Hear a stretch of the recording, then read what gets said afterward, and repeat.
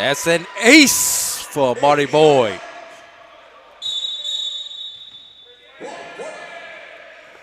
And we've got a sub. Kyrie Mitchell, outside hitter from Covington, Georgia.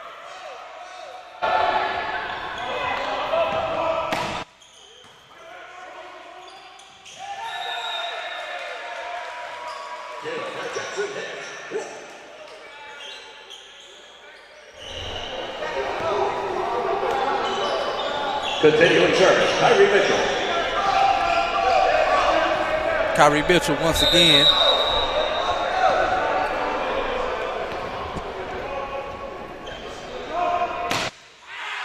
And that one is long.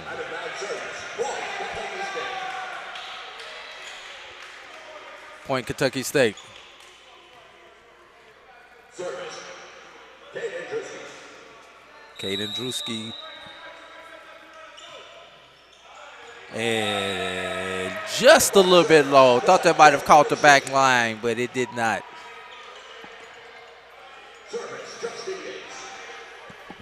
Justin Yates now to serve for Kentucky State, excuse me, for Fort Valley State. And Drew, you know, one of the situations, man, with this Fort Valley team, this Fort Valley team has several players that are on the all-conference.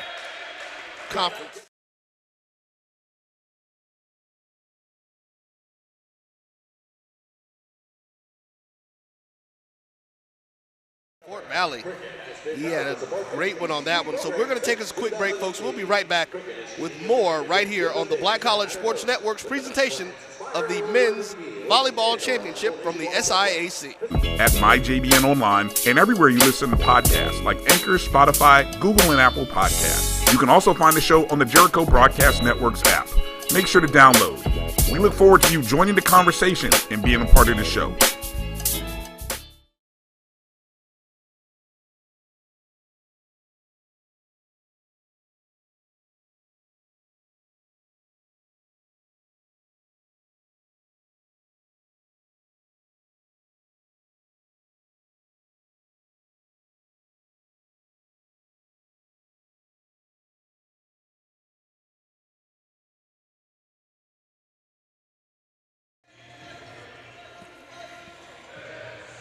All right, ladies and gentlemen, welcome back to the HPE Arena here on the campus of Fort Valley State College.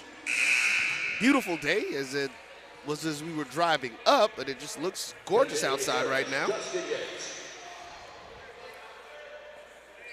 And we're ready to get this going. Justin Yates serving for the Wildcats.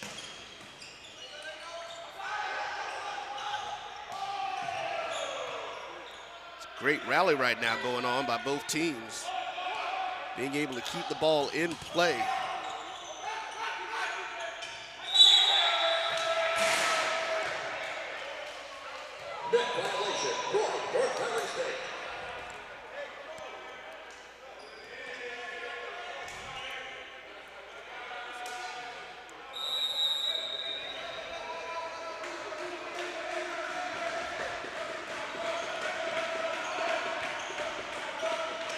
Scores now 22-13, Fort Valley leading. Although I thought they just called that net violation on Fort Valley, so I'm not sure. We'll have to get the official score and make sure that that is correct. That's how he's calling it. Point Fort Valley State.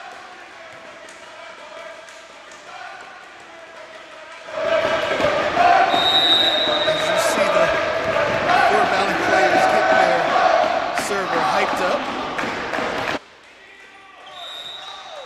That was in the net.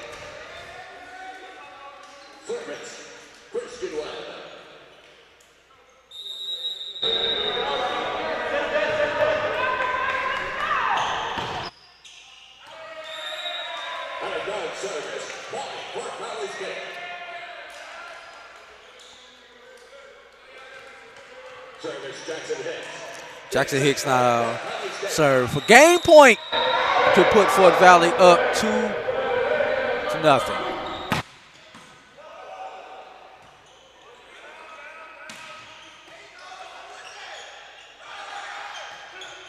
Dump. Kill, block. And cross-court shot is long. So for the second game in a row, Fort Valley will have to get a side out in order to win the set.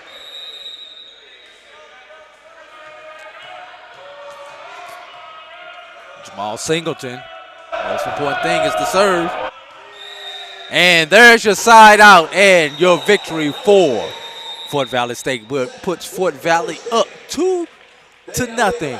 We'll be back in about 2 minutes from the HPE Arena. You are watching SIAC Championship Volleyball right here on the Black College Sports Network. This is Brian Fulford. A.B. Drew and I are co-hosts of the BCSN Sports Wrap. We talk about all things related to HBCU athletics. From the games, teams, coaches, and fan interest stories, we cover it all. You can find our shows on Facebook at BCSN Sports Wrap, YouTube at MyJBN Online, and everywhere you listen to podcasts like Anchor, Spotify, Google, and Apple Podcasts. You can also find the show on the Jericho Broadcast Network's app. Make sure to download. We look forward to you joining the conversation and being a part of the show. It's never too early to plant the seed, to share the tradition, and instill a sense of pride in your HBCU with your little ones. HBCU Pride and Joy Children's Boutique helps you share your school spirit with a wide selection of adorable kids apparel and accessories officially licensed from your favorite HBCU. Visit hbcupridejoy.com and follow us on all social media at HBCU Pride Joy on Facebook and Twitter. Some carriers will give you just one measly entertainment subscription. One is no fun. With Verizon, there's up to 7 entertainment subscriptions with your unlimited plan. That's 7 times the... 7 times the... No. 7 times the... Music, gaming, Disney Plus, Hulu, ESPN Plus, and more. That's 7 times the entertainment. Because everyone deserves better. And with plans starting at just $35, better costs less than you think. T. Madden & Associates is a sophisticated and experienced law firm located in your neighborhood. We're turning injury to cash. T. Madden and Associates obtained almost $2 million for my injury. They turned my injury to cash. Now, we can't guarantee how much your injury is worth, but we've recovered millions for our clients. Call T. Madden & Associates at 833-PAID-123. That's 833-PAID-123. Let's face it, shopping for insurance can be time-consuming. That's why when it comes to your auto, home, and life insurance needs, make things simple and trust the experts at Allstate. They will help you get the coverage that fits your needs while helping you bundle your life, home, and auto policies. Bundling saves you money, sure, but it also saves you time, so you can enjoy the things that matter most even more. Contact me, Tammy Haynes, your local agent, for a free personalized insurance quote. Allstate, are you in good hands? Hello and welcome back to the HPE Arena here right on the campus of Fort Valley State University.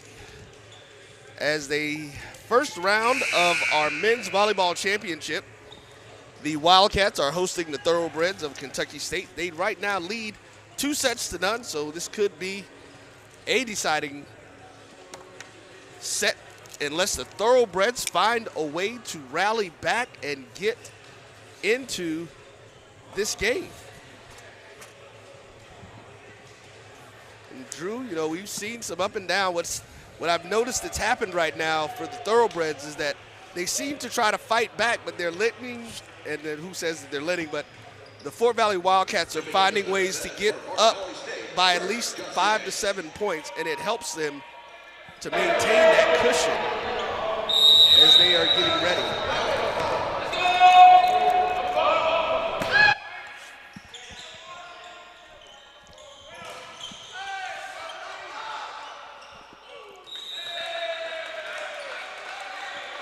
That point is going to go to Fort Valley.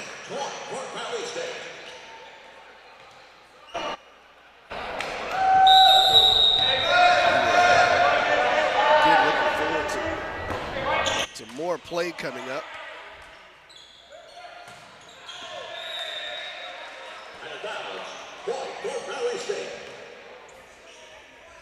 As they get out to a quick 2-0 lead. That is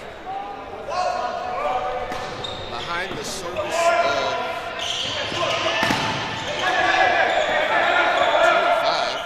That's Mr. Yates. I've heard you call his name multiple times today, too. Well, the other name you heard me call multiple times is Tavion Martin.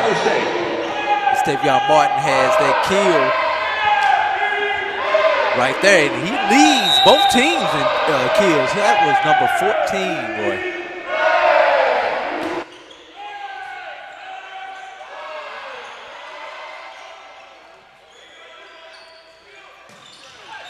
Short set, point to Fort Valley. Short set to Wright, who picks up that kill for Fort Valley. And just like that, we're at a quick 4-0 lead for the Wildcats. Wildcats jumped out 5-0 in the previous set. And they do it once again. They jump out 5-0 to open up the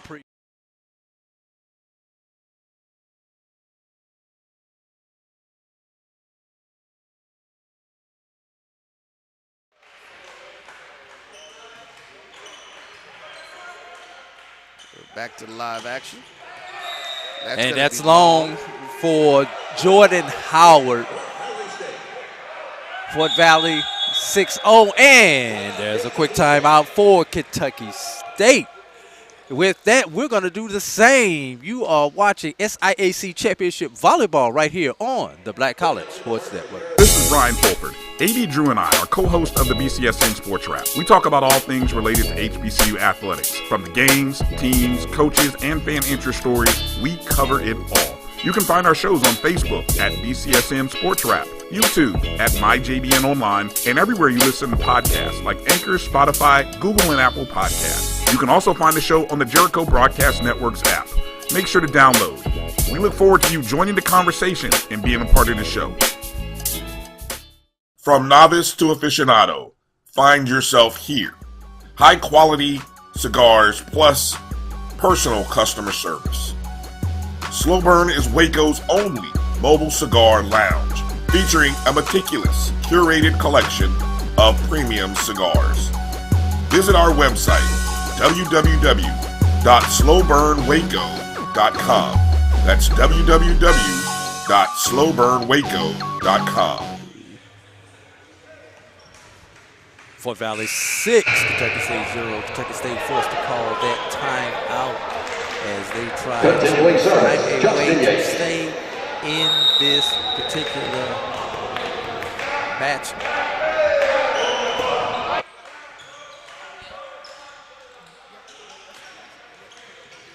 Great dive right there, Henderson, and said that ball was out.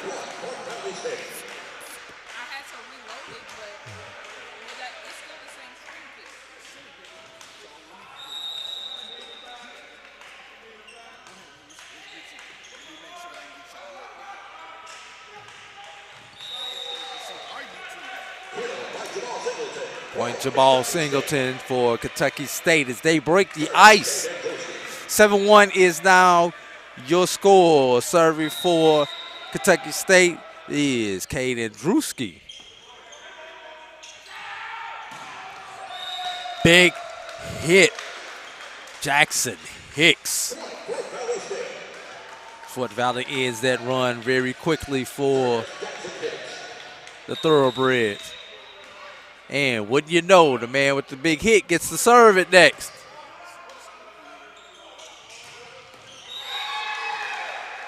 Set and kill to Christian Webb.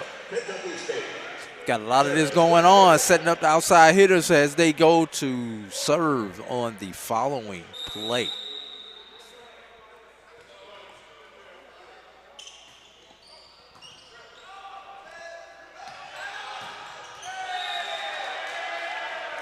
Jaquan Henderson with that one right there.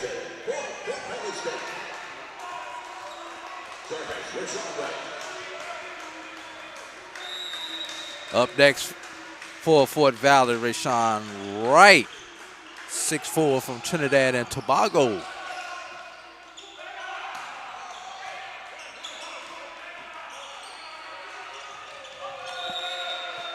With the misfire right there is Jordan Howard. Howard from Chesapeake Bay, Virginia. And we've got a sub. Checking in for Jaquan Henderson is number 23, Isaiah Fed from Apopka, Florida.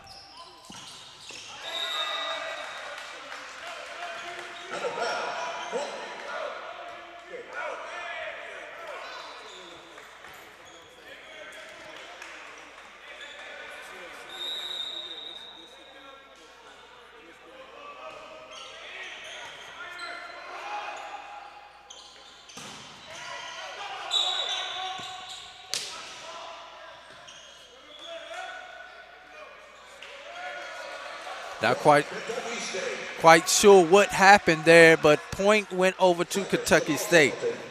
Jamal Singleton with the service once again.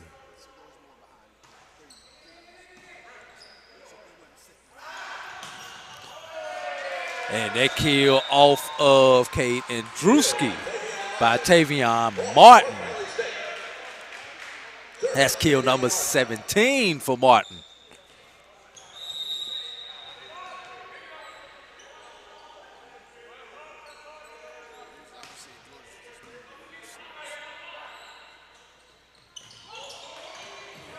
Martin with the save. With the big hit is number 23, Isaiah Fed.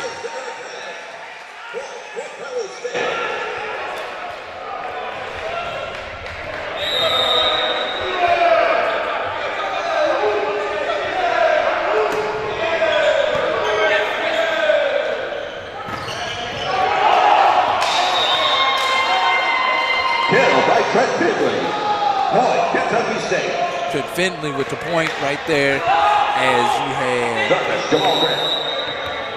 Martin and Fed, Boyd and Fed try to block. As Fed, he misplays that one, out of bounds, side out. Kentucky State with the point. Jamal Gray on the serve. Jamal Gray, Oak Park.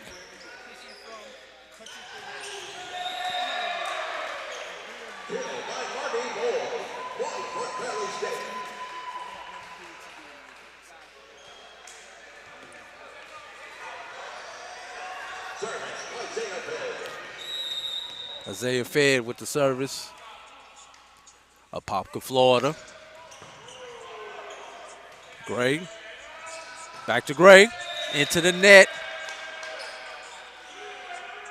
Fort Valley now leads by a score of 15-5.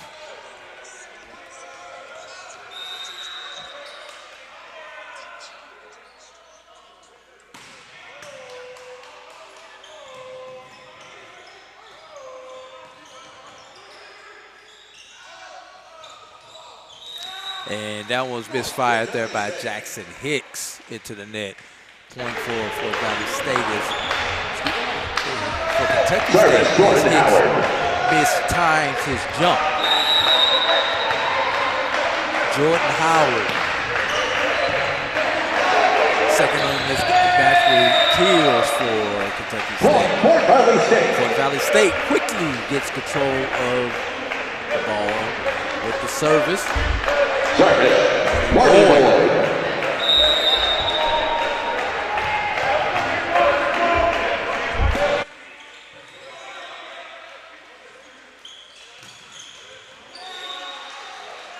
Cross-court shot there by Jordan Howard.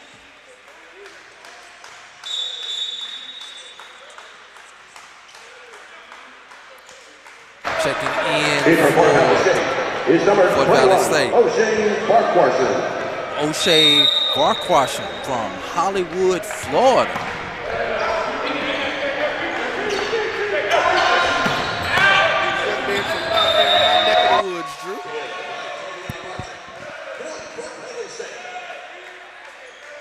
Couple of them. One from the one that we just mentioned. Got another sub coming in for Fort Valley. But I actually lived in Apopka, Florida for a little while.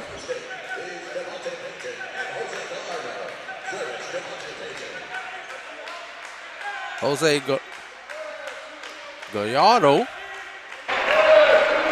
from North Chicago, Illinois. You know every major city boy has a direction in that city. North, south, east, west side of town, something. Just to separate themselves. Listen, that's the easiest way to do it. That went straight into the net. Devontae Patton, Homestead, Florida. Caden Drewski now serving from right around the corner in Warner Robins, Georgia. Northside High School in Warner Robins.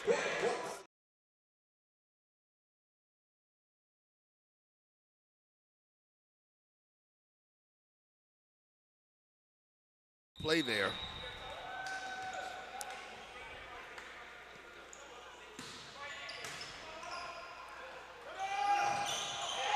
Return to sender, out of bounds. Point to Kentucky State. Christian Webb with the service. Christian Webb from, hey, my neck of the woods. From Alton, Illinois, right across the water from where I grew up. Another point for Webb and Kentucky State. Went to Alton High School in Alton, Illinois. Used to do a lot of fishing up there in that part of Illinois when I was growing up, Roy. Yeah, I didn't really care for going fishing, although my family did a whole lot of it while I was growing up. It was something about the worms that got me.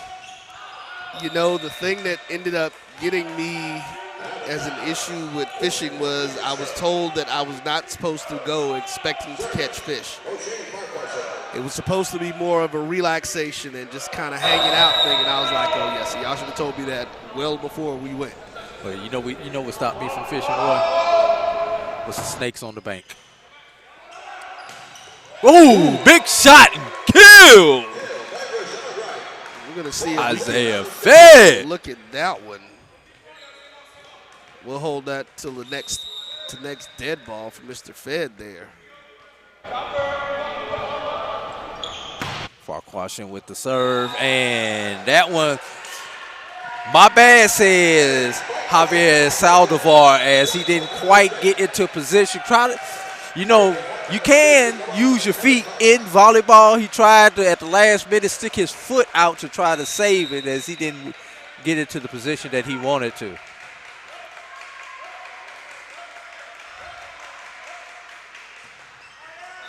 That one straight into the net for Farquharson. Back in for the libero, Trent Finley.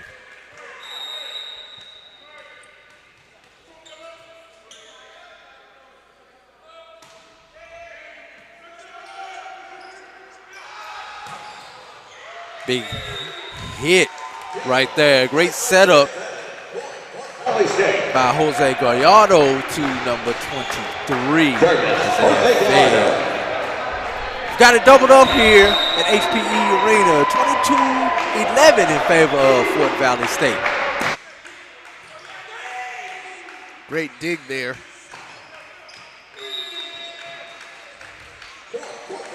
Another point for Fort Valley State is Howard cross-court shot does not land within the boundary. Gallardo 2 points away from game, set, match. Dunk. Gallardo and misfire from number 17, Jackson Hicks. Side out to Kentucky State. Jamal Gray.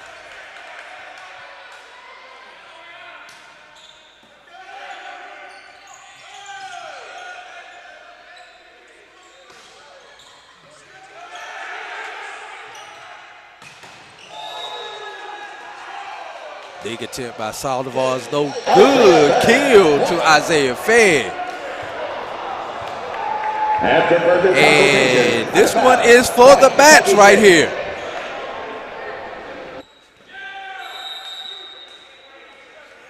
Fort Valley once again a side out from winning. And there it is. Check that, score is incorrect on the board. This is now match point.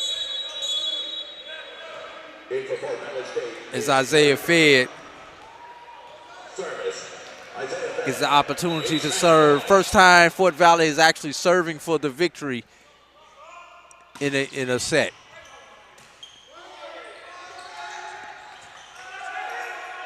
Fed with the set. You have a net call. The net call was on Trent Finley, and with that will give the Wildcats the match. They win 3-0.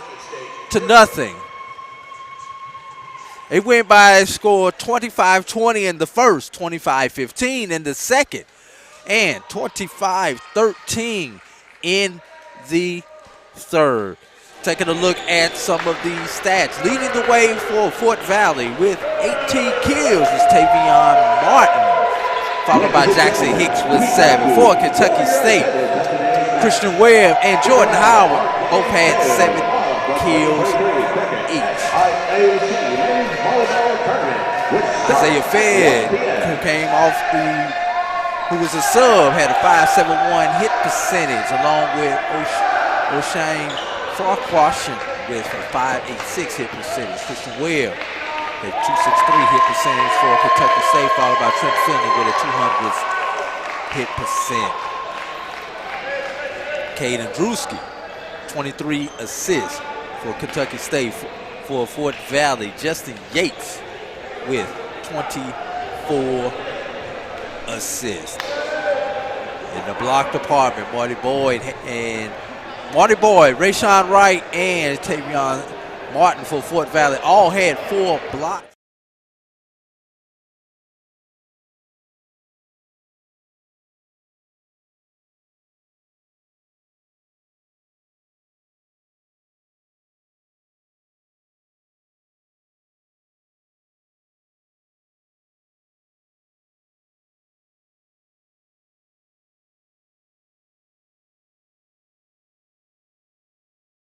Had 6, and with 5 digs each, Jordan Howard and Christian Webb. Tavion Martin was the leading points getter for Fort Valley with 20. Jordan Howard and Christian Webb scored 8 points each. Roy, we've got about almost just shy of 2 hours before our next match, as we will begin in 1 hour and 45 minutes for our next match. We will come back on air at approximately 12:45 p.m. Eastern Time, 11:45 Central Time, as our next match is scheduled for 1 o'clock today, featuring the number 3 seed and the number 6. Yes, the number 3 seed Benedict Tigers versus and the number 6 seed Morehouse College Maroon Tigers. So we've got a lot of stripes going to be on the court in the next matchup. Final thoughts here, my partner Roy Evans. Well, I would say that I had some, but today's not a day to be sitting there and really say that, because I was kind of preoccupied with making sure that we were getting things up and running. Just having a few issues here, but it was all great. We want to give a shout out to one of the network's friends who's normally around there. Mr. Wheeler Brown's in the building. We're going to get him over here on one of these. We'll get him on to have a conversation. There's your headset right there whenever you want to come over and join us, my brother. Right. Didn't want to have him on to be biased during the broadcast. Non-Fort Valley match. So we're going to do that. But we also, folks, please stay tuned and come back. We actually will more than likely come back about 12:15 with some additional content and things that we're going to do. Have a conversation with Commissioner Anthony Holloman. Dr. Anthony Holloman. And several other folks here in the Fort Valley location will be here for these events. But, folks, again, see us back here roughly around 12:15, 12:30, and we will be back with more content. You are watching the SIAC's Men's Volleyball Championship live from Fort Valley State University HPE Arena. In the first set, the home-standing Wildcats defeat Kentucky State, now setting them up for a meeting with the number 1 seed, Edward Waters Tigers. Edward Waters Tigers, right here later on this evening. We'll be back on the Black College Sports Network.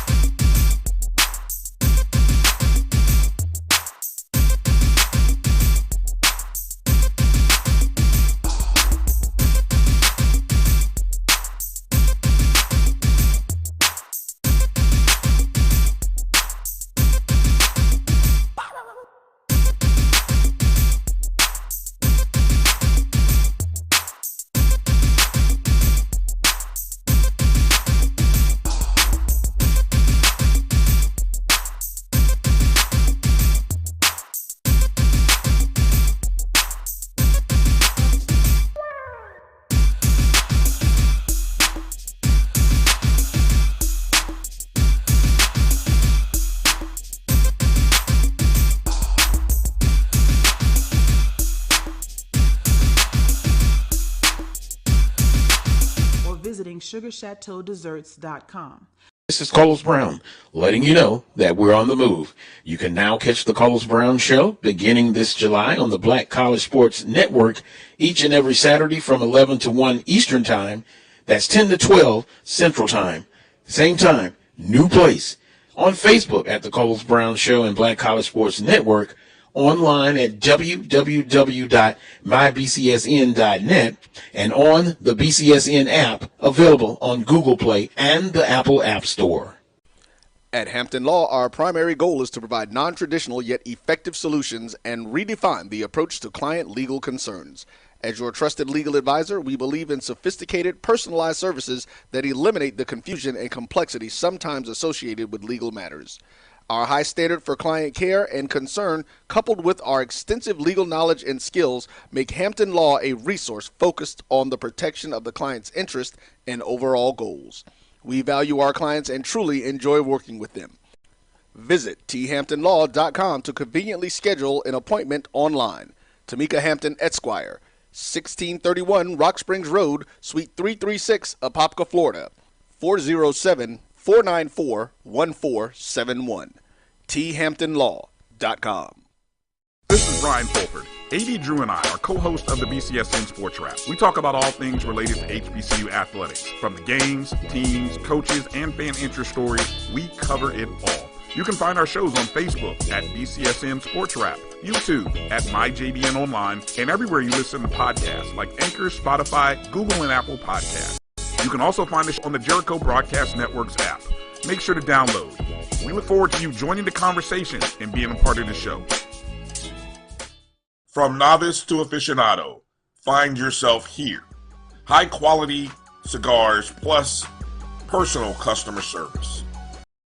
Slow Burn is Waco's only mobile cigar lounge, featuring a meticulous, curated collection of premium cigars.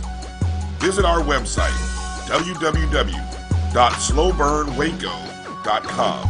That's www.slowburnwaco.com. Some carriers will give you just one measly entertainment subscription. One is no fun. With Verizon, there's up to 7 entertainment subscriptions with your unlimited plan. That's 7 times the... 7 times the... No. 7 times the... Music, gaming, Disney Plus, Hulu, ESPN Plus, and more. That's 7 times the entertainment! Because everyone deserves better. And with plans starting at just $35, better costs less than you think. Let's get back to strolling instead of scrolling. Before we can safely come together, we need the facts on COVID-19 vaccines. Visit getvaccineanswers.org so you can make an informed decision for yourself and for your family. For 200 years, Montgomery, Alabama has been making history by people who had the courage to stand up for change. Today, this riverfront city has been reborn, embracing the past and looking forward to the future. From the National Memorial for Peace and Justice to the stage of the Alabama Shakespeare Festival, this is where history was and is made.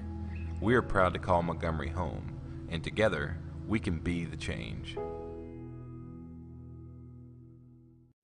If you think...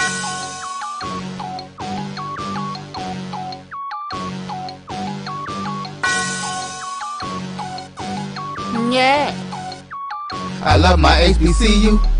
And boy, I love it, love it. I love it, love it. I love my HBCU. And man, I hope my team they won. Yeah. I hope my team they won. Yeah. Man, I hope my team they won. I hope my team they won. Yeah. I tune into the HBCU Sports Lab to see if my team won or lost. If they lost, I'm quiet as a mouse. But if they won, keep tab. I'ma do the dab, yeah. Dr. Ville, he know what he be talking about. Mike and Charles, they know what they be talking about. They compress the analytic data with this hip hop. If you know them like I know them, they gon' tell you if your team, if they won or lost, and who the ball. So listen to Professor, yes sir, and pay attention.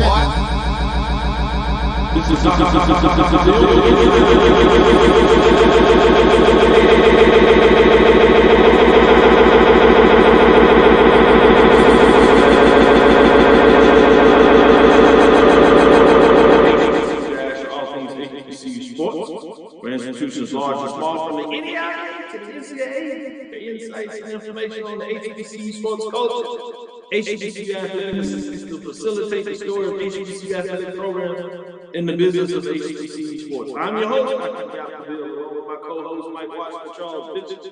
We're coming from our home studios and sending a signal live KCH 1230 AM studio with the Texas Radio Hall of Fame, multi-Hall of Fame, Ralph Cooper, and the beautiful home of Texas University from Houston, Texas.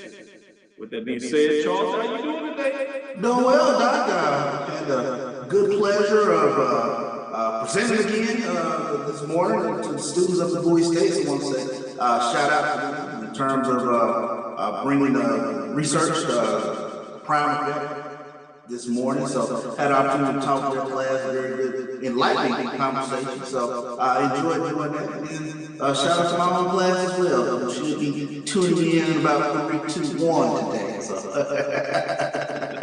Nice job. With that being said, let me shout out all those students out from Bowie State, Texas University. You for talking to them earlier, the ones that are joining us tonight. It's great to have you. Today's episode inside the HBCU Sports Lab is sponsored by THC LLC. THCA agency is a company that provides sporting and educational consulting and data analytics. Let me not take this opportunity to shout out Mel, power to the women, and she's done the backdrop doing the productions, getting us right and heavy. I had a chance to take a trip to Las Vegas. That's always a good thing in a lot of ways to go to Las Vegas, but this was for NAB, broadcast, engineering industry side of things. You know, while obviously I'm getting used to being in front of the camera from a hosting perspective, I've done the research as you would, sport management perspective, sport studies perspective, and joint with sports communication. But it was a new world for me to get into this broadcast engineering with the group that I'm working with and doing some consulting with, AZA Communications, as they get it done at AZA Company, I should say, as they do production.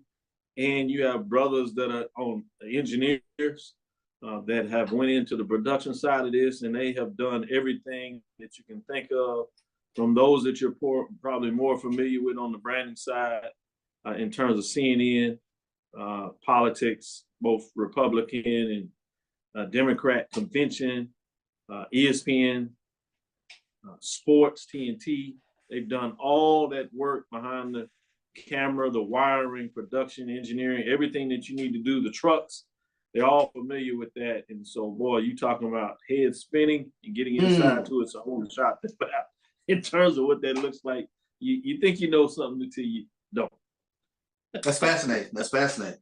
That's good to hear. That's good to hear. Yeah. I want to take a little privilege and give a shout out to Mel for doing us a solid, and then just to those gentlemen, Steven, to name some of them in terms of Bill, Z out there getting it done in so many different ways in terms of what that looks like. So shout out to all of the gentlemen involved. Chris, as he does a lot of the consulting paperwork on the backside in terms of what goes on for all those involved, as well as Kenny, one of our frat brothers. So I got a chance to kick it with him a little bit too. So it was a good, strong weekend. With that being said, let's get back into the sporting side of things. What's on your mind? I know we kicked off things in terms of a huge weekend in spring football. It looked like everybody decided to have a party on the same day. Yeah. Seems like everything went well. People excited, had fun, which is always a good thing to happen. And progress was made. We'll see just how much as we certainly get into the fall when things get real. But lining up before that in terms of fall practice, summer practice, whatever you want to call it, when it gets live again. What are your thoughts in general, Charles? Yeah, hope springs eternal, of course, in spring football. So a lot of festivities and activities this past weekend. I think Jackson State had their spring game. Texas Southern had their spring game. Mississippi Valley had their spring game. Grambling is this upcoming weekend. So you get an opportunity to roll out some names that you had not seen, or you get to know or get to learn some new faces, if you will, that should be in the mix this upcoming fall. And then,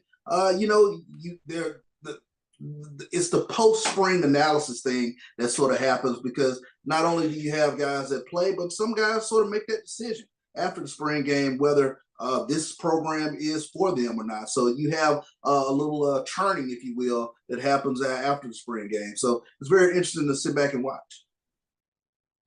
Good stuff. Good stuff. Back to the ping of the bat, if you would. Baseball is the time of year. Softball, some track as well.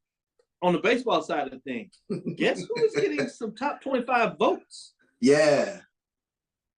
You hear about that? But Bethune-Cookman received some good ball. Top 25 votes, first time since 2017.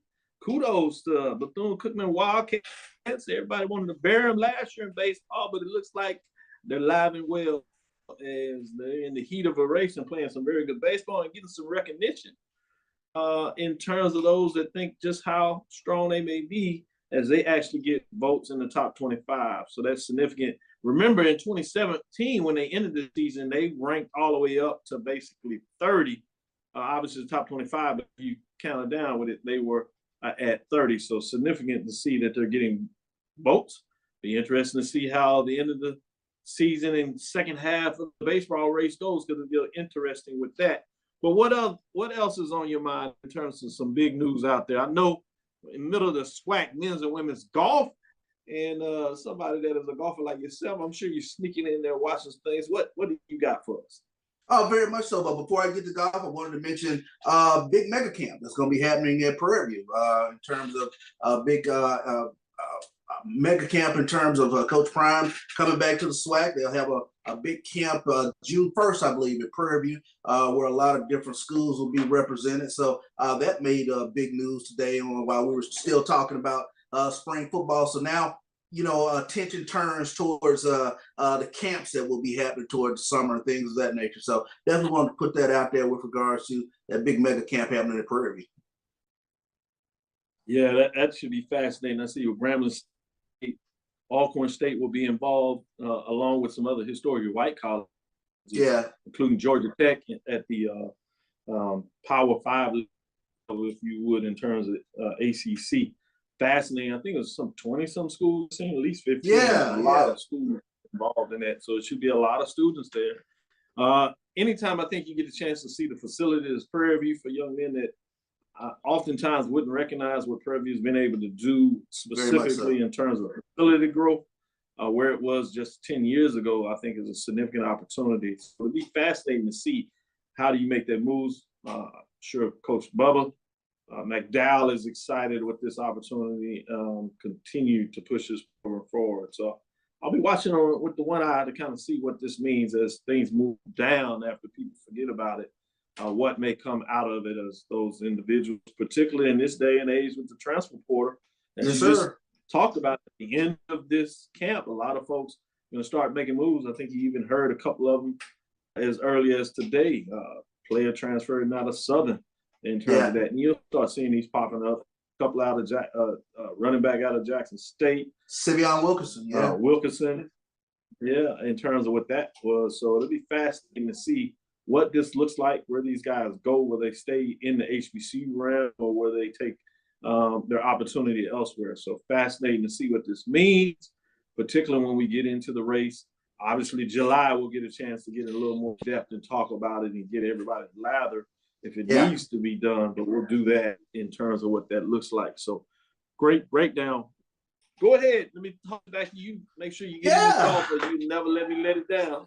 And let's talk a little bit about it. SWAC Golf Championships are taking place in Jackson, Mississippi at the Refuge Golf Course. And I will say, Doc, that course has humbled me in many a day, but they're having a SWAC Championship golf tournament there over there in Jackson. And day one recap, Texas Southern Lady Tigers. They finished day one of the 2023 SWAC Women's Golf Championship in first place. They've updated the scores today. I think Prairie View is up Texas Southern is on top of Prairie View by 24 strokes right now. So they've widened that lead from the first day. I believe the first day they were up 11 strokes, but now they've widened that lead out. Second day, that normally happens as golfers get a little more acclimated to the course, things of that nature, get used to the green speed. So Texas Southern is leading on the women's side. And on the men's side, Arkansas Pine Bluff, they are playing lights out golf. They are -4 as of yesterday. So we'll wait and see where they come in today, as I'm sure they're still out there on the course, and we'll see whether they are able to increase their lead today. They're on top of Florida A&M by some 13 strokes after day one. So. How significant is that type of lead at the college level and what you've seen over the years in the SWAC for folks that may not be in depth with golf, or for those that are, but they're either used to watching professionals or what they're doing on at the college level, specific for the SWAC? How significant is an 11-stroke or 18-stroke lead after day two and day one in terms of what we may see today coming in for the men's side versus the women? From what I've seen, it's like that day one, and you really take control of the golf championship, if you will, on day one, it becomes a boat race, and then you can kind of ride your best golfers. They're going back out there on day two, and they've gotten a little more acclimated to the course. They've gotten a little more acclimated to the green speeds, and they normally do better day two, day three. So sometimes you see that lead widen in day two, day three. But I've seen it where you've had teams they click in some type way on day 2, and they start eating into that lead. I think there was one year in particular, Jackson State women's golf, when Jackson State had a women's golf program, that they ate into a lead and they were able to catch the team on day 3. So you never know. These things I've seen lately where it becomes a boat race after day 1, but you've seen it happen in years prior where a team gets hot in day 2, and they get that rah-rah speech and they're ready to go out there and do business on day 2 and day 3. Good stuff when you break it down like that. So you don't see a lot of comebacks golf, at least in the SWAC, once a team gets out there, especially if it's a significant type lead, multiple strokes. You don't tend to see a team saying, all right, one kind of falling back and the team able to move forward. It's tough, especially that golf course. Refuge is a golf course that has a lot of water and a lot of very interesting places on the green where if you hit the green, it'll roll off. So, and I'm sure the green speeds have been adjusted for tournament play. So that's going to be very interesting to see. But particularly when you talk about teams trying to get into some shot making, there it could be some issues that might happen from there, and they could very easily fall back to the wayside in terms of trying to catch a team. Good stuff. Let me give you this update here, and then we'll see what else you want to bring in as we might need to change the subject as we get into it. MEAC announces new hiring staff. I thought this was kind of fascinating as they continue to move forward. Eastern Sonia Steele announced on Tuesday the introduction of 2 new staff members and the elevation of 2 others as the 2023 academic year progresses and conferences move forward. Dr. Zanetta Ivy Bailey has been hired as the Associate Commissioner for Administration and Compliance, while Deborah Davis, who was no stranger, I should say, to the MEAC, has been brought in board full-time as the Senior Director of Accounting. Got to make sure the money right. In addition, Nakia has been elevated from Administrative Assistant to Director of Administrative Service and Logistics, while Ohian Gaston, previously Special Assistant to the Commission, is now the Director of Administrative Services in Esports Coordinator.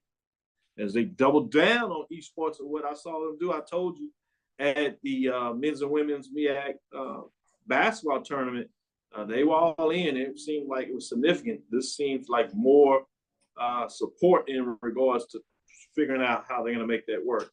Bailey comes to the MEAC with over 20 years of experience coordinating student athletes, academic support offices, compliance departments, and managing full-time academic coordinator, interns, and graduating assistants. She was previously the Director of Compliance at the University of Memphis, and before that, she was Assistant Athletic Director of Academics at Howard University. Davis, who had previously served as the Business Manager for Conference Office, will oversee the MEAC's overall accounting and auditing operations and practices. Hill and Gaston will be responsible for the day-to-day operations of the MEAC office, while Gaston will now serve as the conference office's main contact for esports.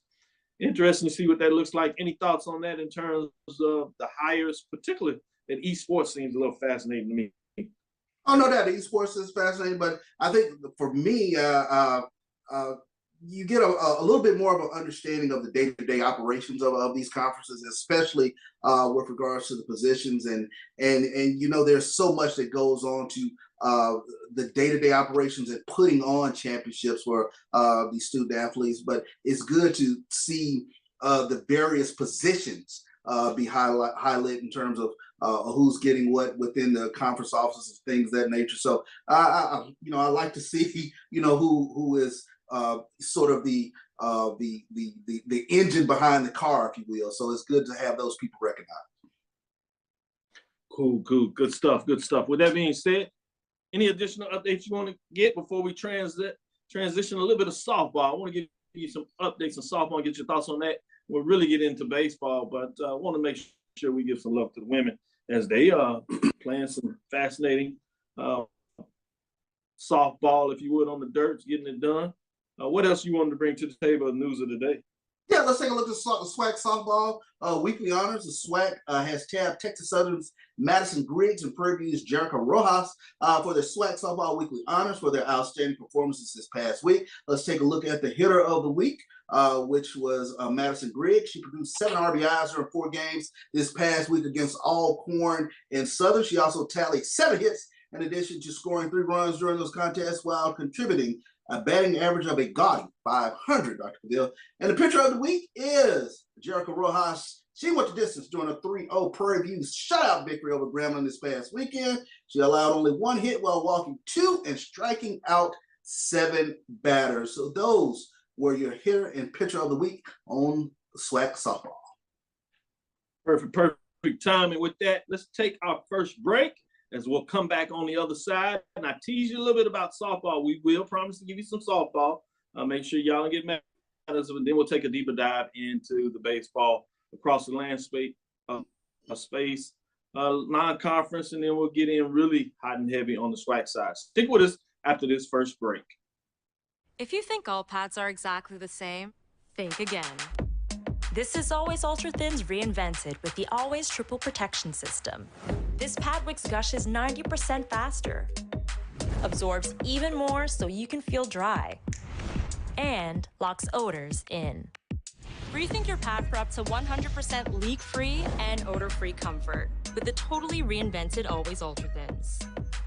This is always like never before. Bounty versus the old family dish towel. Drying with a fresh sheet of Bounty leaves your hands cleaner than a used dish towel that can carry and redistribute food residue. So ditch the dish towel for better hand hygiene. Bounty, the quicker picker-upper. Are you hungry for authentic Caribbean food like jerk chicken, oxtail, red snapper, shrimp, tofu, and rasta pasta? Well, find your way over to Mango's Caribbean Restaurant, 180 Auburn Avenue, right next to Royal Peacock in downtown Atlanta. Them belly full, but we hungry. Mango's Caribbean Restaurant, open daily from 11 a.m. to 10 p.m. And on Friday and Saturday, we're open till 4 a.m. Come to Mango's and put some spice in your life. So we've got a good thing going.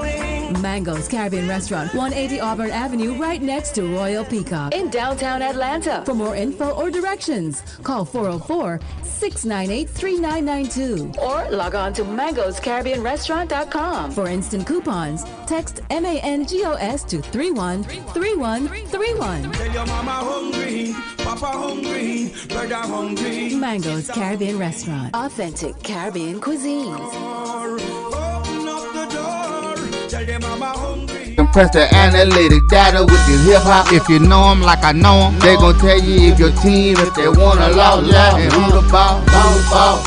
So listen to Professor, yes sir, and pay attention, cause he gon' teach a lesson. This is Dr. Bill inside the HBC Sports Lab with Mike Washington and Charles Bishop. Charles, I want to give you a little bit of the baseball update. I know you have your concerns of what's going on in the NEC, but it wouldn't be right if we didn't at least give a quick update. We get a chance to give you a deeper dive. So just listen to the updates, I should say, which will have the scores. And you're right, it continues not to be quite as good as it could be when we talk about the former MEAC teams, HBCU programs in the NEC. First off, we had Norfolk State. They lost a game, if you would, on Friday in terms of to Longwood as they continue to struggle this season. It's just been one of those things. It's been tough in a lot of ways of what that looks like. But more to that, you had a chance for Norfolk and Delaware State to get it done. And so obviously one of the HBC programs were going to get a win there. In this case, it was Delaware State shutting out Norfolk State 2-0 in that case. So that was a good thing for them. Maryland Eastern Shore, as they kind of bounced back and played some good baseball, they had a tough Friday session with Wagner where they lost 8-3. Coppin lost to Stonehill 11-6 in their opening games on Friday in terms of giving those updates of what they look like. And then you turn the chapter to Saturday to see if some teams can get back into it and what would happen in that matchup. Maryland Eastern Shore bounces back and gets a 6-3 win over Wagner, which is big. Coppin State bounces back. And check this out. They get their win over Stonehill 9-5 in terms of what looks like there. And then so Sunday, you have the final matchup of the three to see who would get it done. Can these teams get the 2 out of 3? Start out with the Delaware State and Norfolk State, as they actually played 2 on Sunday. Delaware State wins the first one over Norfolk State 11-6. And then they actually bring out the Brooms as they win a close one over Norfolk 8-7 in terms of what that looks like. Maryland Eastern Shore takes 2 out of 3 from Wagner as they win the final game 7-1. And Coppin State cannot get it done as Stonehill does, take 2 out of 3 from Coppin State as they fall 4-1 in that matchup to give you what is taking place there. So fascinating to see what continues to go on in the Northeast Conference. Maryland Shore has now jumped up to the 6th spot at 9-9 in the conference. Behind them is Coppin State at 5-10. So Maryland Eastern Shore continues to be the classes. They win 2 straight games. More importantly, taking 2 out of 3 in terms of their matchup there, in terms of what that looks like. In regards to the Colonial with A&T, as they get back into action, give you a chance to give you an update of what took place in the Colonial, specifically looking for what A&T was able to do in terms of those matchups, as they sit overall in the Colonial, losing, as I should say, 3 straight games in that matchup. So they fall to 6-10. So it was a tough weekend for A&T in terms of what they were able to do in the conference race, and they continued to struggle. They were kind of sitting a little bit in the middle of the road, but it's getting a little long in the tooth. They played Delaware. They lost the first game 8-7. Close one there. They follow up on Saturday and lost another heartbreaker there as it was close 4-3. And then they get pounded, if you would, 11-4 in terms of their last loss there in terms of that matchup. Any thoughts just in terms of independent program, what that looks like?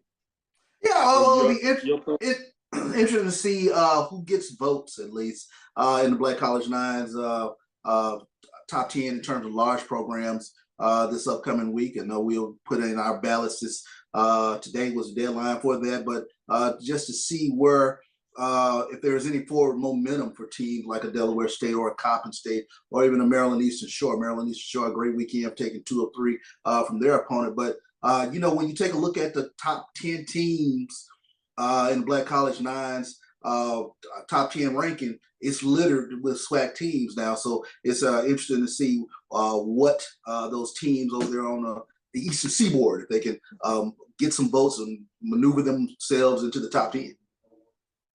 Yeah, it'll be fascinating. It looks tough for A&T. Can they kind of bounce back and give some more momentum? But Maryland Eastern Shore is playing some pretty good baseball. It looks like they're going to be able to get in. It'll be interesting to see if they can, get a little bit of that magic in the tournament as things kind of shake out. But with that being said, let's get into the SWAC. We'll start in terms of what's going on in terms of those Friday matchups. Give you some updates on what that looks like. FAMU defeats Alabama A&M 6-3. Bethune-Cookman, we talked about getting those votes. They pound Mississippi Valley 13-2. And then you have Alabama State, Jackson State turned in one of those games where it just got ugly. It looked like a football score, 24-7. 3 touchdowns and a field goal. Oh. Not much to say on that one. But with that being said, on the west side, you had another surprise to some people was not necessarily that Texas Southern won, but the fact that they basically 10-run ruled Southern, as it was 11-1 in that matchup. Grambling does what they're supposed to do in a lot of ways against Alcorn, or maybe even more so. They put up one of those football scores too, 17, as they shut out the Braves 17-0. Prairie View gets 2 touchdowns of themselves, as this is the refrain on this Friday, as they defeat Arkansas Pine Bluff 14-1 in terms of what it looks like there. Let's get into Saturday, give you these updates while we're here on these scores, and then we'll come in and get you a little bit about to break these down in the next segment. But let's just give folks an update as we get into it so they understand what direction you're going when you break this down. On Saturday, Bethune-Cookman pounds Mississippi Valley 19-7. FAMU pounds Alabama A&M 16-7. So you see some of these crooked letter scores as teams are really struggling a bit, if you would. As you talked about earlier about the pitching, Prairie View pounds Pine Bluff 13-2. And then Grambling gets a 10-4 victory over the Braves in terms of what is taking place. With the top teams playing the bottom teams, you didn't have many of the lineups other than Texas Southern and Southern, as you said, match into that. So that was fascinating when you say what goes on there. With that being said, the tough news of the day is the Texas Southern games. They pushed those to Sunday to see if they could get them in. They were canceled and rained out. So Southern has had a couple of games canceled this year. That's 3 overall that they're in the hole. 1 against Prairie View. Remember, they were able to make up 2 of those games on Tuesday last week as we got into the show. But these 2 games against Texas Southern were canceled. So that's 3 games that there's a difference. So it'll be interesting how they played out. So no Tuesday makeup? Scores in, and I know you got a question. We'll answer that. Okay. Prairie View was defeated Pine Bluff 12-4, so brought out the room, a sweep there. Alabama State gets the sweep, but it's a close one in this matchup. They just get past Jackson State 6-5. Grambling Alcorn was postponed, so you didn't get to finish that one. So a hole in there. FAMU gets the sweep out of Alabama A&M, winning 18-7 in that matchup. Bethune-Cookman sweeps Valley, but it is a close one in that Sunday matchup. It goes to 11 innings, so they need the extra innings to get that done as they defeat Valley 6-3. Alabama State does get by Jackson to sweep them in terms of the doubleheader that day, 6-1 in terms of those matchups. What were you going to say there, Charles? So I was curious. There's no Tuesday makeup between Southern and Texas Southern. No, that is something that the coaches often will get together and decide. I think that was something that Prairie View and Southern decided to do. Probably a lot more onus on Prairie View wanting to get that game in there. But oftentimes they have that week. They used to have the week at the end of the year where a lot of teams would try to find a way to get it done. But now with the expansion of the league, there's really not a lot of room for makeups unless they do it during the week. And that happens to be something that both coaches have to agree upon. As you know, finances is a decision maker. Do you bring your team back out there? And so that's another part of it. How much is the team want to go back on the road to play a game? So it'll be interesting to see what that looks like. I've seen what a lot of teams will do is they will at least play maybe one of the games if the second half or wherever they're going. But the problem you get now, these rainouts this weekend are part of the second half. So they were the return trip. And so essentially for Southern and Texas Southern, they end their record 2-2. Because remember earlier, Southern got 2 out of 3 from Texas Southern here in Houston with 2 big comebacks, if you would, late in 2 of those games to get 2 out of 3 at the time. And so I don't know what that would look like, but I've seen in some cases ahead of time where a team may have canceled the game in the first part, that they will go ahead and at least play 1 additional game on the road. So they'll be able to, have 4 games. We've seen that kind of stuff happens with doubleheaders, but not much more than that. It'll be interesting because this is kind of new. Last year, everything was able to pretty much get done. And so it'll be fascinating to see what that looks like. So great question. Yeah, it's very interesting to me. When you start taking a look at, especially this past weekend's games, even with the rainouts, the wheat is separated from the chaff, if you will. You take a look at the SWAC East, Bethune-Cookman, Alabama State, and Florida A&M. They've really taken a foothold of race over there in the SWAC East. Those are the 3 teams to watch. But things, I think, are still just completely playing out over there in the SWAC West. So it's very interesting taking a look at the teams over there in the SWAC West. Grambling on top of the SWAC West right now. And Prairie View's right there on the heels there, a game back. Texas Southern is 2 games back in the loss column. When you take a look at where they are in the standings in Southern, still lurking around. So they still have some work to do. Big weekend this upcoming weekend against Grambling. But I know, Dr. Bill, my focus this weekend Bethune-Cookman heading to Montgomery. That's going to be a matchup of heavyweights when you take a look at this weekend. Good stuff, good stuff. And we'll get a chance to maybe get a little more in terms of some of the big matchups. On the other side, we'll come back and talk about what Charles thinks about those scores that we've seen, and we'll break down a little more about the race that you're hinting to. Stick with us. We'll be right back after our second break. We'll come back on the other side, give a little more D1 talk in terms of SWAC. Let's get into it. Stick with us. Be right back after this second break. Nope. Nope. Come on, him. Ooh, I like him.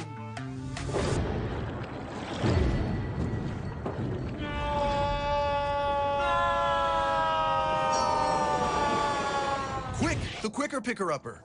Bounty picks up messes quicker, and each sheet is 2 times more absorbent, so you can use less. He's an 8. He's a 9. Bounty, the quicker picker-upper. Supermarket sushi, really? No. Wait, Troy, you work here? I'm never not working. Like Head & Shoulders Scalp Shield technology, up to 100% dandruff protection, even between washes. Never not working, huh? Oh, Troy, you're such a good teacher. Yeah, I know. Never not working.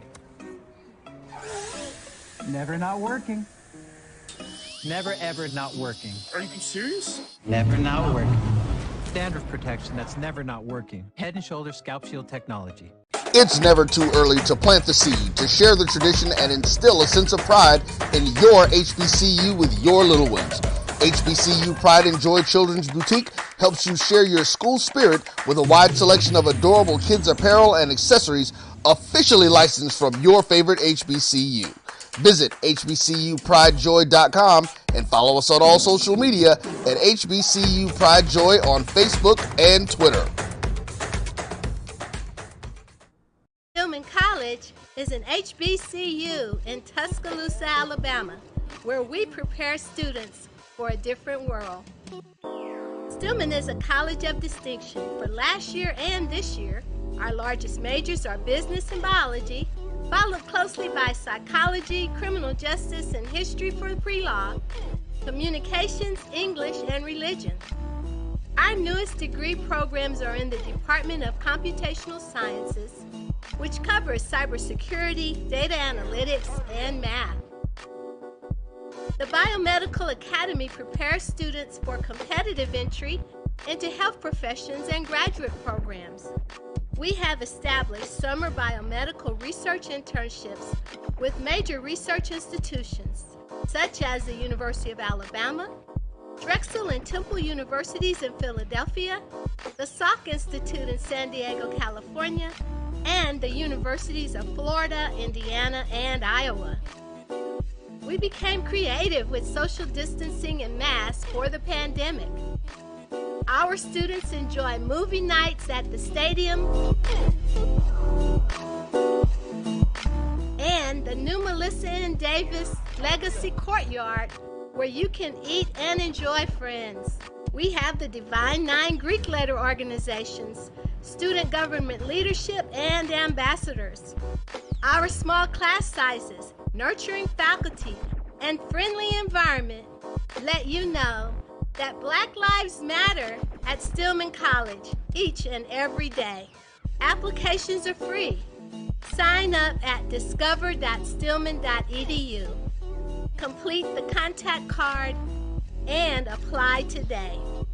Stillman College, where we prepare students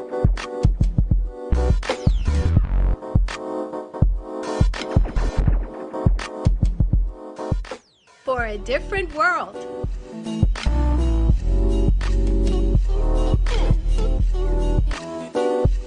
Press the analytic data with your hip hop. If you know them like I know them, they gon' tell you if your team, if they wanna lose, and who the ball.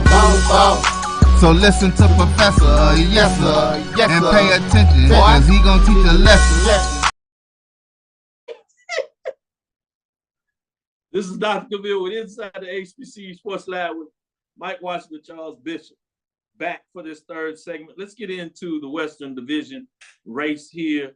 Let me break this down as you kind of tease this out, but let me get a little more depth. Let's start in the Western Division. Sitting in the fourth spot. Well, let me just give you all six. It's not a lot. Alcorn State is sitting at 2-14 at the bottom. Right above them is Arkansas Pine Bluff at 3-12. Southern is sitting at 7-5. Texas Southern above them at 8-5, a half a game, if you would. Prairie View is sitting in the second spot at 10-4, but that's only a game above in terms of the loss column. But they played 2 more games than Texas Southern and 3 more games than Southern. Grambling is in first at 12-3, 15 games there.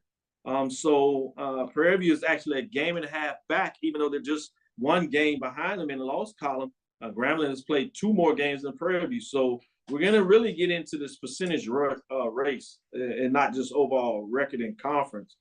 So Grambling's at 80%, Prairie View's at 71%, Texas Southern at 61%, Southern at 58%, just to give you an indication of those percentage, and that's winning percentage of what that look like. So it'll be fascinating to see what goes down there. I think more interesting is Grambling's on a 4-game win streak, Prairie View on 3, and Texas Southern on 1. Going into the Eastern division here is 11-2. Now, let me start at the bottom, as I always tell and tease it up. Alabama A&M, as hot as they started with the taking 2 out of 3 from Jackson, what we thought was good. We'll see Jackson is struggling, so we understand that wasn't the case for A&M. They're at 2-11. Mississippi Valley is 4-14. Jackson State is ahead of them in terms of less losses, but tied with them on the win at 4-11. FAMU, as you get in the top 2-3 teams that are really battling out, are at 12-3. The Rattlers are, and so is Alabama State, also at 12-3. And just a game above them, if you would, is Bethune-Cookman at 11-2. So it's really a close race in terms of what that looks like, as Alabama State is a game behind. What that is, all those teams in terms of Alabama State family have played 15, but Bethune-Cookman has only played 13 in regards to those rainouts. So I know you wanted to talk a little bit about your concerns in regards to those first day scores that I rolled off in the second segment. Go ahead and get into it. Yeah, well, the thing that jumped out at me with the Friday scores were the football scores. You got Alabama State beating Jackson State 24-7, Texas Southern on top of Southern 11-1, Prairie View whoops Pine Bluff 14-1. I mean, Bethune-Cookman 13-2 over Valley. The only baseball score, if you will, is FAMU and Alabama A&M. So the question that jumped out for me was, were the Aces pitching Friday? Because you just don't normally see, football scores on a Friday. And I know Omar Melendez was pitching for Alabama State. I was following that a little closer. Kobe got pretty good pitcher for Jackson State in terms of one of their better pitchers, but he got roughed up Friday. And you talk about Southern, their pitcher got roughed up. Pine Bluff got roughed up. It just jumped out at me that these scores were so out of the norm, if you will, on a Friday. I wonder if the weather is playing a part of this. All these rainouts. Is that really something that is throwing off the pitchers in terms of their normal rotation and how the coaches are trying to deal with it and mixing things up? Because you're right. Usually on a Friday is when you think you're going to see your closer games, because you have the 2 aces.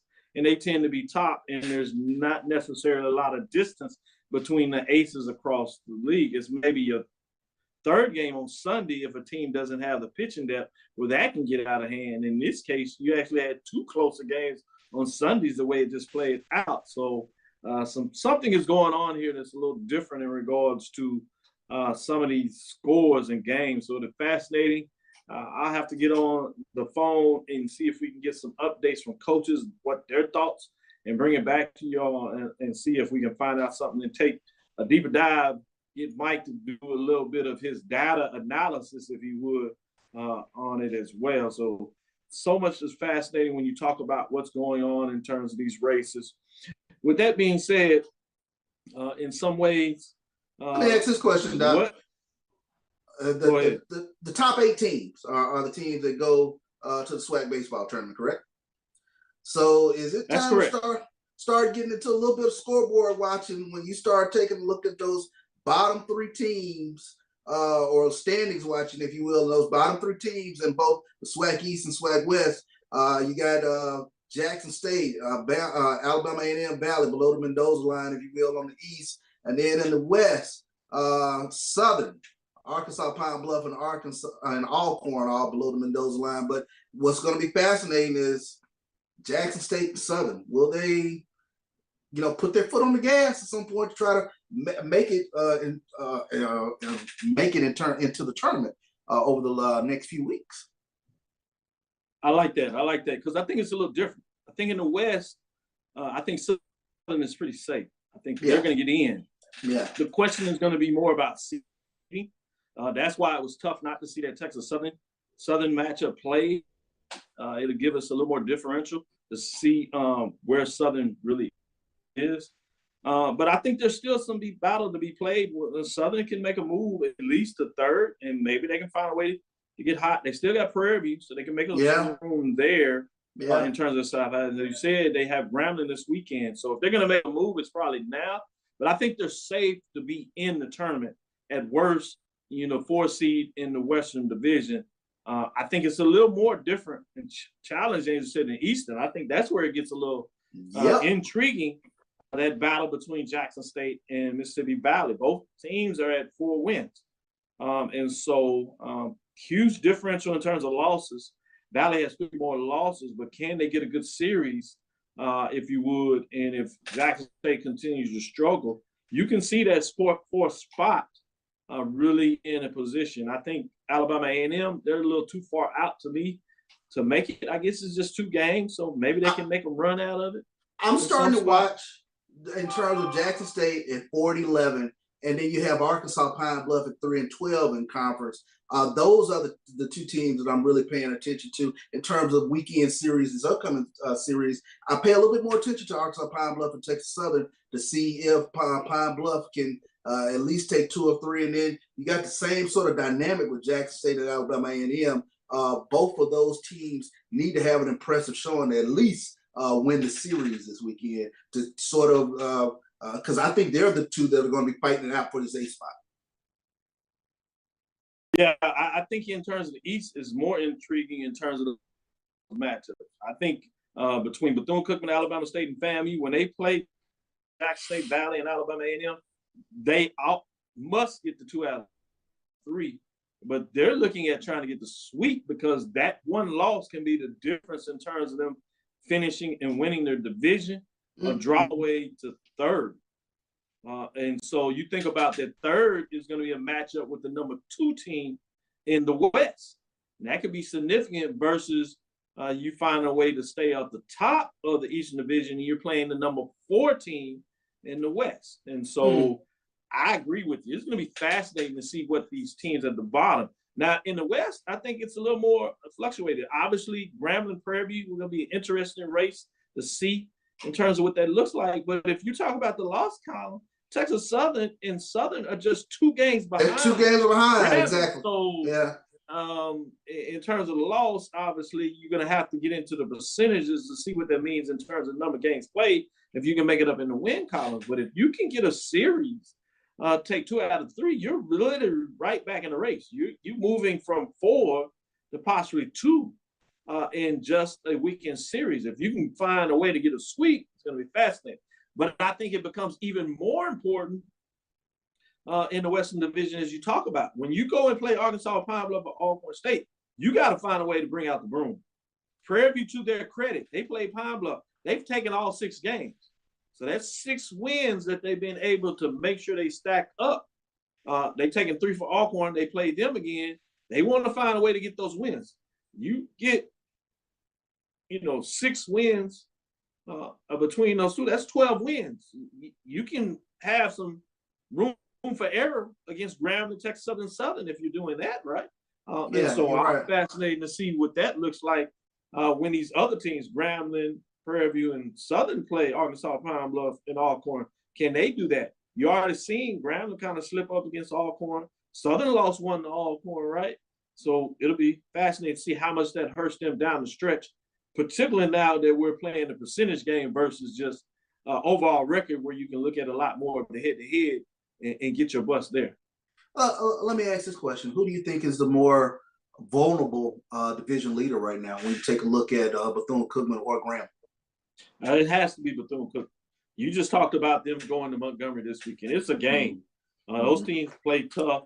It's hard to sweep FAMU, Alabama State, and Bethune-Cookman when they face each other. So you're talking about 2 and 3, and they're going on the road. I think the most vulnerable is Bethune-Cookman, even though they're playing probably the best baseball. But let's keep it a buck. Alabama State and FAMU are not playing bad baseball either. I think FAMU has a great opportunity this weekend playing Valley to vault themselves right into first place. Yeah. Exactly. So it's not enough room there. And slightly behind that, Grambling, I think they're playing some really good baseball. So they don't have a lot of room for error.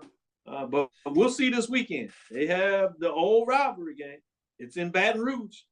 As long as they can get the field ready, I'm sure they're exercising that, because Southern does not want to lose any more games, because they're be in trouble of not just making the percentages to get in the tournament in terms of those games lost there. So that is something to keep your mind on. So I'll be watching that pretty clearly this weekend. Let's take our last break. We'll come back on the other side and talk about a little bit of those series, give you some softball updates, just at least to give you some breakdown to see what's going on. Obviously, everybody's eyes on Prairie View as they had the win streak. Can they keep it going?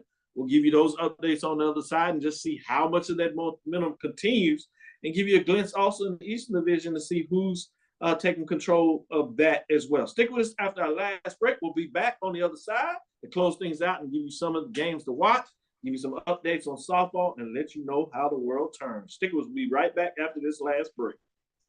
It's been difficult because I hadn't been able to see my grandchildren. An expression on someone's face when you do something nice for them.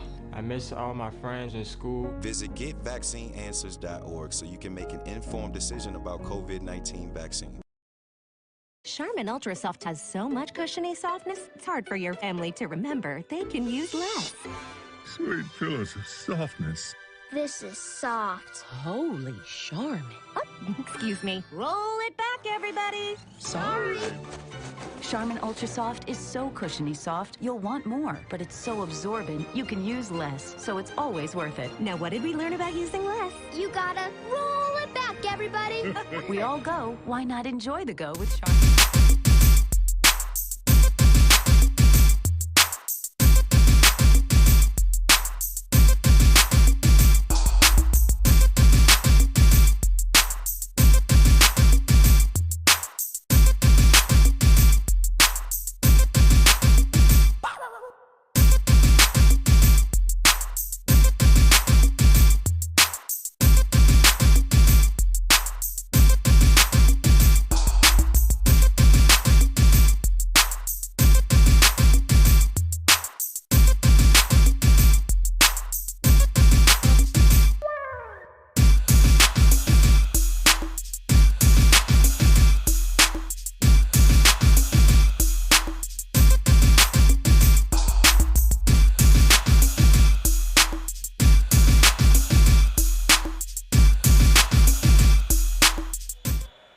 Welcome back to the BCSN Game Time Show, exclusively on the Black College Sports Network. We are at the SIAC Volleyball Championships, and thank you for watching that encore presentation of Dr. Cavill's Inside the HBCU Sports Lab from this past Tuesday night. Here with Coach Larry Rather. Coach Rather, 3-0 sweep of Kentucky State. First set, 25-20. Second set, 25-15. Third set, 25-13. But numbers always lie. The match was not as easy as that score looks. Give me your impressions on that first match. The first match really came down to our guys did a great job of minimizing their own errors. We didn't have very many unforced errors.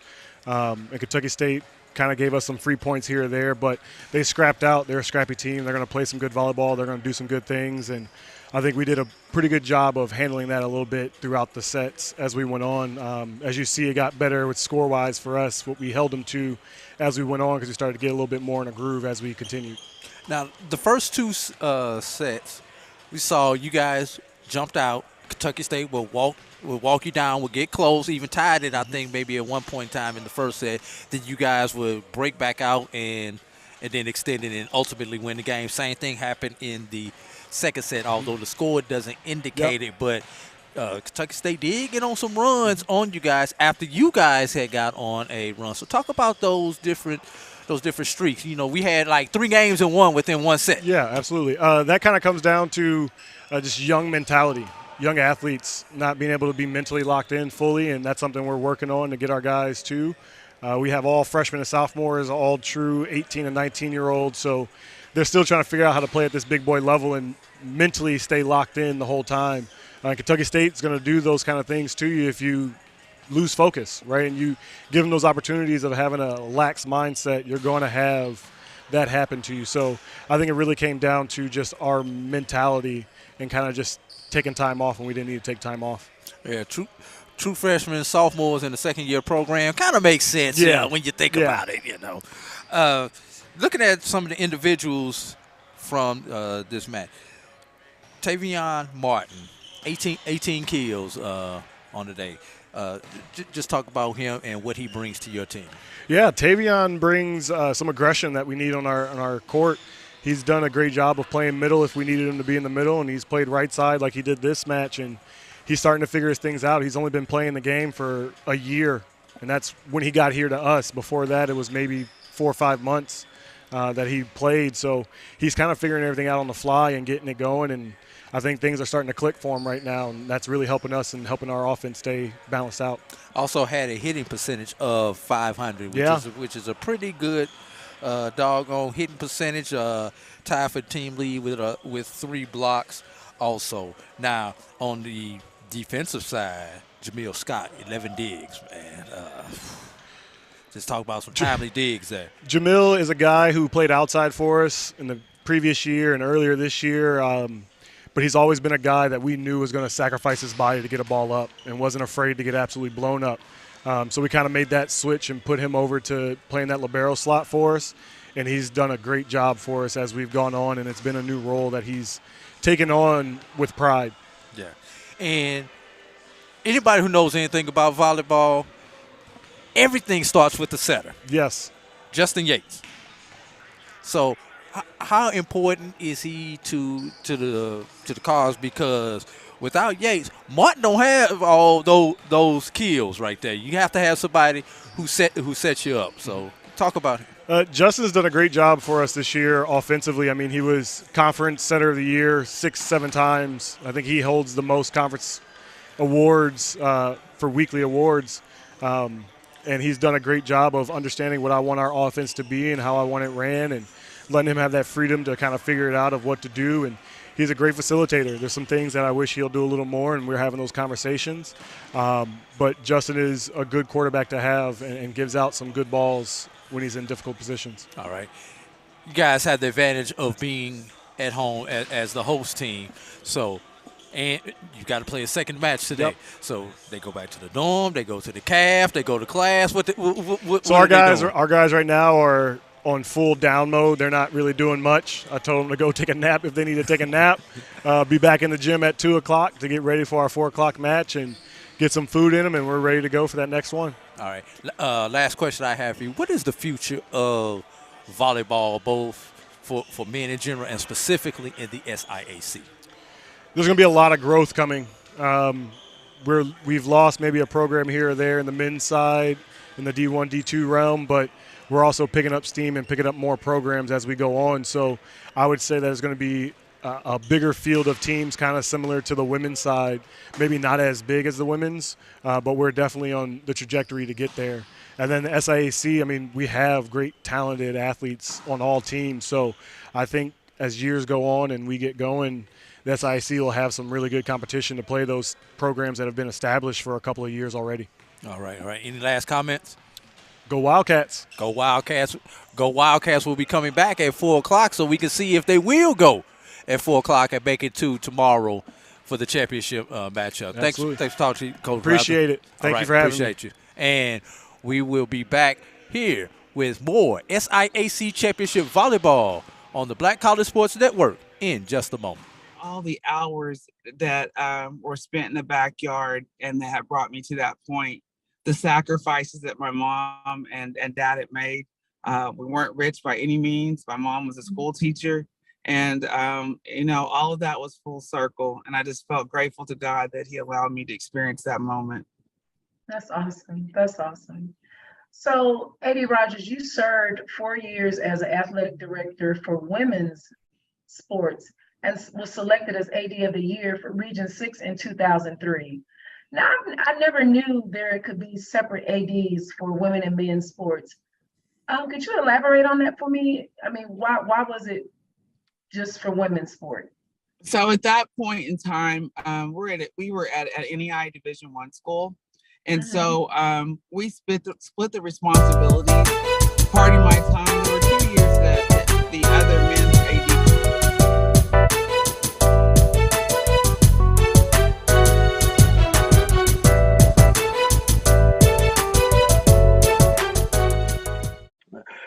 Doc, you mentioned Lincoln and the streak they've been on. They're the winners of 8 consecutive games. So they have not lost in this calendar year. There's only one team that has a consecutive was a streak and it was 8, but I didn't realize they hadn't lost this calendar year. That's a nice touch. Yeah, but there's one team out there who has a streak slightly longer than theirs. I know. Oh, longer? Yes, right now on the D2 level. On the D2 level. HBCU D2. Let me specify. HBCU D2 women. There's one team that has a longer streak. Oh, well, that's easy to. Yeah. I mean, no, Tuskegee's only at 6 in a row. Tuskegee's only at 6 in a row. It's our forgotten HBCU on the D2 level. West Virginia State. They're the winners of 9 consecutive women. Nice. Good. Okay. Yeah. I see you, Drew. Right. Yeah. All right, Keep that computer churning. I like what you're spitting. Great observation there, Drew, about the records in Division II. I want to do a breakdown of looking at people's non-conference later, because that's fascinating when you juxtapose it against Division I, which we know that's a different story, but still, I think it is interesting to look at. Brian, 11 of the 29 women HBCU programs on January 22nd have double-digit wins. Nice. It's over 1/3 have double-digit wins. No one is winless. Nice. And I still say 20 wins is a mark. I think 20 wins is still an actionable mark that you look at and say, oh yeah, that's I love that 20. I love that 20 win mark. It's still significant, particularly at the Division II level, NIA level. You get to 20. Sometimes at them, they get a chance to get to 25. Really looking good. Right. But at the Division I level, if you can get to 20 wins, you're really doing something. Sometimes that demarcation may need to be closer to 17, 18. But it's something beautiful about that round number when you can put that 20 win mark on it. So I love that you brought that up. Yeah, I love that you brought that up. And take it one step further, everybody. 15 of the 29 are at 9 wins or better. So over half of our women's programs are at 9 wins or better with 5 weeks remaining in the basketball season. They're being paid for the services. Yeah. Yeah, and I guarantee you, if you went to those players and say, hey fellas, if we play these 2 games, you will get cost of attendance. I guarantee you the decision will be unanimous. Coach, let's play them. Let's play them. Right. Because the athletes are actually benefiting from it. But it's a two-edged sword. Even though you're playing those games to help those kids with the cost of attendance, you still put them out there. And AD was right. You still doing it's just doing it another way. You're still doing the exact same thing. Well, I did answer yes to it when he posed that question.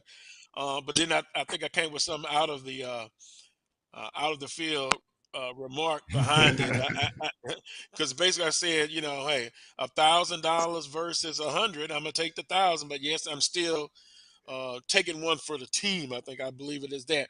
But Right. cost of attendance comparable to NIL. It can't. To me, NIL is quick and short term. Cost of attendance is something that could be long term. Wheeler, can you compare and contrast NIL versus cost of attendance, or is cost of attendance something that should be looked at more of doing it? Because Coach Banks, the director of Southern, he came on the show and talked about that's what Southern's trying to do for their student athletes. I think cost of attendance has the ability to affect everyone, whereas NIL is going to affect only those players that are popular, that are marketable themselves, like starting quarterback, starting running back, your star receiver, or something like that. But you know, cost of attendance has an opportunity to affect everyone, and so you know that's why the cost of attendance to me outweighs anything that NIL can bring to the table.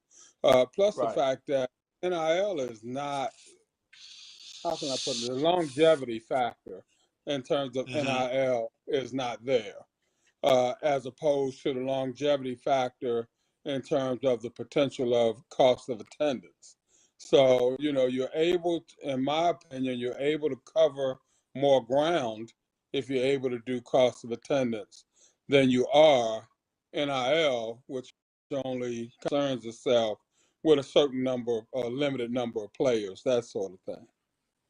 Yeah, because that's interesting, because you mentioned quarterbacks and they're getting those deals, their name recognition, but without those big guys up front. Yeah, I mean that. What about O linemen, D linemen? And these guys are only human. These guys are only human. And at what point in time does that doubt or whatever, jealousy or whatever it is you want to call it, kind of creep in? You know, here my jersey's getting dirty, and you know I'm keeping folk up off this guy, and he ain't even buy me a burger last week.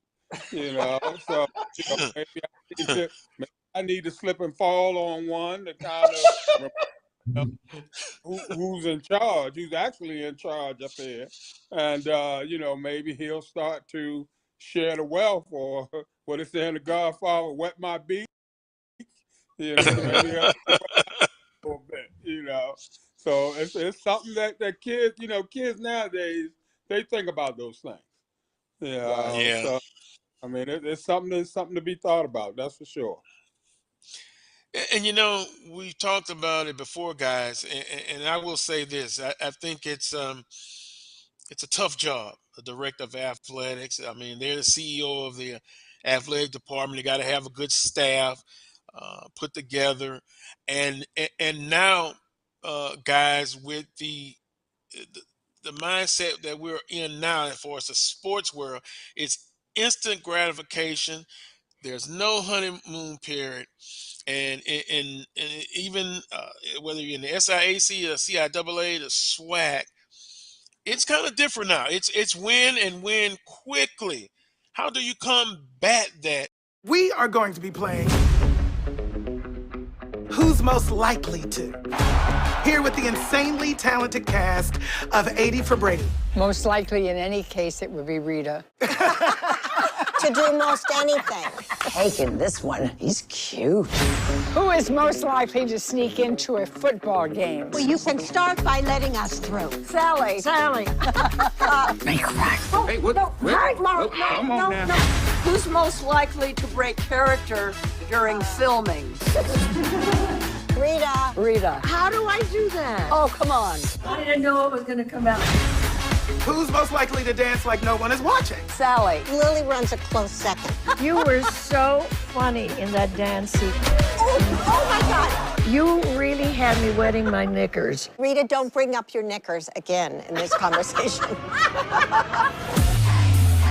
I did want to talk a little bit about bowls, and people have asked questions about the Celebration Bowl in terms of the payout.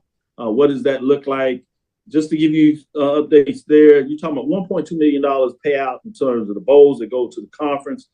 Percentage of that goes to the institution, depending on the split, 75-25 for the. We're back here on the Black College Sports Network. 80 Drew here along with Benedict head coach, Coach Rouse. How you doing today? All right, man. All right, we're doing excellent. Coach, if you would, give me some quick reflections on your season thus far. So far, overall, I think we've had a great season. This is our second year, of course. Like we've already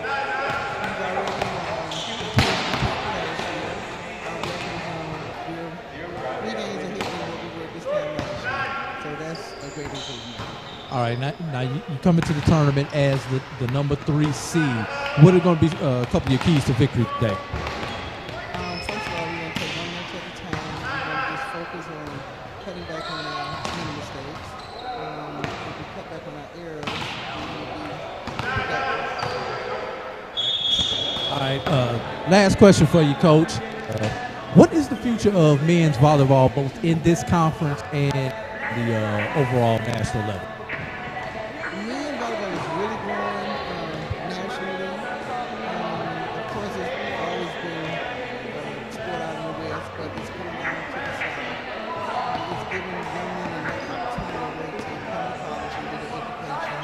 So it is really growing, and it's very exciting. It's really never seen a men's volleyball match, where you see the difference on, they just have like the guys that are so out there. Any last comment? Go Tigers. Go Tigers. And we're about to go right now to a break. You are watching SIAC Championship Volleyball right here on the Black College Sports Network. 70-30 in terms of the MEAC, or that was the last percentage breakdown in terms of what that looks like. But I want to do a little comparison so you get a chance of what does that look like. Obviously, you have the major bowls, and you've seen what they do as they off the chart in terms of the New Year's Six, $14 million, significant type of money. But you see how long they've been in the business for the Rose Bowl, going back 100 years in terms of what they do there and how they're tied into the CFP and how they have really engulfed all that money. But if you look at some of the other bowls out there, there was an article that talked about the Quick Lane Bowl, really focusing on New Mexico State, which it was encouraging fans to purchase tickets. And it wasn't so much about purchasing a ticket. Obviously, you want to support your team. But a lot of it would maybe be of the distance that a lot of fans wouldn't necessarily travel for a 6-6 Aggies team that was playing a 6-6 Bowling Green Falcons team, if you would, coming out of the MAC all the way in Detroit. So they were asking fans to support the team that did make a bowl and purchase tickets so they could donate them to Detroit area youth. That's a great thing for the youth to get a chance to get out and see some college football. But I wanted to get into some of the money. When you talk about this particular matchup, when you see what was going on here, 3 things to know about the Bowling Green as they entering into at that time the Quick Lane Bowl, which was this past week. And we are back here on the Black College Sports Network at the SIAC Men's Volleyball Championship here in the HPE Arena on the campus of Fort Valley. I am here with Coach Lamar of Morehouse College. Coach, how you doing today? I'm doing okay. Morehouse comes in as the number 6 seed in the tournament. A little bit of a disappointing season overall for Tiger Nation, but just give us your reflections on the season.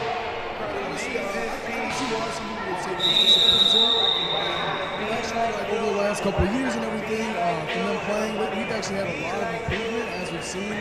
We actually won the first set this year, so I figured that was a pretty exciting moment for the team. But we've been steadily progressing as a team, dealing with some injuries, dealing with some loss of players, and all that sort of thing. So I think that we've had a very positive season despite the losses. How tough has it been starting the program there at Morehouse? So what was that? How tough has it been to start the program there at Morehouse? It's really tough to start a program anywhere and get your feet seated in like the foundation and everything like that. So really, it's always tough no matter what kind of organization you're starting. But it's been all right. And some of the keys to victory for you guys today. Our keys to victory are just focusing on what we know that we're good at, and just trying to fine-tune a lot of those just small things like passing well on a free ball or something like that. Making sure that we are ready for serve receive, always ready to hit. Just making sure that you have some type of intentionality with your play, and that's really what I'm looking for. Last question, I've asked this of everybody. What is the future of men's volleyball, both here in the SIAC and nationwide? Well, it's only going to get bigger and better. I've been around volleyball my whole entire life, from seeing just women's volleyball from club and high school to D1, and I've seen how men have just gotten more involved in the sport over the last 2 decades, really. So I'm really excited. I think it's really just only going to get bigger and better from there. Any last comments, Coach? No, I'm just ready to see some good play. That's all I'm ready to see for today. Go Tigers. And we'll be right back here on the Black College Sports Network with more SIAC Championship Volleyball in just a moment. If you would, a week ago, I should say, the university closed travel, cost them $400,000 travel to Detroit. When you talk about the Celebration Bowl, one thing is unique. You heard last year, they got the deal with Delta, actually flew the teams in there to Atlanta, and that was at no cost to the teams. So you didn't have to worry about that type of cost where you see it doing $400K for Detroit. And so some interesting things there when you think about it.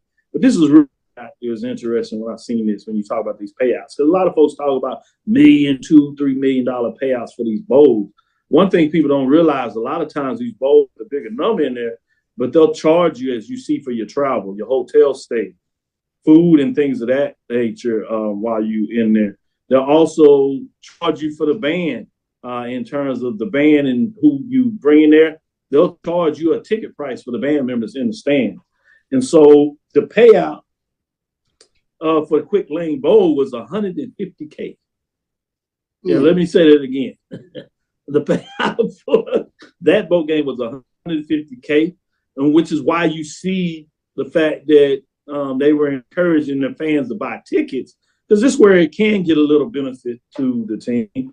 New Mexico State athletic director was quoted saying that the university will retain 100% of the revenue from the first 2,000 tickets it sells, 50% of the next 2,000 tickets, which by New Mexico wants its fan base to purchase all of these tickets, because if they did, they could recoup $420K in terms of what that means. So just to give you some indications of what's out there and why you really need to look at the contracts, or at least get some more information of some generalities of these various bowl games to get an understanding of what that looks like. So just on the surface, I'll go to you, Charles. What are your thoughts in terms of what that looks like when you see, especially some of these small bowls, in terms of what they bring to the table when you compare? Because a lot of folks will instantly go to the larger bowl games and say, hey, they're paying out this. And just so one of the things we always like to talk about on is the business side. So you see some of the numbers that go out there and get an understanding what that looks like. What are your thoughts?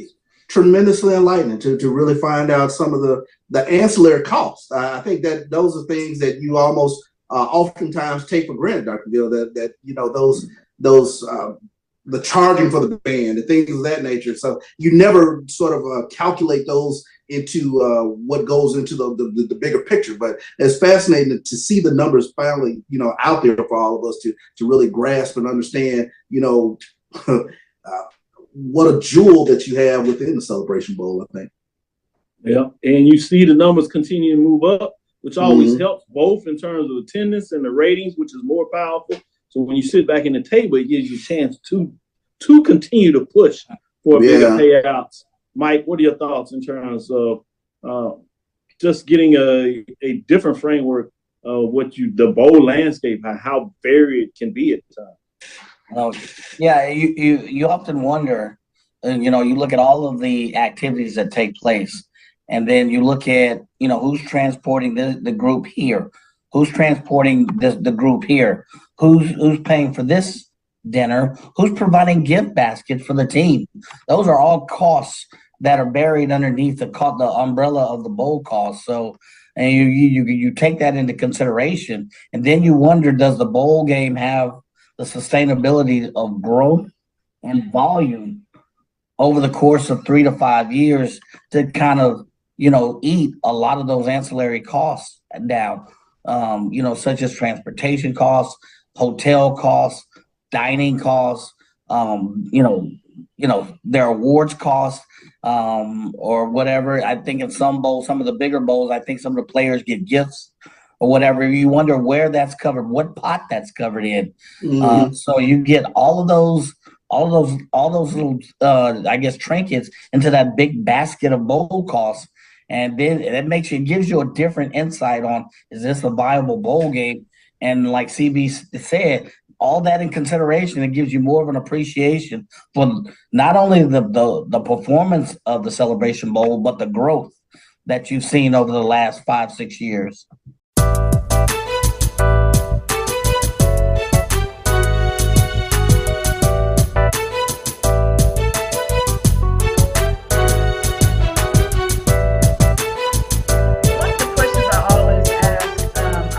Curious, when people work in sports, I always want to know, how did your love for sports begin? That is a fantastic question. Thank you. I'm not sure how I could pinpoint when the bug bit me, but I always talk about, in our house growing up, there was always a black and white picture of my mom's basketball team. And so I grew up knowing that she started as a freshman. She was also part of integrating a predominantly white school. And so she would tell me about some of the struggles that were involved with that. And so I think that always I kind of wanted to make her proud, and I always felt like the bar, she never said that, but I always felt like the bar was going to be starting as a freshman and doing those other things. Although I played softball in high school as well, basketball was my first love. And ironically, one of those things, when you've looked at that something for so long, I did start as a freshman. And one of my most favorite years of all in sports was that freshman year when I was allowed to play on the junior high team and the high school team. I grew up in a small Class B school, and so absolutely loved that year where I was playing basketball 5 to 6 days a week. Wow, that's amazing. Yeah, and like you said, you just wanted to make her proud, even though she never said it, but you was trying to follow her footsteps, and that's pretty cool. So as I mentioned earlier, you're a Hall of Famer from your alma mater, with such honors as Player of the Week, OIC Scholar Athlete, OIC and District 9 All-Conference teams, and Northwestern Ranger Queen. What amazing accomplishments. How, with basketball classes, possibly campaigning for Ranger Queen, how were you able to juggle all this and keep your GPA up? Well, it's one of those things that I absolutely loved college, and some of my friends from the Baptist Student Union, they were my sponsoring group for Ranger Queen. Okay. They talked me into it, and ironically, it's the first time that I learned that other people other people can see some things in yourself that you may not see at the time. Right. I never ever considered myself Queen material at all, and I wouldn't have had the nerve to do it had some of my friends were like, "Hey, we'll help you with the posters. We'll help you. We'll back you. You can do this. Everybody knows you," but they didn't know me in that realm. And so I don't know. That was a very eye-opening and life-changing time for me as well. So to be voted in by my peers at a PWI meant a whole lot to me. Yeah. So yeah, but I always saw myself just as a jock, an athlete, a scholar. I did see those things as me, but a queen, I never saw that. Well, you're a queen, sister. That's for sure. You are amazing. Just, researching and reading your bio, I was like, wow, she is amazing. And that's why I'm so excited that you're our very first guest. A.D. Rogers, you were inducted in the Hall of Fame in Langston in 1998. I believe 9 years after you graduated, or 8 or 9 years, is that correct? That's correct. Okay. How was that moment for you to be honored in that way? No one really prepares you. It's like when you you're excited about it, and I was honored. My family was there to see me inducted, but I was not prepared for the rush of memories as you're getting ready to thank those that have played a part in your induction. I just saw the hours and hours outside playing on a grass court, the excitement when my dad built my first goal. And it was big because he actually had a welder. I had the metal pole, the everything, still had a grass court. But I mean, I looked at all the hours that were spent in the backyard and that had brought me to that point. The sacrifices that my mom and dad had made. We weren't rich by any means. My mom was a school teacher. And, all of that was full circle. And I just felt grateful to God that he allowed me to experience that moment. That's awesome. That's awesome. So, Eddie Rogers, you served 4 years as an athletic director for women's sports and was selected as AD of the Year for Region 6 in 2003. Now, I never knew there could be separate ADs for women and men's sports. Could you elaborate on that for me? I mean, why was it just for women's sport?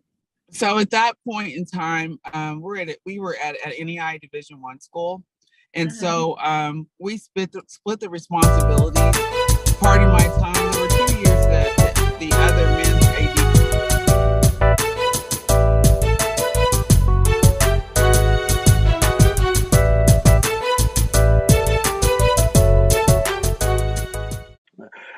Doc, you mentioned Lincoln and the streak they've been on. They're the winners of 8 consecutive games. So they have not lost in this calendar year. There's only one team that has a consecutive was a streak and it was 8, but I didn't realize they hadn't lost this calendar year. That's a nice touch. Yeah, but there's one team out there who has a streak slightly longer than theirs. I know. Oh, longer? Yes, right now on the D2 level. On the D2 level. HBCU D2. Let me specify. HBCU D2 women. There's one team that has a longer streak. Oh, well, that's easy to. Yeah. I mean, no, Tuskegee's only at 6 in a row. Tuskegee's only at 6 in a row. It's our forgotten HBCU on the D2 level. West Virginia State. They're the winners of 9 consecutive women. Nice. Good. Okay. Yeah. I see you, Drew. Right. Yeah. All right, keep Drew. that computer churning. I like what you're spitting. Great observation there, Drew, about the records in Division II. I want to do a breakdown of looking at people's non-conference later, because that's fascinating when you juxtapose it against Division I, which we know that's a different story, but still, I think it is interesting to look at. Brian, 11 of the 29 women HBCU programs on January 22nd have double-digit wins. Nice. That's over 1/3 have double-digit wins. No one is winless. Nice. And I still say when 20 wins is a teams, mark. I think 20 wins is still an actionable mark that you look at and say, oh yeah.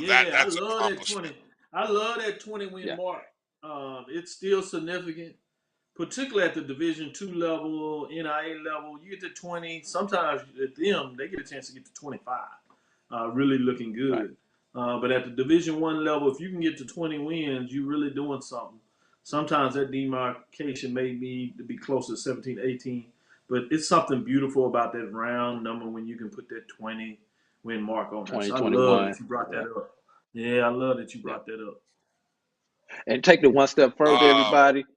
15 of the 29 are at 9 wins or better. So over half of our women's programs are at 9 wins or better with 5 weeks remaining in the basketball season. They're being paid for the services. Yeah. Yeah, and I guarantee you, if you went to those players and say, "Hey, fellas, if we play these 2 games, you will get cost of attendance. I guarantee you the decision will be unanimous. Coach, let's play them. Let's play them. Right. Because the athletes are actually benefiting from it. But it's it's a two-edged sword. Even though you're playing those games to help those kids with the cost of attendance, you still put them out there. And AD was right. You still doing it's just doing it another way. You're still doing the exact same thing. Well, I did answer yes to it when he posed that question, but then I think I came with something out of the field remark behind it, because basically I said, hey, $1,000 versus 100, I'm gonna take the 1,000, but yes, I'm still taking one for the team. I believe it is that. But cost of attendance comparable to NIL. It can't. To me, NIL is quick and short term. Cost of attendance is something that could be long term. Wheeler, can you compare and contrast NIL versus cost of attendance, or is cost of attendance something that should be looked at more of doing it? Because Coach Banks, the director of Southern, he came on the show and talked about that's what Southern's trying to do for their student athletes. I think cost of attendance has the ability to affect everyone, whereas NIL is going to affect only those players that are popular, that are marketable themselves, like starting quarterback, starting running back, your star receiver, or something like that. But cost of attendance has an opportunity to affect everyone, and so that's why the cost of attendance to me outweighs anything that NIL can bring to the table. Plus the fact that NIL is not, how can I put it, the longevity factor in terms of NIL is not there, as opposed to the longevity factor in terms of the potential of cost of attendance. So, you're able to, in my opinion, you're able to cover more ground if you're able to do cost of attendance than you are NIL, which only concerns itself with a certain number, a limited number of players, that sort of thing. Yeah, because that's interesting, because you mentioned quarterbacks and they're getting those deals, their name recognition, but without those big guys up front. Yeah, I mean, what about O linemen, D linemen? And these guys are only human. These guys are only human. And at what point in time does that doubt or whatever, jealousy or whatever it is you want to call it, kind of creep in? Here my jersey's getting dirty, and I'm keeping folk up off this guy, and he ain't even buy me a burger last week. So maybe I need to slip and fall on one to kind of who's in charge, who's actually in charge up here, and maybe he'll start to share the wealth, or what is there in the Godfather, wet my beak. Maybe he'll a little bit. So it's something that kids, kids nowadays, they think about those things. Yeah. So I mean, it's something to be thought about. That's for sure. And we've talked about it before, guys, and I will say this: I think it's a tough job, the director of athletics. I mean, they're the CEO of the athletic department. They got to have a good staff put together, and now, guys, with the mindset that we're in now, as far as the sports world, it's instant gratification. There's no honeymoon period. And even whether you're in the SIAC, the CIAA, the SWAC, it's kind of different now. It's win and win quickly. How do you combat that? We are going to be playing Who's Most Likely To. I did want to talk a little bit about bowls, and people have asked questions about the Celebration Bowl in terms of the payout. What does that look like? just to give you updates there, you're talking about $1.2 million payout in terms of the bowls that go to the conference. A percentage of that goes to the institution, depending on the split, 75-25 for the SWAC, 70-30 in terms of the MEAC, or that was the last percentage breakdown in terms of what that looks like. But I want to do a little comparison so you get a chance of what does that look like. Obviously, you have the major bowls, and you've seen what they do as they off the chart in terms of the New Year's Six, $14 million, significant type of money.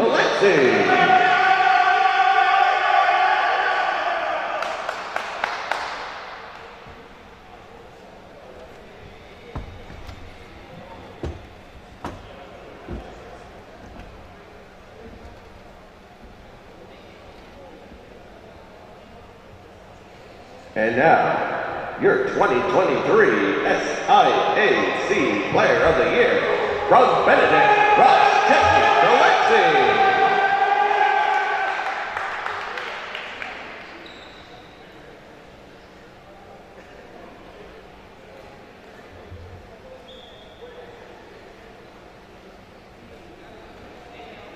Ladies and gentlemen, let's hear it for your all-conference honoree and SIAC Player of the Year.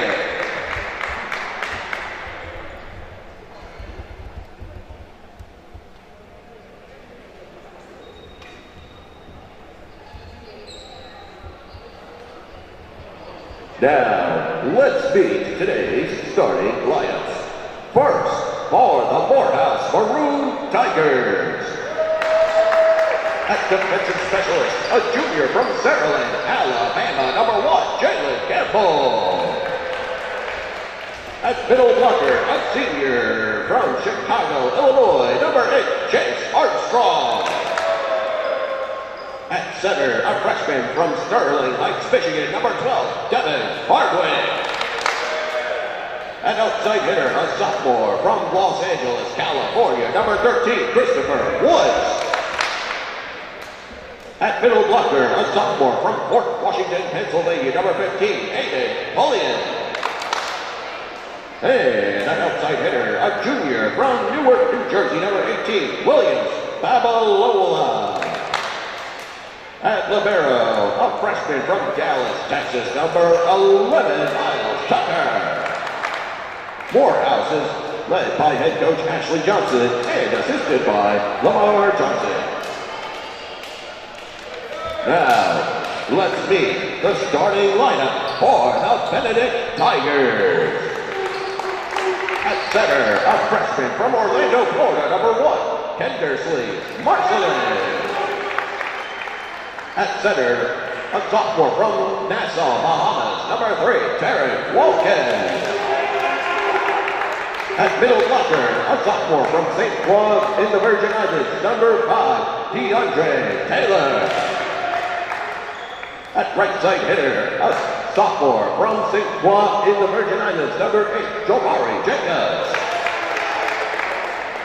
At outside hitter, a sophomore from Nassau, Bahamas, number 9, Ross Jesse Gillespie. At right side hitter, a sophomore from Nassau, Bahamas, number 12, Zion Beckford.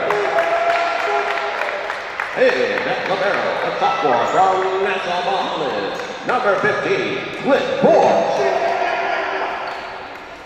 Benedict is led by head coach Gwendolyn Rouse. It's the Morehouse Maroon Tigers and the Benedict Tigers. Game 2 of the 2023 Cricket SIAC Men's Volleyball Tournament starts now.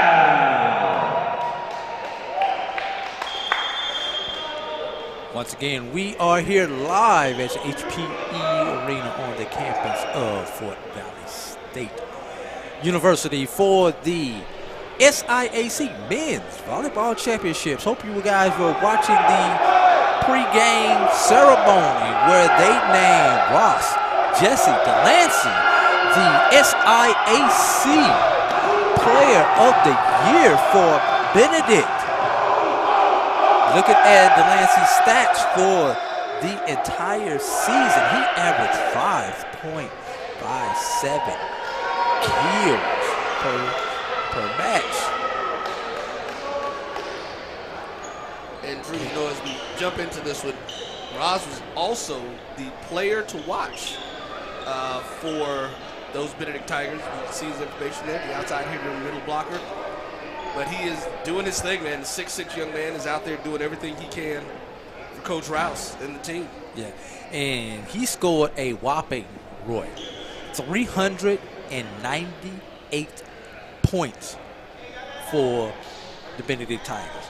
Let's put that into perspective, Roy.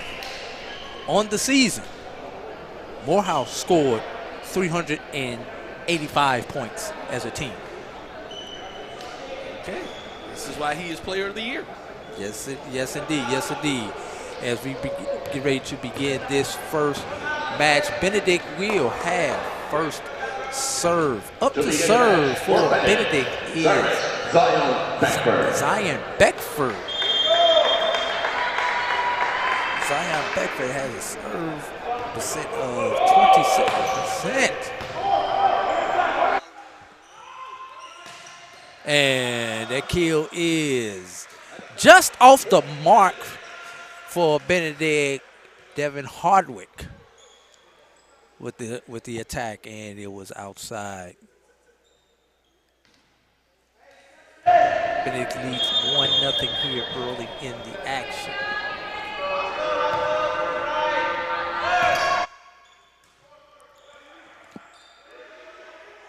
That's Tucker's, and Tucker's hit is out of bounds. 2-0 Benedict.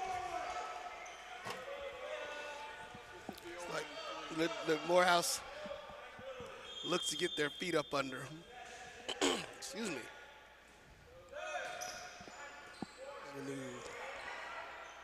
Set by Campbell, and that hit by number 15 Pullian is just wide, just long actually, and it is quickly 3-0 for the Tigers. We got the Tigers and the Maroon Tigers. So hopefully we don't get tongue-tied.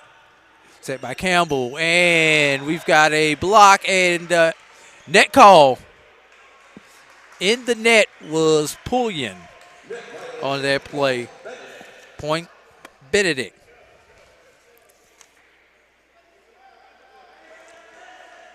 Zion Beckford, a 6'4" sophomore outside hitter. As the roster for both of these teams are freshmen and sophomores, all of these teams in this tournament are in their second year of competition overall. SIAC is the sponsor sport for 2 years. Great block right there by Babaloa, and Hardwick with the block for the first point. Side out, ball over to Morehouse. Serving first is Devin Hardwick.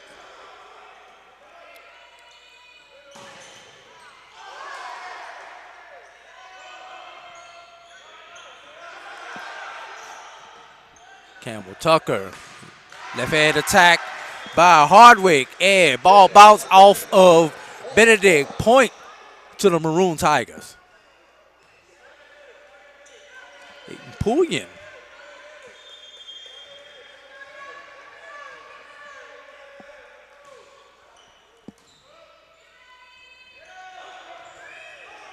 Saved there by Forbes, free ball. Another attack there by Balboa.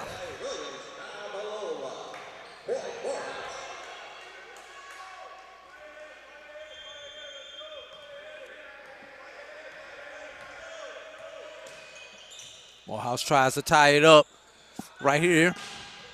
And out of bounds. Hit is long by our conference player of the year, Delancey, as he misses on that attack. We're tied at 4.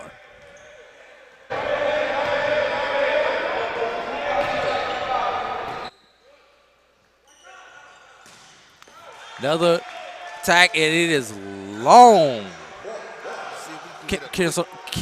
Kendersley Marcelin's attack for Benedict is just off the mark. Saw there.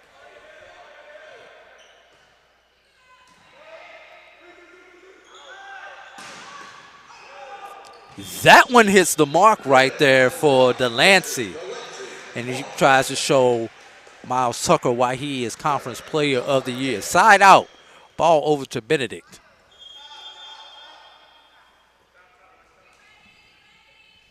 You know, Drew, one of the interesting things about this, we know as we look at different sports and probably the most compared is volleyball between basketball and volleyball. And there are men's and women's on the different levels. And one of the things that is constantly talked about is the difference in the athleticism. I really believe that in the volleyball space, the women's athleticism is really equal to the men, but these guys are getting up and getting really into this thing. It does make it an exciting brand of sport to watch. I think the athleticism is better shown on the women's side because women have been playing it longer and they start playing it younger than men traditionally start playing volleyball. Let's be real. A lot of men start transitioning to volleyball when they realize that they can't play basketball at a higher level, but gives them another opportunity to use their athleticism. You know, if we were in California, I wouldn't say the same thing, though. 7-6. Morehouse has the lead. Yeah. Devin Hardwick with the serve into the net. You know, and Drew, one of the things I think that people don't want to do is they do not want to take this Morehouse team for granted.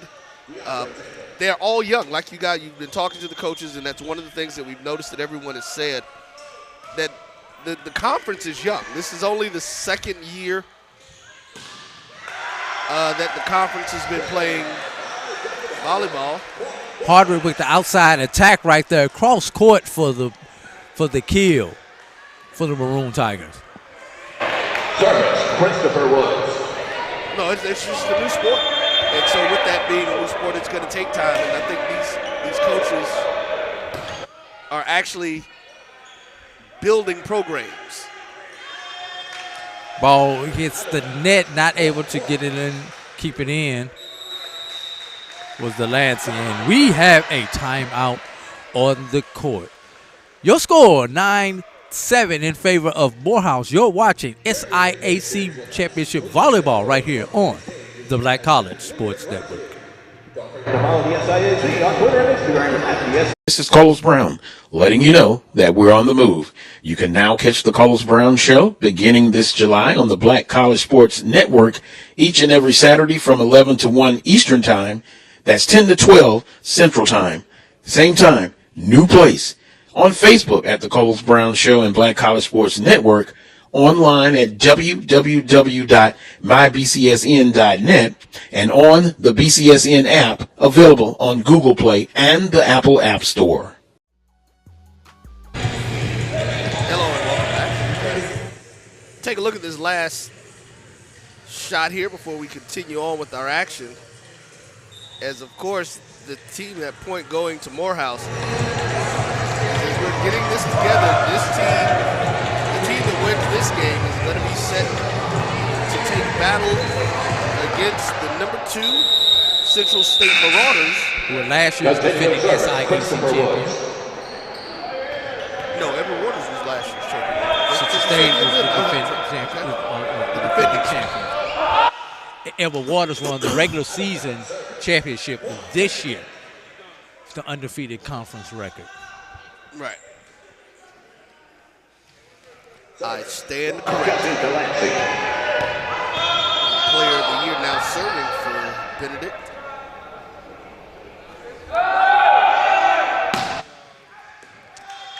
And he get that right in there. You can't ask for anything better than that. 6-6. Oh no, they said it was out. They said it was out. Yeah. Thought they caught that Coffin's corner over there on the backside. So did I.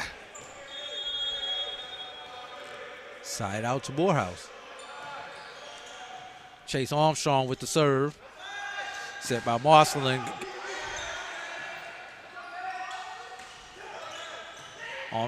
Marcelin with the dig. That's long. Turn Walkins' attack was long for the Tigers. Tigers trail by 3 here early in the first set.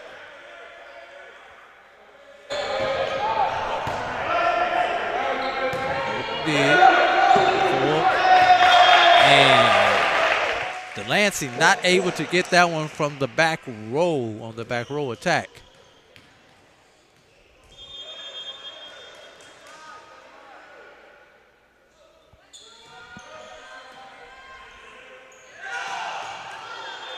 Great attack there by number 12, Zion Beckford. See if we get another look at that one really quick as that came in. Like you said, Drew, that was a very hard one to go in and kill that one.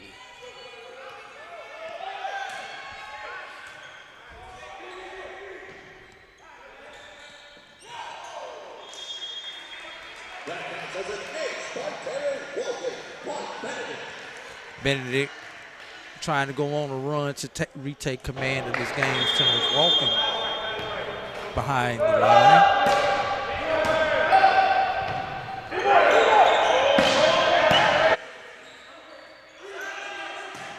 Long. That shot is long by Jamari Jacobs.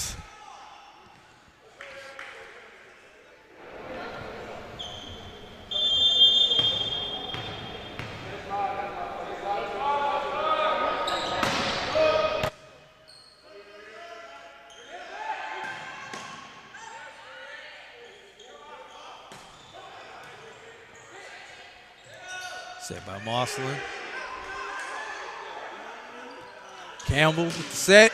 And killed by Hardwick. Bounces off of Delancey. Let's take a look at that kill by Hardwick again as he got in there and really got that one going. Morehouse by 4. Play tries to play it off the net. Delancey's dig does not set up anything. Jacob tries to dig it out the net, unable to. Morehouse leads by 5.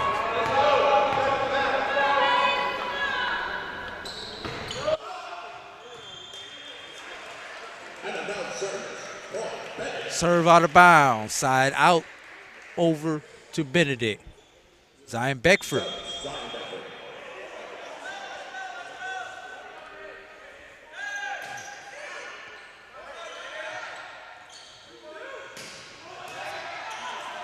Great dig right there by Delancey. Tip. Oh, great pancake. Oh, whoa, we got a whistle. We've got a net violation. We got an antenna violation. I don't know if we can go back and replay that, Roy, but the line judge said the ball was outside of the antenna when it was played back. Now we're going to have a conference.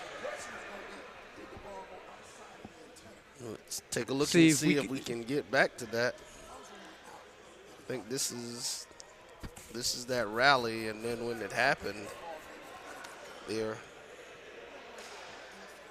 I don't know if we got the full court shot. Might be able to pick it up better from the full court shot if we have that one, Roy. Did not on that one to be able to get there. But if it's an antenna violation, we should have.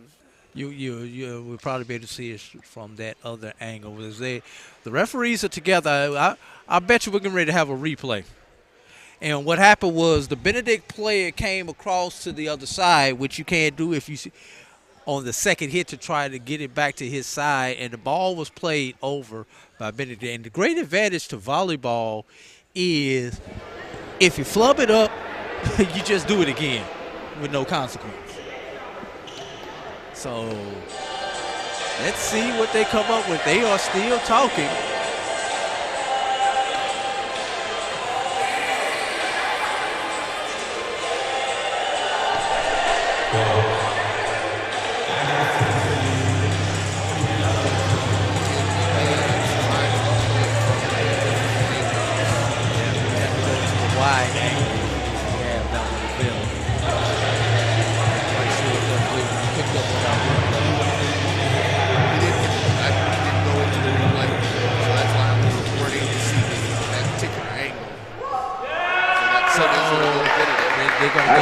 consultation, it's Point Benedict. So now we're going to have the conversation, the dreaded conversation. Why did you overturn that call? And the Morehouse head coach Ashley Johnson is like, if it took you that long to figure it out and you're not sure, why aren't we playing the ball again?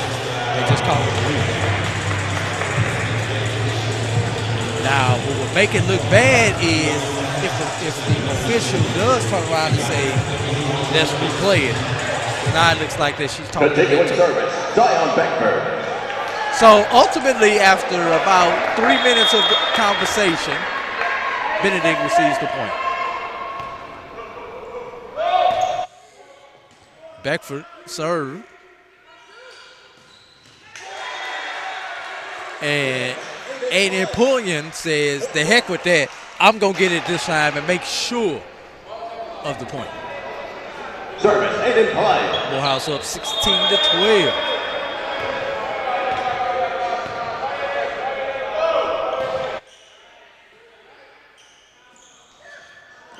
Hey, that's a great dunk right there by Kendersley Marcelin, the setter for Benedict. Went up as he was trying to do a jump set and decided to push it over himself.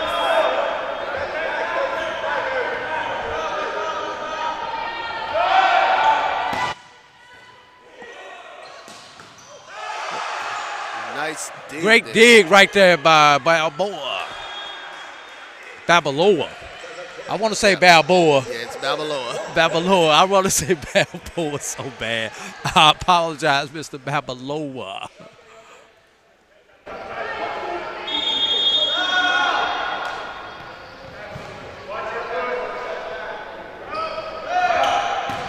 Jacobs. Tucker. That's walking with the great set right there by Marcelin. And they called the net violation on Delancey. Delancey making a lot of uncharacteristic errors in this match here. Yeah, well, you know, it's early. It is the first set, so you know, just kind of getting yourself in. Who knows? There may be some championship jitters. Well, he earns the kill right there, Delancey does.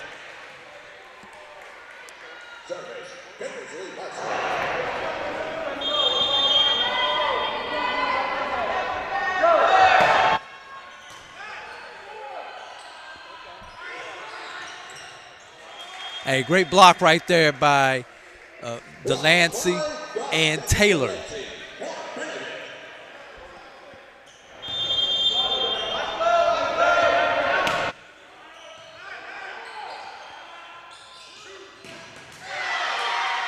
Making sure that their block does not happen again is Devin Hardwick with the kill.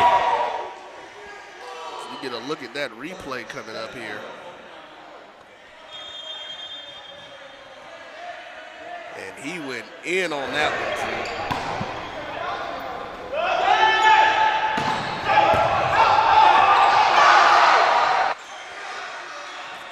too. Great save right there from Maroon Tigers.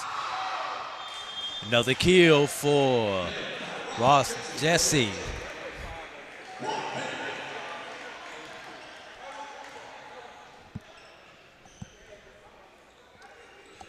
You know, Roy, at this point in the match,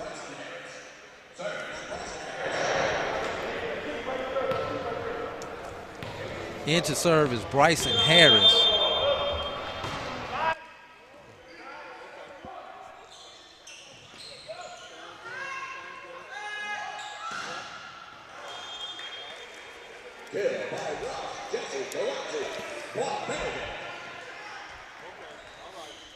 And we've got a tie game. Delancey has a 0 hit percentage as he has just as many errors as he has kills. 4 errors, 4 kills, and give that kill to Charian Walken.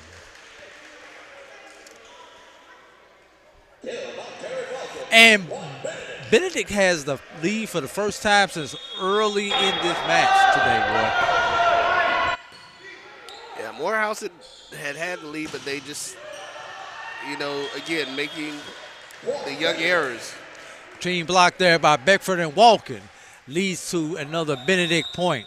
And now we have a timeout on the court. This was called by Morehouse. Benedict 20, Morehouse 18. We'll be back with more SIAC Volleyball right here on the Black College Sports Network.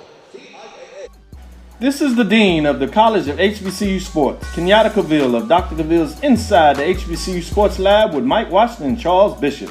Come mix it up in the lab where the course lecture is in session every Tuesday from 6 o'clock p.m. Central Standard Time on Facebook Live, YouTube Spreaker, or the BCSN app, as we discuss all things about the HBCU sports culture, including exploring the week that was in the sporting HBCU diaspora, as well as the upcoming week of HBCU sports. With me, the Dean, the College of HBCU Sports, on Dr. Cavill's Inside the HBCU Sports Lab with Mike Washington and Charles Bishop. Course lecture dismissed. This is Ryan Polk. Benedict leads by 2 over Morehouse. And Roy, at this point in the first set, both teams have a negative hit percentage. What does that mean in English? They have more errors than they have kills between the two teams. Morehouse with a negative .077 hit percent. Benedict with a 0.43 on the negative side hit percentage. Hey, with the block right there, Jesse Delancey. Benedict is on a 5-0 run right now as they try to get ready to close out the set. They haven't put the point on the board yet. Should be 21-18.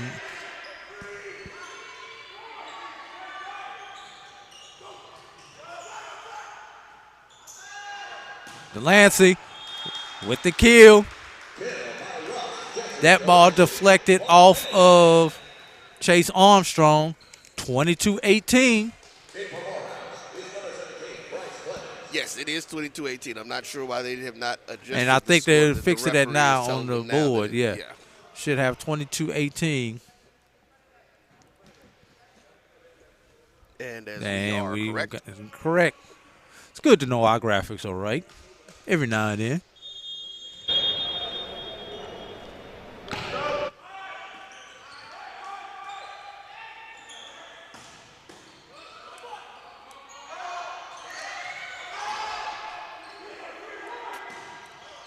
Free ball. Great set by Barcelon to Beckford for the kill. That would be a 7-0 run for the Tigers. Tigers 2 points away from taking this first set.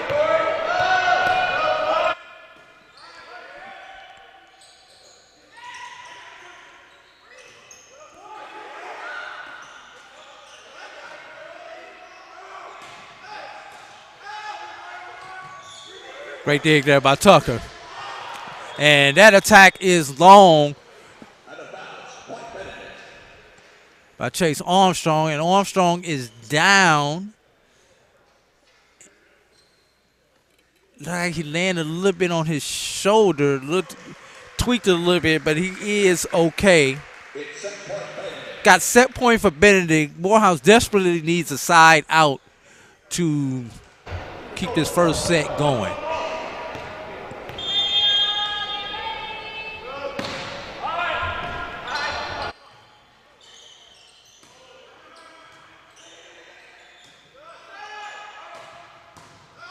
Great dig. It is not good. Dig attempt by Pullian is not good as Benedict wins. Whoa. Yes, Benedict wins the first match. They go in the wrong direction as they were crossing court and changing sides. So, with that, we shall return for more SIAC Championship Volleyball right here on the Black College Sports Network. This is Brian Fulford. AD Drew and I are co-hosts of the BCSN Sports Wrap. We talk about all things related to HBCU athletics. From the games, teams, coaches, and fan interest stories, we cover it all. You can find our shows on Facebook at BCSN Sports Wrap, YouTube at MyJBN Online, and everywhere you listen to podcasts like Anchor, Spotify, Google, and Apple Podcasts. You can also find the show on the Jericho Broadcast Network's app. Make sure to download. We look forward to you joining the conversation and being a part of the show. It's never too early to plant the seed.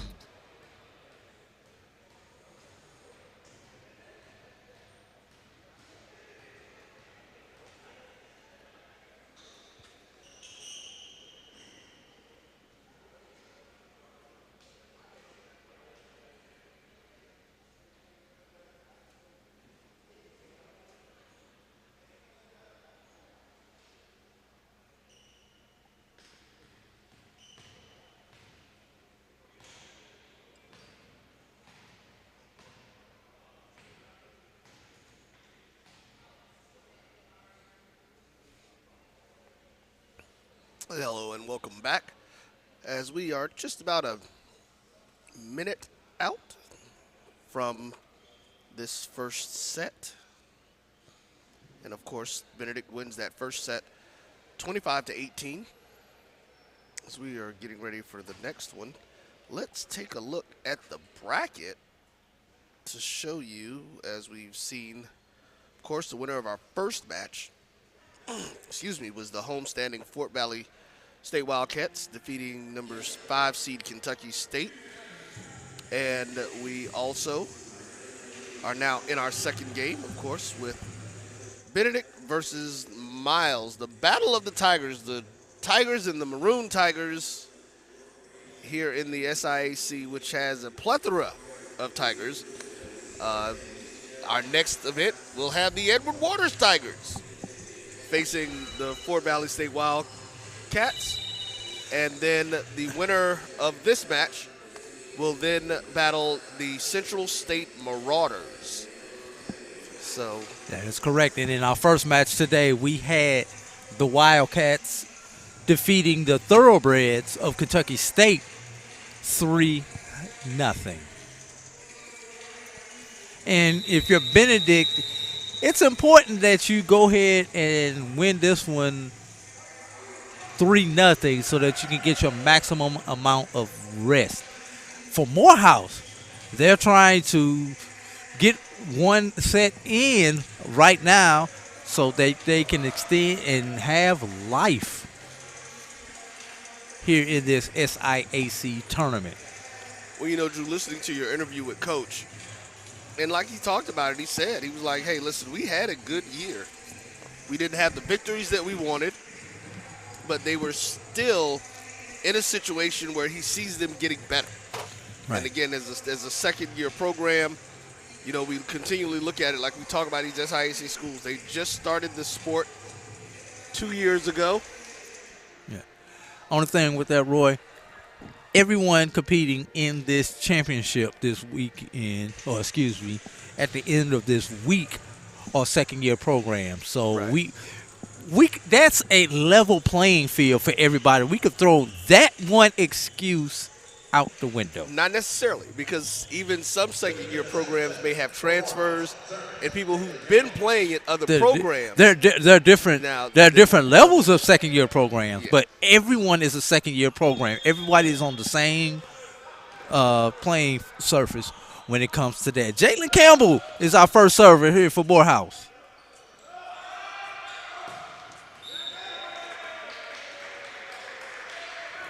And at that point, goes to Benedict. Side out to Benedict. Jamari Jacobs on the kill. Yeah, and see, Drew, so that's one of the, you know, it doesn't happen too often, but that's probably going to be one of the areas that I'm going to disagree with you on, because, yes, they're second-year programs, meaning these kids may just be playing together for the second year. But there's a distinct difference if you have 18 and 19-year-olds who are freshmen and sophomores in college versus having students who transferred in and, like I said, who may have played in other locations, who are accustomed to playing this volleyball match. Well, looking at these two rosters, and there's a great attack block. No. The block was out of bounds off of Ross Jesse Delancey. Side out goes to Morehouse. Looking at these two rosters, Roy, there's only one junior on either roster. So Benedict gets to have a senior night next year, Roy? Yeah. Ross Jesse Delancey with the kill. And he's a sophomore. Only junior between these two teams is number 4, Bryson Harris, who is a sub for Benedict. Is not one of the starting 6 for the Tigers. Service, Bryce Clemens.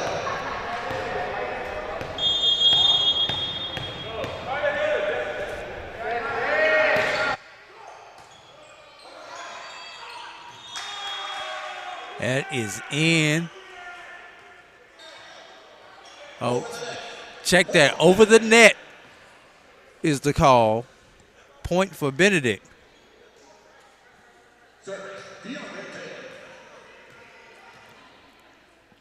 Looks like they call Martin Kinserly with that error.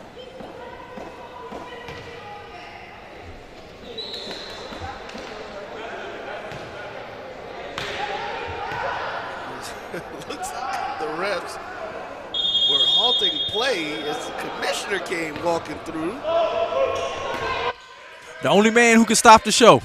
Right. Dr. Anthony Holloman. Great attack right there on the block from Zion Beckford.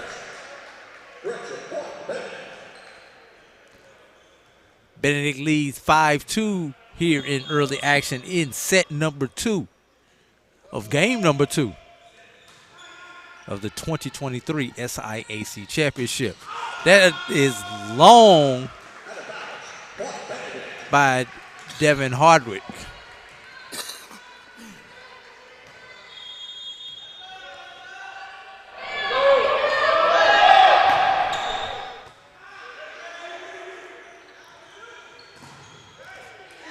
Great dig right there for the Maroon Tigers. Attack, blocked, into the bleachers. Point Benedict. And Morehouse calls time out. 7-2 is your score. You are watching SIAC Championship Volleyball right here on As we take a look the Black College Sports Network. As we look at this replay on our way out, we'll be back in 30 seconds. Share the tradition and instill a sense of pride in your HBCU with your little ones. HBCU Pride and Joy Children's Boutique helps you share your school spirit with a wide selection of adorable kids apparel and accessories officially licensed from your favorite HBCU. Visit hbcupridejoy.com and follow us on all social media at HBCU Pride Joy on Facebook and Twitter. Some carriers will give you just one measly entertainment subscription. One is no fun. With Verizon, there's up to 7 entertainment subscriptions with your unlimited plan. That's 7 times the... 7 times the... No. 7 times the... Mike, you finish it? All right.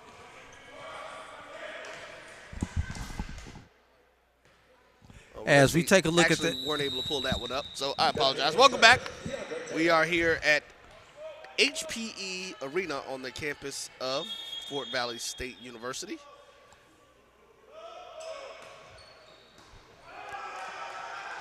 That ball is an ace. DeAndre Taylor.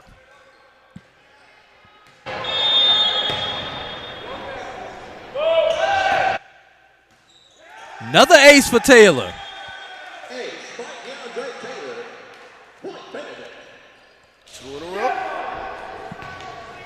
Benedict has extended the lead to 9-2.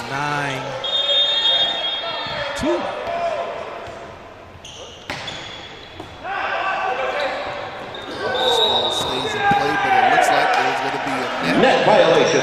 Point Benedict. Another point Benedict.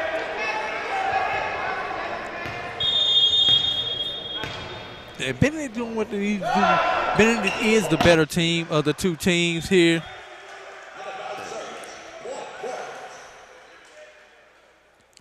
And trying to make sure that they put the Maroon Tigers away early.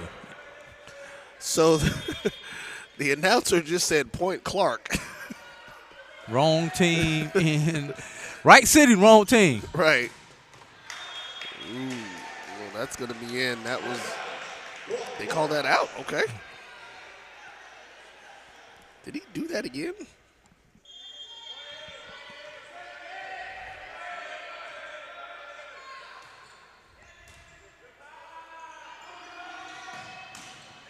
Great dig right there.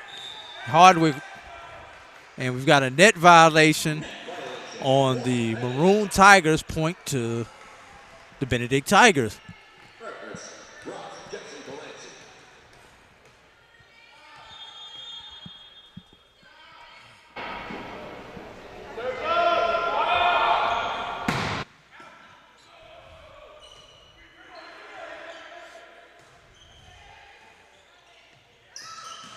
Kill. Number 12, Zion Beckford. Take a quick look at that kill again with Mr. Beckford right there at the net and bang. Ross Jesse Delancey, SIAC Player of the Year.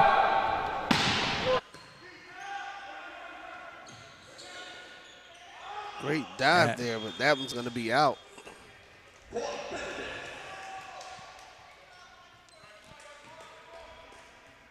Just like that, Benedict is up 9. Benedict tries to make light work of the Maroon Tigers.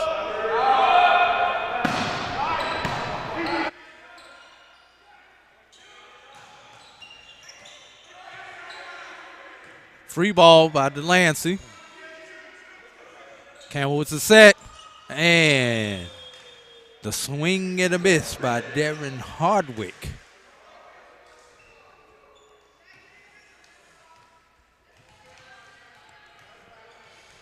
And now Benedict with a double-digit lead here in the second set.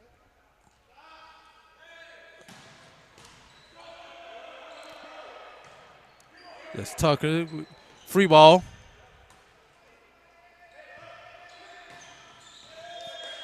Missing the set. Missing the Marcelin set was Taryn Walken with the hitting error. Aiden Pullian steps behind the line for the Maroon Tigers. Awaits the whistle.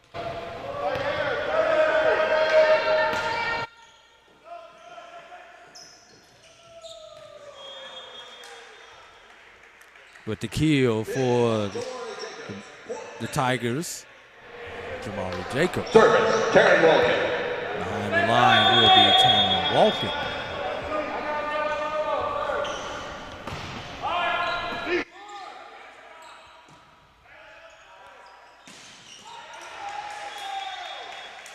Attack there by Aiden Pullian as Clint Forbes tries to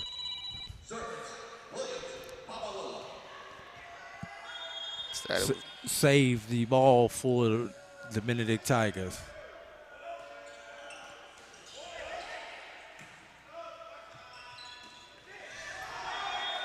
Kill. Jabari Jacobs. Excuse me, Jamari, not Jabari.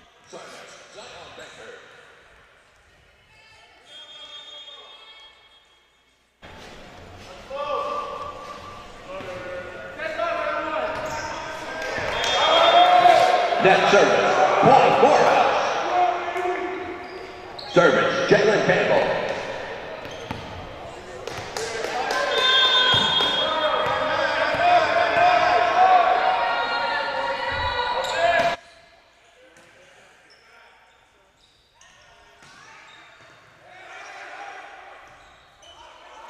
Free ball.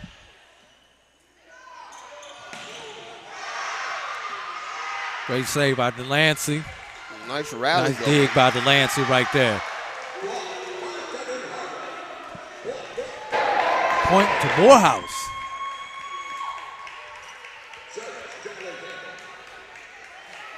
Take a look Morehouse at that on a quick 4-0 run.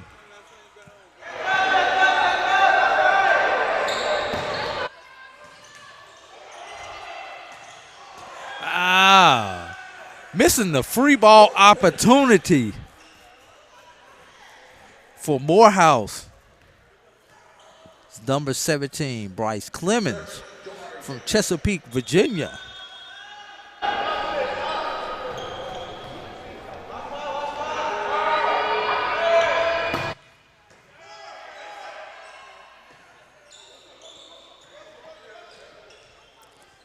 As Forbes with the dig. Out. Delancey just outside the line. Side out. Ball over to Morehouse. Christopher Woods with the service. Morehouse is trying to cut into that lead, taking it away from a double-digit lead back down to single digits. Yes, but if you're the Benedict Tigers, you're happy with trading points at this point in time. No pun intended. Because if you trade points with Morehouse now, you're going to win. Kindersley Marcelin with the service for the Tigers.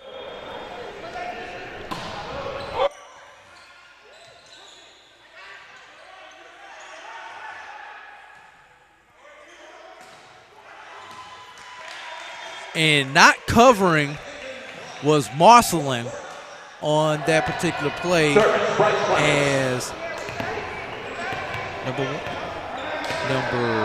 number 5, DeAndre Taylor, and number 3, Tran Walken went up for the block.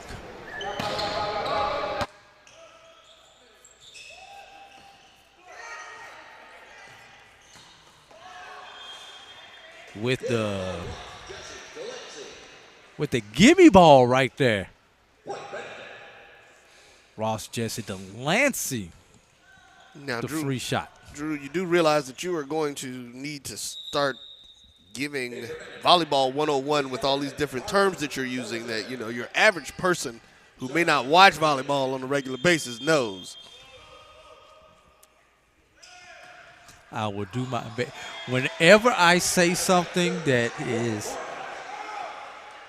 the jargon may not be understood, please ask me so that I can try my best to explain. Other than point, that would say just go ahead and start doing it. So, as someone of Jamaican heritage myself, and the conversation. Great dig right there. You know what a dig is. Know what a dig is. All right, another dig. And a block. Great block. And with missing the pancake. You know what a pancake is. Well, here, we're going to watch that replay, and you can tell us as we look at the action that's happening right at the net. There's really good movement going on there. You have 3 players looking for on the pancake, and the ball was deflected so that the pancake opportunity was not there. And the pancake block is when you stick your hand out on the ground and it looks like a pancake and you try to get it up under the ball. There you go. As we watch the Edward Waters Tigers enter the arena. Traveling up from Jacksonville, Florida.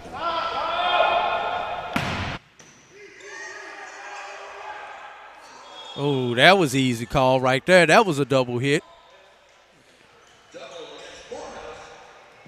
I can see that one from all the way up here.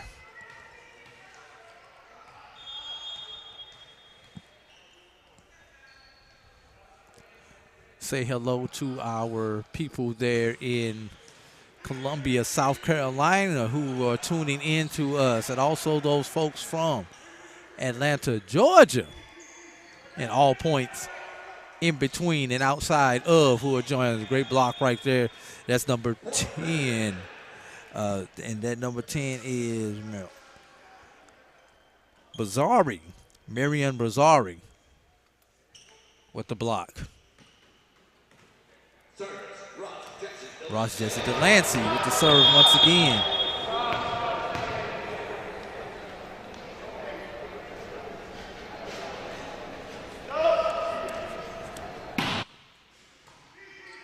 Delancey serve. Delancey with the dig. Set by Campbell. The attack by Hardwick is blocked and returned by Bedford and Bilzari. 23-12 for the Benedict Tigers. That's the ones in purple, you all. Roy, you want to take a guess as which color the Maroon Tigers have on? I would say there's a kid down there in white, but no, the Maroon Tigers have on maroon. But they do have, but he has on white, but he has on maroon shirt. Game point, set point for the Benedict Tigers. Columbia, South Carolina. And that one is into the net. Benedict will have to earn their victory via a side out. And a side out means you gain the point off from defense, off a defensive turnover.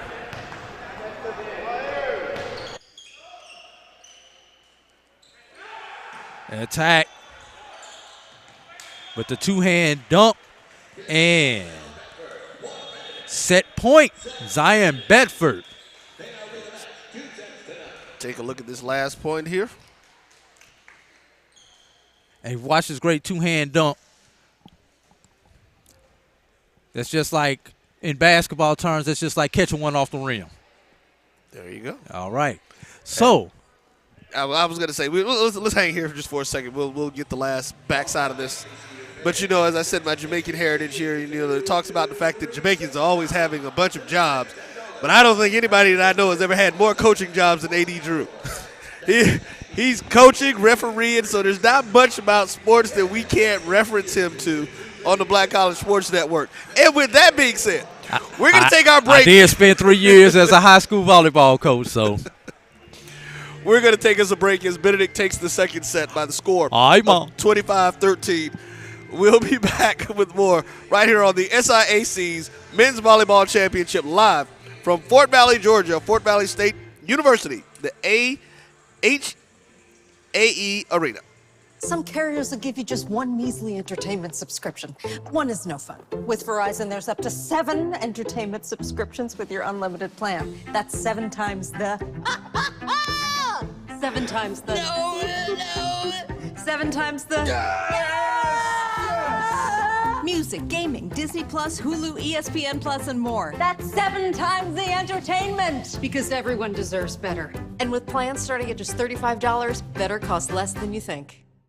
T. Madden & Associates is a sophisticated and experienced law firm located in your neighborhood. We're turning injury to cash. T. Madden and Associates obtained almost $2 million for my injury. They turned my injury to cash. Now, we can't guarantee how much your injury is worth, but we've recovered millions for our clients. Call T. Madden & Associates at 833-PAID-123. That's 833-PAID-123. Let's face it, shopping for insurance can be time-consuming. That's why when it comes to your auto, home, and life insurance needs, make things simple and trust the experts at Allstate. They will help you get the coverage that fits your needs while helping you bundle your life, home, and auto policies. Bundling saves you money, sure, but it also saves you time, so you can enjoy the things that matter most even more. Contact me, Tammy Haynes, your local agent, for a free personalized insurance quote. Allstate, are you in good hands? This is Brian Fulford.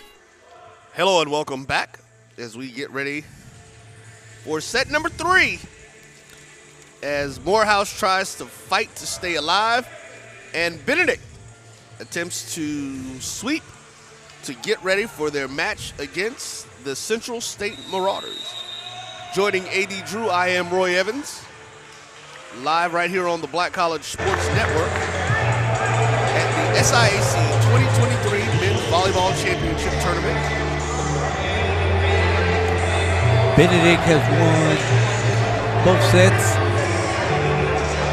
25-18, 25-13. Let's see what Morehouse does with their third opportunity. Averaging 15 points a set of the Maroon Tigers through 2 sets. 15.5 points if we want to be specific. Started off for Benedict is Zion Beckford. Beckford on the day.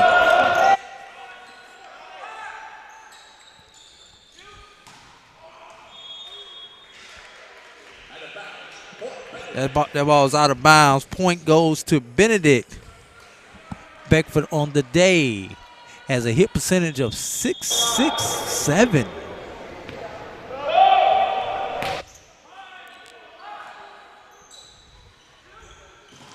Has had one serve error though.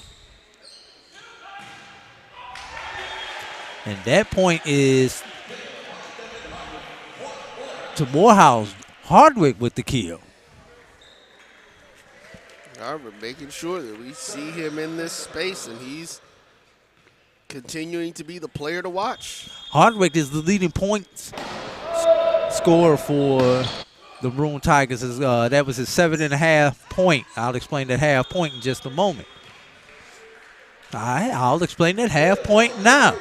When you have a team block, it is split. If that block results in a point, you split the point. Hence the half point for Hardwick. Volleyball 101 from the former high school volleyball coach, A.D. Drew. That point is over to Morehouse. Hardwick with another point. Leading for Benedict. Points. Guess who, Roy? Ross, Jesse, Delancey? 11.5 points. Great dump right there by the setter, Marcelin. Marcelin actually sets this one to Delancey with another kill. That is his 11th kill on the day. After a slow start, had 4 errors through the first half of the first set. Delancey now only has a total of 5 errors, so after getting off a little slow, he's really picked up steam. Yeah, most definitely. And it just took him a little bit to kind of get into his rhythm and figure out what he wanted to do in this match, how much he wanted to exert himself.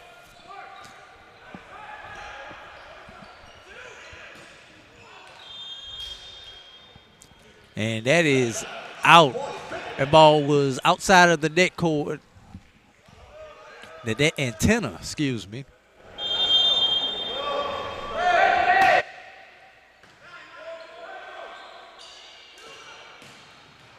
And that one is also out. Hardwick.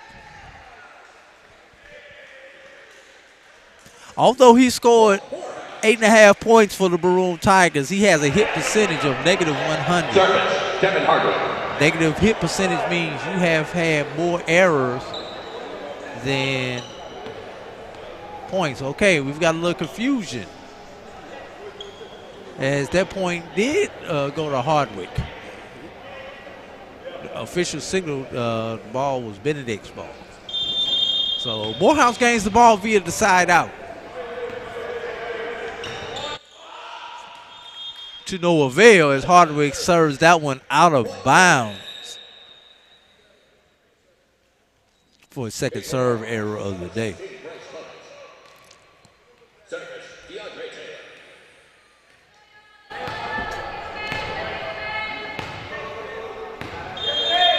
DeAndre Taylor.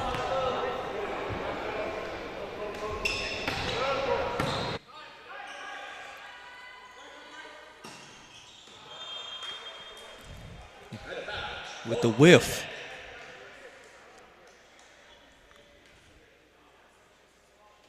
Let's see. That is number 17. That is.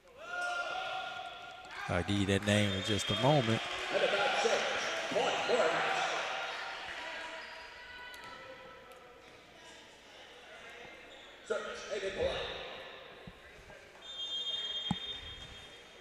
Bryce Clemens. Bryce Clemens now with the serve. Check that. That was not Bryce Clemens with the serve. That was Aiden Pulliam with the serve.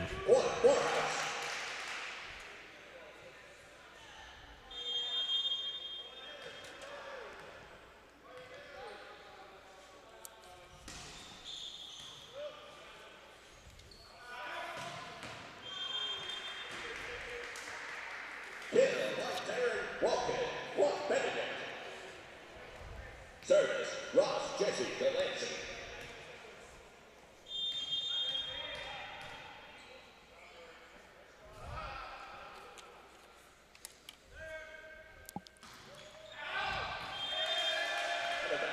Ross Jesse Delancey with the service error. Side out, ball over to Morehouse.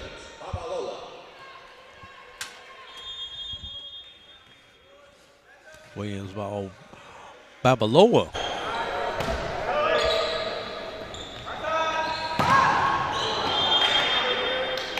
Kill by Terrence Walken.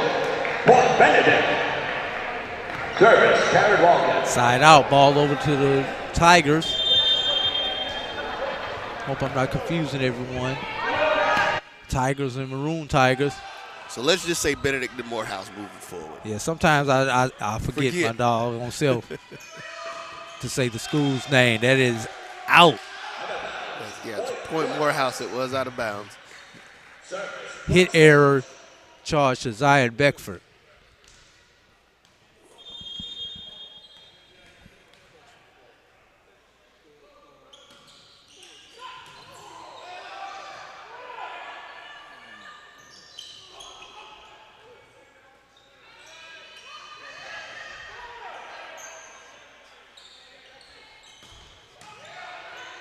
Free ball. Get that kill to Bryce Clemens. Check that. They're going to credit Devin Hardwick with that kill. Bryce Clemens back to serve for the Maroon Tigers. The lefty.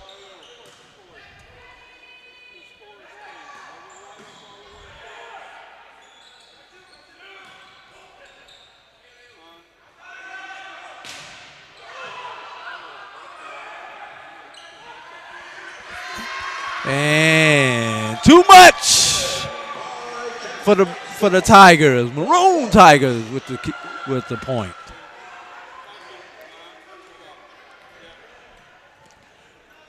Tied at 9.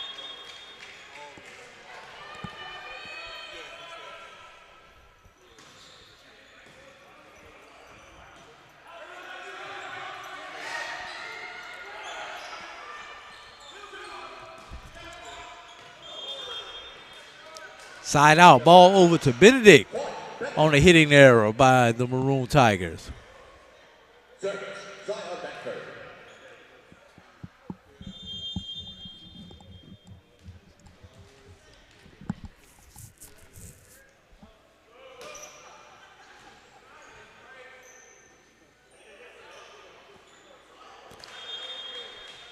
Miles Tucker just tries to push the ball over and winds up pushing the ball into the neck. Point goes over to Benedict.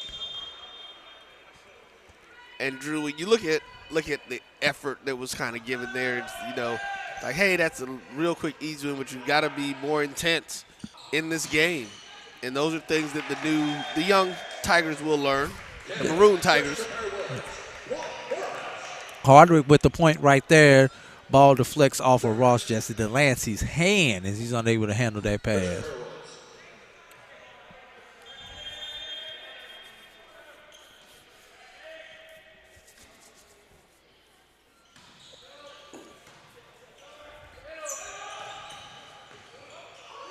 Nice save there. Great dig. Hardwick sets up Clemens. And a little bit of miscommunication. Clint Forbes did a good job with the dig, getting the ball into the air, which is all that you ask of your libero to do. Get the ball into the air, give your teammates a chance. But no one was there to receive the pass off the dig.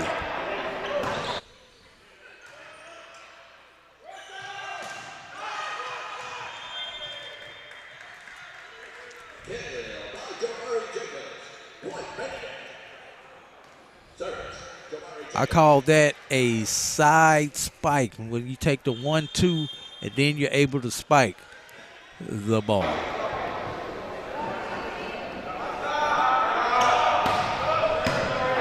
Clemens over to Hardwick. Got a free ball at the net. Pushed by Delancey. It's over to Delancey with the kill. And the spike is good for Delancey as it deflects off Maroon Tiger. Out of bounds to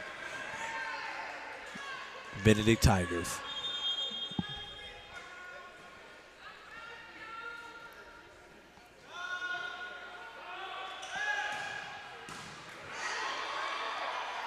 There's Hardwick over to Delancey. Tucker with the dig. And do we have a tip at the net? No tip at the net. Pulliam's attack is out of bounds.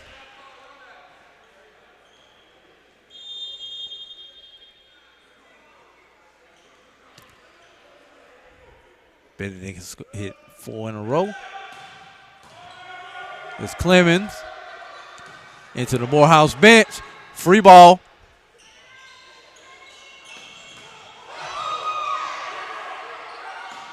Another free ball for the Maroon Tigers as they try to get a push. It does not work. And great defense there by the Maroon Tigers, just staying alive. Definitely agree with you on that one, Drew.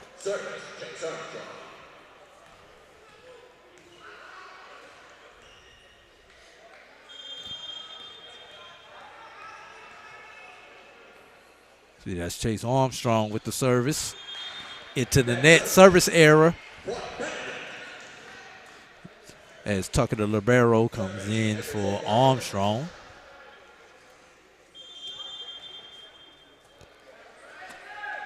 Kendersley Marcelin.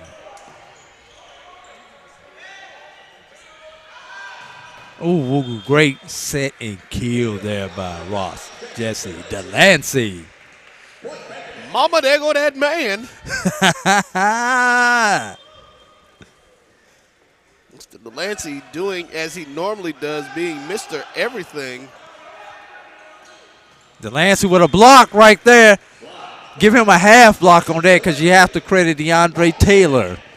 And just for those who don't know, even though that ball clearly hit off of Delancey, if 2 go up, 2 get a point. 2 get credited for it. And they went up together as a duo. That was Taylor. Taylor again. Set up to Delancey. Attacks the back line. Point to Benedict. Marcelin with another serve. Benedict up 18-12. That's Woods. Clemens. Pulliam. Delancey with the hitting error. You know, Delancey gets about 3 good hits in a row. One of them a spectacular hit. And then he'll have a hitting error. But I guess you have to live with that with your high flyer there, Roy. Most definitely. You're gonna get some. I don't even know if you want to call them mistakes or not. But you know, there's going to be errors. It's a game. You're not going to get everything in. You're not going to always get the ball into bounds. You know, when you're producing like these even players Steph Curry misses a 3. Exactly. Every week or two, he misses one. Dominique Wilkins was the human highlight film, but he missed plenty of dunks too. Yeah. I hope y'all know who Dominique Wilkins is. I may have told my age on that one. Yes, Dominique Wilkins is the guy that was also around when Michael Jordan, that fella, was around doing some things. And people in Atlanta will tell you that he was robbed of the, I believe that was the 86? 87. 87 no, dunk contest. No, 89. It was 89. No, it was 86 or 87. It wasn't the 89. It was 8. It was the one that was in Chicago, if I'm not mistaken. As Benedict gets another point. 20-14, our score right now. As the Tigers of Benedict try to close out the Maroon Tigers. Now you got me going back into my Wayback Machine, Roy. Spud Webb at 86. Jordan at 87. Dominique at 88. That was the 89. I'm almost guaranteeing it. Hey, if you listen to us on YouTube, put it in the chat. See if I'm right.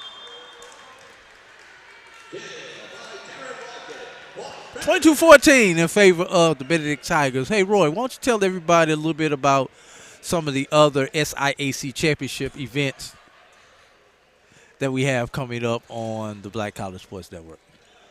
Well, as we continue to get things going, we will be starting off next Thursday with the SIAC Track and Field Championships being held at Edward Moses Track on the campus of Morehouse College. We will be doing that live Thursday, Friday, and Saturday. So definitely make sure that you tune in and stay in contact. That was a net serve, point to Morehouse. Bryson Harris with that service error.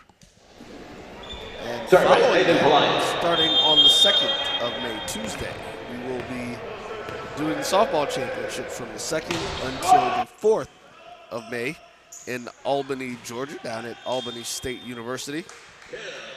And then following that immediately, well, and actually simultaneously on the 4th, we will have the SIAC Baseball Championships that will kick in. So what you're saying is the SIAC Softball Championship game is the same day as the open round of the SIAC Baseball tournament. That it is. Oh, okay, just want to make sure everybody was able to do that math for us. Delancey with the serve and the point as the Benedict Tigers are 1 point away from game, set, match here, Roy, in the HPE Arena on the campus of Fort Valley State University. Just over an hour into this match. Looks like we're going to have a three-setter if we get this point here. And that, Roy, have we had anybody actually win a set on their serve? Everything has been a side out. I'm not going to see it on that. It was long by about a foot as the ball hit into the logo. I'm not sure. Yeah, the ball hit the logo. And there's a tip. So that ball, they said that ball deflected off Bryce Clemens. So point goes to Benedict as Benedict wins this match 3-0. And Benedict wins 25-18, 25-13, 25-16. Yep. Well, we are. And they have put 60 minutes on the clock, Roy. So with that, we are looking at approximately a 3:15 start time. Yeah. So any closing comments, Roy? No. Listen, it was a great match for Benedict. They did exactly what they wanted to do in this match and just getting things together. So did you see what you wanted to see? That ball was long. Just running it out there, checking it out. just checking it out. And I trust those. I trust those eyes right there, Roy. Giving things going, but as you said, the Fort Valley State Wildcats, the home team, gets to battle the number 1 seeded Edward Waters Tigers from down the street in Duval as they get prepared for their game. As you said, just under 59 minutes until that hits us, so you guys stay tuned We are going to be back. We're going to get us a couple of interviews set up, and then we'll be back with the setup for that game within 20 minutes of the start. We'll be back right here on the Black College Sports Network. AD Drew and I are co-hosts of the BCSN Sports Wrap. We talk about all things related to HBCU athletics. From the games, teams, coaches, and fan interest stories, we cover it all. You can find our shows on Facebook at BCSN Sports Wrap, YouTube at MyJBN Online, and everywhere you listen to podcasts like Anchor, Spotify, Google, and Apple Podcasts. You can also find the show on the Jericho Broadcast Network's app. Make sure to download. We look forward to you joining the conversation and being a part of the show. From novice to aficionado, find yourself here. High quality cigars plus personal customer service. Slow Burn is Waco's only mobile cigar lounge, featuring a meticulous, curated collection of premium cigars. Visit our website, www.slowburnwaco.com. That's www.slowburnwaco.com. This is Carlos Brown, letting you know that we're on the move. You can now catch the Carlos Brown Show beginning this July on the Black College Sports Network each and every Saturday from 11 to 1 Eastern Time. That's 10 to 12 Central Time. Same time, new place. On Facebook at the Carlos Brown Show and Black College Sports Network. Online at www.mybcsn.net and on the BCSN app available on Google Play and the Apple App Store. This is the Dean of the College of HBCU Sports, Kenyatta Cavill of Dr. Cavill's Inside the HBCU Sports Lab with Mike Washington and Charles Bishop. Come mix it up in the lab where the course lecture is in session every Tuesday from 6 o'clock p.m. Central Standard Time on Facebook Live, YouTube Spreaker, or the BCSN app, as we discuss all things about the HBCU sports culture, including exploring the week that was in the sporting HBCU diaspora, as well as the upcoming week of HBCU sports. With me, the Dean, the College of HBCU Sports, on Dr. Cavill's Inside the HBCU Sports Lab with Mike Washington and Charles Bishop. Course lecture dismissed. This is Brian Fulford. AD Drew and I are co-hosts of the BCSN Sports Wrap. We talk about all things related to HBCU athletics. From the games, teams, coaches, and fan interest stories, we cover it all. You can find our shows on Facebook at BCSN. I did want to talk a little bit about bowls, and people have asked questions about the Celebration Bowl in terms of the payout. What does that look like? Just to give you updates there, you're talking about $1.2 million payout in terms of the bowls that go to the conference. A percentage of that goes to the institution, depending on the split, 75-25 for the SWAC, 70-30 in terms of the MEAC, or that was the last percentage breakdown in terms of what that looks like. But I want to do a little comparison so you get a chance of what does that look like. Obviously, you have the major bowls, and you've seen what they do as they off the chart in terms of the New Year's Six, $14 million, significant type of money. But you see how long they've been in the business for the Rose Bowl, going back 100 years in terms of what they do there and how they're tied into the CFP and how they have really engulfed all that money. But if you look at some of the other bowls out there, there was an article that talked about the Quick Lane Bowl, really focusing on New Mexico State, which it was encouraging fans to purchase tickets.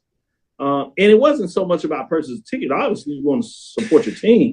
But a lot of it would maybe be at the distance that a lot of fans wouldn't necessarily travel for a 6-6 Aggies team that was playing a 6-6 Bowling Green Falcons team, if you would, coming out of the MAC all the way in Detroit. So they were asking fans to support the team that did make a bowl and purchase tickets so they could donate them to Detroit area youth. That's a great thing for the youth to get a chance to get out and see some college football. But I wanted to get into some of the money.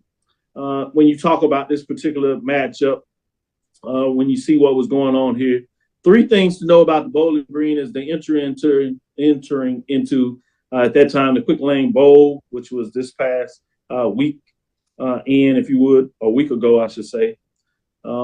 The university closed travel, cost them $400,000 travel to Detroit. When you talk about the Celebration Bowl, one thing is unique. You heard last year they got the deal with Delta, actually flew the teams in there to Atlanta, and that was at no cost to the teams. So you didn't have to worry about that type of cost where you see it doing $400K for Detroit. And so some interesting things there when you think about it. But this is really, it was interesting when I seen this, when you talk about these payouts. Because a lot of folks talk about $1 million, $2, $3 million payouts for these bowls. One thing people don't realize, a lot of times these bowls, the bigger number in there, but they'll charge you, as you see, for your travel, your hotel stay, food and things of that nature while you in there. They'll also charge you for the band in terms of the band and who you bring in there. They'll charge you a ticket price for the band members in the stand. And so the payout for the Quick Lane Bowl was $150K. Yeah, let me say that again. The payout for that bowl game was $150K, and which is why you see the fact that they were encouraging their fans to buy tickets, because this is where it can get a little benefit to the team. New Mexico State athletic director was quoted saying that the university will retain 100% of the revenue from the first 2,000 tickets it sells, 50% of the next 2,000 tickets, which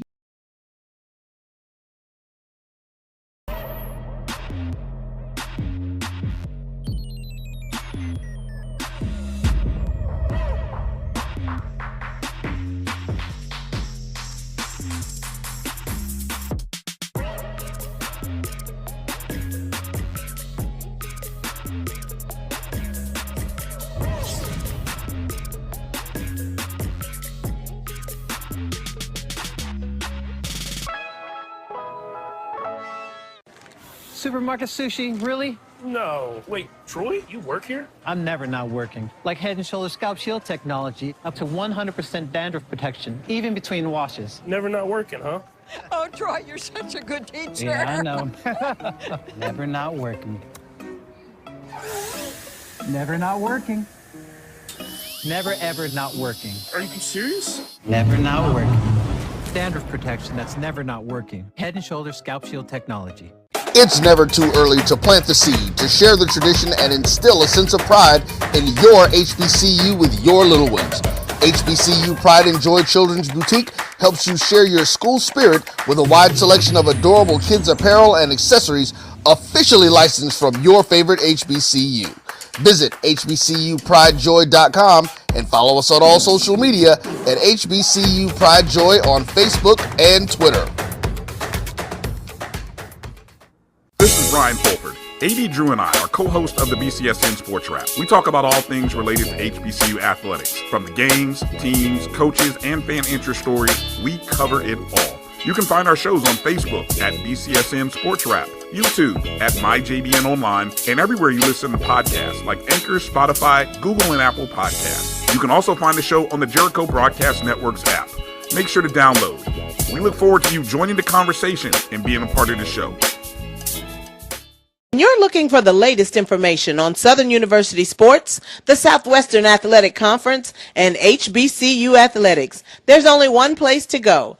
Tune in to the Carlos Brown Show, exclusively on the Black College Sports Network.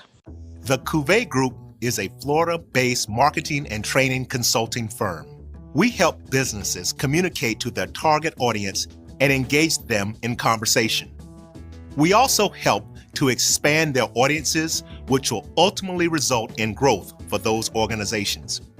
In addition to being a certified constant contact specialist, my colleagues and I are also certified in John Maxwell Leadership Principles. We use these proven principles to conduct workshops, training, and private coaching sessions for individuals and companies looking to take things to the next level. Contact us to schedule a free consultation. Issues today, don't delay, call Cuvée. Charmin Ultra Soft has so much cushiony softness, it's hard for your family to remember they can use less. Sweet pillows of softness. This is soft. Holy Charmin. Oh, excuse me. Roll it back, everybody. Sorry. Charmin Ultra Soft is so cushiony soft, you'll want more, but it's so absorbent, you can use less, so it's always worth it. Now, what did we learn about using less? You gotta roll it back, everybody. We all go, why not enjoy the go with Charmin? This is the Dean of the College of HBCU Sports, Kenyatta Cavill of Dr. Cavill's Inside the HBCU Sports Lab with Mike Washington and Charles Bishop. Come mix it up in the lab where the course lecture is in session every Tuesday from 6 o'clock p.m. Central Standard Time on Facebook Live, YouTube Spreaker, or the BCSN app, as we discuss all things about the HBCU sports culture, including exploring the week that was in the sporting HBCU diaspora, as well as the upcoming week of HBCU sports. With me, the Dean, the College of HBCU Sports, on Dr. Cavill's Inside the HBCU Sports Lab with Mike Washington and Charles Bishop. Course lecture dismissed.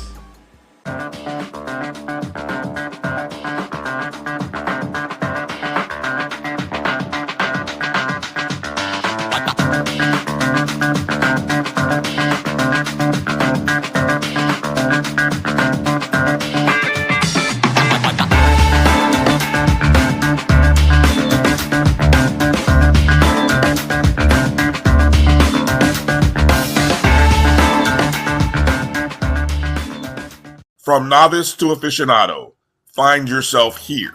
High quality cigars plus personal customer service. Slow Burn is Waco's only mobile cigar lounge, featuring a meticulous, curated collection of premium cigars.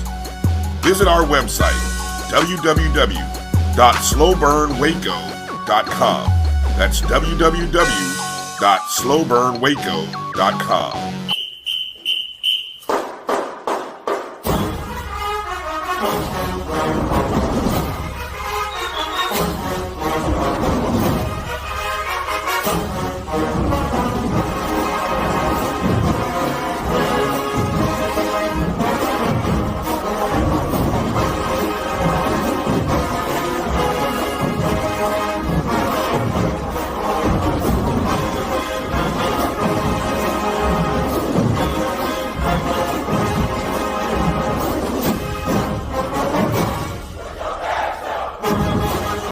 Hello!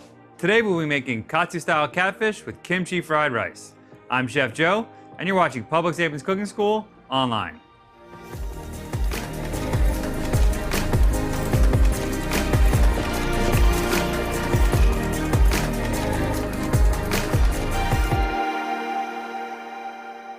To get started, we're gonna season our catfish. We have some salt and ginger here. Give those a quick mix. And then we're gonna just sprinkle it. We wanna have our hand above the fish. This will help it get a more even coating of seasoning on the fish. A quick flip.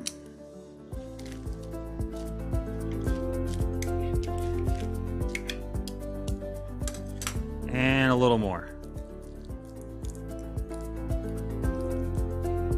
And now we're gonna get into breading our fish.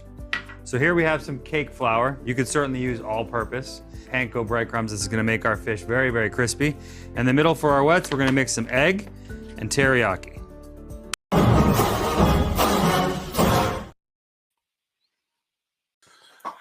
All right, hello and good evening, everybody. Welcome to another live episode of the ONG Strike Zone. Everybody, we made it in. I tell you what, boy, y'all had me nervous. I'm not gonna lie. I thought I was gonna be. What up? What up? Well, I thought I was gonna be doing this one by myself, boy. Good to see you, Calvin Rozier, Marcus Green. I'm Brian Fulford. It's a pleasure to be on with you tonight, Calvin, Marcus. How you guys doing tonight? How's everyone feeling? I'm doing pretty good. Had a good day so far, and just looking forward to the strike zone. True. How's your day going, Kel? Man, it's going good. I'm excited. I'm glad to be here, man. And I like that shirt, man. You know, that's nice. That's nice. Kofi will be proud of you. Well, I'm more consciously aware of making sure I don't show up in non-orange and green colors. You know, I don't want to be cussed at from the heavens. So, all of a sudden the lights go out and everything, and be like, all right, my bad. So, we had before we get too deep into the show, I got a quick story to tell about patience, and I just, I think we all suffer from the anxiety sometimes and just the fast-paced nature of everything we do. I was definitely feeling it, trying to put everything together for this show, and I still feel like I'm recovering from the weekend going up to Tallahassee. But patience is, I'm rushing from work to get to the studio home so I could do this, and I'm in the drive-through line of a place, I want to get something to eat. Total comes to $8.51. So I'm like, I find some change. I got a $20 bill which magically appeared above my window, my visor on the front inside the car, and found 51 cents. So I give it to the young man at the counter. He gives me back what did he give me back first? He gave me $10.50 back. Now I said $8.51 was the total.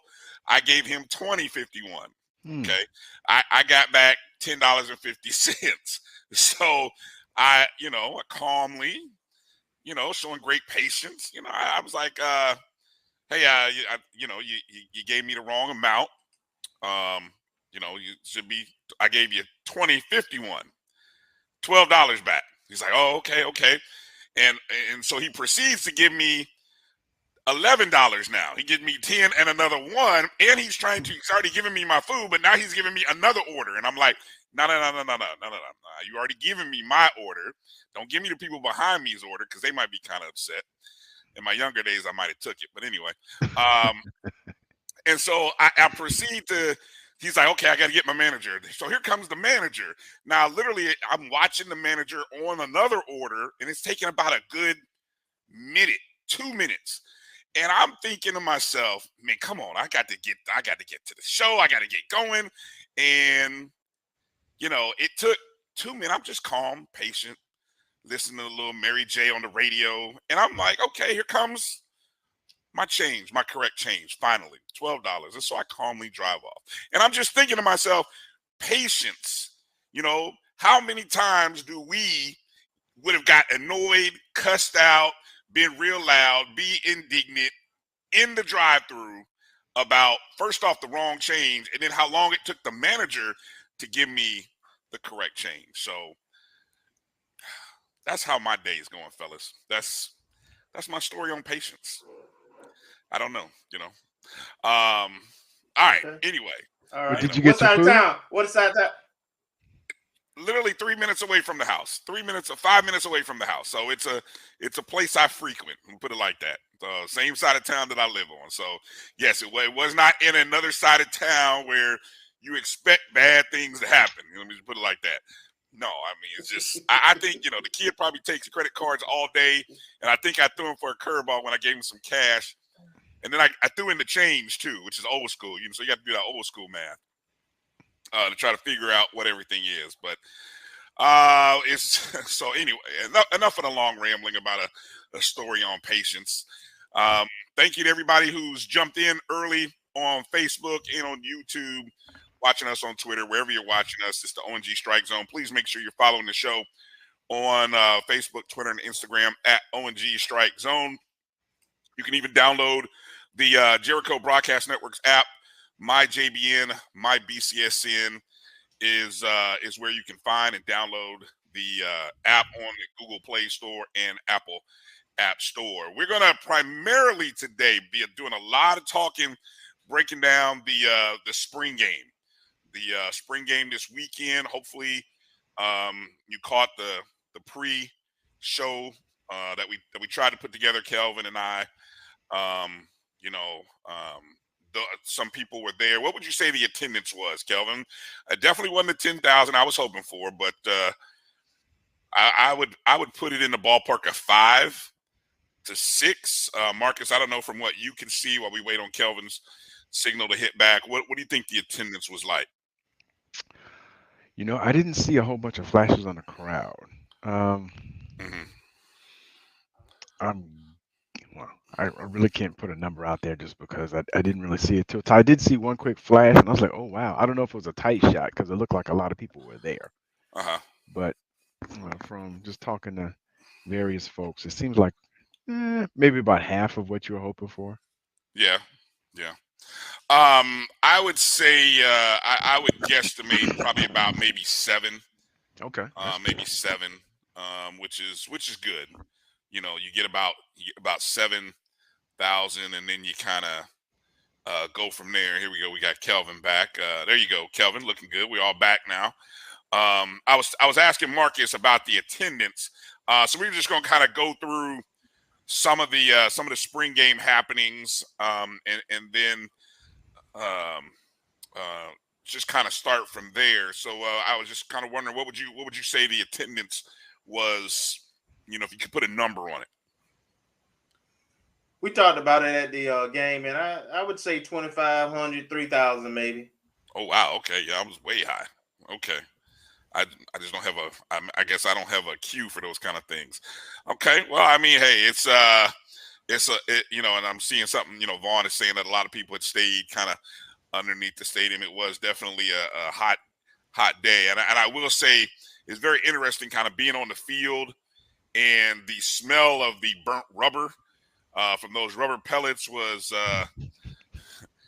it's a bit intoxicating, Marcus. I'm telling you, it's not pretty, and like I said, I can only imagine. Shout out to the FAMU equipment staff doing a great job of keeping the guys hydrated. I don't think we saw very many cramps, no heat exhaustion. I mean, there might have been some heat exhaustion going on in the stands, but hopefully a lot of people, were taking advantage of the free water. I know there was a free water station underneath, so on and so forth. So I really think, all in all, Brian, yeah. Did you see the pictures of the spring game across the tracks? No, I did not. What did that look like? Oh, it looked bad, man. Really? We might have had more people. We definitely looked better than they did, which was a surprise for them too. Mm-hmm. But yeah, they didn't have much going on over there. Do you think that was, why would you, and there was a lot of anticipation, we're not going to talk about them, but that's kind of surprising because there used to be times when that place would put about 15 to 20 in the stands. First question, before we get in the details, let's talk about the timing of the game. Do we like the Saturday afternoon? I've started seeing some schools doing Friday evenings. What about even a Saturday, like a 6 o'clock game? I mean, what are your thoughts on the time, Kelvin and then Marcus? I always think it's good to have after 5 game. People have things going on. I know I was late in coming back to do our pregame because I had to. My daughter has a softball game every Saturday morning. So it gives you a chance to run around. I know you had to get up early, and you came into town early that morning. So having a later game would just logistically probably lend itself to have a better crowd because people can Saturday afternoons people tend to have more time and they do a lot of run around in the morning times. So I would like to see in our games in the fall, they're after 5, so especially the first couple of ones there, so yeah.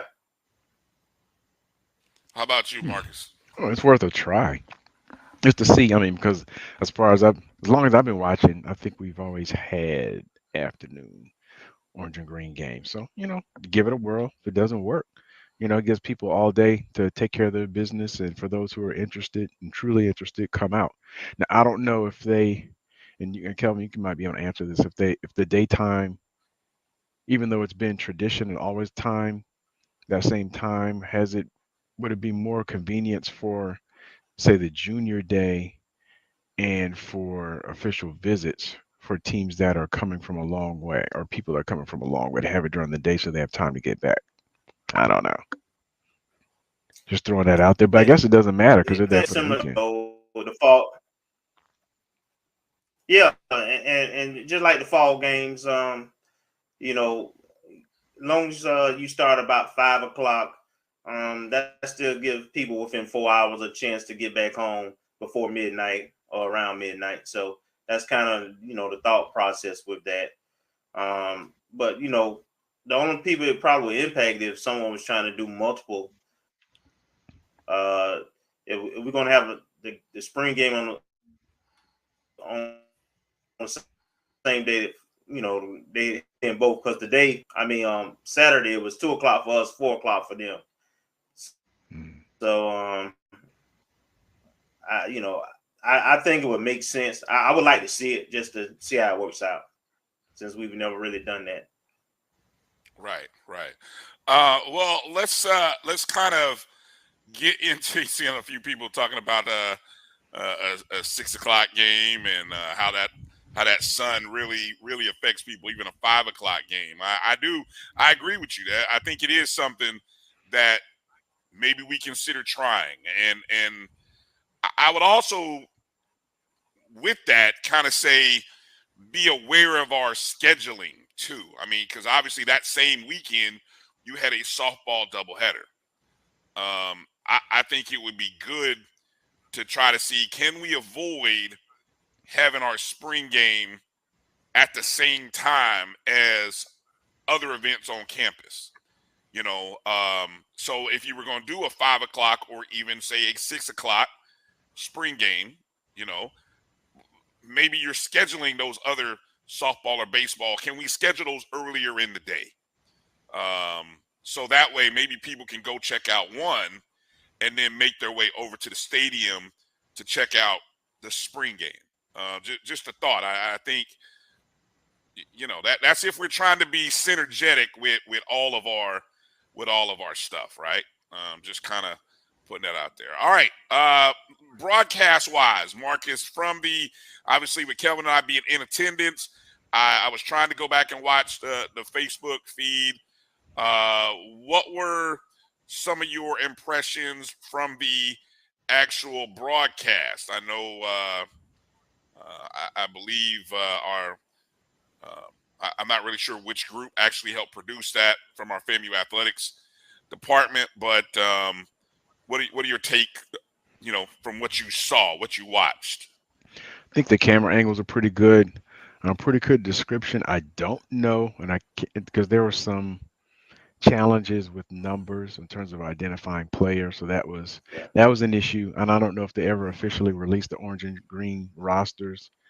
I didn't go back on the website and look because I was trying to look at the action, so I didn't go back and look and see if they got uploaded. And it seemed like they were having challenges with the shooting it down to the field, so they're having mic issues there. But other than that, I think it was a good overall effort. And I know I've seen some comments floating around as it regarding the commentary, but you have to kind of balance that a little bit with, okay, it's one thing if you're looking at a TNT national broadcast, but it's a totally different thing when you have your homeboys that are like your radio call announcers that are tied to the school. So you have to expect some hometown talk and all that other stuff. So you have to kind of couch it with understanding understanding the audience first and foremost, but also understanding the context in which they're broadcasting. So if it was like Mike Bray and somebody else or doing the broadcast, then yeah, you'd expect a little more, a little less homey stuff, a little more factual, straight to the thing. But with people that are familiar with the program and former players speaking on it, you got to give a little leeway.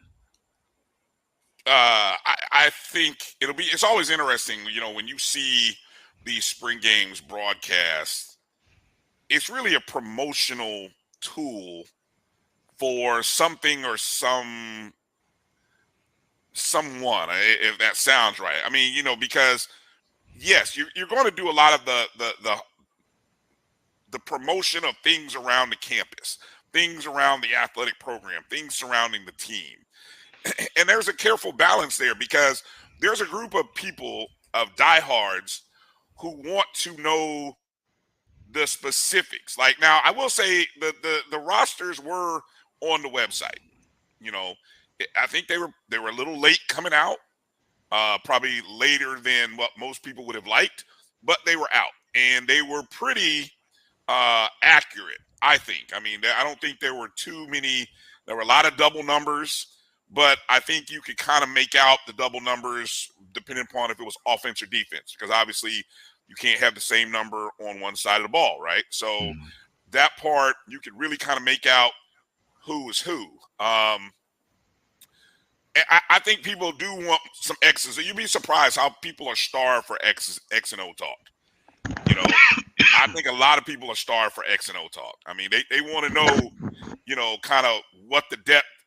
They see our depth. They want to know, you know, who's running this, what kind of play is this, and they really want and are hoping that you can go behind the scenes with some of this stuff. And I don't think the production team gets enough time to chat with the coaches and kind of go through all of that. You know what I'm saying, Kelvin? I think that's one of the balances that your production team has to try to manage. So yeah, you know, I did hear various comments, and you know, it is what it is. Let's get into talking about the game, because I want to show, for those of you who are watching us, you get the benefit of some great highlight package running behind our commentary, courtesy of Vaughn Wilson. And for those of you, if you're listening to this feed, you know, on the BCSN Pod Zone, well, you'll just have to listen to us talk, and then, you know, maybe later you'll go and check out the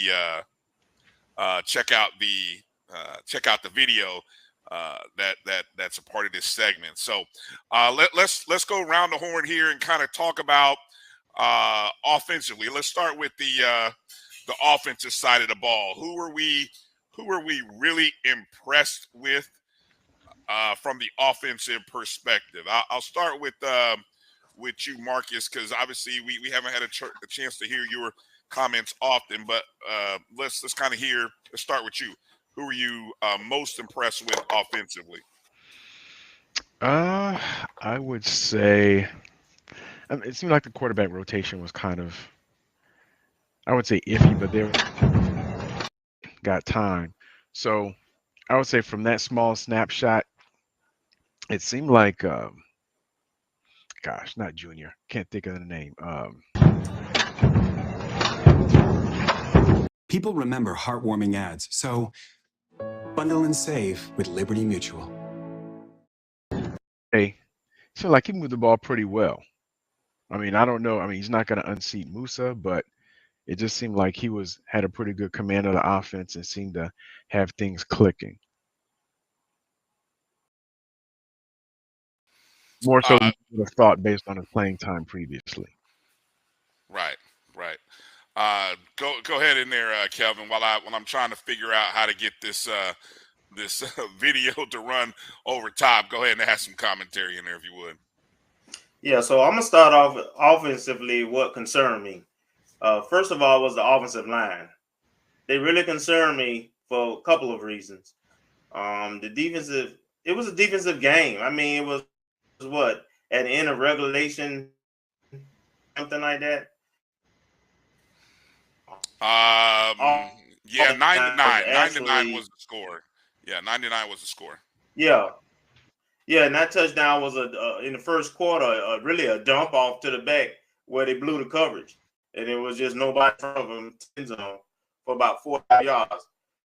We had more decent finish off those drives. So and a lot of the reason for that was that it was two things we saw last year. It was play calling, not committing to run the ball, coach. I'm gonna do my Kofi now. Run the ball, coach. We didn't stick with the run, and then the defense, you know, got after the offensive line pretty good. To be frank, there was a lot of sacks, and you know, they had trouble. I even saw some guards get pushed back. So those were my concerns. The offensive line, and then the starting quarterbacks, they were just average. I was impressed with. One was Jantz. Jantz is a big back, but he is more athletic than I anticipated. You know, he He fumbled one time, spinning and jumping up in the air, but he was spinning, jumping, as well as he showed power that he could run over folks. So he looked like that dude. He looked as advertised. So I'm excited about his potential. I thought the running backs in general were pretty decent, considering, I said the offensive line didn't have a good day, but they, we had several guys who made plays. You had the what's his name? Yeah, Leland Willhart had a pretty decent day, and we had one running back, Vashad Quinn, who broke one first play of the second half, and went about 55 yards. Now I tell you, on that play he didn't score, and I was more impressed with that I believe it was a linebacker that ran him down and tackled him inside the 10, and they ended up kicking the field goal, I believe, on that series. They didn't score a touchdown. So so offensively, I still think we got work to do. I think we got to commit to the run. I think we've got to have a better line play. And then secondly, I thought that Boney and Junior Maritovich were pretty good. They had some good throws. And specifically Boney, I thought that he got outside the pocket even when the blocking didn't hold up well. And I believe that element will serve our offense pretty good. And I hope that coach don't hold that against him, because I just think that just adds to the potential lethal of this offense, to have a quarterback that can extend plays and make plays with his legs. And when I say in open field, I think Boney's one of those guys. Junior had one nice run where he got outside the pocket too. But Boney and Ja'Cory Jordan, for that matter, they are elite athletes in the sense that they can go the distance if they get out the side of the pocket. So I just like that element. I thought they threaded the needle a couple of times with some nice passes. And I just thought in general, the quarterbacks outside of these starters, they were better this game to me. Now, when you say the starters, you're referring to Musa and Trey Fisher. Fisher, correct. Okay. Okay. Well, I think Musa did what he's capable of doing. I think the completion percentage for Musa is what we look at the most. The ability to not make any bad plays. We've seen a few games this year where he has made a few bad plays, but I thought Muratovic, the first two drives that he entered, because I think they did a rotation of 2 and 2. The first two drives that he came onto the field, the orange team scored a touchdown on a play that he hit his third read. And I want to make sure I find the wide receiver's name that he hit, number 43. And I don't know. I'm kind of looking here. I'm scanning through to try to see his number exactly. Kevin Sawyer Jr. Yeah, it was running back. Senior. Yeah, running back. It was just a dump down, man. They don't make it more than what it was. No, come on now. It was the third. It was the third. It was the third. Man, it was a dump down. He was out there by himself. He could have ran the ball. Made that pass, he could have ran the ball. Now stop. I'm just saying, man. It was Look, it was the third. The dude caught it. The sea had parted. The Red Sea had parted. It was wide open. I mean, he was untouched into the end zone. He ran the pass at 5 yards. He could have ran the ball like the other quarterbacks that you mentioned did, and he didn't. He didn't. He stood in there, made the throw. I told you, there's a bit of a infatuation I have with Muratovic. I like the gunslinger. I think he's got the ball comes out of his hands and it just rips. It just cuts the wind.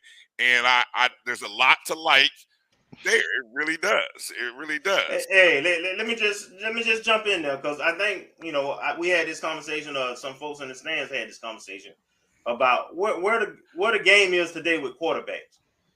I understand our infatuation of what it used to be, But man, you better have some wheels now, because the defenses are fast and athletic and strong and big, and there'll be times for that. But frankly, the mobile quarterback is where it's at, and you can just look no further than the Super Bowl that just had, and I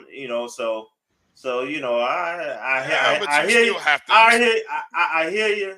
You got to make some plays within the pocket, but you also got to be able to stay in plays and make plays outside of the pocket. You need both.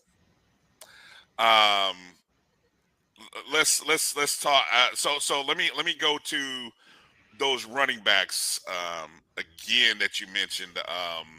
Jaquez, yeah, and in the highlight package, you hear there's a nice clip of him catching the ball out of the backfield. The kid does it all.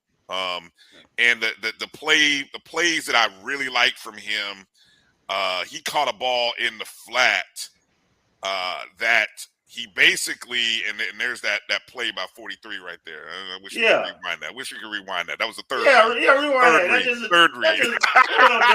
That was the third read, because he was looking to his right, looking over the middle. He goes left. Anyway, that stride boy looks like Vince Young.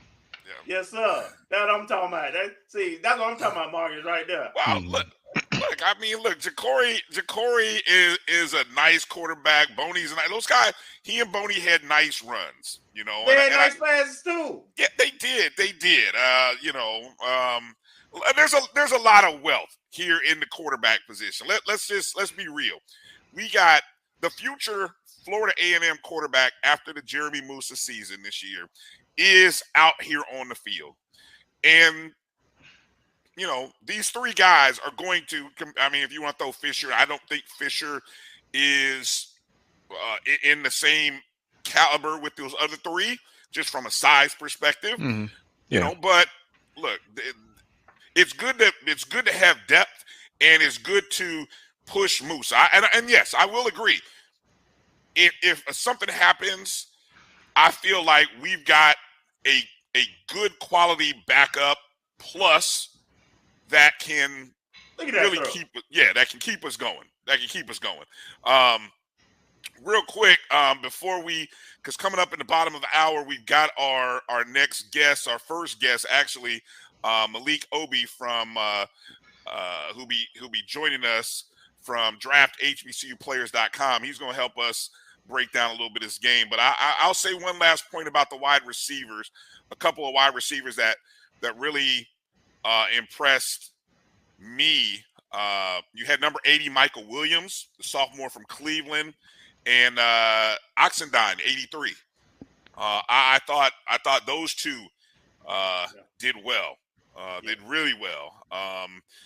Manigo did good. I don't know that there were a couple of times when they threw a couple of jump balls towards the corner for him that the DBs made some great plays. And when we get to talking about the defensive side, we got a lot of good things to talk about on that side of the ball. But I thought we'd start with offense because, somebody said offense is what sells tickets, and that's what everybody wants to talk about. But, this team is going to cut its teeth on the defensive side of the ball, without a doubt. So, absolutely. Yeah, let's get ready to take a break here, come back, and then we'll talk with Malik Obi of drafthbcuplayers.com, and we'll get a scout's perspective of what we saw.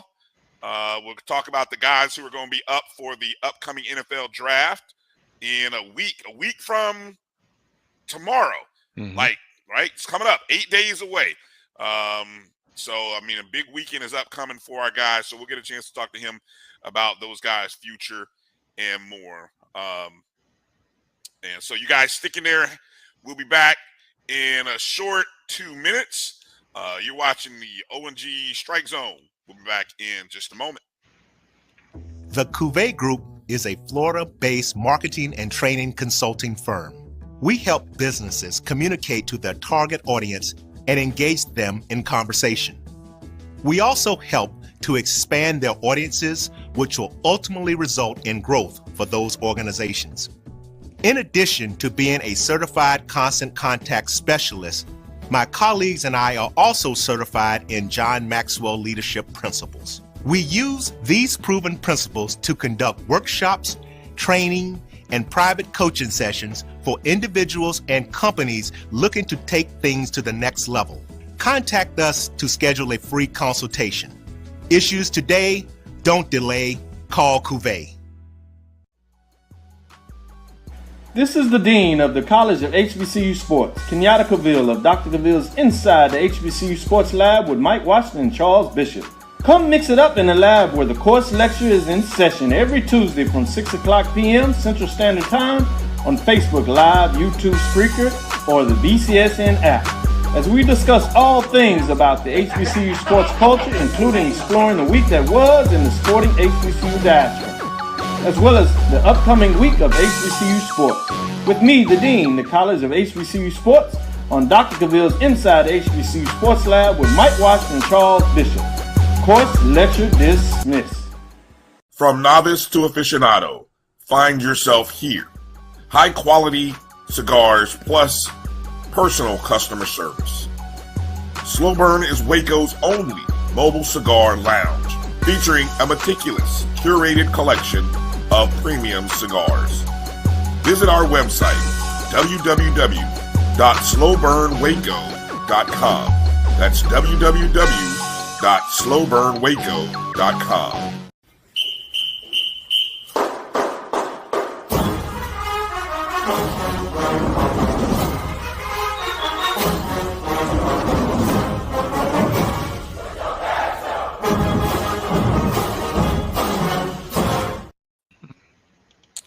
All right, welcome back to the ONG Strike Zone. Brian, Marcus, Kelvin here. Coming up this week, matter of fact, in a couple of days, we have Florida A&M's Day of Giving. 1887 Strikes begins the 21st and 22nd, and we are actually going to be part of that as we are hosting. We're actually signed up to be ambassadors through the ONG Strike Zone. So, you know what we need.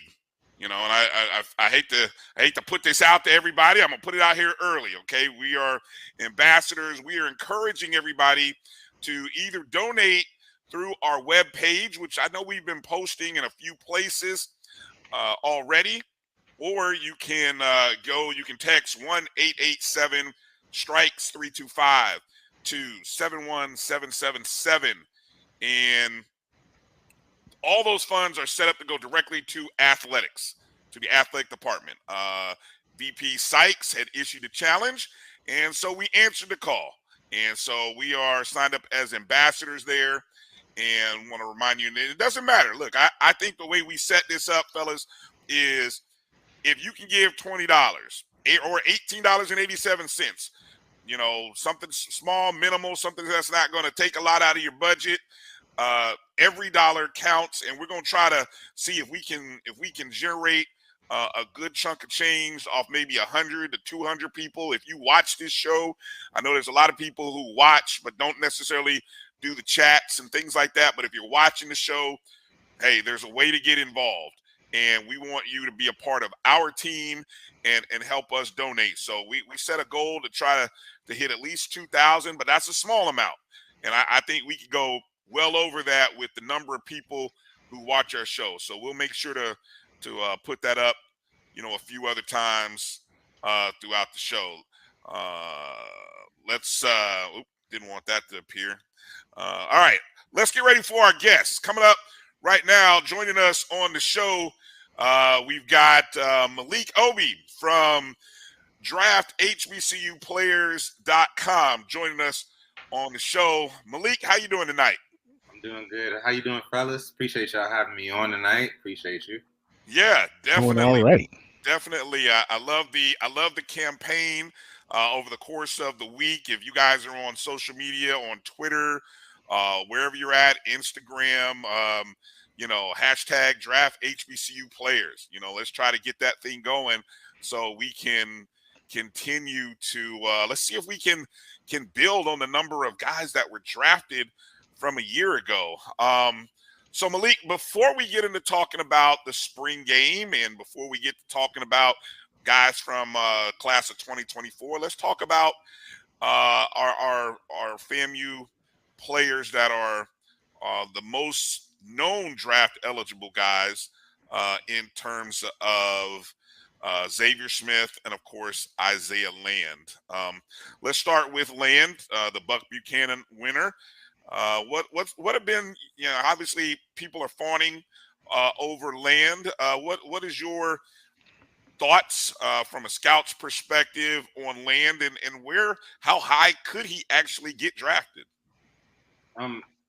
So personally, I try to look at players like Isaiah or just all of our prospects in terms of comparing them to different type of archetypes of players. So he's a outstanding outside linebacker, 3-4 linebacker.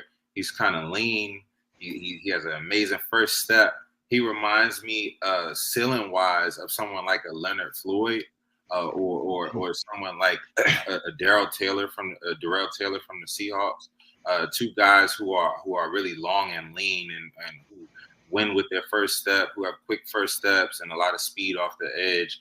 I think that Isaiah is one of those guys that teams look at and say, wow, we really have a guy that can win as a pass rusher and we can continue to develop and run support and continue to bulk up. But the potential is so high, and like you said, this is 2021 Buck Buchanan Award winner, but he's faced a good amount of competition and shown up, which is, to me, what matters and what makes the difference. So, just in my opinion and perspective, looking at a lot of our prospects and the difference between getting their name called or being a serious undrafted free agent, my hope is always to hear their name called, is the non-conference play. And I think that you don't win the Buck Buchanan Award or get to this level, especially not participating in the Senior Bowl, without showing that you can compete against the best outside of our football world. And in the same token, be consistent over years and years, which Isaiah, Xavier, BJ, and all of those guys have done. But in terms of your question, I think that Isaiah is certainly an early day 3 prospect. There's a lot of teams that can use, especially 3-4 teams, that can use a guy on the edge at outside linebacker that can, which he showed his versatility and growth, working to be able to drop back in coverage. But just that fire, that high motor off the edge, I mean, however you bring him in, and then just looking at, of course, James Houston, what he's done, and saying, these guys aren't the typical size or in terms of weight. Even Arden Key as well. The weight that we look for at the position, but a competent team will be able to build a player like that to where they want him to be and find a fit for him. And I think that with his abilities, his size, his length, and his speed, his quickness, his motor, you can put him in a lot of positions to win. So I definitely think early. My personal opinion, I think in 4th to 5th round, and this is not really, indictment on him as a player. I'm just saying, like, man, a lot of guys won't go that high. So I think that it's just a matter of teams realizing, hey, we won't have a chance to wait on Isaiah Land. We might have to get him earlier than expected. I mean, it's a business and it's a numbers game. So I think that's something that we have to keep in mind. A lot of our prospects overall realistically should be drafted, but there are a lot of prospects across the board in FCS where teams feel like they can get a discount by just waiting it out until after 259. So that's a realism that we also face. But in Isaiah's case, when you make the Senior Bowl, there is no, most of the time, waiting around after the clock is done. So I think that solidified him pretty much. Once you get the Mobile, in my opinion, you're good to go. At some point, you're getting drafted. Mm-hmm. Kelvin, go ahead. I want you to talk about the draft class last year versus the draft class this year. We had some guys, man, that end up starting, one even in the Super Bowl. Yeah. Two cornerbacks, but Durant out in L.A. and what was his name, Joshua Williams, I believe, in Kansas City. Those guys were extremely productive, and you already mentioned James Houston, who didn't really even play a lot the first 6 games or so in Detroit, and then he came on like a game banger when he got his opportunity. Talk about last year's class versus this year's class. Is there? Do you see anybody? Do you see a chance for them to have the same success? And then does what the production of last year's class, does that help this year's class? 100%. So just one person, the elephant in the room that we aren't mentioning surrounding the undrafted free agent conversation is Marquise Bell. You know, there's somebody that I personally, long before, you know, Shrine Senior NFLPA, which he went to, I, in my mind, felt that he would be an early day 3 pick, and it didn't happen like that. But what happened was he became, I believe, the highest undrafted free agent. You know, he got the highest undrafted free agent contract. And as you can see, Jerry's not letting him out of his sight. He's going to, in my opinion, be a significant contributor to the secondary this year. And like you said, Jacoby Durant, all of these guys, each of them help all of our guys in a sense. You know, so Josh Williams, he's a D2 guy. And in the AFC Championship, he, you know, the person that tipped the pass to him was Brian Cook, who was from Cincinnati, went to Howard and went back home, you know, and then for him, a D2 guy did his thing for multiple years, made it to Mobile. And looking at, which I keep trying to emphasize to people, looking at his teammate, Brandon Barnes-Brown, I think who is a guy that prior to Josh getting the opportunity he got, Brandon would probably be overlooked despite all that he's done, you know. And I think a lot of the guys in this class are talented as well, and are certainly benefiting from last year's class. I mean, looking at the different types of DBs that you got out of that class, the edge production, and then even the guys that didn't contribute necessarily, but being able to stick around because teams see them as a potential fit, like Deshaun Dixon from Norfolk State, who's down in Jacksonville. I mean, they're loaded in the front 7, and they didn't, you know, they didn't get rid of him, you know. And then even, you know, a lot of the guys that I think the difference with this class to me, and even though we don't know if they will or will not get drafted, any quarterbacks, but I think that's the difference. The perception and the interest around guys like DJ Golot and guys like Jalen Fowler, whether even if they get a camp shot, I think that's going to do wonders for Jeremy Musa, for Davius Richards. So for all of these guys coming after them, for these 2 guys who really only had 1 year of solid campaigns as starters.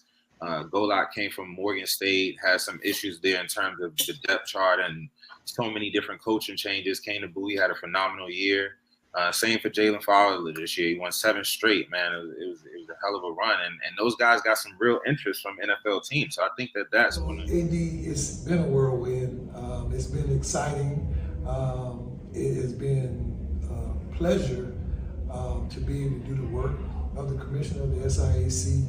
I've been fortunate that Commissioner Greg Moore left the SIAC in a good, stable position so that I could take the ball and run. And so that's what we've done. We had a successful football season, successful SIAC championship game at Benedict, and Benedict finished the regular season a perfect 11-0 and was the #1 seed in the region. So we're excited from where we're at. Now we're in the basketball and our winter sports. So we're excited about being in Savannah. This is the first time, I guess, in 3 or 4 years that we have not been in Rock Hill. And bringing the tournament to Savannah is a one-off because we're looking to negotiate a multi-year deal moving forward. But bringing it to one of the campuses, I think, will reinvigorate our alums from our member institutions, because that's what it is about, to have a great student experience for our athletes and our alums in our institutions. Speaking of A&O teams, you got a team playing here in the SIAC Championship that went A&O on the women's side, that being Tuskegee. So having a undefeated football team in your conference undefeated basketball team in your conference. Are we gonna get into baseball too? So, AD, that's the one thing that is impressive. When you have a coach that can run the gauntlet in a competitive league like we have, whether it be football, basketball, baseball, it's impressive. And Tuskegee looked the part of a #1 seed earlier today. They were very impressive. They had the player of the year, the defensive player of the year. So they have a strong team.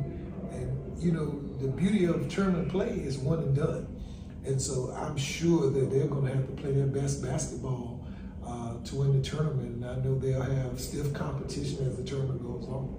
Speaking of one and done, I've been around this SIAC basketball tournament for almost 20 years. And although the tournament has always seemed like it's stretched out forever, being a week-long tournament, one of the pleasantries of the SIAC tournament is there's always an early upset.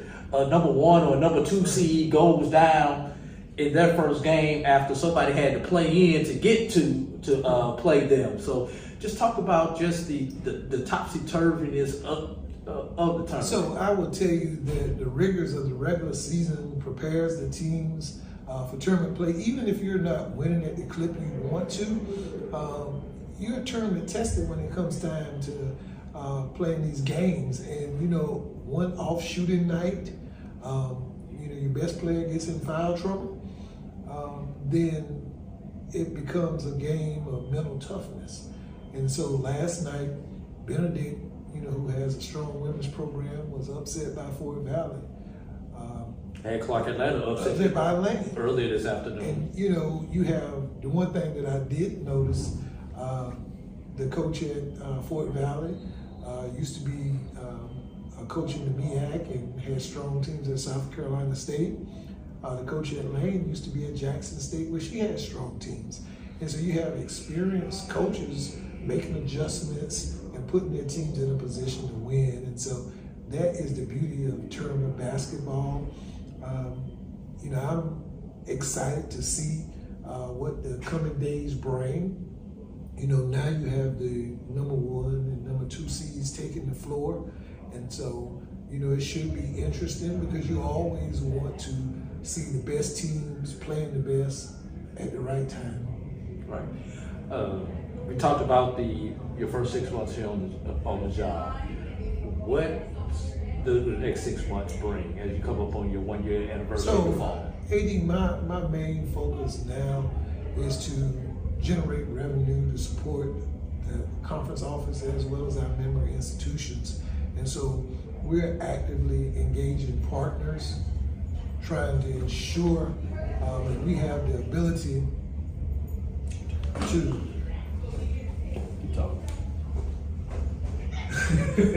we're trying to actively engage partners to form mutually beneficial partnerships that would help strengthen our financial position. We're clearly looking at media rights partners. Presently we have a deal with ESPN, but we're looking to bring more of our telecast to our fans. And so we know that you need multiple partners. And so we're going to be strategic in making those decisions on how we will move going forward. Of course, we will be looking to see whether expansion is on the horizon for the conference. We have an odd number of teams with 15. We have 13 football playing schools. So, clearly we'll be looking at the landscape and see who's applying for membership in Division II and whether it's a good fit for the SIAC. In addition, we're doing scheduling. We're working on a football composite that will take us out 4 years. And we're trying to secure locations for our SIAC championship football game, which will be at a neutral site moving forward, as well as our basketball tournament. I'm looking for a multi-year deal with basketball. And so, Savannah State was gracious to host us this year, but we will clearly consider Savannah, but we'll look at multiple options to see what's best for the conference moving forward. Right. So you said the word expansion. Everybody in HBCU land knows Talladega is expected to try to make the move to Division II. So I have to ask you, Talladega, yes, no, maybe? You know what, AD, Talladega College was a founding member of the SIAC. And so clearly, should they be successful in their move to D2, I'm sure they will be an institution that the SIAC will have some interest in. But you know, you have to go through the process of getting admitted to NCAA Division II. And so at this particular time, we don't have any plans to add a member, but we'll see, you know, what happens in the future. All right. A recent article came out from SI.com ranking some of the most powerful African Americans in sports. And there was a group of individuals about halfway down on that page, the what do you guys call yourself? The Power Four. I wanted to make sure I coined you guys' term right. But mentioned the 4 commissioners of the 4 African American conferences that play in NCAA, 2 on the Division I level, 2 on the Division II level. Tell us about that article, what that article really means for not only your conference, but for HBCUs in general. So, AD, the article was penned by Richard Johnson, and he ranked the 20 most influential blacks in college football.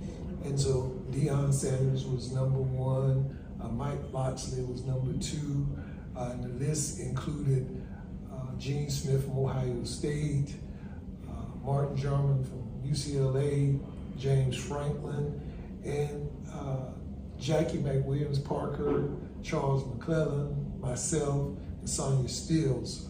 And it's a testament to the collective strength that we have when we work together. And so we are adamant that we're going to work together to form alliances that let us leverage the strength of our member institutions. And so, you know, I think that article was the first glimpse into the real power that we have as a collective.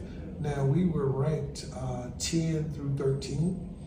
And so, you know, it was an honor to be on that list, but our goal is to move higher on the list as far as wielding influence over college athletics, because I think what you'll see is that the Power 5, those institutions stand unrivaled, but when you look at it and peel the onion back, the HBCU conferences are there with attendance and the metrics that, you know, our revenue sponsors are looking at. And so we do have a collective power. We have the brand recognition of institutions like Tuskegee and Morehouse out of my conference, Howard out of the MEAC, Jackson State out of the SWAC, and the CIAA has, you know, Winston-Salem, Virginia Union, and other institutions. Don't forget your alma mater. And my alma mater, Johnson CCM. But, you know, I think this is one of the things that, you know, when we started to be strategic in how we moved and operated, then people take notice. And so I think this article is validation. Right. Over the last couple of years, we've seen things such as the SIAC conference add men's volleyball. We've seen institutions like Fisk add gymnastics. We've seen Howard just won a swimming championship in CAA. So outside of the traditional sports and then the traditional Olympic sports, is there any plans to add other opportunities for student athletes as a conference? So I will tell you, AD, that the SIAC was on the forefront. When I was chair of the AD's Council. I work with Commissioner Greg Moore to partner with. Eddie Drew here from the Black College Sports Network. We are live at the SIAC Men's Volleyball Championship. And with me, I have Coach Long Ford, Edward Waters University. Let me stop it. Let me take that back. And the number 1 seeded Edward Waters University. Coach Ford, how you doing? Great. How are you? I am doing fine. Let's start off talking about that. Coming in undefeated in conference, regular season title. What does that mean to this program and everyone? It means a lot. Especially after last year. We shared a title, and the guys really wanted to outright win it, so we worked for it. So it feels really good. And correct me if I'm wrong, this is your first season as the head coach with the Tigers this year, correct? After being understaffed last year. This is my first season. I was Got you. So, what makes this team special? Just they have pure athleticism and just pure grit.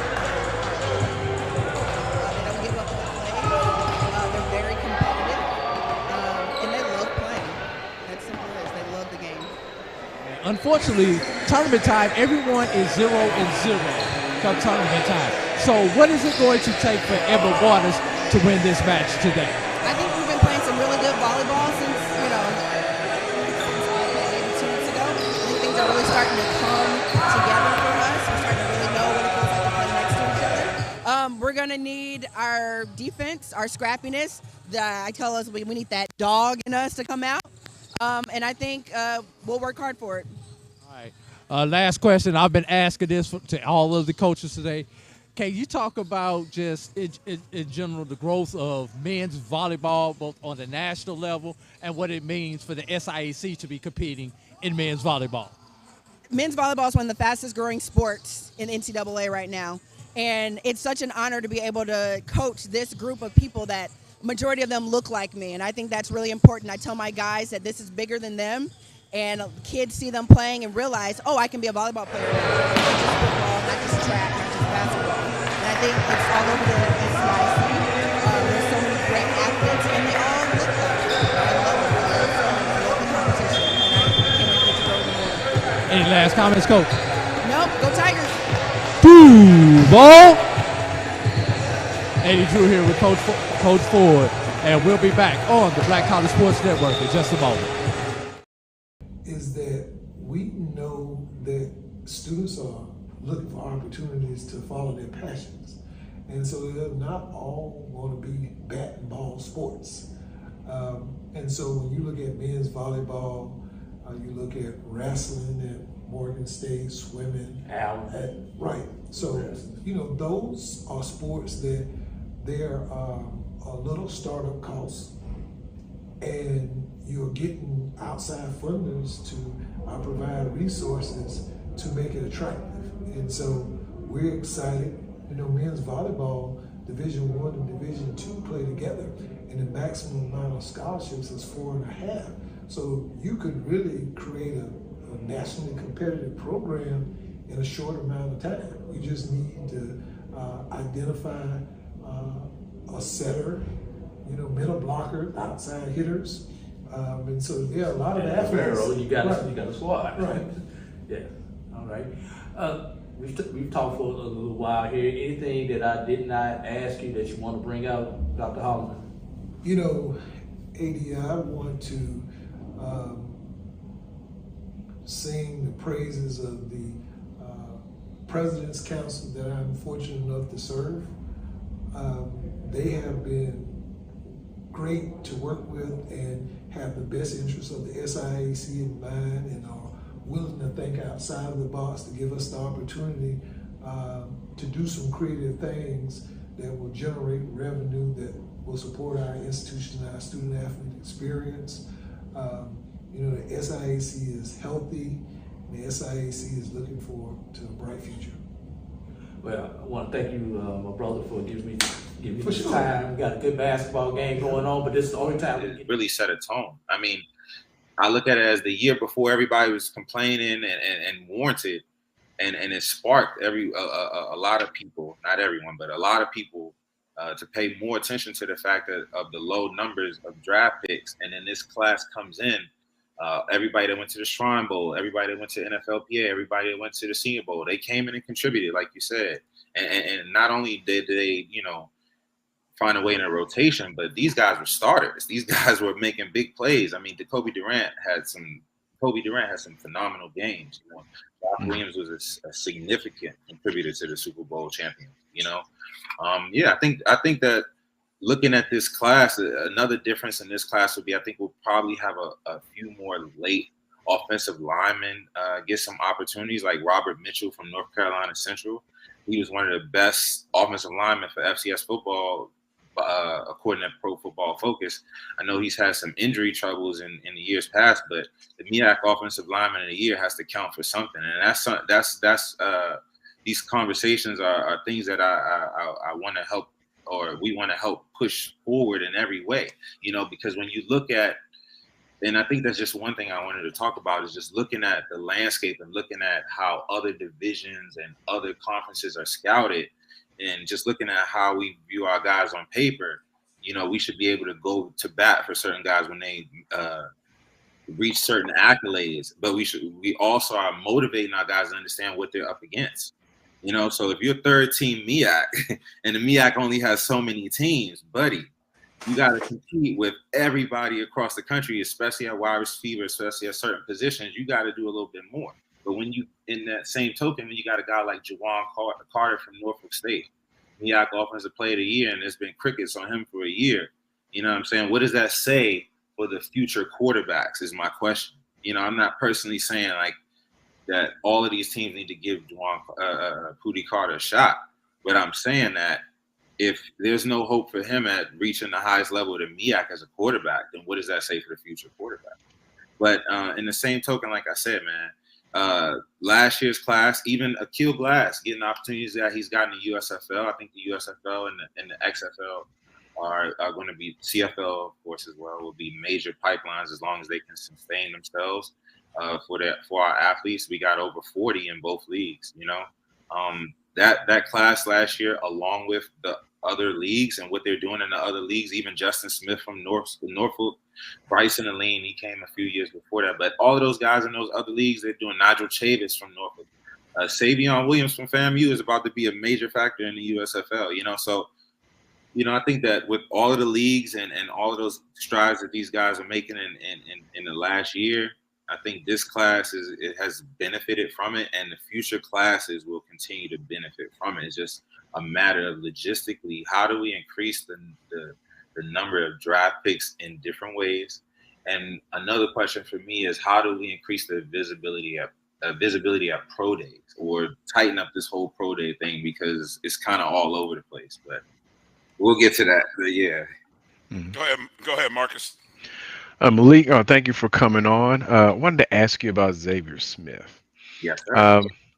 In terms of, well, I guess start coming into the year, the headliner was Isaiah Land and all eyes on him. And Xavier Smith had his accolades, but it seems like ever since the Steve Smith interview, things are really taken off for him. Even though he didn't go to the combine, he's gotten a lot of PR between Steve Smith having him interviewed. I think he was on the NFL Network today. I didn't get a chance to see it, but I saw a promo by Steve Weish saying that he was going to be on around 2:30-ish, and he's been on a few podcasts. Where do you see him projected, and where do you think would be the best fit? Because I'm seeing a lot of tweets today about this team X, this team Y interested in Xavier Smith. Where do you think his skill set is the best fit for him? All right, so Xavier Smith, I'm really high on Xavier Smith. I personally think that, this is my personal opinion, my player comparison for me is Peerless Price. I just think that there's a jam log on what is quoted as undersized wide receiver. I mean, it's even looking at Tank Dell, there's so many guys under 190, 180, and they're being critiqued for despite the production. I mean, Xavier, his production has been consistent. And that's the one thing that you can say in terms of HBCU football. When you put it on paper multiple years, all conference, Phil Steele, all of these awards, and makes people come to your tape, and the tape is the proof. He's shown that he can do everything. The X, the Y, the Z. He's done some special teams, and the hands are there. And I think that sometimes in the case that we're in the situation that we're in, having a guy like Steve Smith go to bat for Xavier Smith, we got to take the benefit as it comes, because there's a lot of receivers out there, especially the Eastern Washingtons and all these places, where these guys are about the same size, and they're trying to find a way to differentiate themselves or get some type of hype behind them. And people are just, the one critique on Xavier, like if you look at his RAS score, was his size. You know what I'm saying? And it's like, a lot of teams won't care about that, but we won't know until the draft, till the draft board finally comes out, until the ball starts rolling. I just think that he's gonna be another guy like a Hunter Renfrow, all of those smaller guys. He's a very physical receiver. So he's a very physical receiver after the catch, and he's very aggressive when the ball's in the air. So size is subjective, but I think he's going to help break down barriers this year. Even looking back at Tariq Cohen, he did so much as an undersized running back, over 6,000 yards at A&T, and it took him to do a backflip and catch 2 footballs for the rest of the world to see, like, wow, this guy's phenomenal.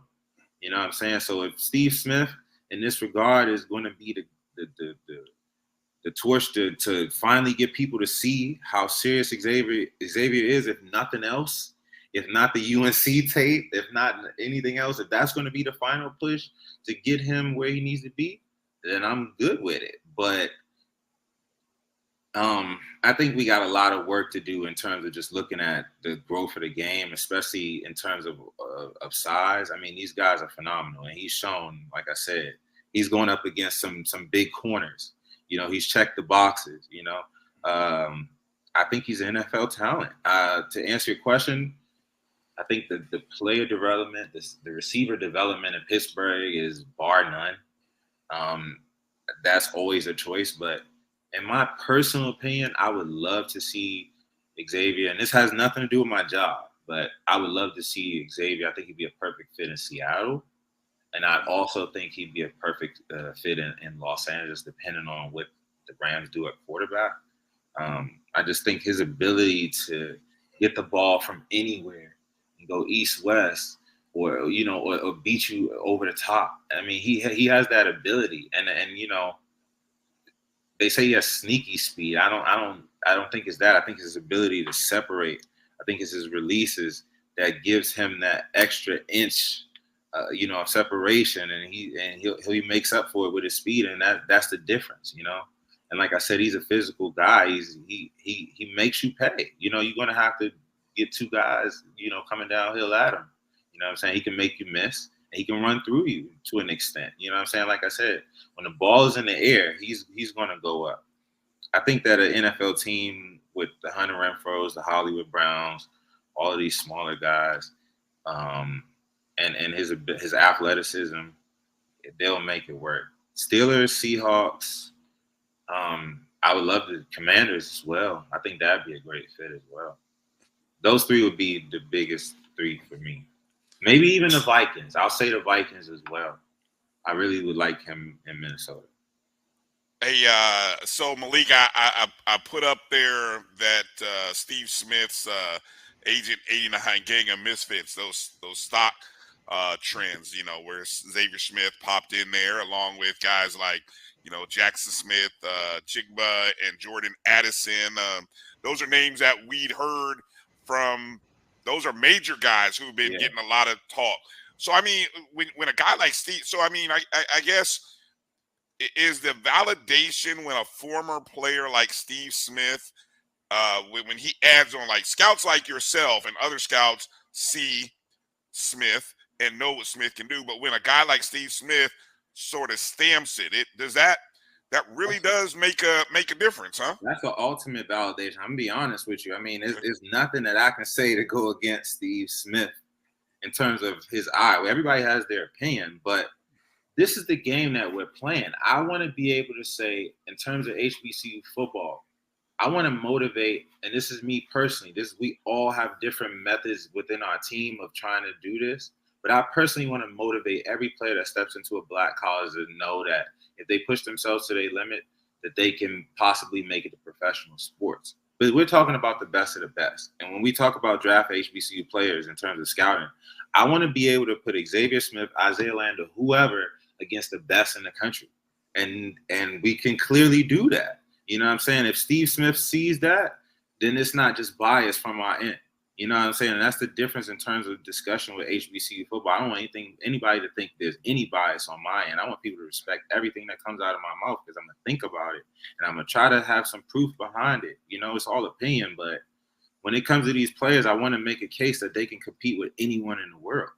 And Xavier, if you look at the stats, if you look at the tape, and like I said, non-conference play, a lot of those guys he played against are in this class or in the next class, especially from UNC, especially from a lot of those non-conference teams that they played early in the season. They're here. You know what I'm saying? And so you talk about Josh Williams. He went out to Mobile and competed with a gauntlet of receivers. And that's what you have to do. That's in this thing, we scouting, whether it's the radio shows, whatever, we're putting our name on the line. And these scouts are putting their name and their careers on the line. They got kids, they got a lot of family to feed. We got to go to them and say, look, Xavier Smith is that guy. When they watch the tape, they got to be willing to vouch for that and go into these front offices and say, yeah, I put this guy on the board. I'm betting my life on it. I'm betting the house on it. And that's what it comes down to. And when a guy like Steve Smith says that, who is very brash about how he feels, and will quickly tell you if somebody is not just up to his level or just NFL level, whatever position, but especially wide receiver. If he's all of these guys in this class, and like you said, Jackson Smith, JSN, all of those guys, for him to call out an FCS guy, just take away the HBCU. You get an FCS guy on that list, it says a lot. So for him to say a black college guy, it means a whole lot. And that's a big stamp. You know, and that's what a lot of these publications are. It's about building your voice, your stamp to mean something. Mel Kiper, all of them guys, but it's all a network. You know, so maybe that's what it takes. If Steve Smith says it, and that's the difference in somebody watching the tape. You know, it's always still word of mouth, you know. Right. Malik, can you hang in with us for another 15 minutes? I want to take a quick little commercial break and then come back, and let's get into talking about some of the current guys on this current team, Florida A&M team, and talk about the guys. You got some great grades for some of the guys for the class of 2024. So I want to get into some of that with you right here on the other side. You're watching the O&G Strike Zone. Hang in there. We'll take a quick 2-minute break and be right back. The Cuvée Group is a Florida-based marketing and training consulting firm. We help businesses communicate to their target audience and engage them in conversation. We also help to expand their audiences, which will ultimately result in growth for those organizations. In addition to being a certified constant contact specialist, my colleagues and I are also certified in John Maxwell Leadership Principles. We use these proven principles to conduct workshops, training, and private coaching sessions for individuals and companies looking to take things to the next level. Contact us to schedule a free consultation. Issues today, don't delay, call Cuvée. This is the Dean of the College of HBCU Sports, Kenyatta Cavill of Dr. Cavill's Inside the HBCU Sports Lab with Mike Washington and Charles Bishop. Come mix it up in the lab where the course lecture is in session every Tuesday from 6 o'clock p.m. Central Standard Time on Facebook Live, YouTube Spreaker, or the BCSN app, as we discuss all things about the HBCU sports culture, including exploring the week that was in the sporting HBCU diaspora, as well as the upcoming week of HBCU sports. With me, the Dean, the College of HBCU Sports, on Dr. Cavill's Inside the HBCU Sports Lab with Mike Washington and Charles Bishop. Course lecture dismissed. From novice to aficionado, find yourself here. High quality cigars plus personal customer service. Slow Burn is Waco's only mobile cigar lounge, featuring a meticulous, curated collection of premium cigars. Visit our website, www.slowburnwaco.com. That's www.slowburnwaco.com. When I'm on the go, it's often much easier for me to just send a quick audio clip or a video clip to the team rather than having to type out a long.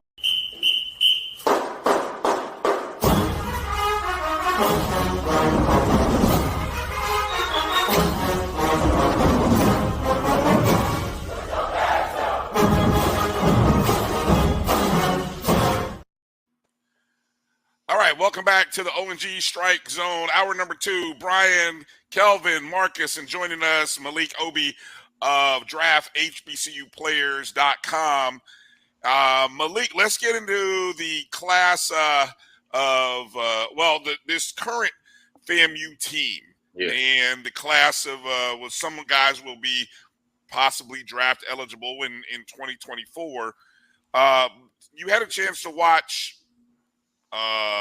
the spring game. Just in general, before we get into talking about some of the specific guys, just what's your general take from what you saw from the spring game, or as you follow these guys from FAMU compared to other schools? What do you? I'm not going to ask you to prognosticate a season. That's for guys like us to toss around all year and guess where somebody's going to land. But what do you? How excited should Rattler Nation be about what we see out on the field, and how worried should the rest of SWAC Nation be? I'm gonna be honest with you, and there's no bias. I just think that when it comes to the SWAC, when it comes to Coach Willie, it's a different standard play. It's a scrappiness. And this is something I'm looking at with FAMU just in terms of last year and just on paper and just, like you said, the spring game, is the talent that you're bringing back and the key players. One of my favorite is Kendall Bowler. Of course, BJ had a great career at FAMU after transferring over from Mercer, and Kendall's come over and he's done his thing. Last year he was really solid. I think that on offense and defense you got key players, and this is the difference. When you look at FAMU, you look at some teams, but specifically FAMU, and this is in terms of HBCU football. There are a few quarterbacks that you will walk into a non-conference game, FBS, FCS, whoever, in HBCU football right now and be more confident in that you can come out with a win or put up a really good fight than Jeremy Musa. So I think that's a tribute to Coach Willie in terms of his pass as a quarterback and development. But that UNC game said a lot, you know what I'm saying? And he's still developing, and this year will show a lot in terms of his development. But just the confidence, and like I said, Xavier, they just came in and really were confident after you shook the jitters off, and the confidence that they displayed, and just throughout the year to fight, you know. But the key players, Kendall, Kamari Stevens, I mean, it's guys, like I said, on both sides of the field. It's some real guys, and all teams bring in talent. You know, I don't really get too caught up in the transfers and the high school kids till they start playing, man. But just looking at the guys that you're bringing back and building around that talent, especially Boulder, Stevens, and Musa, is like they're solid. In the spring game, I felt like spring is this. It can be a toss-up, but it was fast football, fast-paced football. You know what I'm saying? Fast-paced, hard-hitting spring football. But yeah, it was good football, and you know a lot of teams come out flat. You know what I'm saying? It just seemed like you had some chemistry there when you got certain guys. And one I can't forget, it almost slipped my mind, Isaiah Major. You know what I'm saying? Well, when you got certain guys, it just seems it's good to watch these guys grow and just naturally become leaders, you know? I don't know, man. I think that FAMU is going to be solid again. It's just the difference is who's gonna really step up in those non-conference games, because that's going to be the difference in making a run. You know, FAMU wins or put up some really good fights at the beginning of the season.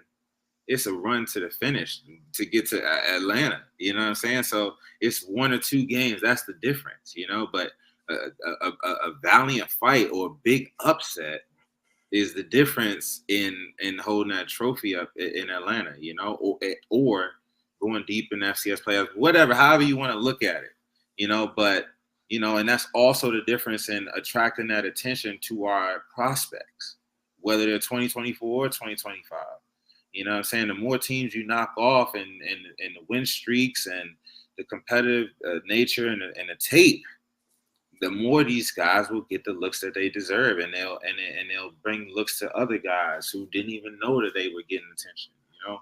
And that's what it's all about for me, you know, because we always gonna play football. We always gonna take pride in HBCU football. We always gonna take pride in our schools, period. But I want to take pride in the football part too, against anybody, and say, yeah, FAMU, my school, Morgan, whoever, you need to watch them. They legit. Do we need to start talking about them moving up from D2 to whatever? Or do we need to start talking about them moving up from SCS to FBS? These are the type of conversations that we really need to have, especially with the moves like James Madison and some of these teams making. You know, fam, you've been solid, but can they take the next step and we really start talking our stuff here? You know what I'm saying? That's what I'm talking about, because all of that is going to continue to bring more kids. That's going to continue to bring more talent, bring more money to our schools, and then we can start opening up more conversations, man. We need to start 10 years down the road. We need to start talking about, I ain't trying to start no arguments, but we need to start talking about Florida State on CBS. You know what I'm saying? We need to start having these conversations that y'all was having in the 90s, early 2000s, 80s, 70s. You get what I'm saying? Oh, yeah. But our talent got to be there, and these guys got to know what it is. You know what I'm saying? We ain't just here to be here. We here to talk about some top-notch football. We got top-notch talent. But this year, I feel like across the board, and this goes back to your point, Mr. Kelvin, in terms of the future and setting the precedent with the past, them guys knocked down some doors, and a lot of talent is going to continue to come through those doors because of the James Houstons, because of the Marquise Bells, et cetera, et cetera, et cetera. But, you know, FAMU got some hell of a promotion. FAMU got a hell of a culture. And FAMU plays really good football. But if FAMU really does their thing this year, y'all going to talk y'all stuff, and this is going to keep going up. And that's what we need. You know what I'm saying? As much as we can talk about our schools in the general football world, wherever we go and people give FAMU the respect, that's what I'm fighting for in terms of Black college football. You know, I'm not really into the particulars. That's what we need to be fighting for. We can always talk and joke and banter amongst each other. But when people talk about our schools, they got to have some respect on our name. But in some regards, we got to keep earning, especially on the football field. Mm-hmm. And that comes at the beginning of the season. So like I said, Jeremy Lewis is starting off the season. You're looking at some of the teams that y'all are playing. I'm more confident about going in there with him under center than a lot of guys in football, period, FCS football, period. And that's what it's about. It starts at the top. Go ahead, Kelvin. So I'm known for always having these compound questions. So I'm gonna stay true to my history. So my compound question is this: who are the top 3 recruits projected for this year's draft out of HBCUs, period? All right, who are your top 3? And then secondly, what is the Dion effect? And that includes Eddie George and all the other NFL coaches, guys who have NLs, Eddie at Alabama State, you know, guy at Texas Southern. How's that helpful, impactful? What's the impact in terms of getting our kids looks? Okay. So first question.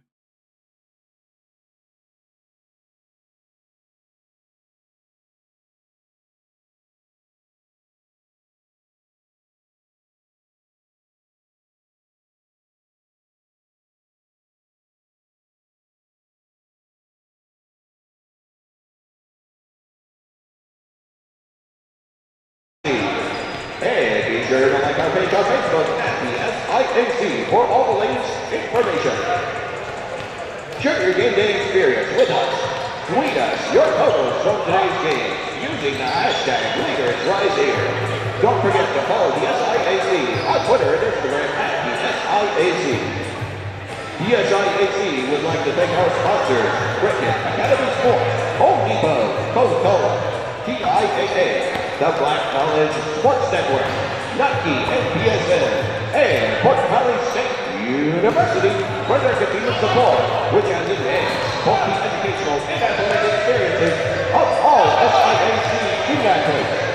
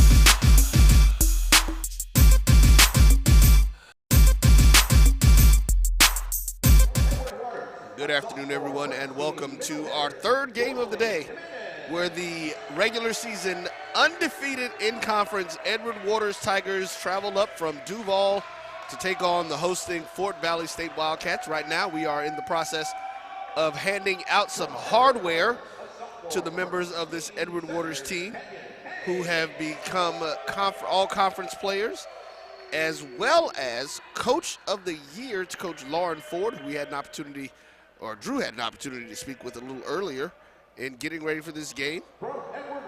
So we want to send a shout out to Superfan and all the E-Dub folks down there in Duval and all across the nation who are tuning in, checking it out. As you got, this is the third Edward Waters player. I believe there's 2 more who will be getting superlatives as well. So they are loaded up here on this Edward Waters team with players in the all-conference team. It's a great thing. They've had a great season. Again, I believe undefeated in conference. And yep, Center of the Year also is an Edward Waters player.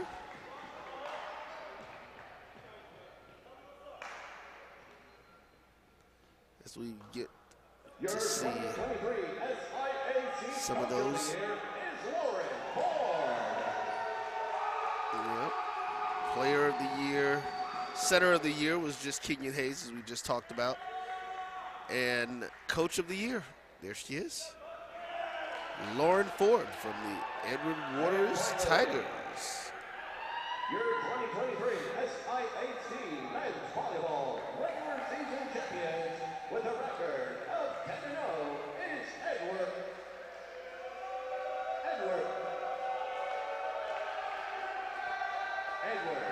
Waters University. As I believe the announcer was actually just looking for a person there. It's like, no, it's the school that they have there. You see the team taking their pictures as the regular season conference champions.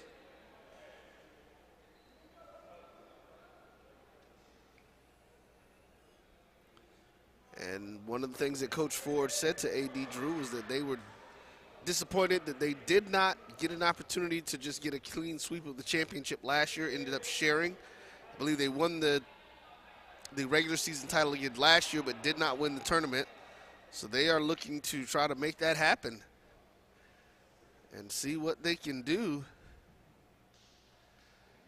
to take all of the hardware home. But as the AD of Fort Valley sits over here and gives me that look, he's like, wait a minute, we not done yet.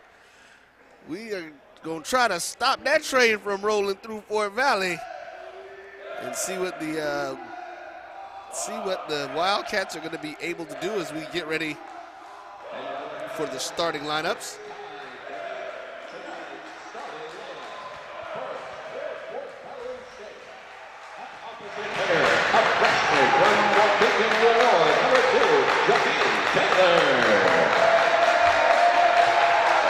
Middle blocker, a sophomore from Diamond in Trinidad and Tobago, number 14, Rashad Wright.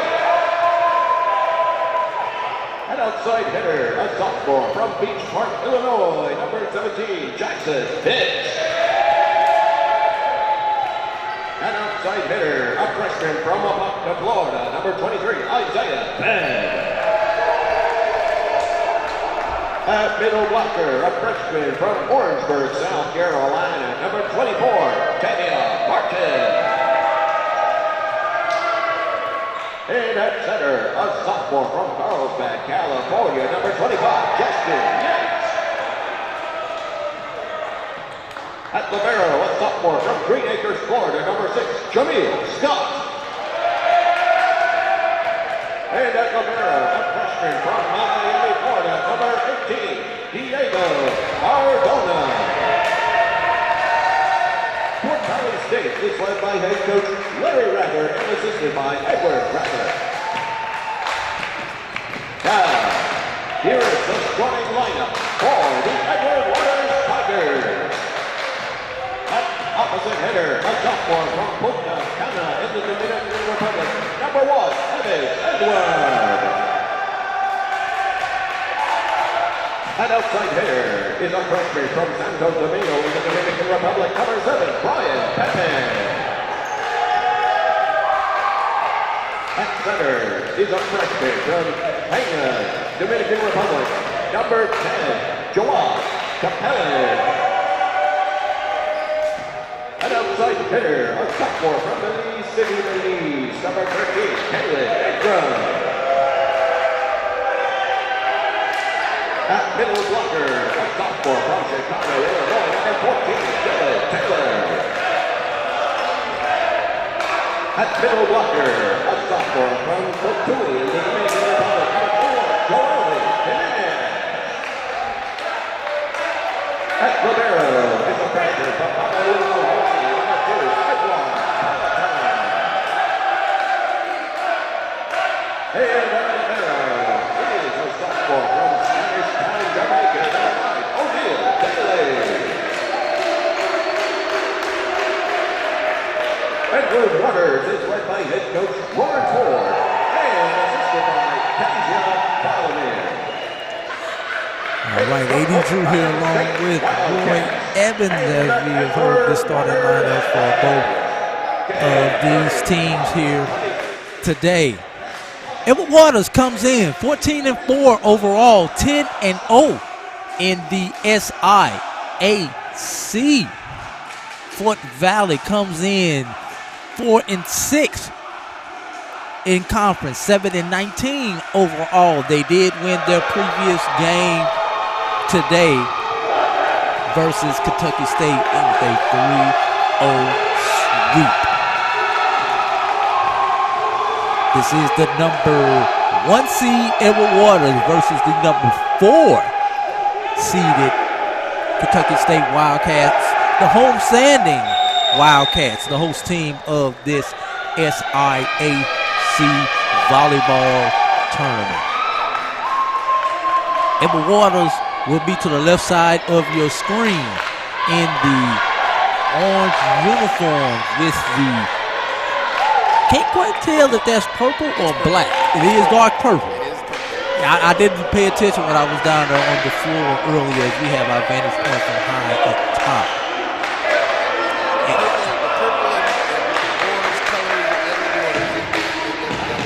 They stay with those colors. They do not go against those colors. They do not deviate. On the right side of your screen will be the Fort Valley State Wildcats. They will be in the blue top with gold numbers, a little bit of white trim on there, and the white shorts.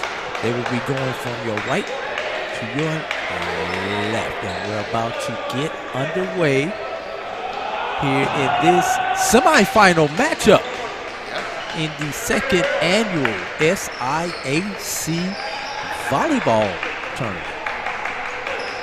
2 years that this sport has been in this conference.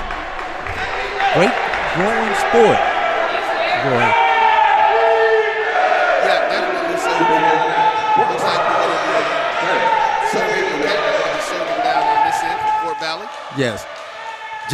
Justin Yates will be the opening server for the Wildcats. And we are underway. Big hit outside the line, though, for Kaylin Ingram. Justin Yates, our server, is a 6'2" setter, sophomore from Carlsbad, California. Back row attack. Great stuff there by Evans and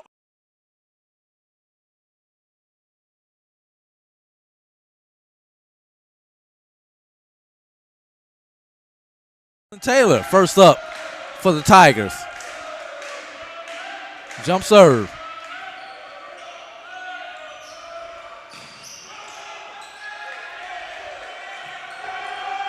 Capellan with the set.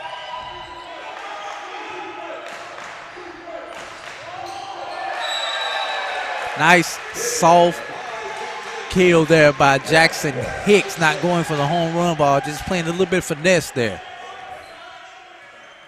Back serving for Fort Valley. What do you know would be Jackson Hicks. Capellan set. And was it a tip? No tip. Out of bounds. Isaiah fed. Cross-court shot goes out of bounds. Side out. Ball to Edward Waters.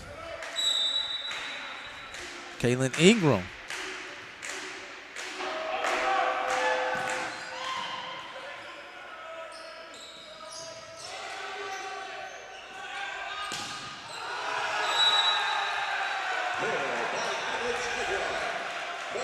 See if we can get a look at that one again, Drew, really quickly.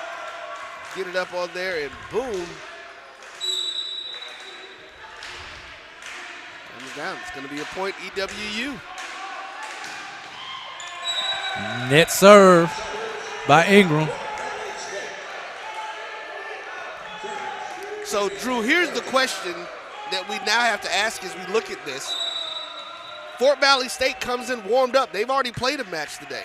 Already had the opportunity to get themselves in the gear, kind of know and pay attention to what they're looking for. Edward Waters is getting in traveling off the bus. How do you think that impacts these games? Didn't impact Evans Ward on that kill right there. But no, it's important for Edward Waters to get off to a great start to take any momentum away from Fort Valley, because if Fort Valley is going to win this match, they definitely have to get this first one, because you have to worry about legs if this were to go 4 or 5 sets. Yeah. So their key is going to be win the early ones and don't try to drag this thing out. Exactly. And also, just keep in mind, if you have a 24-26 match here in this first one, that's something else that will take legs away from Fort Valley. But Fort Valley does have one advantage, because they are hosting. They had the opportunity, if they wanted to go and relax in their own environment, in their own beds, versus Benedict, who's in the stands sitting right now, basically had to just hang out here in the gym. And it's kind of, you just can't get comfortable just sitting in the bleachers in the gym. Get your bite to eat and go sit back down. Right. What else you going to do? Go sit on the bus? Exactly. Not going to go to the hotel and turn around and come right back. If you go to the hotel, you're not going to do anything but drop some bags off and come on back. That's it. Justin Yates on the serve. Check that. That was Tavian Martin on the serve.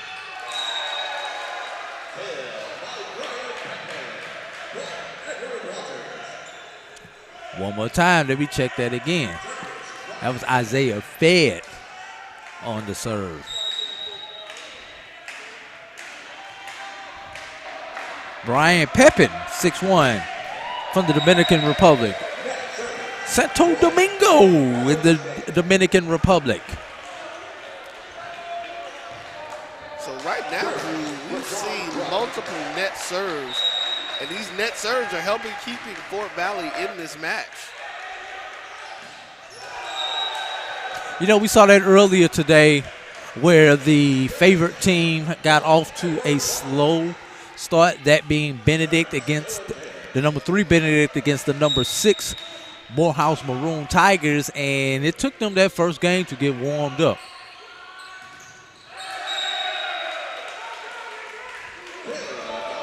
Point over to Fort Valley.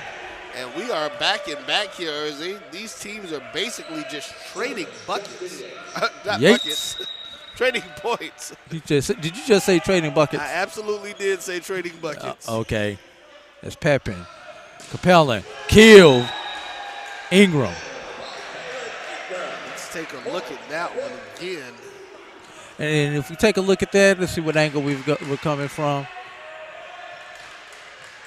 Great deal. Watch the set. Cross-court set. Perfect for the outside hitter as he's coming back across the court. Back to live action.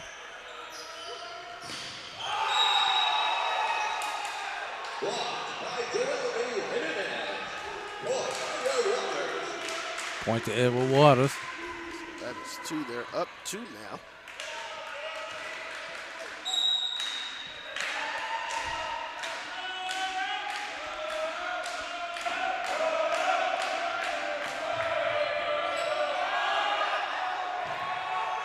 There's Cardona with the dig. It's long for Jock Taylor.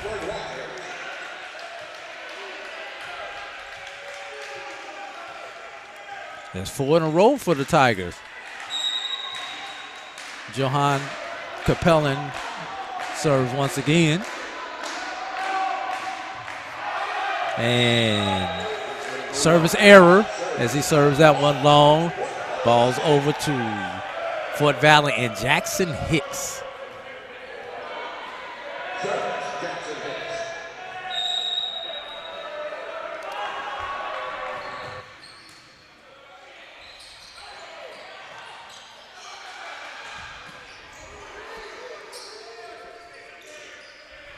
They are keeping this good rally going on. And there's a and that's what you call in your face from Kalen Ingram.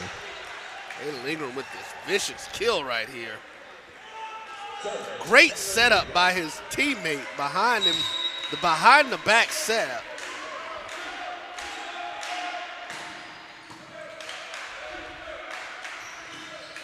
Short set to Martin was unsuccessful for Fort Valley. And we've got a timeout on the court from Fort Valley. 12-8 is your score. Edward Waters has the lead. You're watching SIAC Championship Volleyball right here on the Black College Sports Network. This is Brian Fulford. AD Drew and I are co-hosts of the BCSN Sports Wrap. We talk about all things related to HBCU athletics. From the games, teams, coaches, and fan interest stories, we cover it all. You can find our shows on Facebook at BCSN Sports Wrap, YouTube at MyJBN Online, and everywhere you listen to podcasts like Anchor, Spotify, Google, and Apple Podcasts. You can also find the show on the Jericho Broadcast Network's app. Make sure to download. We look forward to you joining the conversation and being a part of the show. It's never too early to plant the seed, to share the tradition, and instill a sense of pride in your HBCU with your little ones. HBCU Pride and Joy Children's Boutique helps you share your school spirit with a wide selection of adorable kids apparel and accessories officially licensed from your favorite HBCU.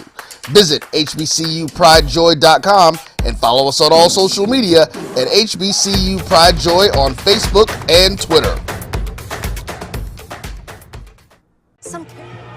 All right, everyone, hello and welcome back here on the campus of Fort Valley. As the Tigers of Edward Waters lead the Wildcats of Fort Valley State by the score of 12-8 in this first set in the best of 3, or best of 5. That's going to be service error point to Fort Valley. Our score now 12-9.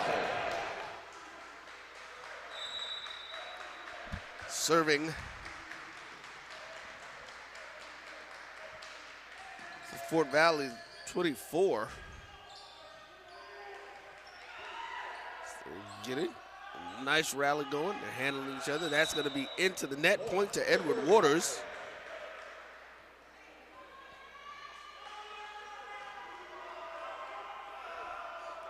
(13-9) is our score. Service Edward Waters, number 21. Mr. Jimenez.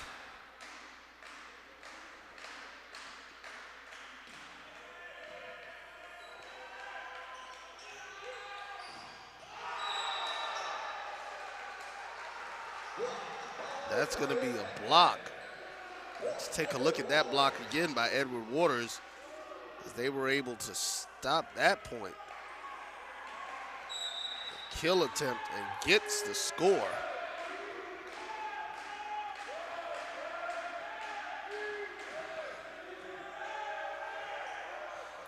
Serve remains Mr. Jimenez, but not that time. Another one that was out.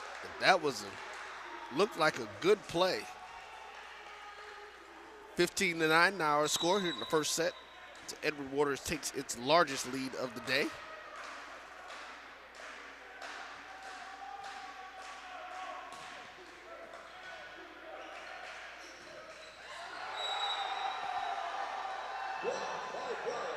Another big block by the Tigers here as we take another look at that one.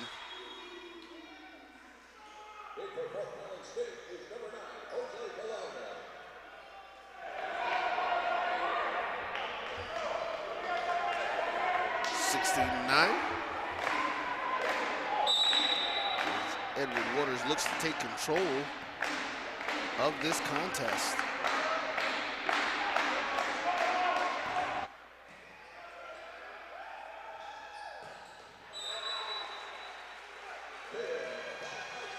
And then there's a big kill by Fort Valley right there. So we take another look at that play. Bang! Right in the heart of that Tiger defense.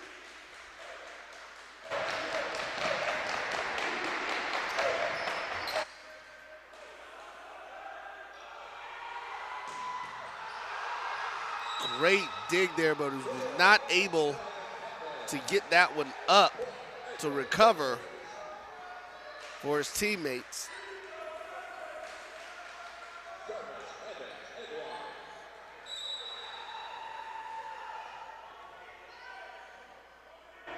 Edward Waters with a 7-point lead.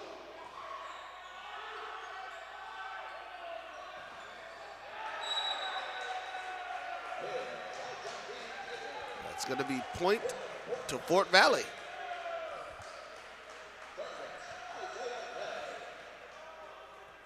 Isaiah Fed serving now for Fort Valley.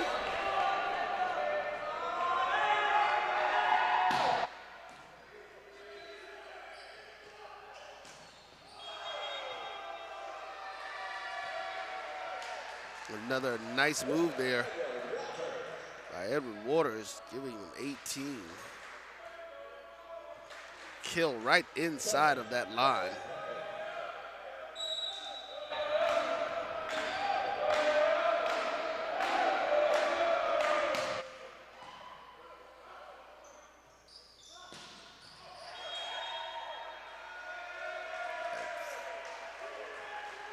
Point is going to go to net violation. Point goes to Fort Valley.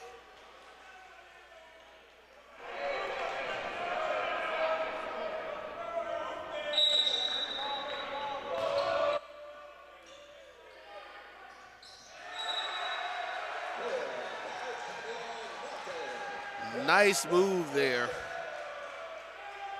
to drop that one right over inside there.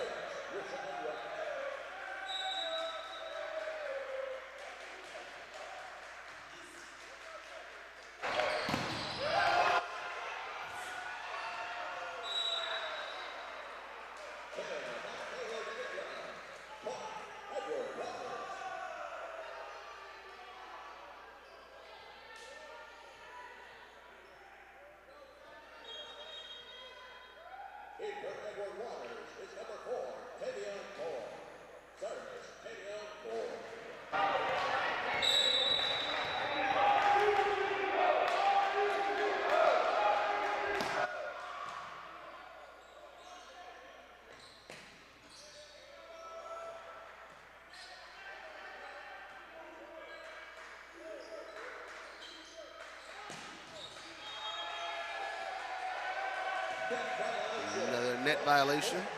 Point goes to Fort Valley as they try to claw their way back in. Down 5 now. 19-14 is our score.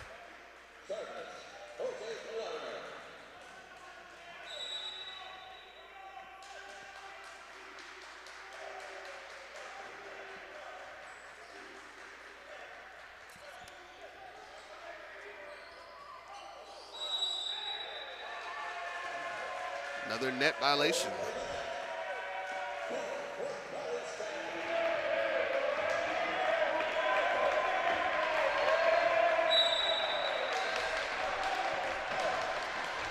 Fort Valley is making a go at this to get back into this match.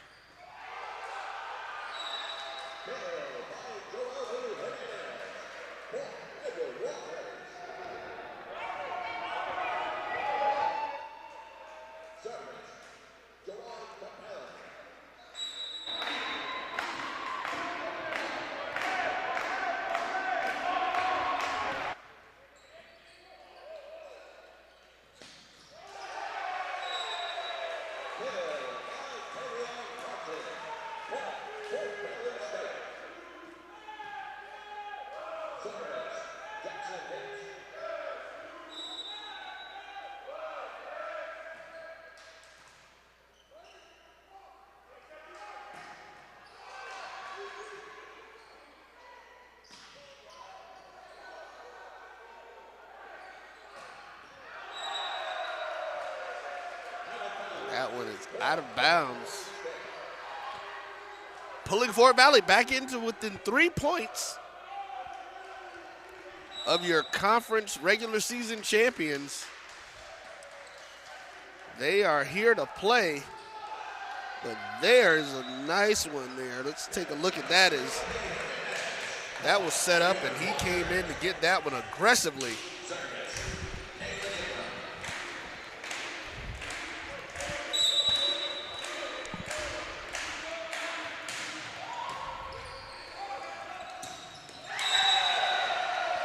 Killed there by Brian Pepin. And I'm back just in time to call this timeout, Roy. Yeah, there you go. I should have just waited one play. And with that, we're going to step away from the action. Edward Waters 22, Fort Valley 17. You're watching SIAC Championship Volleyball on the Black College Sports Network. Carriers will give you just one measly entertainment subscription. One is no fun. With Verizon, there's up to 7 entertainment subscriptions with your unlimited plan. That's 7 times the... 7 times the... No. 7 times the... Music, gaming, Disney Plus, Hulu, ESPN Plus, and more. That's 7 times the entertainment. Because everyone deserves better. And with plans starting at just $35, better costs less than you think. T. Madden and Associates is a sophisticated and experienced law firm located in your neighborhood. We're turning injury to cash. T. Madden and Associates obtained almost $2 million for my injury. They turned my injury to cash. Now, we can't guarantee how much your injury is worth, but we've recovered millions for our clients. Call T. Madden and Associates at 833-PAID-123. That's 833-PAID-123. And we are back to live action here at the HPE Arena on the campus of Fort Valley State University in Fort Valley, Georgia. Great pancake right there by Diego Cardona.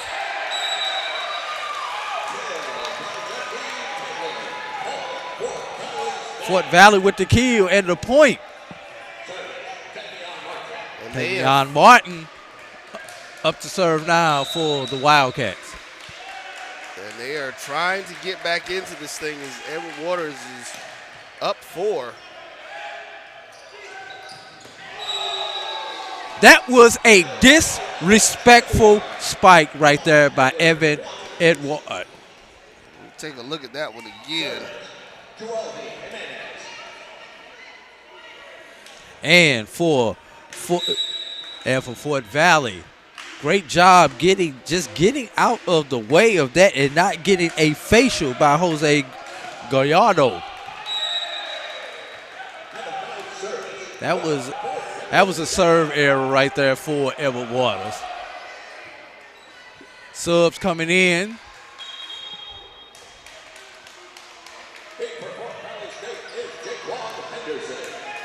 Jaquan Henderson back on the floor for Fort Valley. And he will be the server.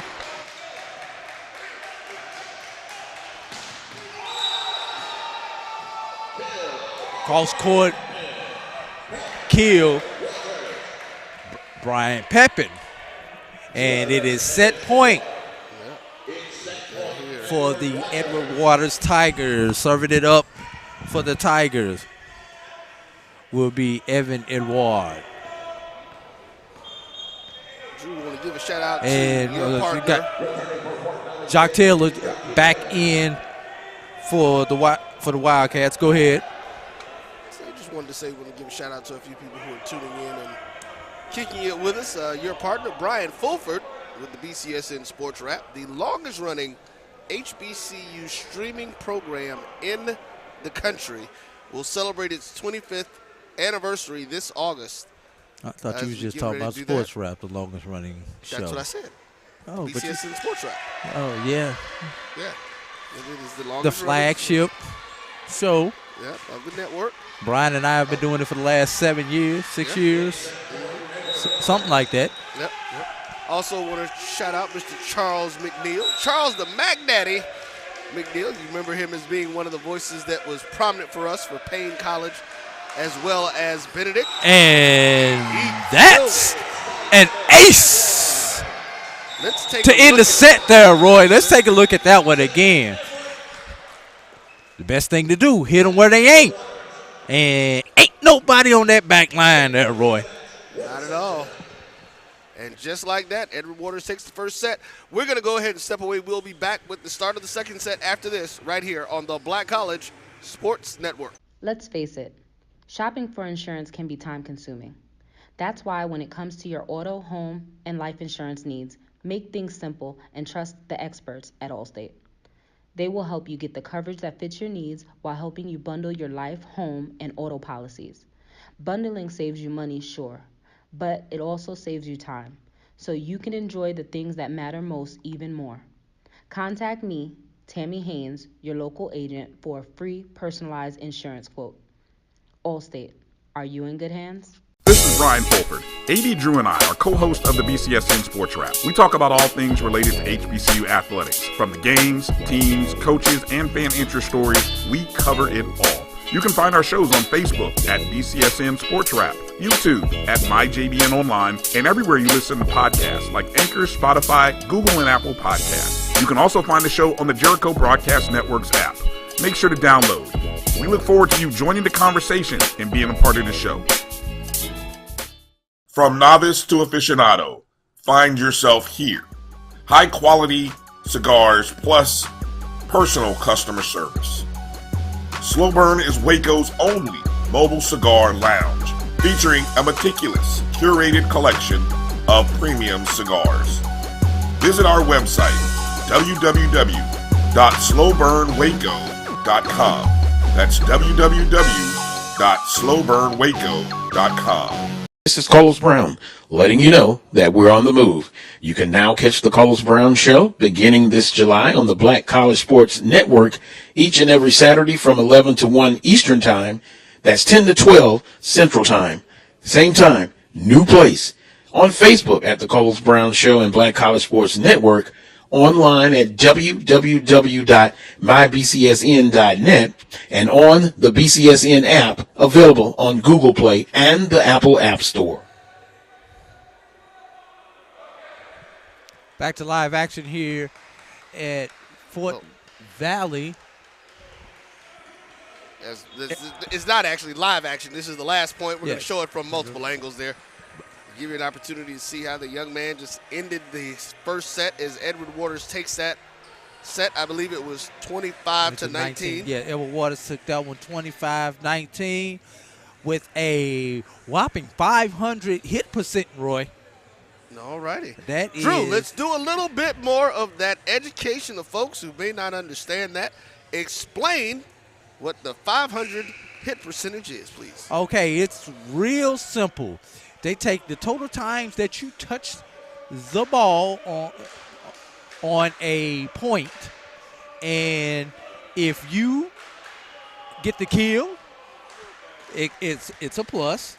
If you are credited with an error, such as you make an attack and it goes out of bounds or it shanks off of your hand, it's considered an error. So 500 means exactly half of your points.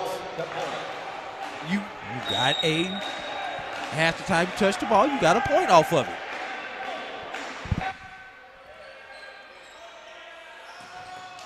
Whoa. Another disrespectful kill right there. This one by Tavian Martin.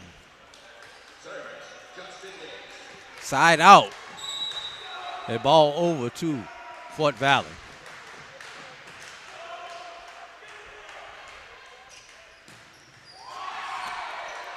Hey, that's a great dig right there by number 13, Keelan Ingram.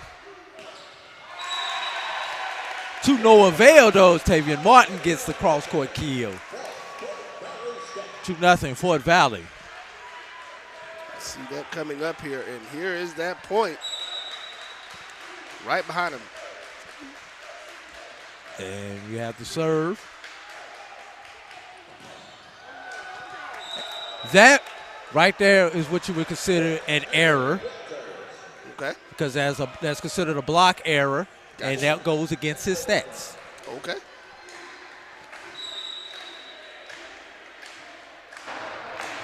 I'll try to educate as much as I can. That is definitely a serve error. Yep. That's a different set of stats that goes against. Okay. And Central State is now in the house as they're watching this match to see who their possible opponent is for tomorrow. Kill right there, number 21. Jimenez with the kill right there. Jimenez coming in here and saying, no soup for you. Jovi Jimenez from the Dominican Republic, a 6'6" sophomore.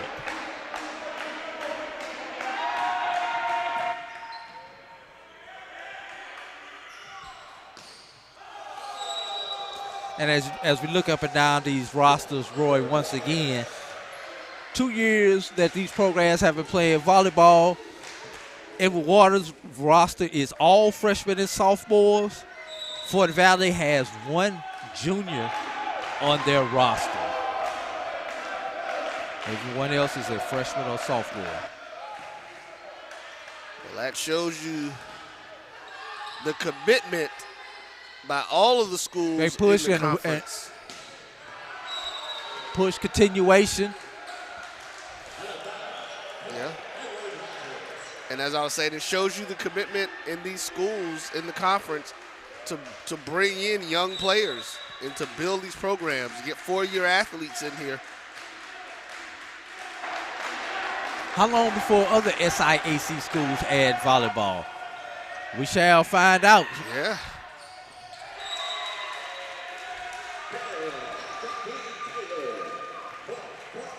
The one excuse no one has is we don't have the equipment.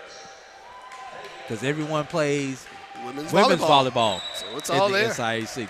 I don't think the balls are not different in size, are they? No. Same ball. The net is slightly higher for men. But every net equipment, every net stanchion has the adjustment where you can adjust it up to the 7'6" height for men. Or is it 8 feet? Can't remember what college is. I believe it's either 7'6" or 8 feet for college volleyball. Okay. And women's is 6 inches lower.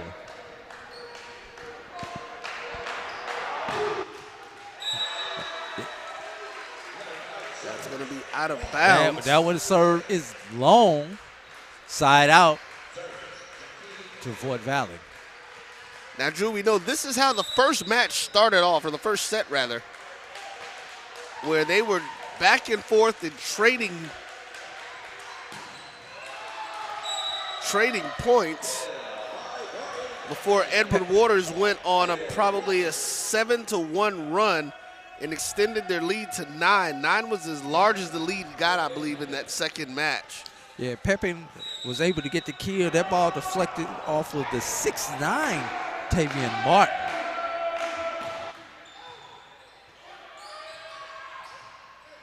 Great dump. And that is long for Pepin.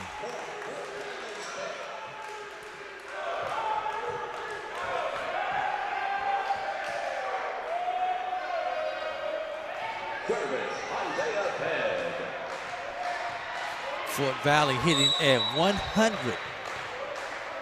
Edward Waters at 5:15 early here in the second set. And that was an ace. That is officially an ace. For Fort Valley, that is their first ace of the day.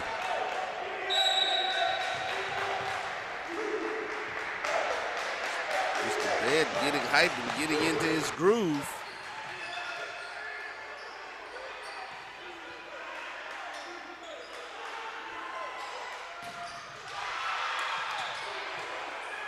Free ball coming.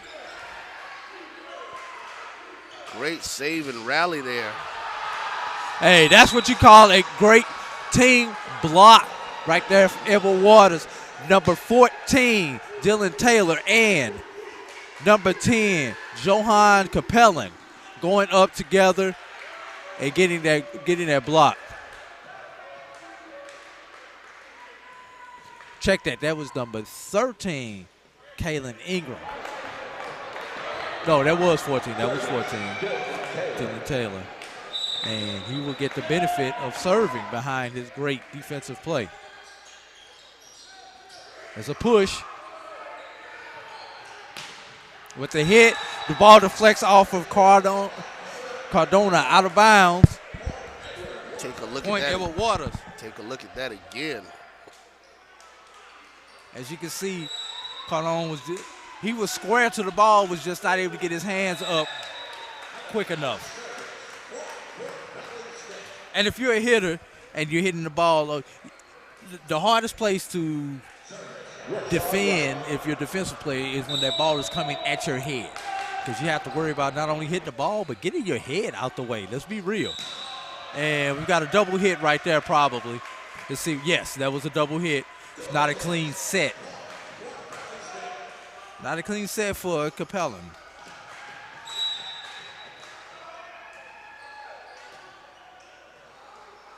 Capellan. And into the net, Pepin. That's a hitting error. Side out, Fort Valley State. Well, Drew, in this set, Fort Valley is the first to 10.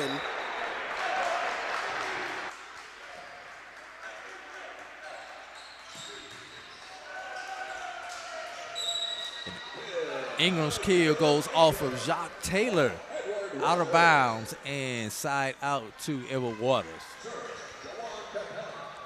Johan Capellan behind the serve line.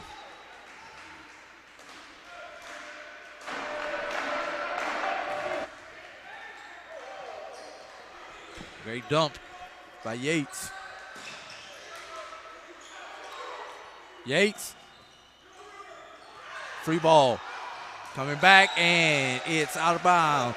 2 free balls. Second free ball falls out of bounds for Fort Valley, so side out to Edward Waters.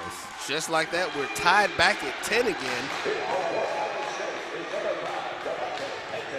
Subbing in for Fort Valley is Devontae Patton.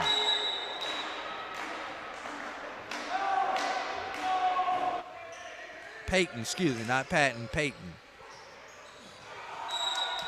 He's got a lot of net action, out of bounds.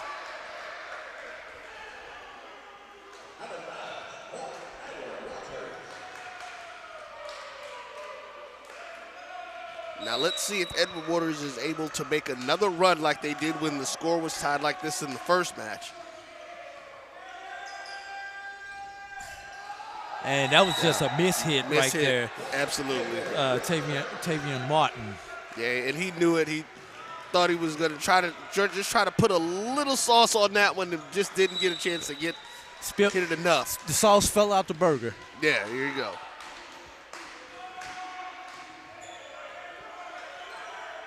Okay, dump right there. Number 25, Yates.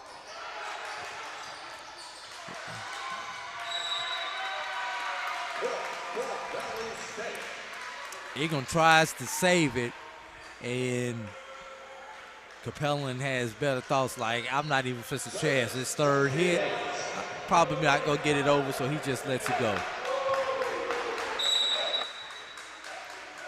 Yates on the serve for the Wildcats.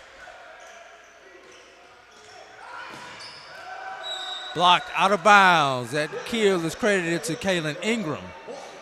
You know, Drew, I was just about to say that, you know, Yates was very instrumental in that first match with the services that he had to help his team get a victory. Yates, the 6'2 sophomore from Carlsbad, California.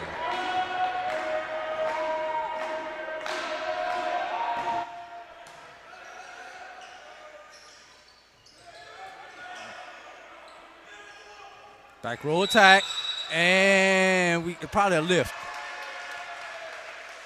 Yes, it is. That was prolonged contact. it was that signal. And that means? That means it wasn't clean. It's almost like a carrying basketball, if we put it in the basketball term.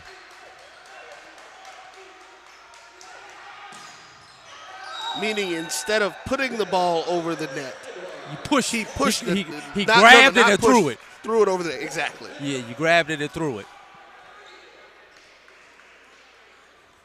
That's explaining the prolonged contact. Yes.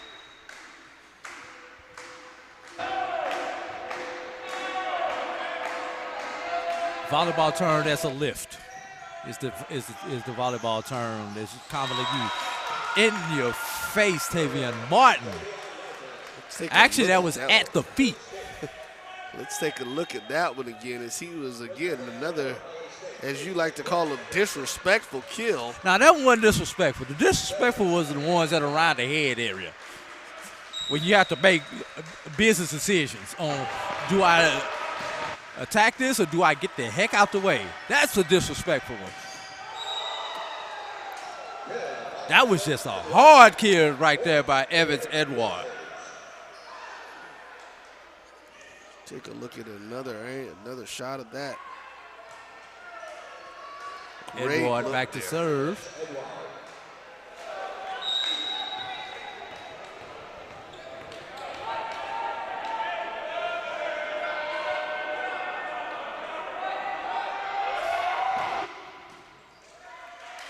Cardona with the dig.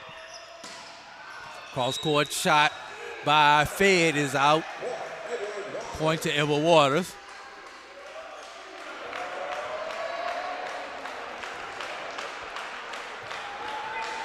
See if they can continue to extend their lead out. Edward Waters with a 16-13 lead. Larry Yates. Oh, great save right there by Taylor. That's Fed.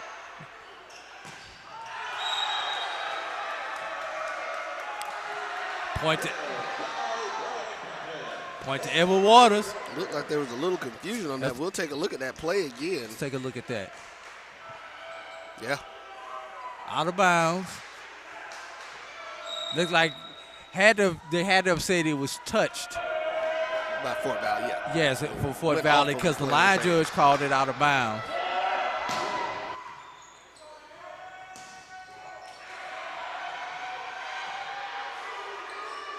Great save there. Cleared the bench area.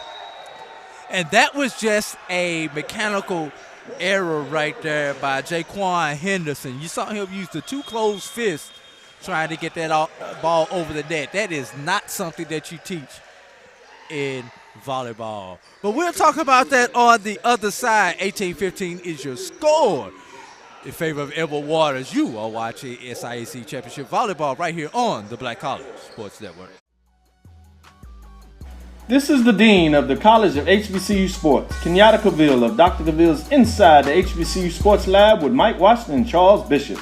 Come mix it up in the lab where the course lecture is in session every Tuesday from 6 o'clock p.m. Central Standard Time on Facebook Live, YouTube Spreaker, or the BCSN app, as we discuss all things about the HBCU sports culture, including exploring the week that was in the sporting HBCU diaspora, as well as the upcoming week of HBCU sports. With me, the Dean, the College of HBCU Sports, on Dr. Cavill's Inside the HBCU Sports Lab with Mike Washington and Charles Bishop.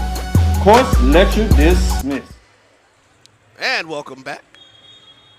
So we take a look here at the last point from multiple angles there.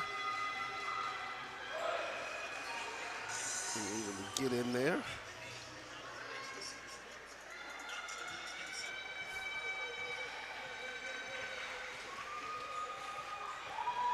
And as we get ready for serve here.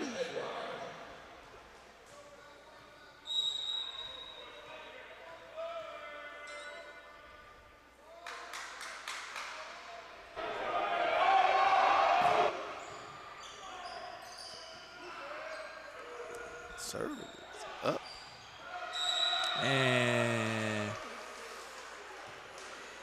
4 hits.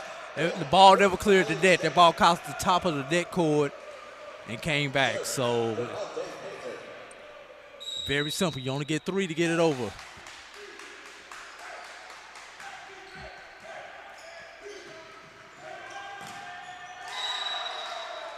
That ball's deflected out of bounds. Point Edward Waters. Brian Pepin credited with the kill.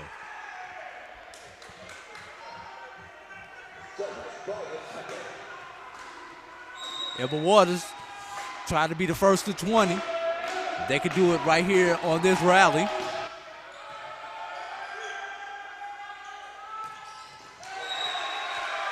Not quite so. Not just yet. Not just yet, my brother.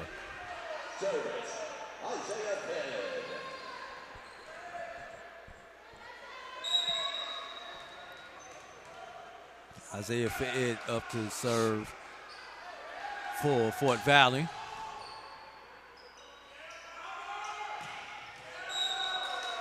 Corner shot, kill, credited to Kaylin Ingram.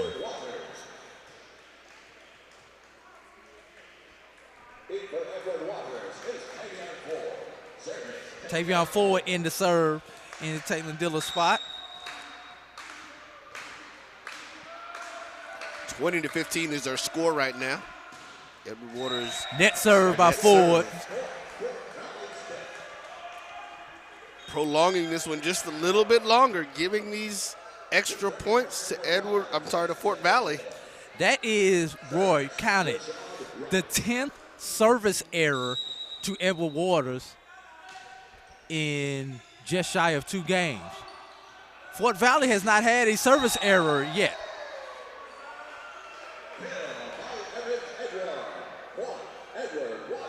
Let's see if we can get a look at that kill. It just kind of bounced off of somebody, almost hit the hit the rep on the other side over there.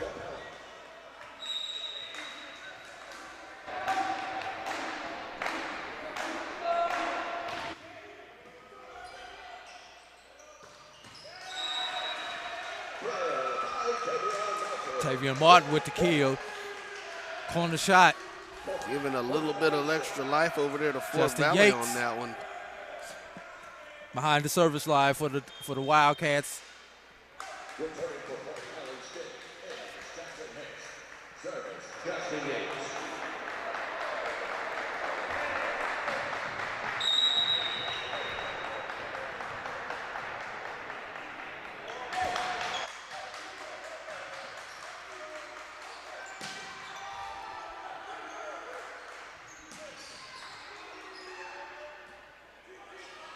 That's not where you want to put the ball at, but Edward Waters is able to get away from that. They took a mistake and turned it into a positive, as that ball was set too close to the net there by Johan Capellan, but Fort Valley was not able to take advantage of it.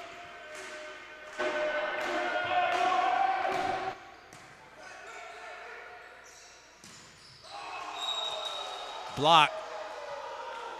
Credited to. I missed that one. I want to take a look at that one. Jovelli Jimenez. Oh, great block. We got the net angle on that. We'll pull that one for the next time for you. We got time out. Let's see. We got time to run it as we get ready to take this break. Yeah, let's take a look at it. We'll actually take a look at it from the different angles. And see how that came in. But that net angle, as you said, that net angle is probably going to be our best look at that one. Here we go.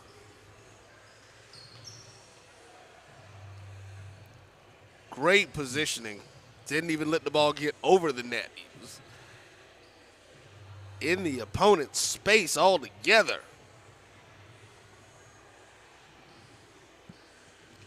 Edward Waters up 23-17. Edward Waters with 13 kills compared to Fort Valley and their 16 kills. Except Fort Valley has 17 errors compared to Edward Waters 7. But what's keeping Fort Valley in the game? Those 10 serve errors. There you go. 10 service errors. Both teams have had one ace in this game.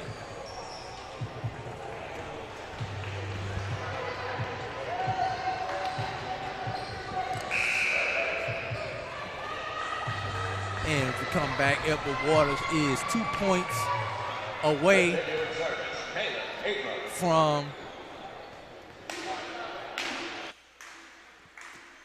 the match.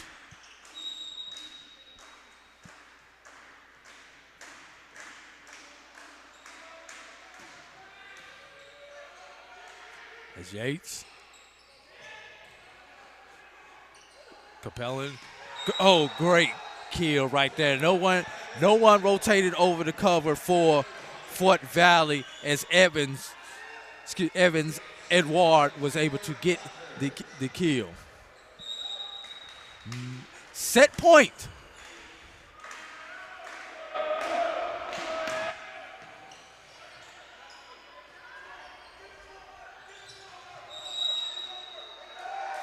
That looks like they're going to get that over the net. Yep.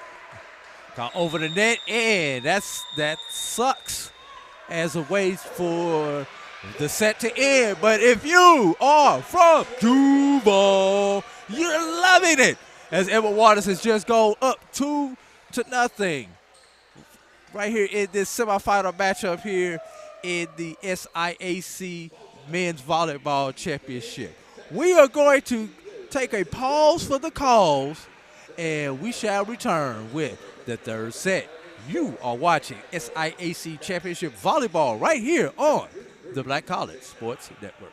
This is Brian Fulford. AD Drew and I are co-hosts of the BCSN Sports Wrap. We talk about all things related to HBCU athletics. From the games, teams, coaches, and fan interest stories, we cover it all. You can find our shows on Facebook at BCSN Sports Wrap, YouTube at MyJBN Online, and everywhere you listen to podcasts like Anchor, Spotify, Google, and Apple Podcasts. You can also find the show on the Jericho Broadcast Network's app. Make sure to download. We look forward to you joining the conversation and being a part of the show. It's never too early to plant the seed, to share the tradition, and instill a sense of pride in your HBCU with your little ones. HBCU Pride and Joy Children's Boutique helps you share your school spirit with a wide selection of adorable kids apparel and accessories officially licensed from your favorite HBCU. Visit hbcupridejoy.com and follow us on all social media at HBCU Pride Joy on Facebook and Twitter. Some carriers will give you just one measly entertainment subscription. One is no fun. With Verizon, there's up to 7 entertainment subscriptions with your unlimited plan. That's 7 times the... 7 times the... No. 7 times the... Music, gaming, Disney Plus, Hulu, ESPN Plus, and more. That's 7 times the entertainment. Because everyone deserves better. And with plans starting at just $35, better costs less than you think. T. Madden & Associates is a sophisticated and experienced law firm located in your neighborhood. We're turning injury to cash. T. Madden and Associates obtained almost $2 million for my injury. They turned my injury to cash. Now, we can't guarantee how much your injury is worth, but we've recovered millions for our clients. Call T. Madden & Associates at 833-PAID-123. That's 833-PAID-123.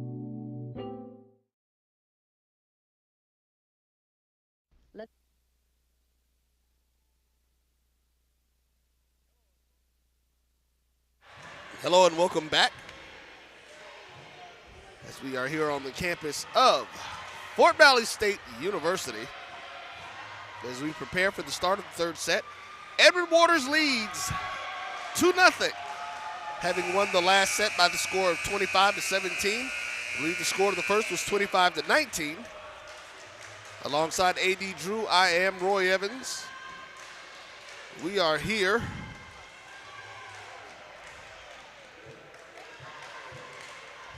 as the service, as you see the Edward Waters team, these young men have been hyped the entire time, Drew.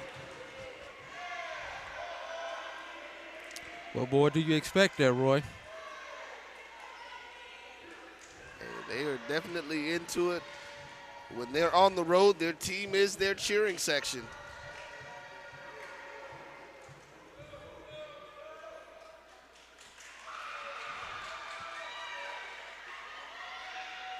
There is a lone cheerleader up in the stands, though, waving pom-poms.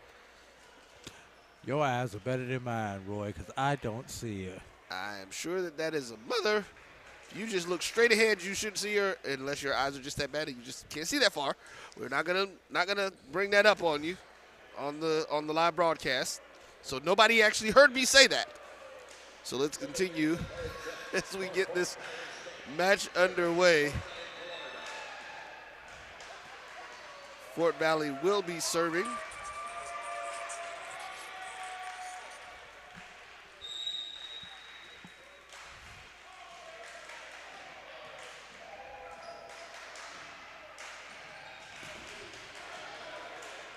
Great play right there. Not quite sure what happened right there, but Edward Waters winds up with the point. Well, let's take a look. And there you go. Oh, that ball just kind of got caught up in the no man's land.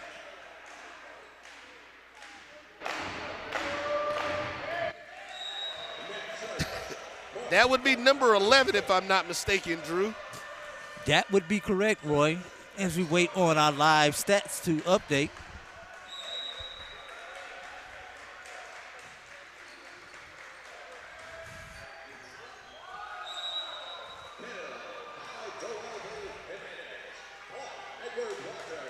That's going to be point Edward Waters on the kill by Mr. Jimenez.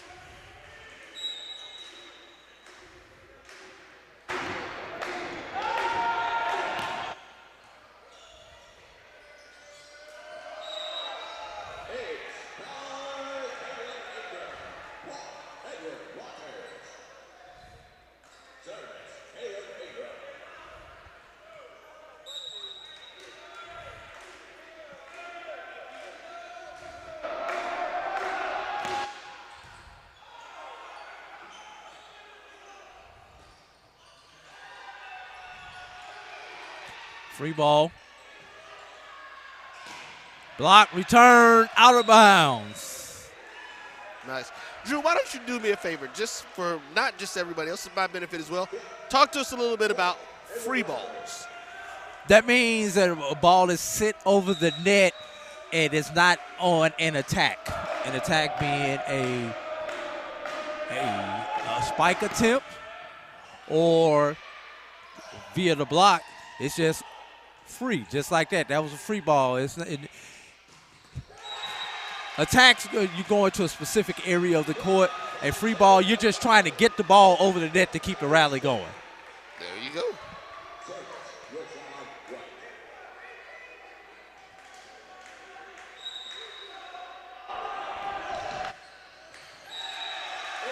There's going to be an ace. Let's take a look at that one. I always like to show an ace. Second ace of the day for Fort Valley. And it looks like he just caught the the players from Edward Waters just not ready. Fort Valley with another point right there as that deflects off of number one, Edward.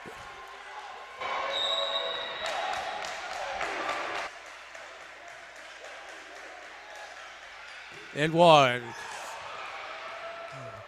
That's Patal.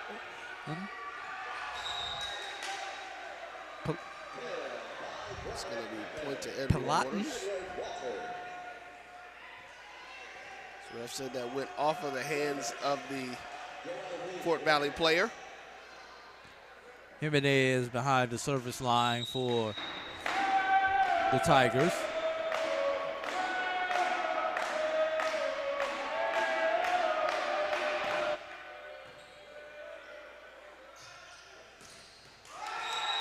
Kill right there for Tavion Martin.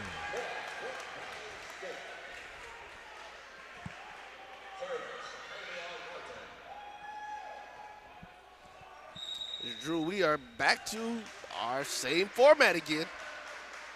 Teams tight early. Yeah, trading points back and forth.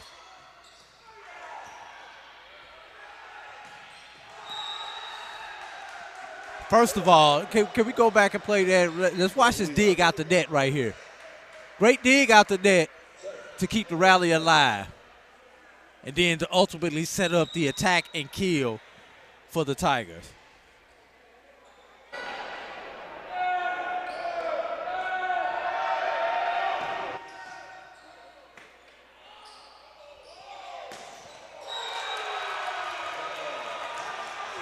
That kill goes over. Fort Valley side out Wildcats. Isaiah Fed behind the serve line for those same Wildcats.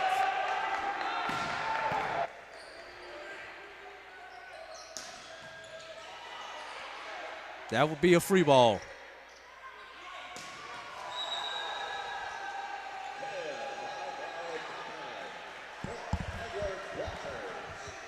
Back and forth we go.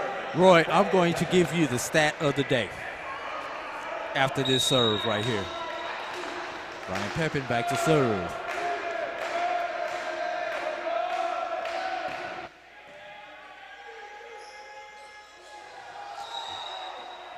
What the hell just happened?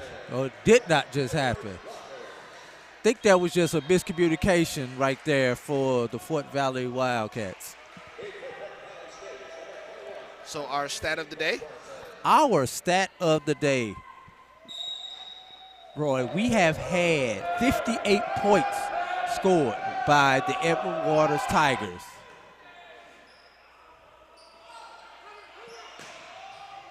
Well, I'll hold that thought till we finish this rally. Make that 59 points scored by the Edward Waters Tigers. Roy,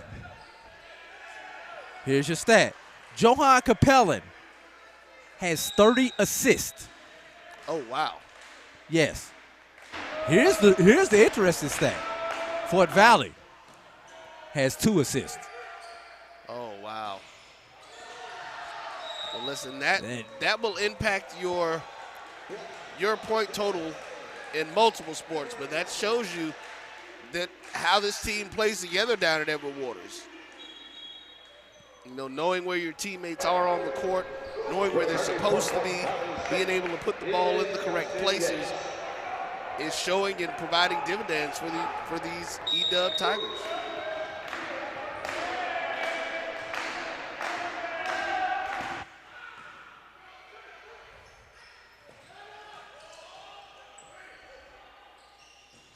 And there's another assist.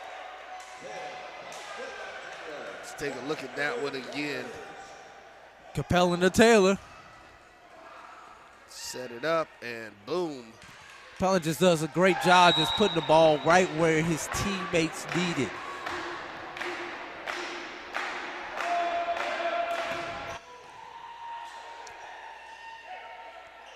Capellan. And there's another assist to Taylor. And we have a timeout on the floor, and we are going to do the same. 12-6 Edward Waters, you are watching SIAC Championship Volleyball on the Black College Sports Network. Let's face it, shopping for insurance can be time-consuming. That's why when it comes to your auto, home, and life insurance needs, make things simple and trust the experts at Allstate. They will help you get the coverage that fits your needs while helping you bundle your life, home, and auto policies. Bundling saves you money, sure, but it also saves you time, so you can enjoy the things that matter most even more. Contact me, Tammy Haynes, your local agent, for a free personalized insurance quote. Allstate, are you in good hands? This is Brian Fulford. AD Drew And as we return back to see the Edward Waters Tigers breaking their huddle, getting prepared to come out. Drew, talk to us a little bit about why you believe that the assist stat is so important. Well, that means the setter is doing what they are supposed to do. In order for you to get that many assists, that means that on your digs, you are controlling the ball on your digs in order to allow your setter to get into position so that he can put the ball where his attackers can do what they need to do.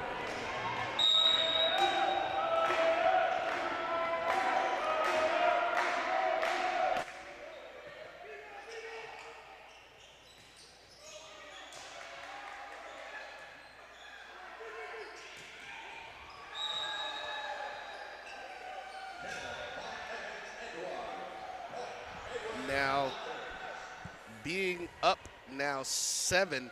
This is the largest lead that Edward Waters or either team has had this early in the point totals for the matches that we've had here. As they take care of a wet spot on the floor.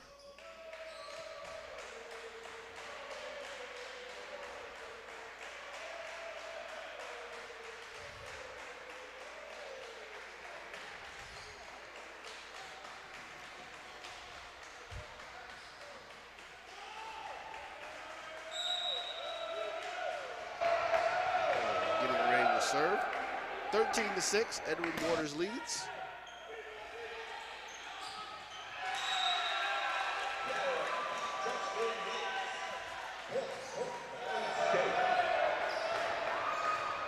Service, O'Shea Clark-Morrison.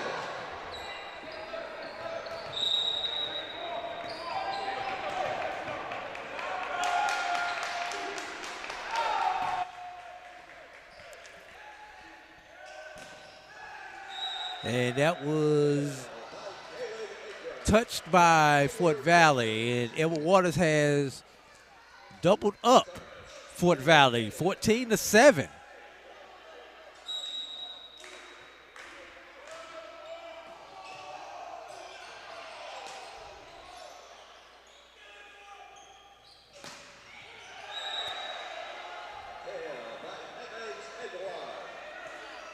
Edward with the kill.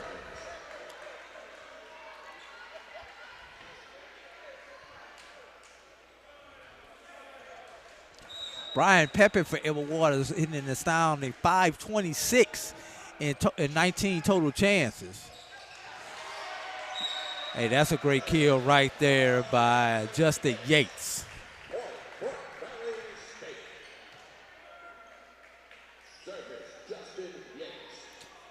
And would you know, he's getting the serve.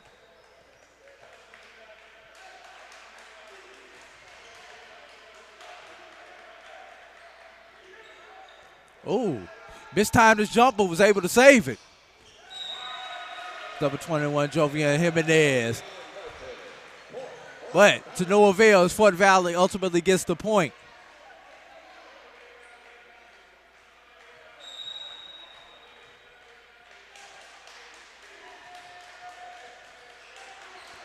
That's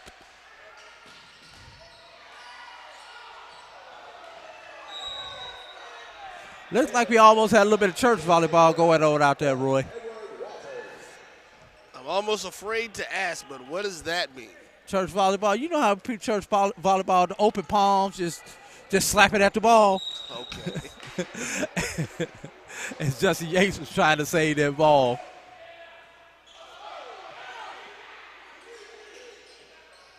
They dump right there.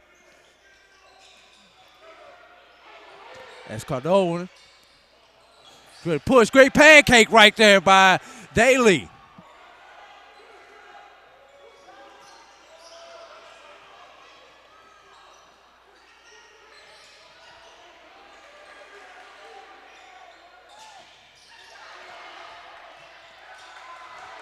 You can do that in college volleyball. Got an extremely good rally going on right now. And that was touched. Yes, it was. There's a kill for Brian Pepin. I would do How that. much of that can we get, Roy? Well, I actually reset it as a 20-second one, so we'll run that at the next break coming in. Okay. Got a little bit more of that one. That was a nice long rally right there. And great plays on both sides. And we've got a sub coming in. Kyrie Mitchell replaces Jackson Hicks.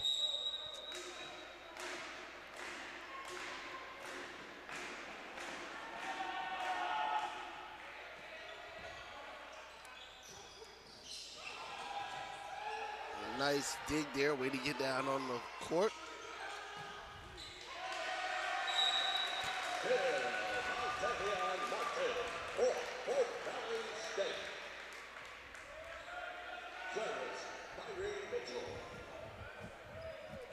Fort Valley back within 7 points. Kyrie Mitchell back to serve.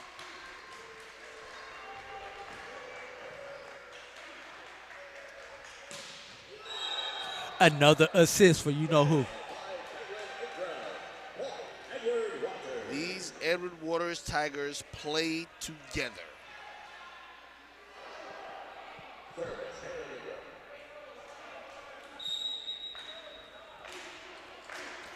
Hey, while you're out there, make sure you like and subscribe to the Black College Sports Network. If you're watching us on YouTube, be that on the SIAC page or on the Black College Sports Network page, please make sure you go and hit that thumbs up button. Show your support. And most importantly, share this with a friend.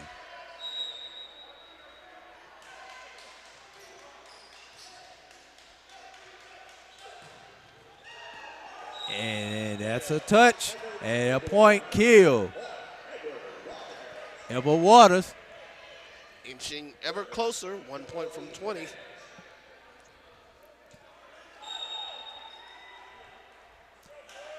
Edward Waters to score the 20th point of the set on this rally. And, oh, great save out of the net by Yates. Oh, what a beautiful dump shot right there by Evans Edward.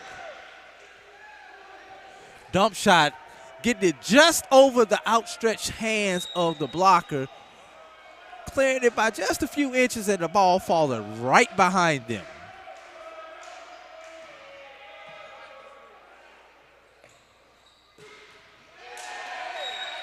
Hey, that's a skate set kill.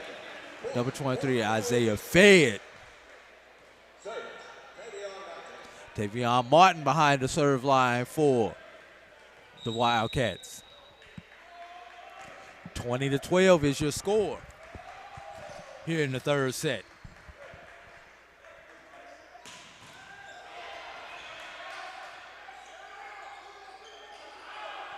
And that one is out. It's going to be point over to Fort Valley. See if they can prolong this thing, hold off, and live to fight for one more set. One more game. We're going to see.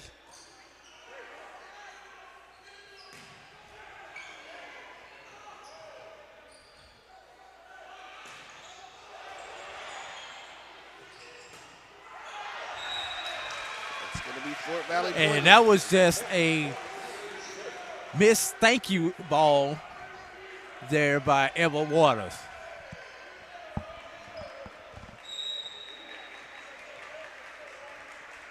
(14-20).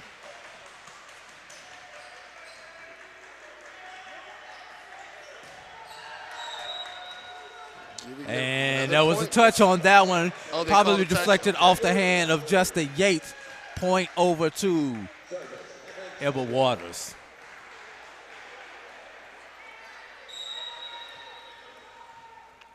Evans Edward to serve.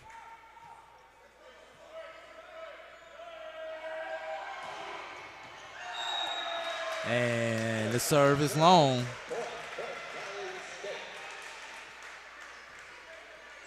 Side out to Fort Valley. Isaiah Fed will be up next.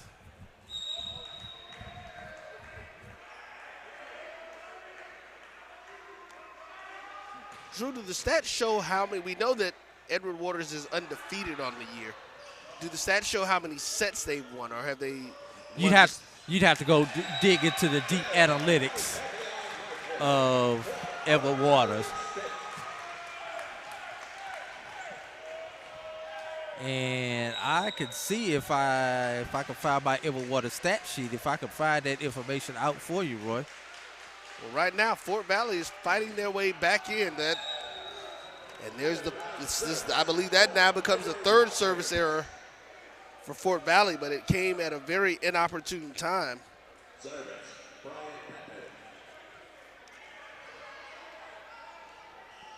Brian Pepin is 3 points away from closing out these Wildcats for these Tigers.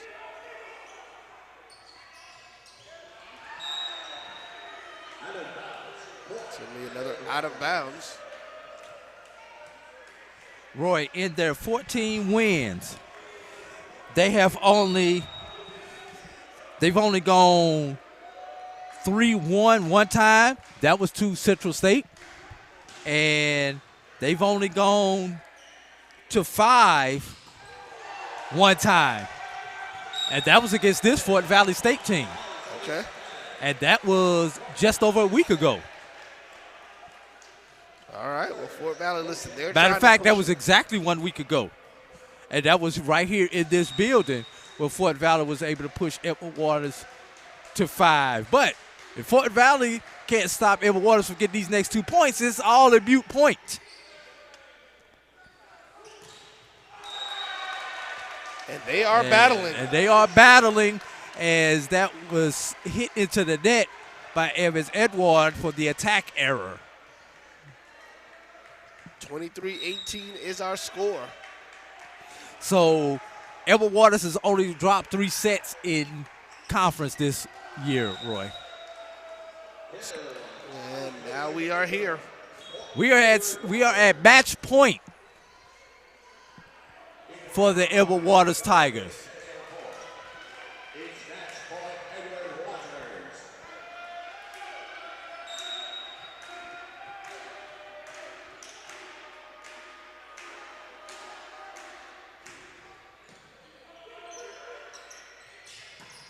And that is long. Edward Waters will advance to tomorrow's championship game. That game will be at 1 o'clock Eastern time right here on the Black College Sports Network. Are we going to run the replays, or are we going to take a break and then come back to the replays? The choice is yours. Okay, this is what we're going to do. We're going to take a 2-minute pause, and then we're going to come back and get the final stats of the day as we'll watch over those replays. You are watching SIAC Championship Volleyball right here on the Black College Sports Network. This is Brian Fulford. AD Drew and I are co-hosts of the BCSN Sports Wrap. We talk about all things related to HBCU athletics. From the games, teams, coaches, and fan interest stories, we cover it all. You can find our shows on Facebook at BCSN Sports Wrap, YouTube at MyJBN Online, and everywhere you listen to podcasts like Anchor, Spotify, Google, and Apple Podcasts. You can also find the show on the Jericho Broadcast Network's app. Make sure to download. We look forward to you joining the conversation and being a part of the show. From novice to aficionado, find yourself here. High quality cigars plus personal customer service. Slow Burn is Waco's only mobile cigar lounge, featuring a meticulous, curated collection of premium cigars. Visit our website, www.slowburnwaco.com. That's www.slowburnwaco.com. The Edward Waters Tigers win this semifinal match by a score of 3-0 versus the Fort Valley State Wildcats. 25-19 in the first set, 25-17 in the second, 25-18 in the third set. Edward Waters will take on the winner of our next match. That will be the Central State Marauders and the Benedict Tigers. That game will start at approximately 7 p.m. Eastern time right here on the Black College Sports Network. As we go through, we're taking a look at some of the – just lost my page with the stats on it. There we go. As we go through and take a look at some of the stats for this particular matchup. Looking at the team stats. Edward Waters with 50 kills compared to 26 for Fort Valley. Fort Valley had 21 errors compared to 12 for Edward Waters. Edward Waters had 93 total chances compared to 75 total chances for the Fort Valley Wildcats. Edward Waters had a .409 hitting percentage compared to a 0.067 for Fort Valley. Only 3 aces of the day. On the day, Fort Valley had 2 of those aces. Edward Waters had 12 service errors, which allowed them to stay in the matchup here. But 12 service errors compared to 1 for Fort Valley. They're going to have to clean that up before tomorrow's match against the winner of this next game. Looking at some of the individual stats. Leading the team with kills for Edward Waters. Brian Pepin had 15 kills, along with Evan Edward with 15 kills. Kaylin Ingram had 12 kills. And for Fort Valley, Jacques Taylor, Jackson Hicks, and Isaiah Fedd were the leaders with kills. 10, 6, and 4 each. All right. No.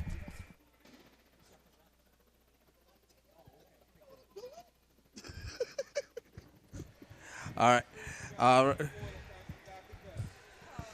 Continue to look at some of the individual stats for these two teams. Devontae Patton with a 500 hitting percentage. These led Fort Valley. Justin Yates with a 300 hitting percentage. Evan Edward and Jovelli Jimenez with a .462 hitting percentage. The stat of the day, Johan Capellan with 40 assists on the day compared to Jose Gallardo of Fort Valley with 14 assists. Dylan Taylor had 6 blocks for Edward Waters, followed by Brian Pepin with 4. Tavion Martin had 2 blocks for Fort Valley. Leading the way in digs, O'Neal Daly was the leader in digs for Edward Waters with 7. Jacques Taylor had 5 digs for the Fort Valley Wildcats. So with that, I want to remind you guys to make sure that you stay tuned later on today on the Black College Sports Network. Make sure that you stay tuned for Dr. Cavilla's Inside the HBCU Sports Lab with Mike Washington and Charles Bishop, as they will talk about everything within the HBCU diaspora and the world of college sports. And with that being said, we are going to go to our CEO, Roy Evans, with some distinguished folks from Duval, Edward Waters. Okay, there we go. All right, everybody. We are here with Coach Lauren Ford, as well as Coach AD, Dr. Ivana Rich for A-Dub, as you hear the players giving them their shout-outs. One of the things that we wanted to make sure we mentioned, Coach, congratulations on winning Coach of the Year. Thank you very much. So let's start off with Dr. Rich. Dr. Rich, talk to us a little bit about this team and this coach and how you've enjoyed this process so far. Well, I can tell you one thing. This team is very special, and Coach is very special. And so for her to come in and really get this group together and get them to this point in the season, 10-0 record, first time in school history, this is a history-making team. I'm so proud of them. Well, there she is. She laid the table for us, 10-0 in conference. You talked about it a little bit before the game, that you wanted to make sure the team came in, they had some unfinished business. What makes this team special, Coach, besides you? Thank you for that. They're just such a good group. You know, they love the game. And I think that's the biggest thing. They love playing every day. We want to play. We want to play. We want to play. And they love competing. And the competition is such a big deal when it comes to sports. You got to want to go out there and win. And they're very goal-oriented when it comes to that. Well, I'm going to drop in. Now, I'm normally not the stat nerd for the team, but Drew was pulling a stat. You all, as the team, had, I believe, over 50 assists to 4 on the other side. How important is that in the chemistry of this team? Oh, it just reinforces what our setter does. He chooses the right hitter at the right time, and they can put it down. That's exactly what that stat says. All right, folks. Well, there you have it.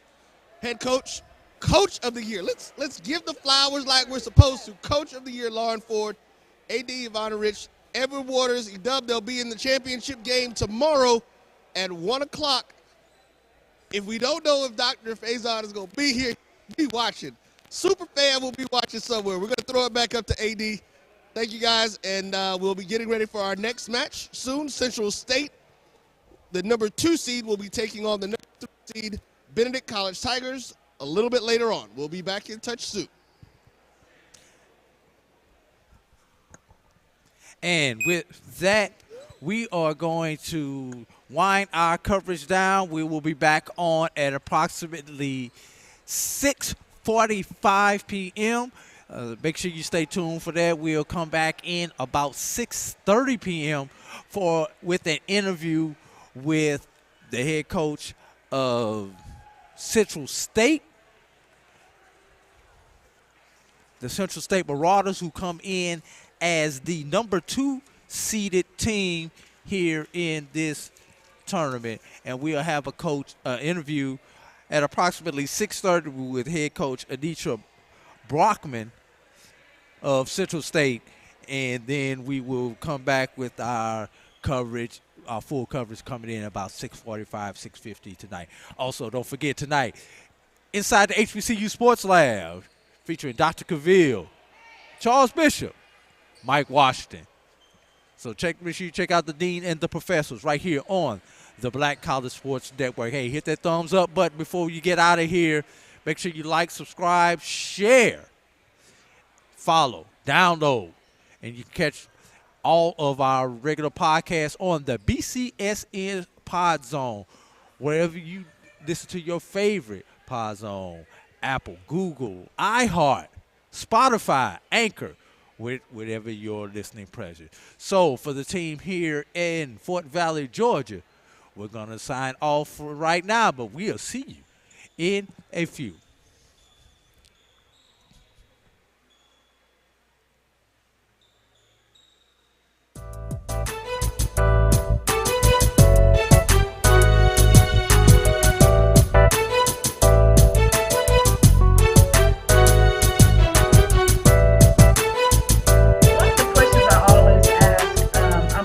Curious, when people work in sports, I always want to know, how did your love for sports begin?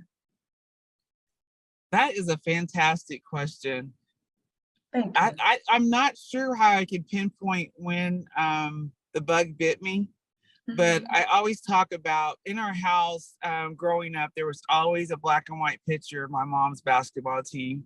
And so I grew up knowing that she started as a freshman. She was also part of integrating a predominantly white school. And so she would tell me about some of the struggles that were involved with that. And so I think that always I kind of wanted to make her proud, and I always felt like the bar, she never said that, but I always felt like the bar was going to be starting as a freshman and doing those other things. Although I played softball in high school as well, basketball was my first love. And ironically, one of those things, when you've looked at that something for so long, I did start as a freshman. And one of my most favorite years of all in sports was that freshman year when I was allowed to play on the junior high team and the high school team. I grew up in a small Class B school, and so absolutely loved that year where I was playing basketball 5 to 6 days a week. Wow, that's amazing. Yeah, and like you said, you just wanted to make her proud, even though she never said it, but you was trying to follow her footsteps, and that's pretty cool. So as I mentioned earlier, you're a Hall of Famer from your alma mater, with such honors as Player of the Week, OIC Scholar Athlete, OIC and District 9 All-Conference teams, and Northwestern Ranger Queen. What amazing accomplishments. How, with basketball classes, possibly campaigning for Ranger Queen, how were you able to juggle all this and keep your GPA up? Well, it's one of those things that I absolutely loved college, and some of my friends from the Baptist Student Union, they were my sponsoring group for Ranger Queen. They talked me into it. And ironically, It's the first time that I learned that other people other people can see some things in yourself that you may not see at the time. I Right. never ever considered myself queen material at all. And I wouldn't have had the nerve to do it had some of my friends were like, hey, we'll help you with the posters, we'll help you, we'll back you, you can do this. Everybody knows you, but they didn't know me in that realm. And so I don't know, that was a very eye-opening and life-changing time for me as well. So to be voted in by my peers at a PWI meant a whole lot to me. Yeah. So yeah, but I always saw myself just as, you know, a jock, an athlete, a scholar. I did see those things as me, but a queen, I never saw that. Well, you're a queen, sister. That's for sure. You are amazing. Just, you know, researching and reading your bio, I was like, wow, she is amazing. And that's why I'm so excited that you're our very first guest. Eddie Rogers, you were inducted in the Hall of Fame at Langston in 1998. I believe 9 years after you graduated, or 8 or 9 years, is that correct? That's correct. Okay. How was that moment for you to be honored in that way? You know, no one really prepares you. It's like when you're excited about it, and I was honored. My family was there to see me inducted, but I was not prepared for the rush of memories as you're getting ready to thank those that have played a part in your induction. I just saw the hours and hours outside playing on a grass court, the excitement when my dad built my first goal. And it was big because he actually had a welder. I had the metal pole, the everything, still had a grass court. But I mean, I looked at all the hours that were spent in the backyard and that had brought me to that point. The sacrifices that my mom and dad had made. We weren't rich by any means. My mom was a school teacher. And, you know, all of that was full circle. And I just felt grateful to God that he allowed me to experience that moment. That's awesome. That's awesome.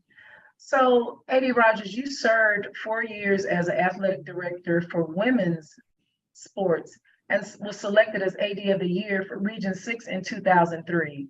Now, I never knew there could be separate ADs for women and men's sports.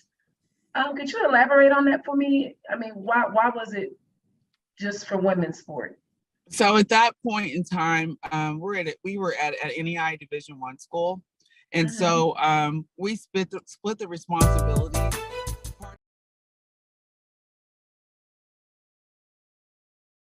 Stepping back,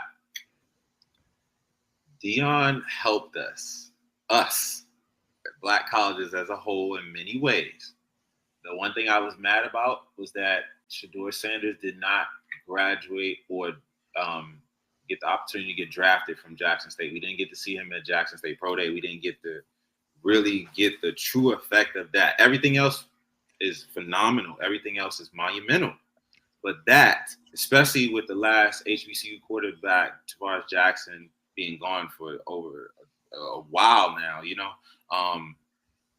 just trying to knock down those doors and everything we did, I think that would have been so substantial. And then you see as soon as he leaves, now he's a Heisman candidate and all this stuff. But nevertheless, I think that Dion had a profound impact. I think it comes down to which schools took advantage of the moment. In my opinion, I mean, this is my opinion. I think that FAMU, just looking at it, however you're looking at it, on the field, off the field, and just who y'all are. You look at the engagement numbers, look at all of that.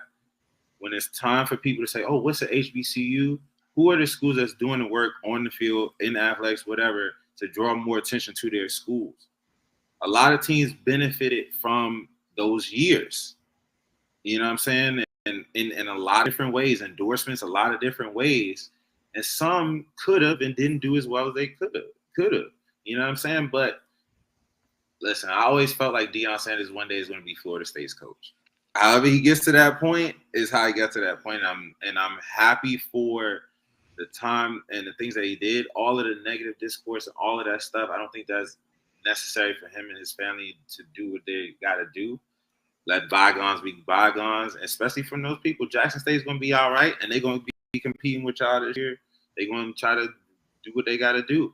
And we as a culture and as HBCU football are going to keep the ball rolling, but by no means, shape, or form should we overlook what he did in any way. I mean, we could argue about the particulars, but a lot of people know more and paid a lot more attention to HBCU football because it's prime.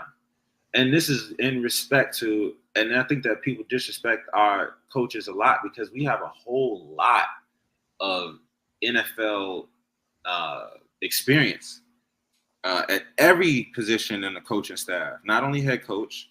And these guys have been putting in the work for years to help our guys. But there's only one prime as a person, as an entertainer. And I think that Coach Eddie George, I think Coach Hugh Jackson, if you want to name particulars, a lot of those guys are doing great jobs in their own way, you know, and we can't look for everybody to be as everybody's not, there's no other prime. There's no other Deion. Right. In terms of who he is as a person, in terms of marketability, in terms of personality, there is no other. All right. But there's plenty of guys out here that are fighting a good fight. And there are plenty of guys out here that are putting together talented, competitive football programs. And the difference is Coach Eddie George, Tennessee State, they play some damn good football and they play a damn good schedule. Coach Vincent and A&T, they're going to play a damn good schedule. Coach Prunty and Hampton, they're going to play a damn good schedule. These teams, the SWAC and the MEAC, our schools, we really compete. And a lot of these guys that are, a lot of these teams that are switching conferences, they're really going to compete too. You know, so all of our teams are trying to all of our programs in our schools are trying to elevate. You know, we just got to and then we also have to look at it in some ways, and I don't just mean marketing, but just overall some ways that Jackson State thrived from that time, and other schools can use it. I mean, there's a lot of schools that can help themselves. I mean, like last year, I was like deciding if I want to make tweets about schools that don't have accurate rosters up at the D2 level, some FCS. You know what I'm saying? I mean, because people, when it comes to, if I'm talking to Jim Nagy, or if I'm talking to whoever, a scout or somebody that's not really familiar with our schools, and they go to a team's website and it has 3 games and we're in December, that's a problem. You know what I'm saying? And you shouldn't have to look at me funny because I'm calling out one of my own schools. We need to get this right. We're not helping the players. You know what I'm saying? So I think it's a lot of different ways to look at it, but overall we're pushing forward. And most importantly, the talent is warranted and they're backing up the discussion. They're backing up the conversations from FAMU, from Xavier Smith to like I said, Isaiah Land, to Aubrey Miller. All of those guys, they have made it to the point where they've made it undeniable. You know, and that's what you have to do. And that's always been what it's been. Of course, we know that you got to be the best. Jerry Rice wasn't average. He was the best. You know what I mean? All these guys were phenomenal at their time coming into the league or as prospects, you know, but it's just about visibility. And a lot of the guys that when the spotlight is on them, they stepped up. Even down to D2, Andrew Farmer at Lane College. He's been on a tour of showcase games since the season's ended, and he'll likely get a chance somewhere. You know, so overall, you know, it's warranted. These discussions, all of the shows, all of the podcasts, all of the tweets, the draft guides, all of this stuff is warranted. These guys are doing what they have to do. And, you know, the product is getting better. You know, we watched a great game at Celebration Bowl. We watched some great HBCU football throughout this year. And we will this year too. And that's the thing is, you got Davius Richards who's going to go and play UCLA to start off the season. FAMU is going to start off the season with a solid schedule. But like I said, man, you got a quarterback. And just looking at marketability, we all know. When you watching college football, when you watching NFL, you marketability goes a lot of times as far as the quarterback. And if this quarterback can compete, that makes the difference, you know? We don't want to watch a team that we don't know who the quarterback is. You have multiple quarterbacks, you don't have one. FAMU has a quarterback, you know? And FAMU can go at the beginning of the schedule and say, we got a guy that could put up 250, 300 yards, just like y'all. You know, and like I said, at UNC, the games that matter in terms of draft and the tape, you know, because I'm expecting Jeremy Musa as a D1 FBS SEC transfer to come and do his thing. But he showed the growth from where he previously was coming into that UNC game and a lot of these games. That's the difference. You know, we know with the portal, these guys are moving all around. When they come to our schools, are they showing the growth, especially out of conference? If the answer is yes, then we need to go to bat for them. You know, so next year, if Jeremy Musa starts the season off solid in any way in terms of that non-conference schedule, we're going to look at what he's done in the SWAC, making all conference, and all he's done since he came over and say, okay, look, this is his growth from where he was before to now, you know? And that's what it's about, being able to start a solid discussion around these guys. That's what I'm saying. All these guys we're talking about, even BJ Bowler, I can make a discussion for him and why he deserves the opportunity. You know what I'm saying? Even this year, he kind of slowed down a little bit, and he still made all conference back to back. You know, and, I mean, his versatility is there. This is a smaller guy, strong. He's strong like an ox. He's super quick. Yeah. He can play on the boundary. He can play inside. He can hit. He come downhill. He's firing off. You know what I'm saying?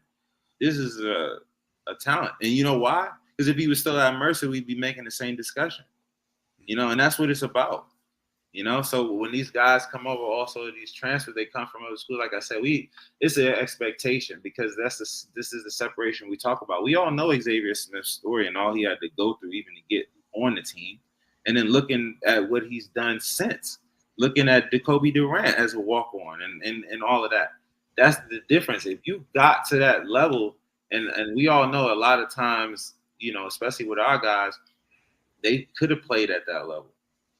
If you got to that level, you come down to our level, there's a certain amount of talent expected from you, or potential expected from you, you know. But, you know, Jeremy did his thing in conference. But look at the tape. When he played the teams that really matter on the schedule and that it's time to go to bat for, he did what he needed to do. And this year he showed, he showed that there's a level that he can grow, elevate from even more. And I'm pretty confident that he'll be able to do that this year.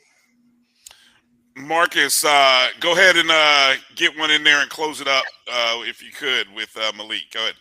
Yes, quick question. Make sure I'm off. Yeah, quick question. I know you and I have talked in the past, Malik, about your initiative with using the Tecmo Bowl game engine and using the comps for players. And I have a passion for that because you and I talked way back in the day, used actually the Eddie George Madden to create something similar. And I know Kelvin might remember from back helping with Floyd Hill and everything. And so what is your intent with the modifying the Tecmo Bowl game engine and creating it for HBCU players? And what response have you gotten, not only from players, but also if it helped to proliferate the awareness of players to those who are in the professional ranks? Oh, yeah. So just for one, as a football fan, there is no active college football game. We don't know when we're going to get one, honestly. And secondly, I'm always thinking about visibility. Player comparisons are big because, you know, once you break down your own metrics or science to it, and mine is finding a guy. First off, whenever I look at a player, you know, as we watch sports, we might say, oh, this guy reminds me of so-and-so. You know, off the top of my head, but then in my mind, or you know, I'm cross-referencing that with actual measurements.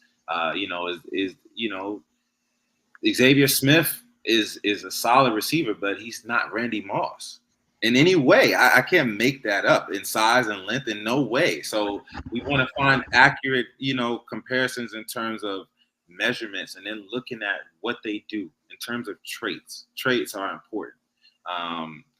You know, is this guy a body catcher? You know, how does he release off the line? Is it more head fakes? Is it a lot of shoulder shrugs? And then just more general stuff. You know, is he a high catcher? How does he high point the ball? How elusive is he after the catch? How elusive is he in space? Who does he remind me of in that regard? And then once we get a couple of these in a row, there's a comparison. Now it's my job to get you to see that. And for you, that might be FAMU. That might be you. Like I said, with Peerless Price, Xavier Smith is young. He didn't see Peerless Price. So but he's a football player. I'm trying to get him to understand first, this is the similarities because I think that you can learn from this guy. And some of the things that he did well at his size and especially at a different time to succeed in the NFL when it wasn't as pass friendly and we didn't have a lot of the things that we have now in terms of the game. But just the comparisons is me saying, how can I be creative in getting people to see what I see? And this is not about your Hall of Fame accolades. It's not about what you've done in your career, but playing style, getting people to see, or even starting a conversation. And a lot of times, some of these guys are similar. So if you have a guy that's like, for instance, like I said, Arden Key, Isaiah Land, Darrell Taylor, Leonard Floyd. Google all those guys' pictures. They all look the same. Small waist, they have really long arms, but they're built calves. You know what I'm saying? And you see them come off the edge. They really win with the long arm. They really win with clubs. They have certain things that they do similar. So okay, I'm gonna use these videos. How can I use these videos and to tie it all together and get people to see? I'm gonna cut the video up, but I'm gonna find similar plays. I'm gonna find similar releases. I'm gonna find similar sacks. I'm gonna find similar whatever to get you to see what I see.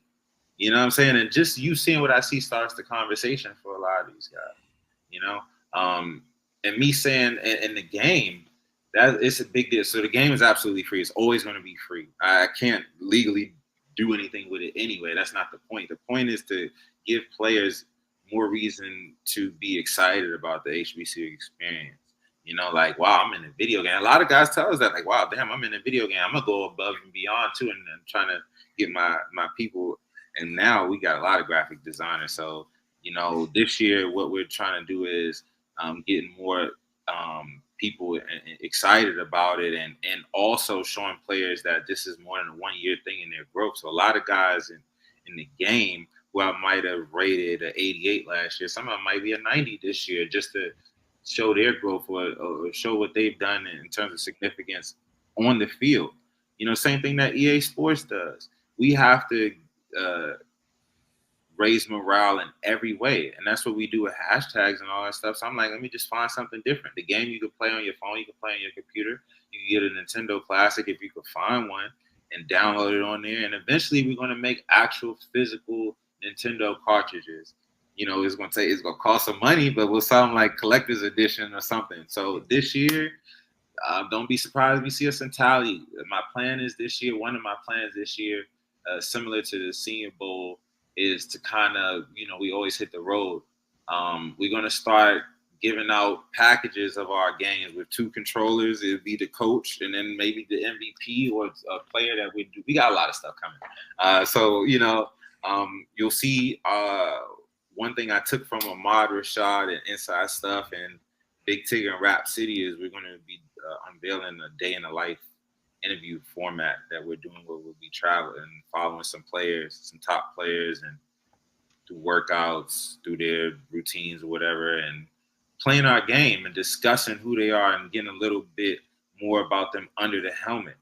And it's nothing different than you see on CBS and ESPN for B. John Robinson, some of those guys, and just trying to increase that visibility. But it's also going to get a lot of guys to say, man, I want that. I want to get that recognition. And for us, we want to set a standard for draft HBCU players because we know what level or know certain things that guys got to do to get on the league's attention. So I feel like if guys reach to where we want them to reach, then we're basically saying, hey, all these guys are ready now. What y'all going to do? We got the guys, and as you know, a lot of more people are paying attention to us this year. So we've had opportunity to talk to even the XFL, USFL before draft and stuff. That's what it's all about. We just want to encourage the players in any way we can. And I love video games. So, I'm gonna try to figure out more games to hack. I'm working on NFL Blitz right now. A lot of those games with code are with the older code are a lot easier to hack. So I was like, man, Tecmo Bowl is probably pretty easy. It's old 8-bit game, but it was fun. I could get some USB controllers on Amazon 2 for $10. So we got a whole box of them, and like I said, we're gonna move around, and it's nostalgic. But even with graphics, like if you look at USC or some of these teams, they'll use like Tecmo Bowl, Punch Out, little stuff like that, and I'm like, I can go further than that, So now this is the third year of the game. So every year, also what I do is a Legend Edition. We got so many legends across D1, D2, all of the conferences. Every school. So I try to do 6 to 10 legends per year. So this year we did, of course, Shannon Sharp. We did Ashley Ambrose, Ben Coates from Livingstone. So many different guys, just trying to mix it up every year, and then getting those actual legends involved and liking it because they're older guys too. I played this in my dorm, so they're into it, and I can travel. I can take Tecmo Bowl. You can take that anywhere, and a big component of the success. So this year we had over 1,000 downloads. You can download it directly on our site. Shameless plug, drafthbcplayers.com.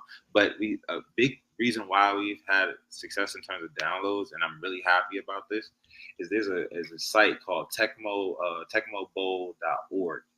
It's an actual Tecmo Bowl forum that I got a lot of help with in terms of doing this. And these guys across the country, they're doing tournaments and all of that stuff for this game that's 30-something years old, So me bringing a new flavor to it, they're behind it and they're supporting it, so they're downloading it. I don't know where these guys are at, Indiana and all these different places. So if they are playing this game, and whether it's a season or just pure curiosity or whatever, and they're finding out about Courtney Cox, Terrell Jennings, and all of these guys, then we won, because nobody across the country knows everybody from every school, but we learn about them through ESPN. We learn about them through College Game Day, the Northwesterns, and all of these schools that are thousands of hundreds of miles away from us, and they're hot right now.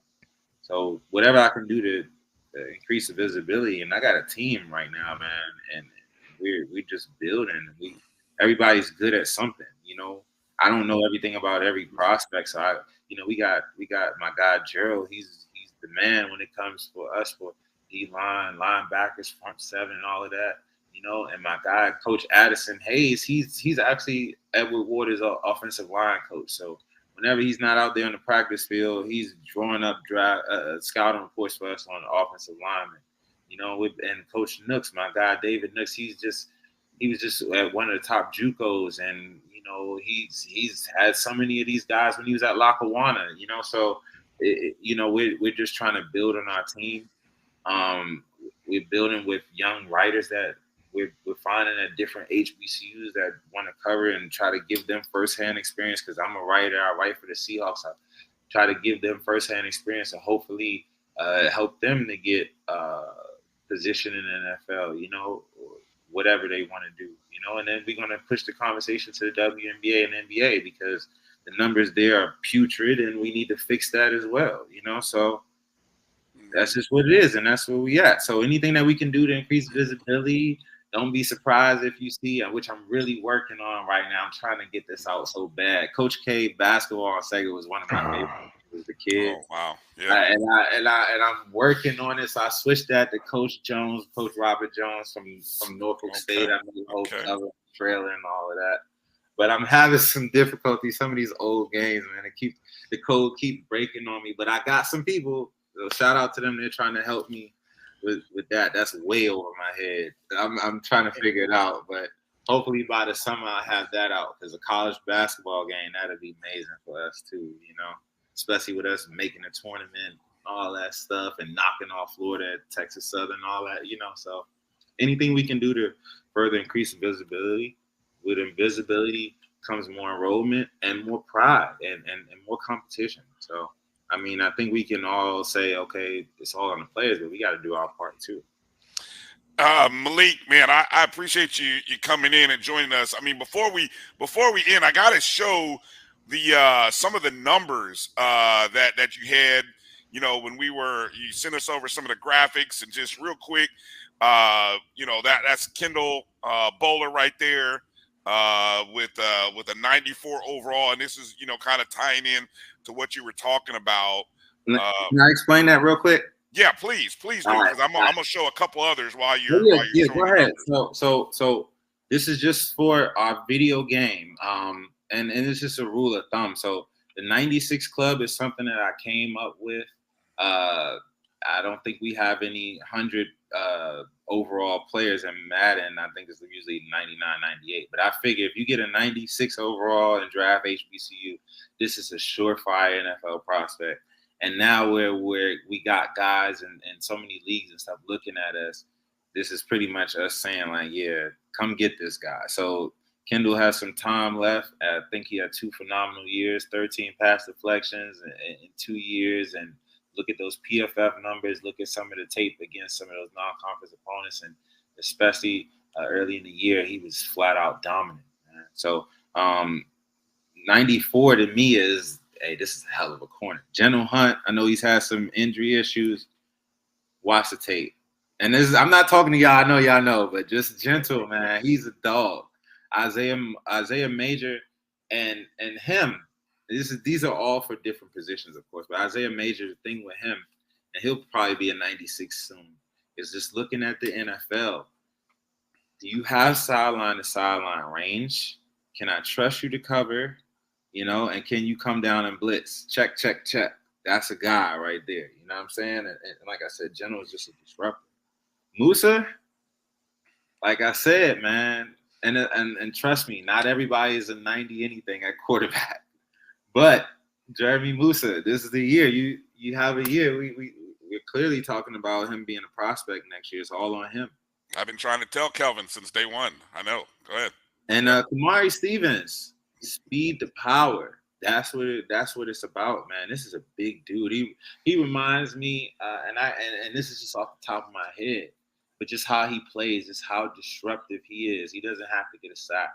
He can get a pass deflection. He get a pressure. He reminds me a lot of Danico Autry. He's bounced around the league. I think Danico's Autry with the Colts right now. Sorry, I'm not, like I said, I'm freestyle. I'm not looking at anything, but that's one of my favorite interior guys that can move around on the D line. And Kamari Stevens, I know he's coming mean off the edge. He just, if you want to watch any tape, this for everybody. Watch that Jackson State tape. But as you can see in the picture, South Carolina State, it's not all about sacks, man. He's strong and he's quick. Hey, that's a guy you got to watch. And FAMU they put out some guys on that line the last few years. So trust me, I don't think it's ending anytime soon. And last year was the proof. He's the real deal. I think he's gonna have another solid year, especially if Gentle is 100% healthy and he can go out there and really take up, force 2 guys. You know what I'm saying, and take up those gaps, man. You're talking about double-digit sack season for Stevens, you know, and getting that double-digit sack, that'll bring a lot of them scouts down to tally, and we're gonna keep bringing them in April. That's what it's all about. DraftHBCUplayers.com is the website. You can go and you can look at some of the draft profiles. You can even download the 2023 HBCU draft guide. You can buy it. Detail. What's the cost on that? How much is that going to cost people, Malik? So the draft guide is $15. It's all of the prospects for NFL, and we're making a case for CFL, USFL, XFL. And mind you, we did this before March, so some of those guys are already in leagues, and as you know, some of them got drafted, including Isaiah. But you can follow us on Instagram, where, like I told you in the message, Instagram, we don't have all those DCMI issues. And especially for comps and stuff like that, I can pick my music. We can pick our music and we can do what we want, really. You can get all day. I'm telling you, go look at our story now. It's on there. You can get free content all day. The draft guide is the only thing that we're going to do because I feel like these guys put in hard work, and you know. But other than that, yeah, it's about the cause, you know. So just check the hashtag draft HBCU players, draft HBCU, draft HBCU 23, which is out now. You can download our game for 23, 22. Go to our website. You'll see all the legends that's included, how to play for a computer, how to play for a phone, how to hook it up to your Fire Stick. Like I said, anything that you got, we can pretty much do it, and we'll figure out how to do it. I got a lot more games coming. You can follow me on Twitter at NFL Malik. Our Twitter is draft. That's Malik with 2 I's. Our Twitter is draft HBCU. Our Instagram is draft HBCU players. And also one more plug is our connecting recruiting page. And this is my guy Gerald and this is my guy Tim. There's this all them draft HBCU recruits. They're trying to build a bridge pipeline for high school players that want to come to our schools, want to get their tape through coaches, etc. And for coaches that are, you know, especially because we're spread out. A lot of our team is across the country. So we're just trying to use our network to get as many players as we can in as well. So that's their thing, and we're trying to build on that. Man. I'm primarily focused on the NFL and watching football, college football Saturdays, NFL Sunday. But as many black college kids as we can get in, as much talent as we can, draft HBCU recruits, send a tape over, and they'll get to you as soon as they can. Right. Definitely. Hey, Malik, man, we appreciate your time tonight. Great stuff. You know, awesome to be able to chop it up with you. And, you know, probably, you know, as we get later on into the summer, maybe even into, you know, early June, late May, whatever, we kind of do a post-draft analysis. I posed this question to my guy, 80 Drew, on another show. I kind of set a line. I said, what's the number of guys get drafted over or under 4.5? I don't know if you caught that on one of the other shows. What do you think? Over or under 4.5? So, you know, basically you're saying either 4 or 5 or more. I'm gonna take the over. I've been stuck on 5. I've been stuck on 5, and I'm gonna say 5 because the 3 that you asked about, but I think there's so many variables. Yeah, you got a lot of teams that are looking at guys just because of who they are, and in the analytics, we got analytics guys too. You got guys that by the numbers and advanced analytics and all that, they deserve a shot. Alfonso Graham at Morgan State, I mean, he's had 2 years, but last year we had a lot of undrafted guys that came in and made an impact. I just seen today Roderick Perry. I know he spent some time in Illinois, but he dominated South Carolina State. He just got back on the Browns for another year, you know. So I think we'll have 5 drafted, and I think we'll have 10 to 12, maybe 13, even with all the guys in the USFL and the XFL. Yeah, I think we'll have another 10 to 12 undrafted. So I think a lot of even those guys that got picked up in the USFL with Isaiah, they might have some undrafted chances as well and some decisions to make. You know, but a lot of options, and that's the best thing. Yeah, that's a beautiful that's thing. The best thing. Yeah. You know, especially for a guy like Kai Gray. He was at Rutgers. He came to Lincoln for a year, made the All CIAA. You know, he goes into get drafted by the CFL, was in the USFL draft, you know, and XFL draft, you know, and now he still has a chance to be selected by the NFL. This is great for our guys, as many options as possible. Hopefully Savion does enough to get called up to the NFL in a few months, you know, so it's great. I'm going to go with 5, and I'm say about 10 to 12 immediately, as in the same day, undrafted free agents. Okay. Over time, I'm sure, but yeah. Okay. All right. Well, we're going. I'm not gonna hold it against you, but I'm gonna write it down, and then so that way we can come back and reference. I got the list too, man. I got the list in my head. All right. Check out drafthbcuplayers.com. Make sure you follow Malik and Draft HBCU Players on Twitter and Instagram. Hang in there, folks. We're gonna take a short 2-minute break. Come back with the Rattler Roundup on the other side. Thanks again to Malik. You guys make sure to hit him up on Twitter and Instagram. Let him know you appreciate him coming on the show. We appreciate you, Malik. Thank you, man. We'll be back right after these words. Supermarket sushi, really? No. Wait, Troy, you work here? I'm never not working. Like Head & Shoulders Scalp Shield technology, up to 100% dandruff protection, even between washes. Never not working, huh? Oh, Troy, you're such a good teacher. Yeah, I know. Never not working. Never not working. Never ever not working. Are you serious? Never not working. Dandruff protection that's never not working. Head & Shoulders Scalp Shield technology. It's never too early to plant the seed, to share the tradition, and instill a sense of pride in your HBCU with your little ones. HBCU Pride and Joy Children's Boutique helps you share your school spirit with a wide selection of adorable kids apparel and accessories officially licensed from your favorite HBCU. Visit hbcupridejoy.com and follow us on all social media at HBCU Pride Joy on Facebook and Twitter.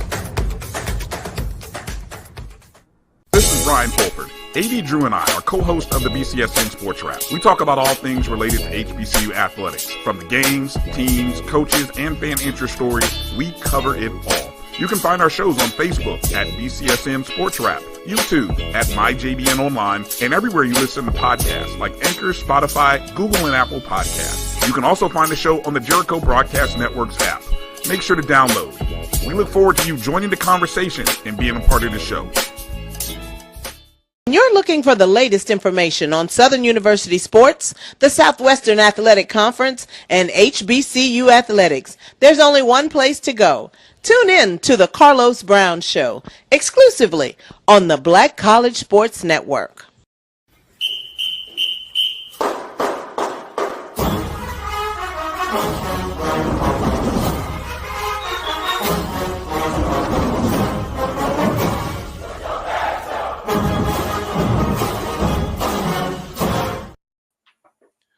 All right, welcome back to the O&G Strike Zone.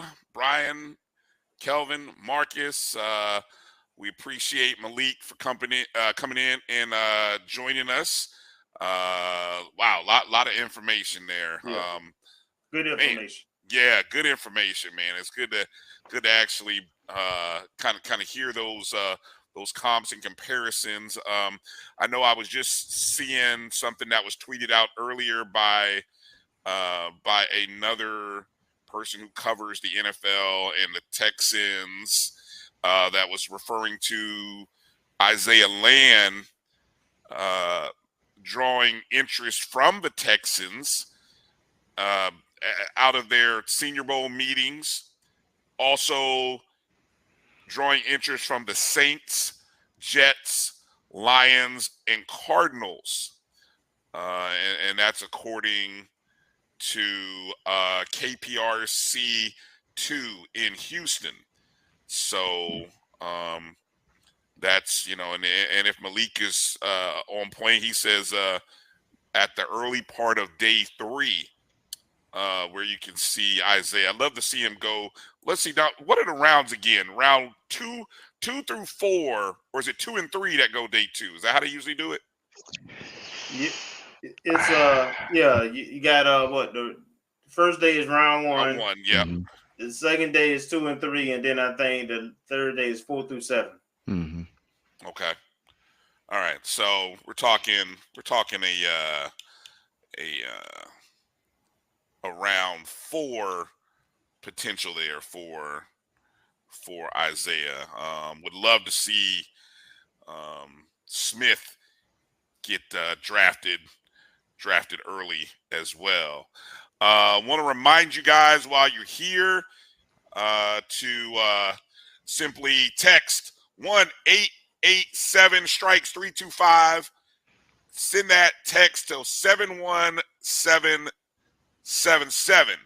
And we are a part of the Day of Giving that is coming up here at the end of the week, the 20th and 21st, the 1887 Strikes.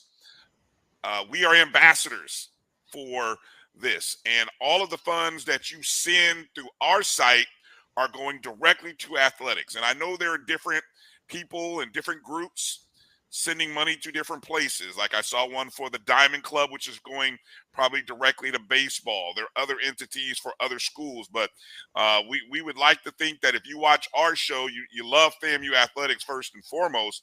And, all we're asking is, hey, $20, a $20 donation or $18.87 at minimum.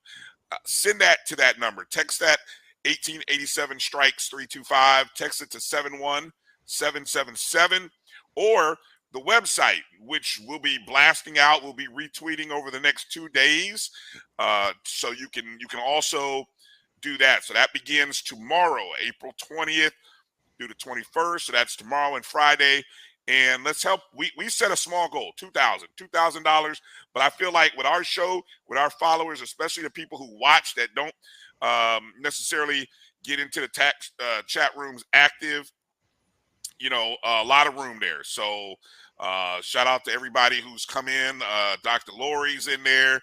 Dr. Cavill, I see. Clarence Kinney, Bull, I saw him jump in there a little late, but he got in. Edwin Moore, Sweet got in there. Tamara T, Mary 305, Montre Bennett, J Mac, a lot of the usuals that we love, and so we just want to encourage all of you guys to go ahead and donate and join us. All right, let's get into the Rattler Roundup here, because we don't want to run too late in the time. I just want to show a few pictures, if you guys don't mind. Can I show a few pictures? I had a great time shooting some photos over the weekend, and I'm trying to drop more of them out onto the net. And I tell you, it's been a task getting it done, but it's better late than never. So I feel like I just had to take a couple of the ones that I'm really, really super proud of. My photography bug is coming out here. And then I tell you the one, and I think I got it in here. Do I have it? Oh, this series right here. And I sent this out earlier, and I called it the highlight of the day. Because and Kelvin, we were there. We talked to Isaiah Major, right? What did he say it was like tackling Jaquez Yant? It was like, it was a battle. And he was fighting it every day. That he's a baller, he's a player. And the other name he talked about was his teammate who be in that linebacking core with him is Jordan Moore. And I didn't even know I took this photo, to be honest with you. And then so I'm scrolling through and I said, oh, dog, I just captured a one-on-one battle between Jaquez Yant on the left in green, Jordan Moore in orange, and that 4-shot series. And this was at the end of the game, if I believe, in overtime regulation. And I think, the way they did the overtime, they went from the 10, then the 5, then maybe the 2. It was just like one play, can you get in? And Yant is trying to power his way past Moore. And Moore won this. I think Yant came up about a yard short of the goal line. And so I was just like, yo, I couldn't even believe I caught that. But that was that was the summation of orange versus green in coming down to that one battle. Real quick, defensively, guys, I want to I don't want to skip too far past this before we get into the roundup. Defensively, Marcus, what did you like from what you saw from the defensive guys? I seem like they're fast, attentive, and aggressive. Mm-hmm. How about yourself there, Kelvin? Anybody that you want to touch on, talk about from out of that defensive unit? The defense overall was dominant. You already mentioned Jordan Moore. There was a play where he ran a guy down too. But the guy who stood out to me was a cornerback. His name is last name is Lilly, and I think he has a brother on the team too. Yes, he was the one that had the interception, and he also had a couple of plays where he was one-on-one out there with some of our starting wide receivers. He was a dog, man. They could not. I mean, he was always round the ball. He actually was jamming up. He jammed the guys a couple of times up front. Guys that were bigger than him. He's not a big guy. I want to say he looks like about 5'10", 5'11". You're talking But about man, Yes, Chase Lilly. Chandler and Chase Lilly. Yeah, Chase Lilly, yeah, freshman from Murfreesboro, Tennessee. they signed. 5'11", 170. Yeah, they signed late last summer. So I Yeah. don't know if they redshirted or what, but they were on the yard probably like June, July. They had a signing ceremony. Yeah, I can't remember which one it was. I think he had on the one brother had on jersey 46 though. I think one might have. Chandler has 30. Okay, so yeah, Chandler's listed as 33, and Chase is listed as 41. Yeah, I don't think they had, because they had orange and greens. I don't think they had the same jerseys. You think they had different numbers? Okay. But someone had a list of what the orange and green team numbers were, and I was able to glean off of who it was. So I knew it was one of the brothers. But man, that guy popped, man. He looked like a player. I know the coaches, you couldn't help but notice it. So that was the one person on defense. Defense dominated anyway, but that was a new guy. Yeah. I liked what I saw from Eric Smith defensively. We're the depth. I could gush all day about the defensive depth. Marcus, I'm challenging you to let's create that. We're going to create the depth chart. I'm going to Marcus Green. I want to know the market by next show. I want to know the Marcus Green. No, 2 shows, 3 shows, whatever, Marcus. But I want you to put together the depth chart. We're going to put the depth chart. If you had to put your 1s and 2s, who's your 1s, who's your 2s?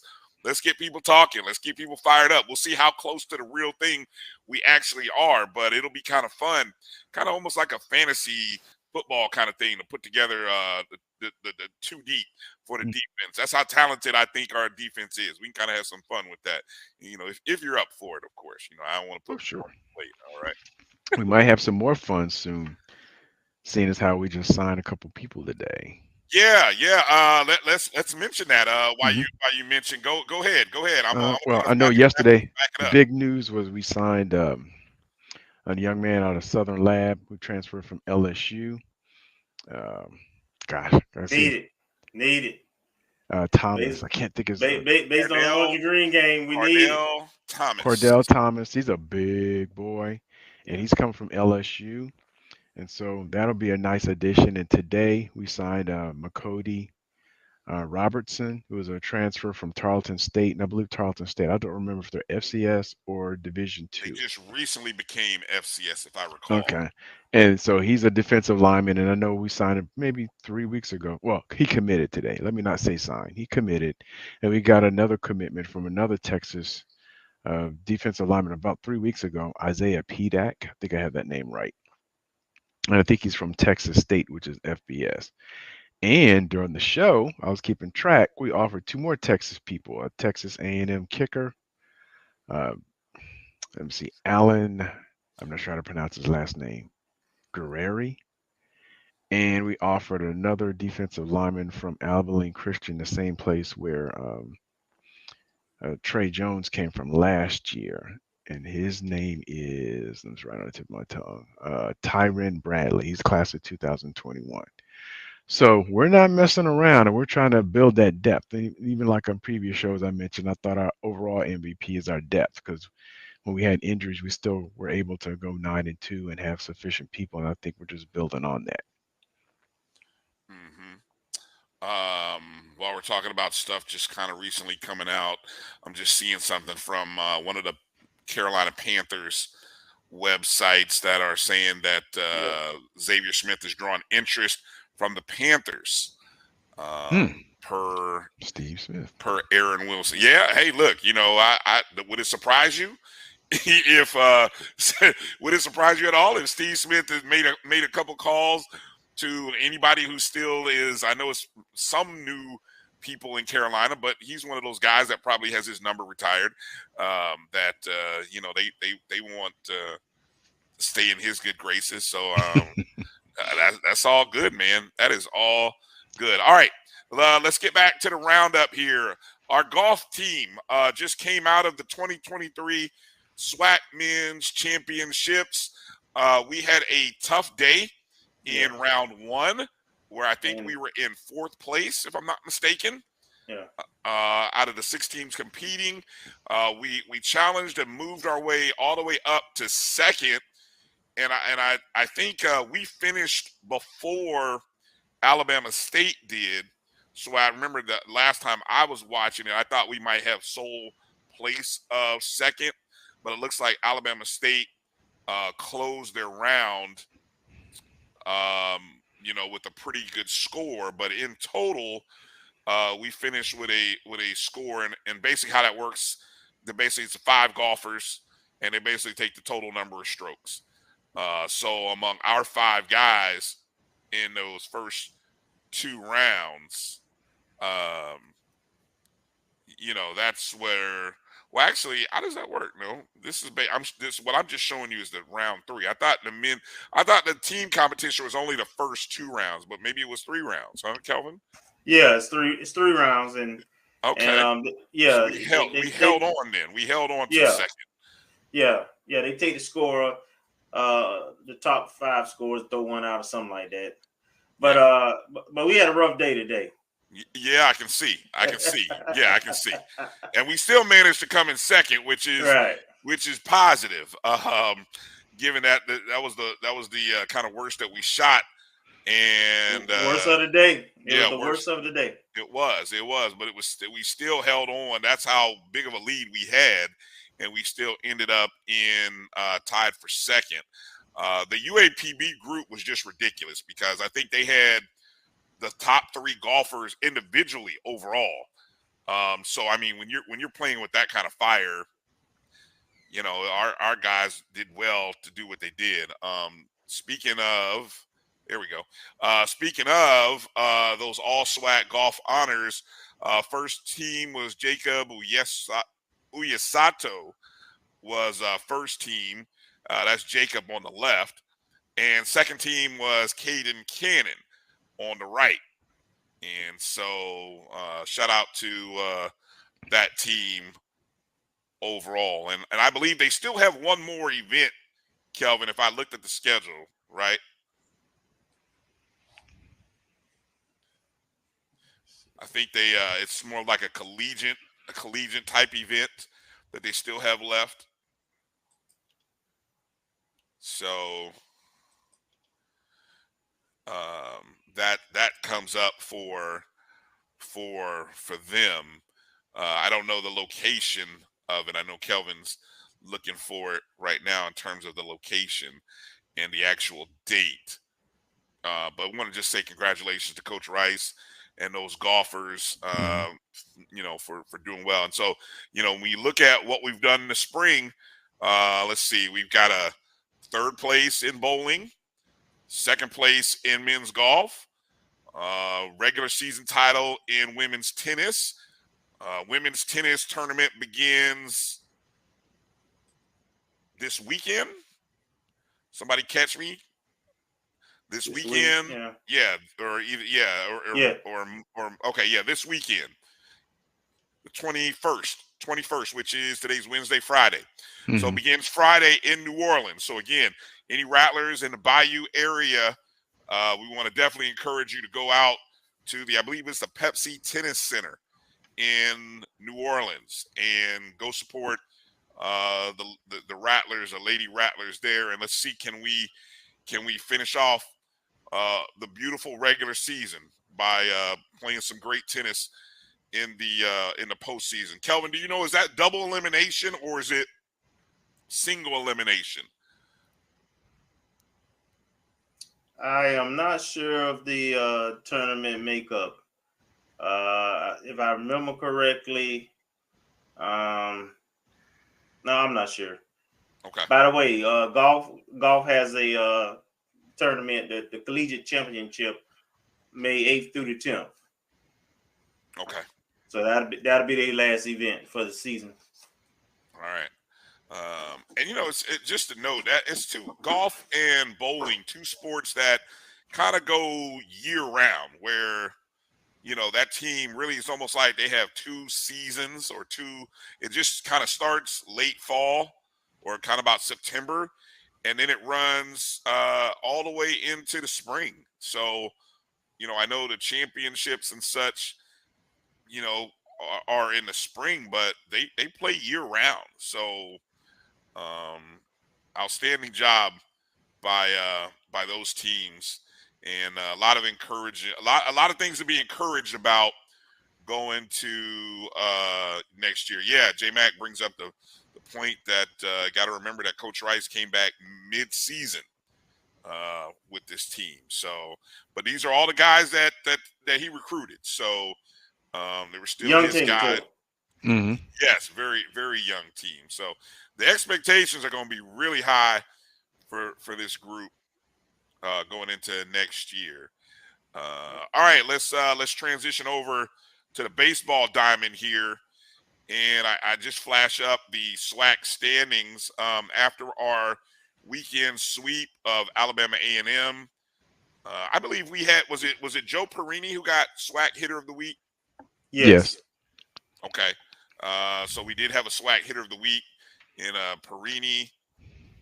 You can see, big numbers against Alabama A&M on the road in Huntsville. We lost 17-7 football score against University of Florida, our midweek thing, which it upsets some people, but we all know it is what it is for right now. And until we start winning a SWAC title, then we'll fuss about maybe winning some of these games in the midweek. Got to get some more pictures. Yeah, well, there's a lot of pitchers. We need to get some pitchers that can maintain their stuff. That's the challenge. That's the challenge. This weekend. So before I get into this, say again. Got hurt. We don't. Wait a minute. Say that again. Lost you a little bit. Say that again. No, I was just saying that we had some guys that some quality, some better quality pitching that's not available to us, and so just like with football, we've got to build the depth, the quality depth, with the pitching staff. Interesting when you say not available to us. That's interesting phrasing. Injuries. Okay. Mostly. Okay, all right. I'm reading too deep. So the standings, Bethune-Cookman, I saw is starting to get some votes in the top 25. So they're sitting still in first place in the East. State and us tied at 12-3 overall. We got the benefit of our schedule right now, where we had Alabama A&M, and then we get Valley in Tallahassee this weekend. So this is a favorable part of our schedule. We just got to continue to win SWAC games, and eventually, I don't know who Bethune and Alabama State play, if they're even playing each other, but anybody in the top 3 is liable to slip. And what you don't want to do is you don't want to slip to Jackson State, A&M, or Valley. That's what you don't want to do, because that'll cost you seeding. That'll cost you a division title. And so that's what everybody's playing against. The top 3 teams, we're all playing against it. And then when we play each other, then it's going to come down to you need to win 2 out of 3 probably. That's what it's just going to come to. You can see over on the west side, Grambling State is the team that's hot right now. But I don't have any fears about anything over on the west side per se. We'll see. We're just reaching the first week or 2 of the second half of the season, so we'll temper our expectations for the west side for a little bit later. Let's take a peek over softball. Well, this is where the standings were coming into today, where we were sitting just a game and a half behind Alabama State. Unfortunately, we had to go play 2 in Alabama A&M. Didn't fare too well, did it, fellas? Nope, they took 2. So I now know we're one of 10 the and games. 7. I No, know one of the games was 8-1 loss. What was the second game? it was 5-4 in 8 innings. So I take it we went to extra innings and lost. Gosh bless it. Yeah, I know. It's like, So that would drop us to 17 and 18 overall, 10 and 7. mm-hmm. in And Alabama conference A&M, play. yeah, they jump over us, I guess, in terms of win percentage because they got the Yes. 2 wins. Yeah, that's a team, and look, we got to be careful here because That drops us to 4th or 3rd. Yeah, definitely got to be careful because Jackson State is we still in the loss column. Yeah, in the loss column, we'll still be in second. That's what you want to look at, the loss column, since everybody hadn't played the same amount of games. Okay. Well, again, okay, I got you. That makes sense. This weekend for softball, now that softball has played all of their home games from here on out, they're on the road according to the schedule here, which I'm pulling up here as quickly as I can. This is a series, it looks like against Bethune this weekend in Daytona Beach. So Friday, 3:00, Saturday at 1, and then Sunday at 1. And so we're here live at the HPE Arena on the campus of Fort Valley State University. AD Drew here for this second semifinal matchup featuring the Central State Marauders against the Benedict Tigers. And we are here with Coach Anitra Brockman. Coach Brockman, how you doing today? I'm great. How are you? I'm doing fine. Second place finish in the regular season, the SIAC. You were the defending regular season champions from last year. So good season for everybody else but you. Give me some reflections on the season. I beg to differ. We did have a great season. Maybe not regular season just because we lost 2 games against Edward Waters. However, we played the toughest schedule outside of conference compared to everyone else. We played 4 nationally ranked teams, and overall we had a better regular season record than last year. So I feel like we had a pretty decent season, overall record of 16 and 14. So I'm pleased with my team's performance this year. And how do you think those non-conference matchups helped you out?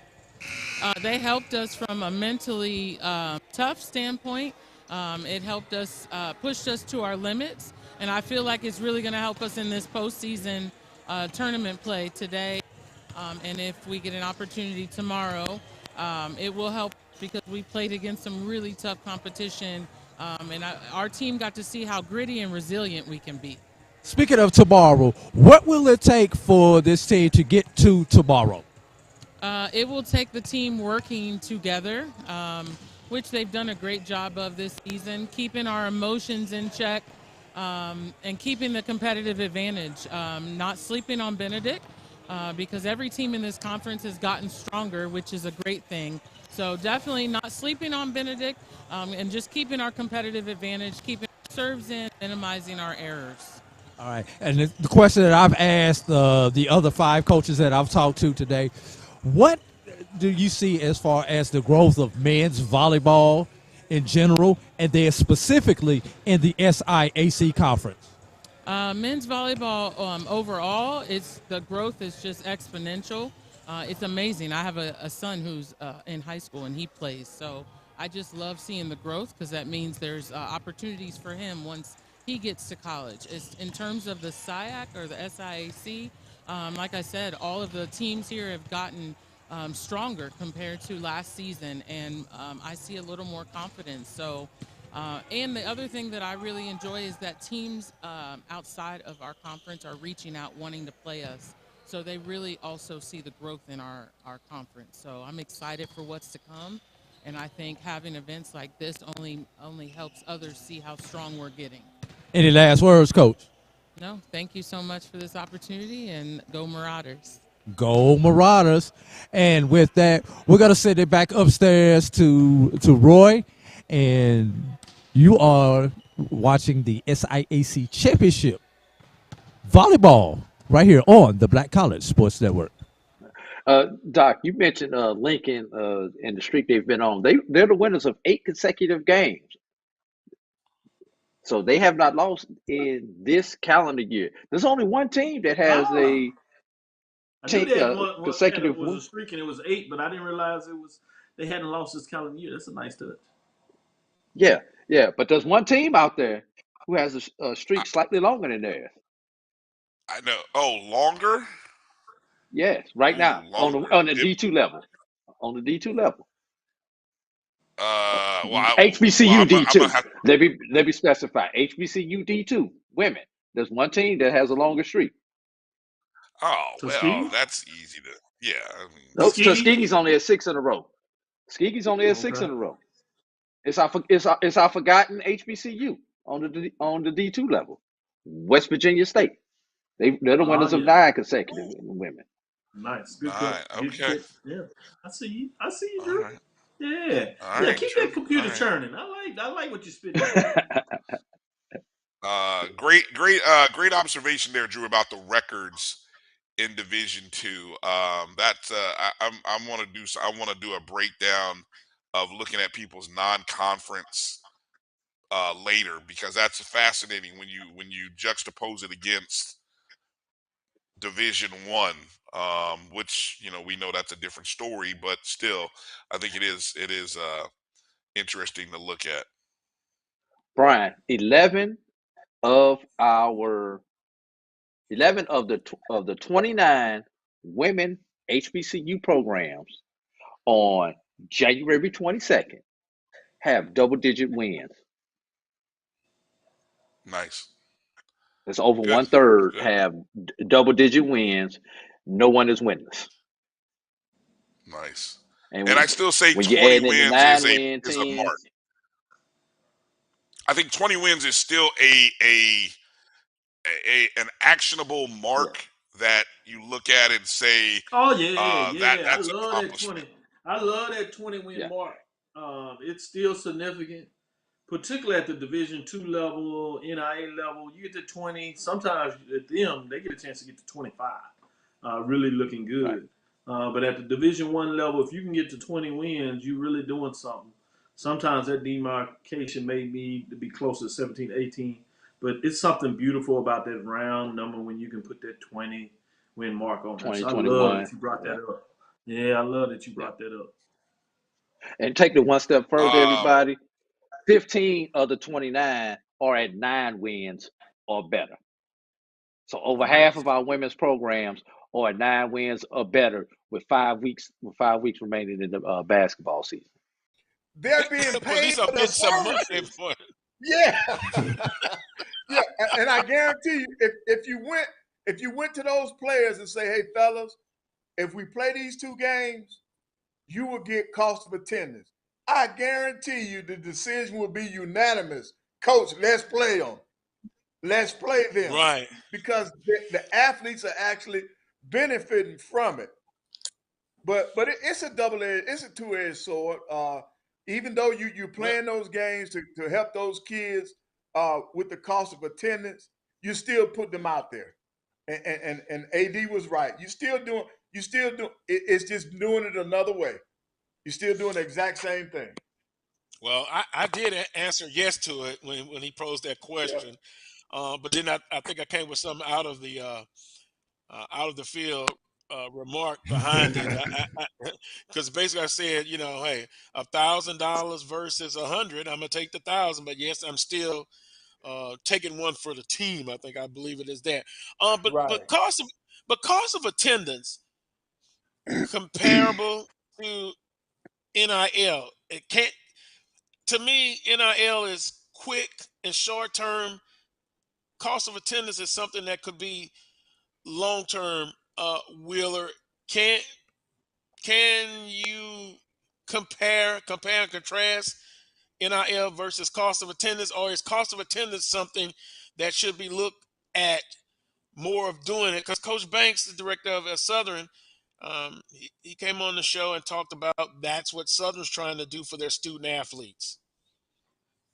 I think cost of attendance has the ability to affect everyone, whereas NIL is going to affect only those players that are popular, that are marketable themselves, like starting quarterback, starting running back, your star receiver, or something like that. But, cost of attendance has an opportunity to affect everyone. And so, that's why the cost of attendance to me outweighs anything that NIL can bring to the table. Plus the fact that NIL is not, how can I put it, the longevity factor in terms of NIL is not there. As opposed to the longevity factor in terms of the potential of cost of attendance. So, you're able, in my opinion, you're able to cover more ground if you're able to do cost of attendance than you are NIL, which only concerns itself with a certain number, a limited number of players, that sort of thing. Yeah, because that's interesting, because you mentioned quarterbacks and they're getting those deals, their name recognition, but without those big guys up front. Yeah, I mean, what about O linemen, D linemen? And these guys are only human. These guys are only human. And at what point in time does that doubt or whatever, jealousy or whatever it is you want to call it, kind of creep in? Here my jersey's getting dirty, and I'm keeping folk up off this guy, and he ain't even buy me a burger last week. So maybe I need to slip and fall on one to kind of who's in charge, who's actually in charge up here, and maybe he'll start to share the wealth, or what is saying, the Godfather, wet my beak. Maybe he'll a little bit, So it's something that kids, kids nowadays, they think about those things. Yeah. So I mean, it's something to be thought about. That's for sure. And we talked about it before, guys, and I will say this: I think it's a tough job, the director of athletics. I mean, they're the CEO of the athletic department. They got to have a good staff put together, and now, guys, with the mindset that we're in now, for us, the sports world, it's instant gratification. There's no honeymoon period. And even whether you're in the SIAC, the CIAA, the SWAC, it's kind of different now. It's win and win quickly. How do you combat that? We are going to be playing Who's Most Likely to. I did want to talk a little bit about bowls, and people have asked questions about the Celebration Bowl in terms of the payout. What does that look like? Just to give you updates there, you're talking about $1.2 million payout in terms of the bowls that go to the conference. A percentage of that goes to the institution, depending on the split, 75-25 for the SWAC, 70-30 in terms of the MEAC, or that was the last percentage breakdown in terms of what that looks like. But I want to do a little comparison so you get a chance of what does that look like. Obviously, you have the major bowls, and you've seen what they do as they off the chart in terms of the New Year's Six, $14 million, significant type of money. But you see how long they've been in the business for the Rose Bowl, going back 100 years in terms of what they do there and how they're tied into the CFP and how they have really engulfed all that money. But if you look at some of the other bowls out there, there was an article that talked about the Quick Lane Bowl, really focusing on New Mexico State, which it was encouraging fans to purchase tickets. And it wasn't so much about purchasing tickets. Obviously, you want to support your team. But a lot of it would maybe be at the distance that a lot of fans wouldn't necessarily travel for a 6-6 Aggies team that was playing a 6-6 Bowling Green Falcons team, if you would. coming out of the MAC all the way in Detroit. So they were asking fans to support the team that did make a bowl and purchase tickets so they could donate them to Detroit area youth. That's a great thing for the youth to get a chance to get out and see some college football. But I wanted to get into some of the money. When you talk about this particular matchup, when you see what was going on here, 3 things to know about the Bowling Green as they entering into at that time the Quick Lane Bowl, which was this past week, if you would, a week ago, I should say. The university closed travel, cost them $400,000 travel to Detroit. When you talk about the Celebration Bowl, one thing is unique. You heard last year they got the deal with Delta, actually flew the teams in there to Atlanta, and that was at no cost to the teams. So you didn't have to worry about that type of cost where you see it doing $400K for Detroit. And so some interesting things there when you think about it. But this is really, it was interesting when I seen this, when you talk about these payouts. Because a lot of folks talk about $1 million, $2, $3 million payouts for these bowls. One thing people don't realize, a lot of times these bowls, a bigger number in there, but they'll charge you, as you see, for your travel, your hotel stay, food and things of that nature while you in there. They'll also charge you for the band in terms of the band and who you bring in there. They'll charge you a ticket price for the band members in the stand. And so the payout for the Quick Lane Bowl was $150K. Yeah, let me say that again. The payout for that bowl game was $150K, and which is why you see the fact that they were encouraging their fans to buy tickets, because this is where it can get a little benefit to the team. New Mexico State athletic director was quoted saying that the university will retain 100% of the revenue from the first 2,000 tickets it sells, 50% of the next 2,000 tickets, which by New Mexico wants its fan base to purchase all of these tickets, because if they did, they could recoup $420K in terms of what that means. So just to give you some indications of what's out there and why you really need to look at the contracts, or at least get some more information of some generalities of these various bowl games to get an understanding of what that looks like. So just on the surface, I'll go to you, Charles. What are your thoughts in terms of what that looks like when you see, especially some of these small bowls, in terms of what they bring to the table when you compare? Because a lot of folks will instantly go to the larger bowl games and say, hey, they're paying out this. And just so one of the things we always like to talk about only is the business side. So you see some of the numbers that go out there and get an understanding what that looks like. What are your thoughts? Tremendously enlightening to really find out some of the ancillary costs. I think that those are things that you almost oftentimes take for granted, Dr. Gill, that you know, those the charging for the band and things of that nature. So you never sort of calculate those into what goes into the bigger picture. But it's fascinating to see the numbers finally, you know, out there for all of us to really grasp and understand, you know, what a jewel that you have within the Celebration Bowl, I think. Yeah, and you see the numbers continue to move up, which always helps both in terms of attendance and the ratings, which is more powerful. So when you sit back in the table, it gives you a chance to continue to push for bigger payouts. Mike, what are your thoughts in terms of just getting a different framework of what the bowl landscape, how varied it can be at the time? Yeah, you often wonder, you know, you look at all of the activities that take place, and then you look at, you know, who's transporting the group here, who's transporting the group here, who's paying for this dinner, who's providing gift baskets for the team.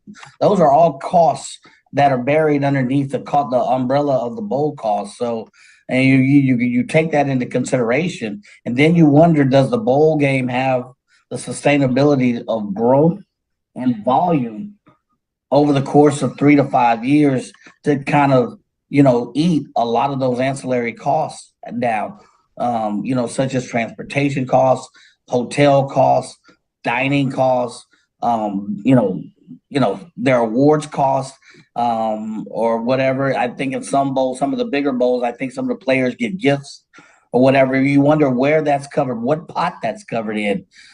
So you get all of those all those little, I guess, trinkets into that big basket of bowl costs. And then it gives you a different insight on, is this a viable bowl game? And like CB said, all that in consideration, it gives you more of an appreciation for not only the performance of the Celebration Bowl, but the growth that you've seen over the last 5-6 years.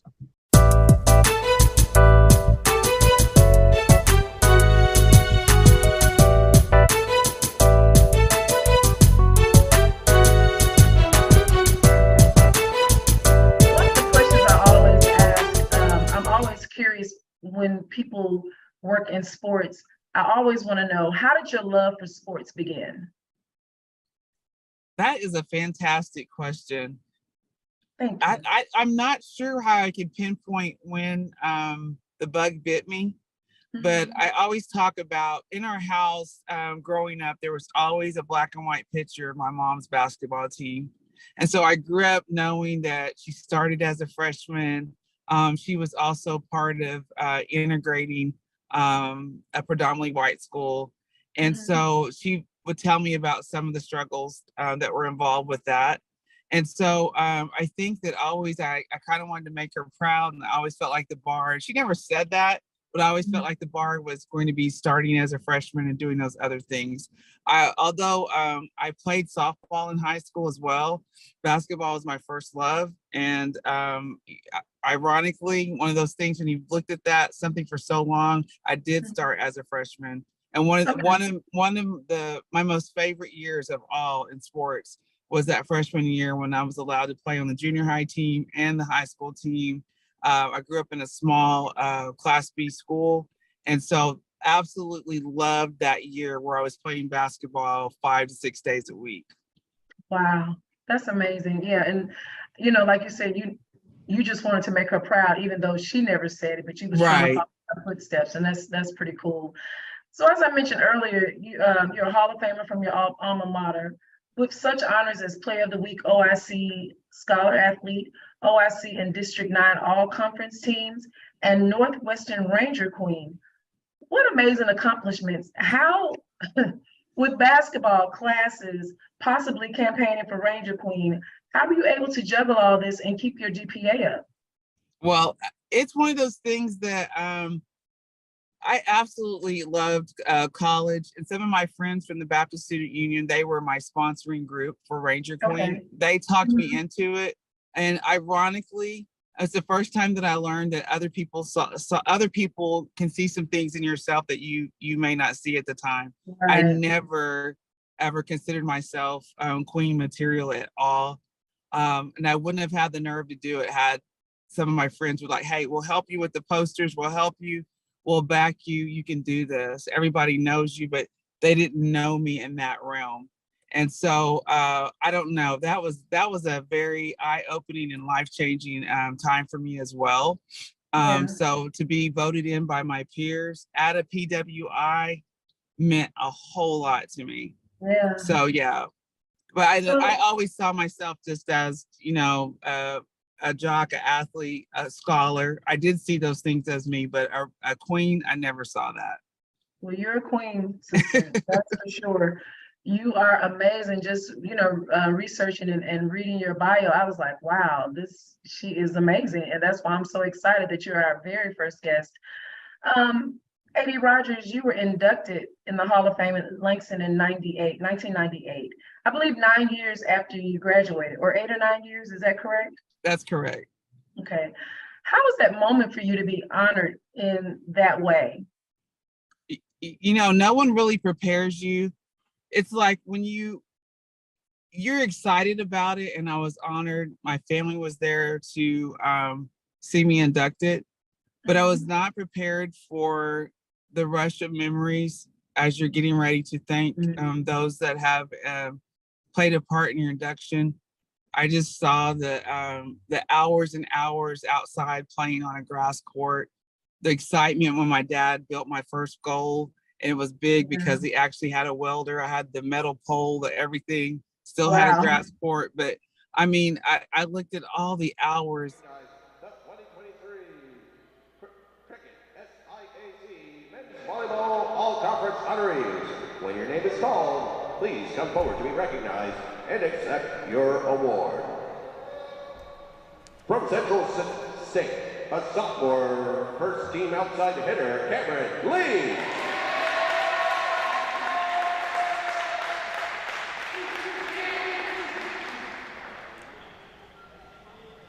From Central State, a sophomore first team middle hitter, De'Aaron McCraney.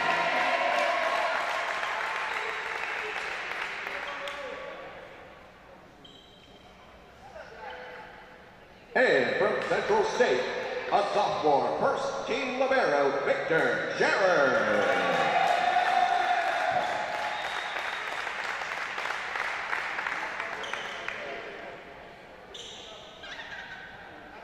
And finally, your 2023 SIAC Libero of the Year, Victor Scherer.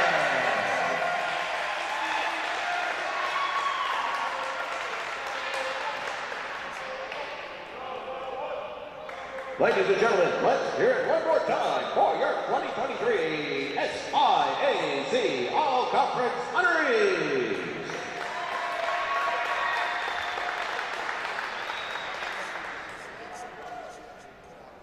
Now, let's meet today's starting lineup. First, for the Benedict Tigers. At center, our freshman from Orlando, Florida, number 1, Hendersley Marcelin.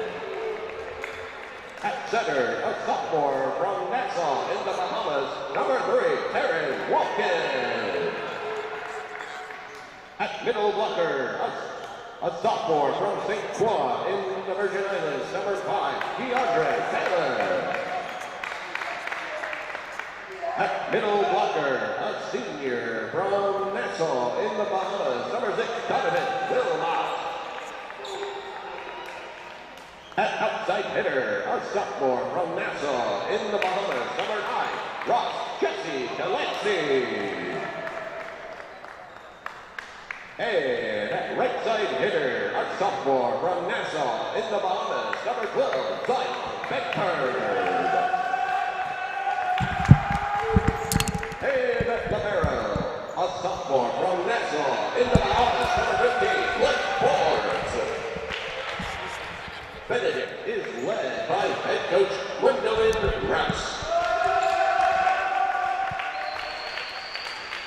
Now, for the starting lineup for the Central State Marauders. At center, a sophomore from Planalto, Brazil, number 1, Carlos Pinto. An outside hitter, a sophomore from Edmond, Oklahoma, number 4, Cameron Lee. An outside hitter, a sophomore from Kachak, Serbia, number 10, L.J. Novakovic. At middle blocker, a sophomore from Las Vegas, Nevada, number 13, De'Aaron McCraney.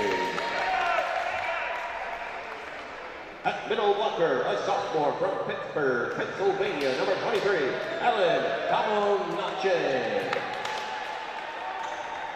At center, a sophomore from Congonhas, Brazil, number 27, Marcus Pratt.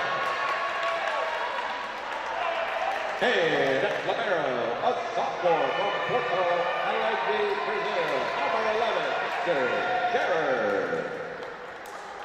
Central State is led by head coach Anitra Brotman and assisted by Jade Simmons.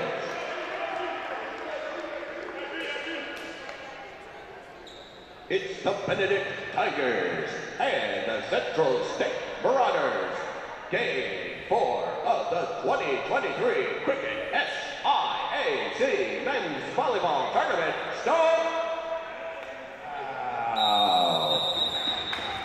We are in the Valley, Fort Valley, Georgia, for our final match of the day, our second semifinal matchup featuring the Central State Marauders and the Benedict Tigers. Eddie Drew here along with Roy Evans as we come to you for the fourth of our 4 matches of the day.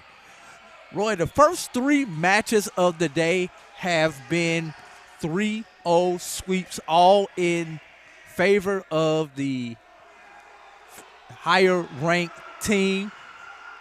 We have our 4th matchup of the day. Central State comes in 16-14 in this match. 7-2 in the SIAC. They take on the Benedict College Tigers, 11-7, 6-4 in the SIAC. First serve will be to Central State.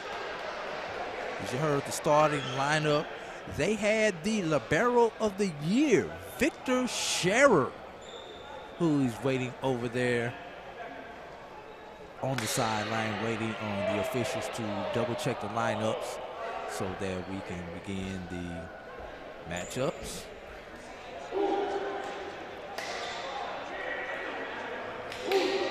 Victor Scherer is your libero.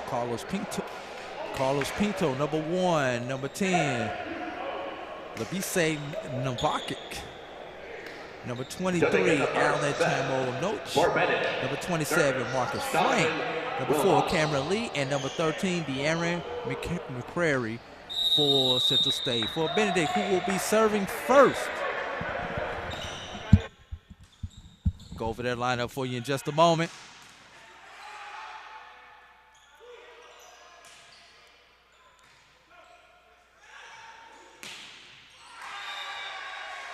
Credit that kill to Cameron Lee for Benedict. Number 12, Zion Beckford. Number 1, Kinsley Marcelin. Number 5, DeAndre Taylor. Number 9, Player of the Year, Ross Jesse Delaney. Number 3, Taryn Alkin. Number 6, Devontae Wilmot. And your libero is number 15, Clint Forbes. And that is out of bounds by Ross Jesse Delaney.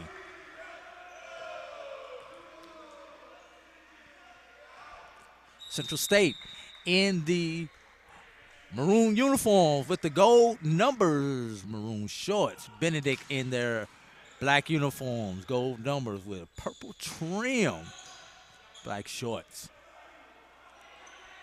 Benedict is on the left side of your screen. Central State is on the right side of your screen. Check that. If we had the side angle, Central State is the team that is closest to you on the full court shot. Benedict is the team on the opposite side of the net as of right now. 2-1 is your score here in early action. Zion Bedford behind the service line for the Tigers. And that one is a service error.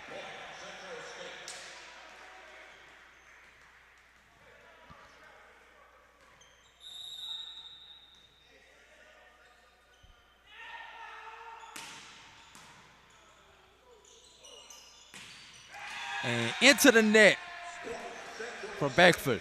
Side out. Point goes back to Central State.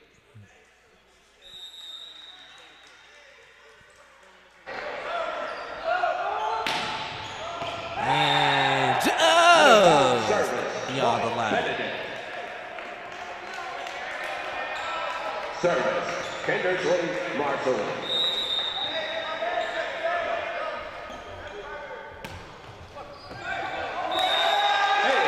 That is in for an ace.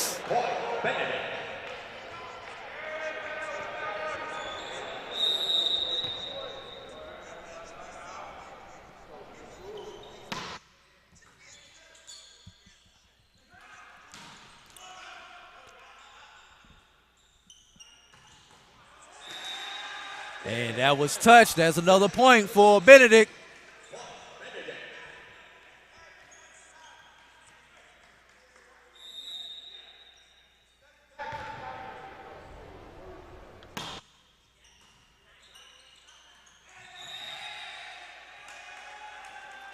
And that's a over-the-net call. Point Benedict. Benedict up 5-4 in early action.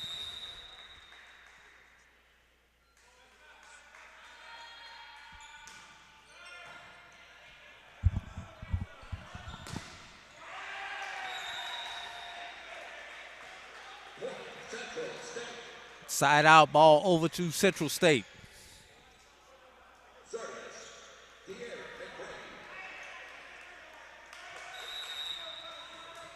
De'Aaron McCrary behind the service line for the Marauders. Jump serve. Out of bounds. Side out ball over to Benedict. DeAndre Taylor service for Benedict.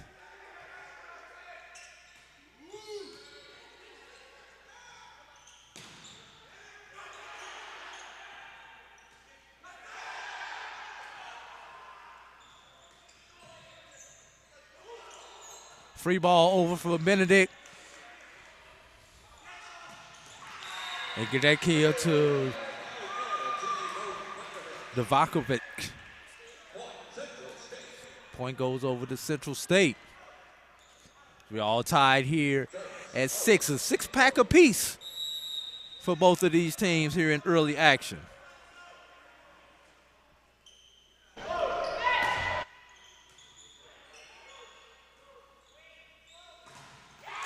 A great team block right there.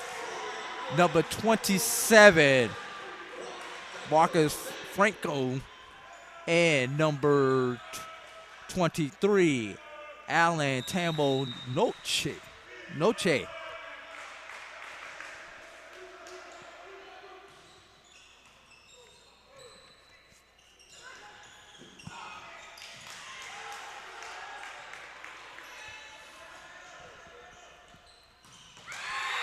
Give that kill to Noche.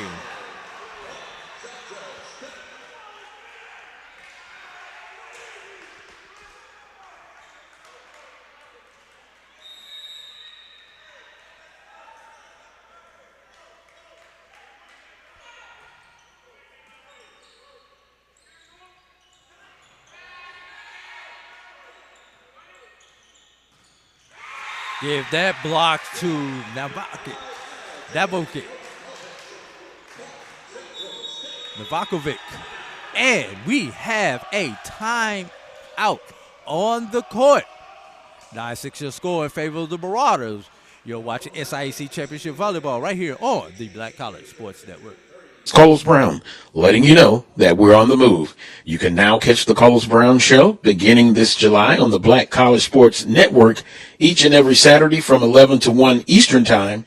That's 10 to 12 Central Time. Same time, new place. On Facebook at the Carlos Brown Show and Black College Sports Network. Online at www.mybcsn.net and on the BCSN app available on Google Play and the Apple App Store. This is the Dean of the College of HBCU Sports, Kenyatta Cavill of Dr. Cavill's Inside the HBCU Sports Lab with Mike Washington and Charles Bishop. Come mix it up in the lab where the course lecture is in session every Tuesday from 6 o'clock p.m. Central Standard Time on Facebook Live, YouTube, Spreaker, or the BCS.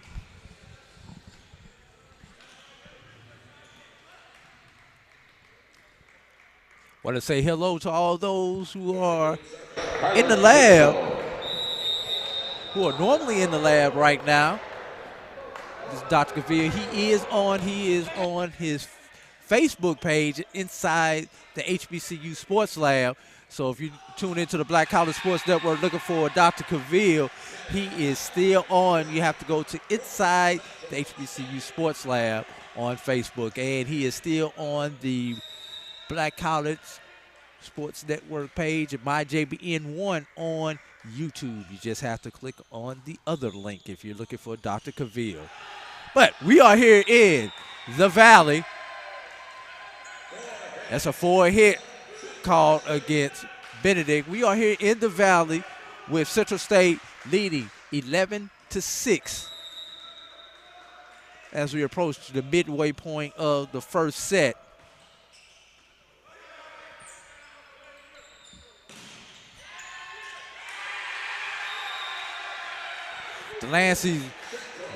Delancey's attack is rejected by Novakovic, and it falls out to Central State. Central State is on an 8-0 run right now in this first set. Make that 9-0 as we have an ace.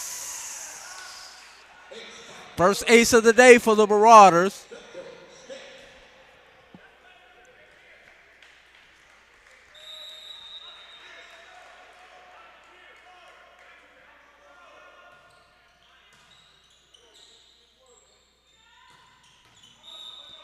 And that kill by Delancey breaks the 9-0 run for the Marauders. And wouldn't you know, Delancey goes back to serve.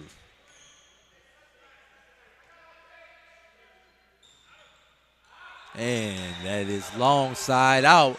Ball over to Central State. Novakovic is back to serve for the Marauders.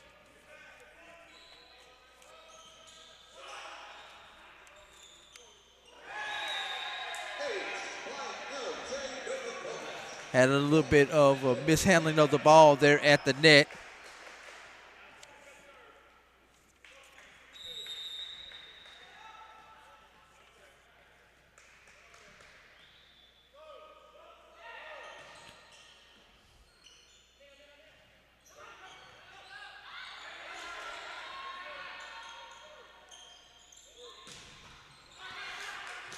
Great dig there by Scherer. That's Marcelin. Marcelin with this. Marcelin with the set. Benedict with the kill.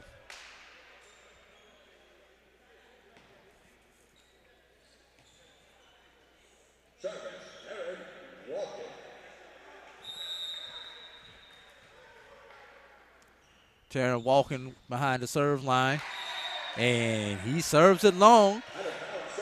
Serve error for Benedict. That is their third serve error in this first match. Well, Drew, you mentioned it here a little while ago. It seems that the way that things have been going today, the higher seeds have been just been taking out the lower seeds, and we're going to see how this goes with Coach Brockman and her Marauders. Third serve error for the Marauders right there.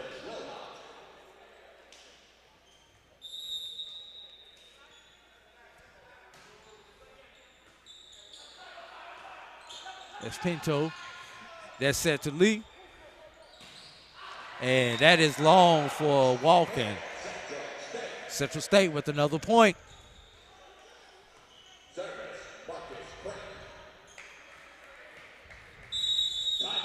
And Benedict calls their second timeout of the match. We're gonna take a break from the action. You are watching SIAC Championship Volleyball right here on the Black College Sports Network. This is the Dean of the College of HBCU Sports, Kenyatta Cavill of Dr. Cavill's Inside the HBCU Sports Lab with Mike Washington and Charles Bishop. Come mix it up in the lab where the course lecture is in session every Tuesday from 6 o'clock p.m. Central Standard Time on Facebook Live, YouTube Spreaker, or the BCSN app, as we discuss all things about the HBCU sports culture, including exploring the week that was in the sporting HBCU diaspora, as well as the upcoming week of HBCU sports. With me, the Dean, the College of HBCU Sports, on Dr. Cavill's Inside the HBCU Sports Lab with Mike Washington and Charles Bishop. Course lecture dismissed. 17-9 is your score here as Benedict has taken their second time out of the day. Central State trying to show their dominance early here in this opening set of our final match of the day. And joining us to make this a official three-man booth. Don't know how much time we have from him, but this Wheeler Brown we talk about, he can take all the time in the world. You normally catch him on the Carlos Brown show. And we get to see him live. I only get to see him live about 2-3 times a year. Usually I catch him at a football or a basketball game. But Willa, how you doing, my brother? I cannot complain, not one bit. Yeah, Life is good. Life is good. First of all, I want to thank you and your institution here in the Valley, Fort Valley State University, for you guys' hospitality and putting on such a fine event here.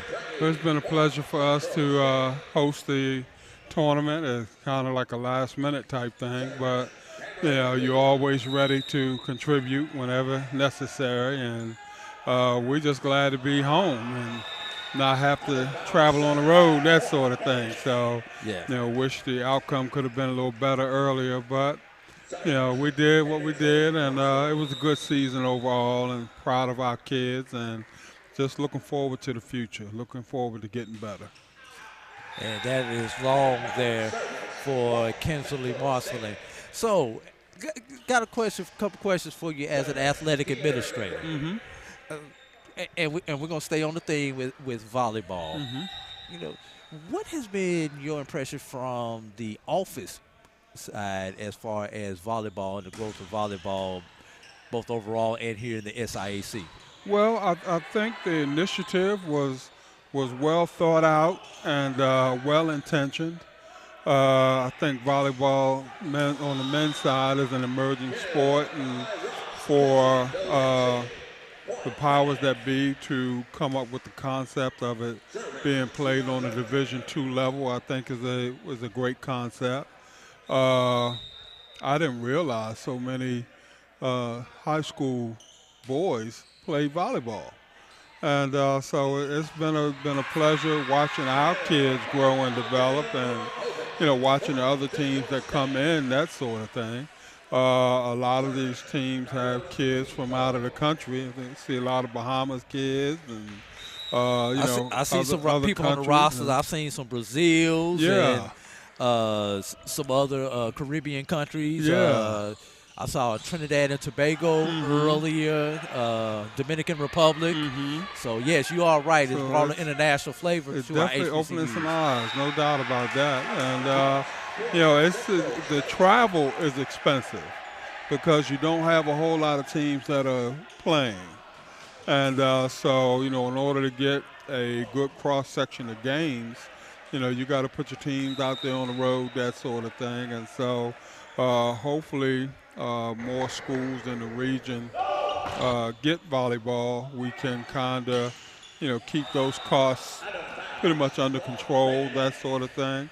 But it's been good. I think our kids like it. You know, the students have really grasped it, and you know, really love coming and watching the guys play, that sort of thing. And so it's been good for us. It's definitely been good for us. I remember when former athletic director here in the Valley, great dig right there by number 15, Clinton Forbes.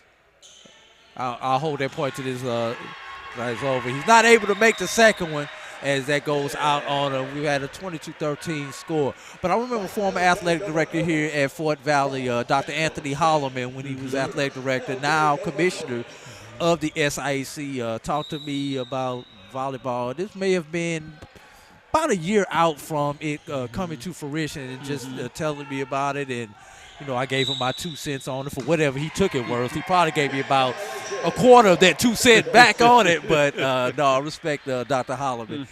And just thinking about it, and you've been here for both years of this volleyball. Yes. So what were some of the toughest things about the startup? Was it the cost? Was it the getting the students to come out? Was it actually did you recruit players, or did you take players who were already on campus the first year, then look to add via the recruiting route? Well, you know, the first thing was finding a coach.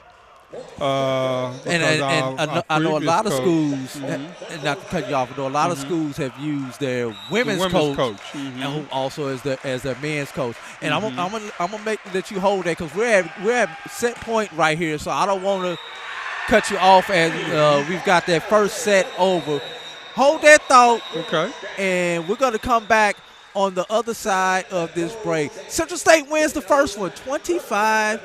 13. We'll be back for set number 2 in 2 minutes. You are watching SIAC Championship Volleyball right here, exclusively on the Black College Sports Network. Ryan Fulford. AD Drew and I are co-hosts of the BCSN Sports Wrap. We talk about all things related to HBCU athletics. From the games, teams, coaches, and fan interest stories, we cover it all. You can find our shows on Facebook at BCSN Sports Wrap, YouTube at MyJBN Online, and everywhere you listen to podcasts like Anchor, Spotify, Google, and Apple Podcasts. You can also find the show on the Jericho Broadcast Network's app. Make sure to download. We look forward to you joining the conversation and being a part of the show. It's never too early to plant the seed, to share the tradition, and instill a sense of pride in your HBCU with your little ones. HBCU Pride and Joy Children's Boutique helps you share your school spirit with a wide selection of adorable kids apparel and accessories officially licensed from your favorite HBCU. Visit hbcupridejoy.com and follow us on all social media at HBCU Pride Joy on Facebook and Twitter. We're back here at the HPE Arena on the campus of Fort Valley State University. A.D. Drew, Roy Evans, and Assistant Director of Athletics, Dr. Wheeler Brown. You're not a doctor yet, are you? Not yet. Okay. I'm speaking it into existence. But we were talking before we went to that break about some of the things that it took to start up volleyball here. I asked you about the recruit the athletes, whether you started with athletes on campus and then went and recruited, or you specifically went to recruit, and some of the other things. We was talking about the coaching and just some of the other things. So just kind of get into how tough it was to start this up. Okay, well, the first thing was trying to find a coach. We were in transition in terms of our women's coach, who also coached softball, and he had gotten the job at Albany State as the softball coach. And so he was leaving. At the same time, we were developing the initiative for men's volleyball, so we wanted to bring in a coach who could do both men and women. And so Coach Rather, who we wound up bringing in, kind of fit that bill from that point of view. You know, young guy, go-getter, that sort of thing. And his dad came along with him as the assistant coach. His dad's been retired now for quite some time. And so that worked out well for us. His dad has a network of volleyball camps and clinics and things up in the Chicago area. And so utilizing those connections, we were able to get a lot of kids in here from up that way. And, because scholarship money is tight, we depend on a lot of kids that can get it done academically, qualify for some of those academic dollars, that sort of thing. And so, just like every HBCU. Yeah, like every HBCU. So between academic dollars and the few scholarship dollars that we do have, we're able to get quite a collection of guys in here and start to get it done. Last year was growing pains for us in pretty much every way. This year, you can tell we've gotten a lot better, and if we can just keep this same group together moving forward, we should be okay. I think this year was the last year in terms of the dollars from the initiative. Funding. Yeah. Yes. And so now we have to take over that funding. And, quite naturally, like every HBCU, we're wondering where the dollars are going to come from. But, we're adamant that we're going to keep men's volleyball thriving and keep it moving. And so we're going to find a way to keep it here and keep moving forward.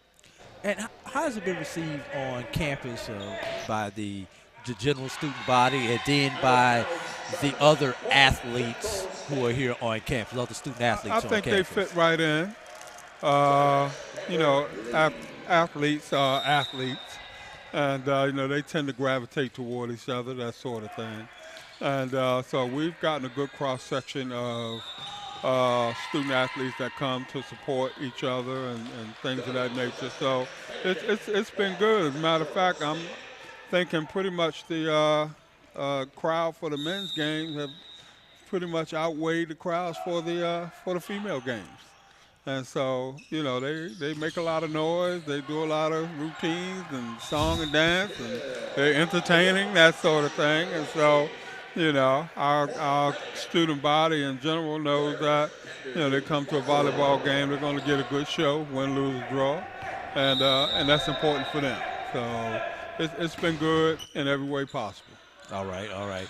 That's definitely good to hear, and hopefully we'll have, like you say, a few more teams within the SIAC start adding volleyball. I just hope they add them in twos, because it's something about sevens and nines when you try to do schedules. Just as ugly, we got to stay with even numbers, even though we have 15 institutions in the SIAC on the men's side. So it's. I think it's difficult in a way because you're balancing Title IX issues, that sort of thing, and you find that most of the schools that have men's volleyball don't have baseball, and so you get into a thing of.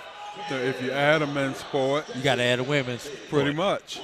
I got your women's sport for you. Flag football. I heard that. And NFL is big on adding women's flag football. That's what I hear. That's what I hear. The nation. That's what I hear, and hopefully the funding for the initiative will match the rhetoric. Yeah, and that's really going to be the key. Yeah. Well. Speaking from somebody who works at an institution in the NAIA, they've held true to their funding thus far for women's flag football. Well, that's great. I will say that. Well, that's great. And women's flag football is cheap, budget-wise. And I don't mean cheap as in the product, cheap as in budget impact. Yes. Yeah. We got a 6-4 score here. Central State with the lead. Now serving is Carlos Pinto for the Marauders. We're here with Wheeler Brown. And that side out, ball over to Benedict. And that was number 6, Davion Wilmot on the keel. Serving for Benedict is number 3. That is Taryn Walken. And with a disrespectful facial is Alan Tomo Noche. Up serving now is Novakovic. I'm not even trying to say his first name, Wheeler. Yeah, that would be a little difficult. Yes, I think he was from Brazil. Let me find my roster. He was from another country. Let's see. Serbia.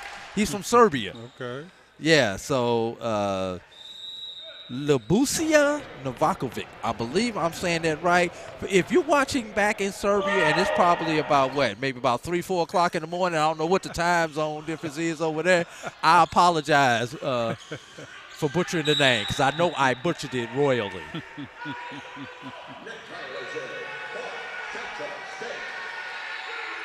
Point Central State. Central State won this thing last year, if I'm not mistaken. They did, and their only 2 losses this year were to Edward Waters in conference. But I want to give your team credit, Fort Valley. Fort Valley was the only team that Edward Waters was undefeated in conference, but Fort Valley was the only team that took them to 5 sets, and that occurred 1 week ago right here on this court. I thought we were going to pull that out. Which had we pulled it out, probably would have gone a long way towards us facing them today. But they came in here with their A game today and showed us why they're undefeated in the conference. So, hats off to them, no doubt about it. Yeah, I think that there may have been a wake-up call. They came in ready for you guys this time. Definitely. And I think they wanted you guys back in that semifinal. I believe so. I believe so. We went up 2-1 last week. Oh, so they had to fight. We were up 2-1. Yeah, they had to fight. Yes. And so yeah, it was quite a match, no doubt. And you know, sometimes you coached as well as I have. Teams need that wake-up call when they are cruising through a season with that much success. And that was probably a good wake-up call without the L. Because sometimes you just need to take a doggone L or take a butt whipping to wake up and then go ahead and finish out the season with the on the dominant level that you can. That's true.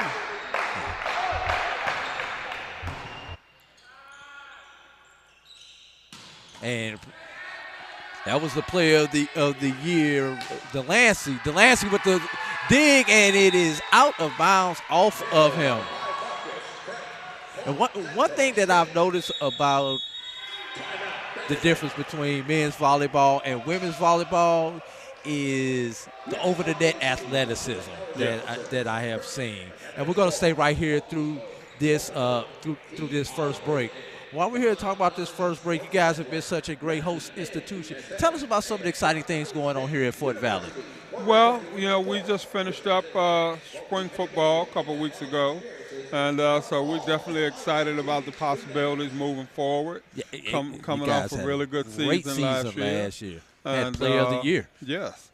And so we feel really good about where we are moving forward. Basketball season ended fairly well for us. Thought we would get a little further in the tournament than we did, but no major complaints with that. We're a very young team. We have the player of the year on the men's side here, as well as the defensive player of the year. Wait a minute. Time out. So you had the football player of the year. Football player of the year. Men's basketball player of the year. Men's basketball player of the year. Men's basketball defensive player of the year. Yes. Yeah, what y'all got in these ponds in the valley over here up in Peach County? Well, I mean, you see the facilities that we have. Yes. So we definitely got a lot. We definitely got a lot of good things to offer, no doubt about that. Yes. And where we're short from a scholarship point of view, I think we make up for it in terms of just the overall feel of what it takes to be a Fort Valley State University student athlete. Yeah. And I first came to this campus 21 years ago, and just seeing the growth of this campus. Matter of fact, I believe my first trip to this campus was the first year that this facility that we are in was open. That was about 2003, 2004, somewhere up in there. With this facility open, because you guys were playing across the street. Down in Woodard Gym. Yeah. Oh yes, over at Woodard Gym. Never got an opportunity to go in there. Oh, you haven't missed much, I can tell you that. Football has pretty much taken that building over. And so that's a good thing too. But there's something nostalgic about those old gyms that we have on our campuses, even though we've built bigger and better because we have to keep up with the times. There's such nostalgia and history in if these walls could talk in these schools. Definitely. Sometimes these walls might get people fired if they say some of the wrong things, but if these walls could talk, they could tell some great stories of some great athletes and some great times at these universities. You're exactly right. You're exactly right. Central State 13-7. And we're going to see if we can keep wheeling around for this entire second set here.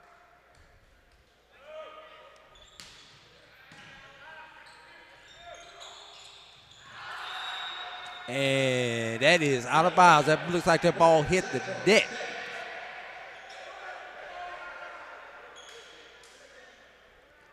Will, I must make a confession. If they would have had college volleyball when I was coming out of high school, I probably would have tried to play. I heard that. I used to play volleyball at a decent level. Okay. It was something about when I was trying to go to college, nobody wanted a 5'10" point guard who couldn't shoot. I wonder why. But I could dish the heck out that ball. I could pass that ball. heard that. I could lock somebody down. I heard that. But I couldn't hit nothing past a layup, it seemed like, on a lot of those days. I was either on or I was off. There was no in between when I was playing basketball in high school. Well, hopefully we found out early which one it was. Oh, right? yeah. All you had to do was look about halfway through the first quarter and see Drew getting into the game. Nope. But I averaged 30 in warm-ups. Well, to put something on that, actually, my freshman year at FAMU, we attempted to start a men's volleyball team. Oh, wow. Yeah. We sure did. See, if you would have started your sophomore year, then I would have been tempted to go out for it because I was a year behind you at Florida A&M. Yeah, being from South Florida, we played volleyball all year round. So it was. I lived 3 miles from the beach, so we were out at the beach playing on a regular basis. Oh, great block right there by number 1 Pinto and number 13 McCarrier. Let's take a look at that again. And when you've got to be careful when you pass that ball at the net, and that ball gets up in the air. It gives time for those blockers to get there and set up, and that's exactly what happened for Central State.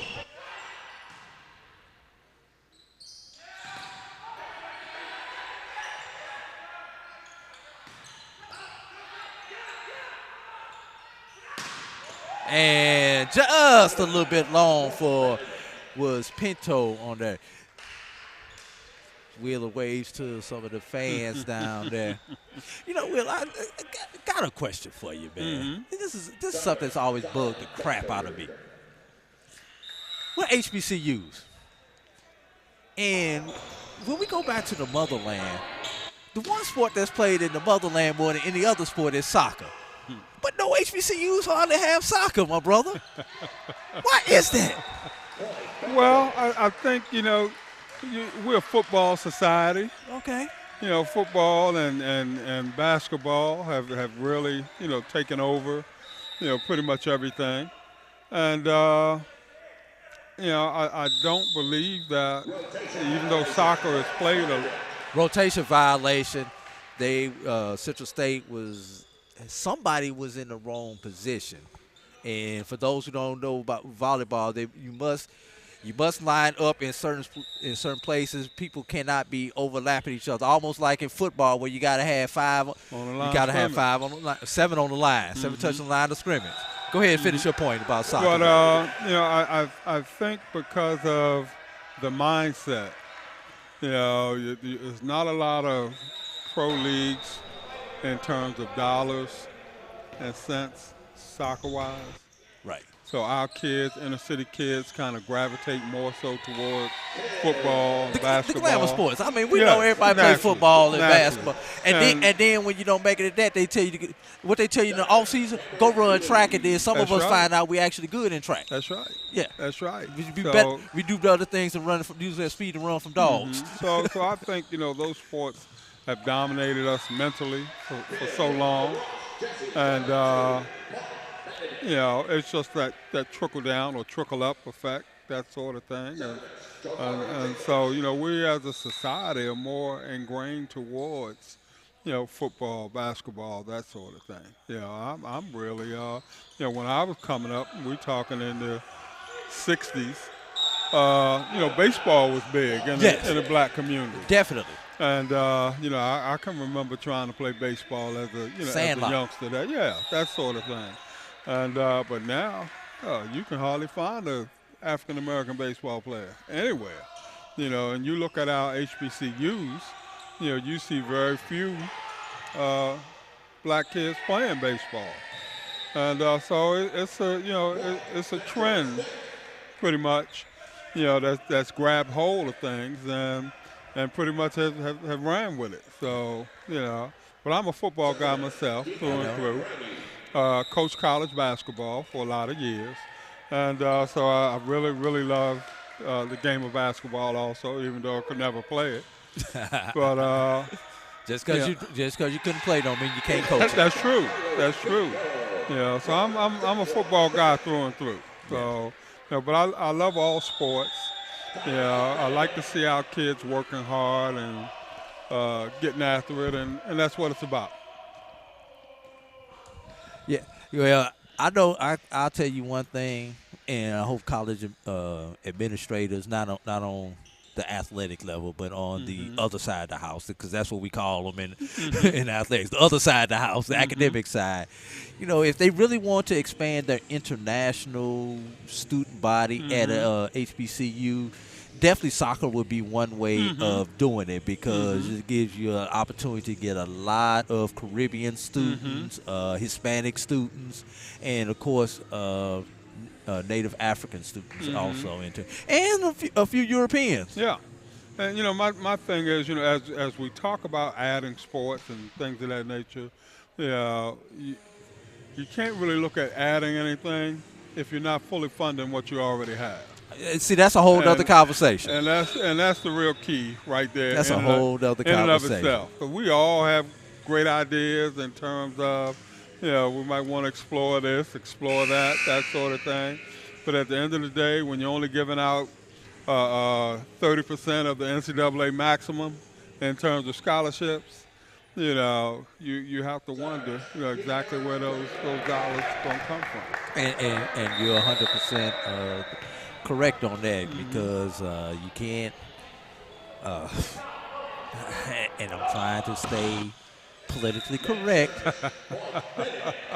when I say this. You can't count on Pell Grant and academic money to fund your athletic program. And you can't count on your alums to furnish it at a high rate either. No. So I mean, where do you look? You gotta have a comprehensive plan in place to get funds raised, that sort of thing, and it's got to be a collaborative effort in terms of everybody being involved, starting with the institution. Yeah. I'm going to use this analogy, and I use this on somebody because I'm that dude. I'm that go-getter type dude. You tell me to go out here and dig a 10 by 10 hole on the side of the road, I'm gonna find a way to do it. Of course, you giving me the tools. Now, if you give me a spoon, it's gonna take me a while. It'll take you a long while. You give me a shovel, I can get it done a little bit. I get it done a little bit faster, right? But you give me a backhoe, I can get it done. I can get it done in no time at all. That's right. And that's the same thing when it comes to our funding for our athletic programs. Some institutions, they're giving you a spoon to work with. Some institutions are getting shovels. And then some institutions are getting backhoes. That's true. And you can see it in wins and losses. Who has the backhoe and who has the spoon. You're absolutely right. You're absolutely right. No doubt about it. Yeah. No doubt about it. Yes, sir. Well, like you stated, we got to do better all the way around. There's no doubt about that. We definitely got to do better. We got to find a way to do better.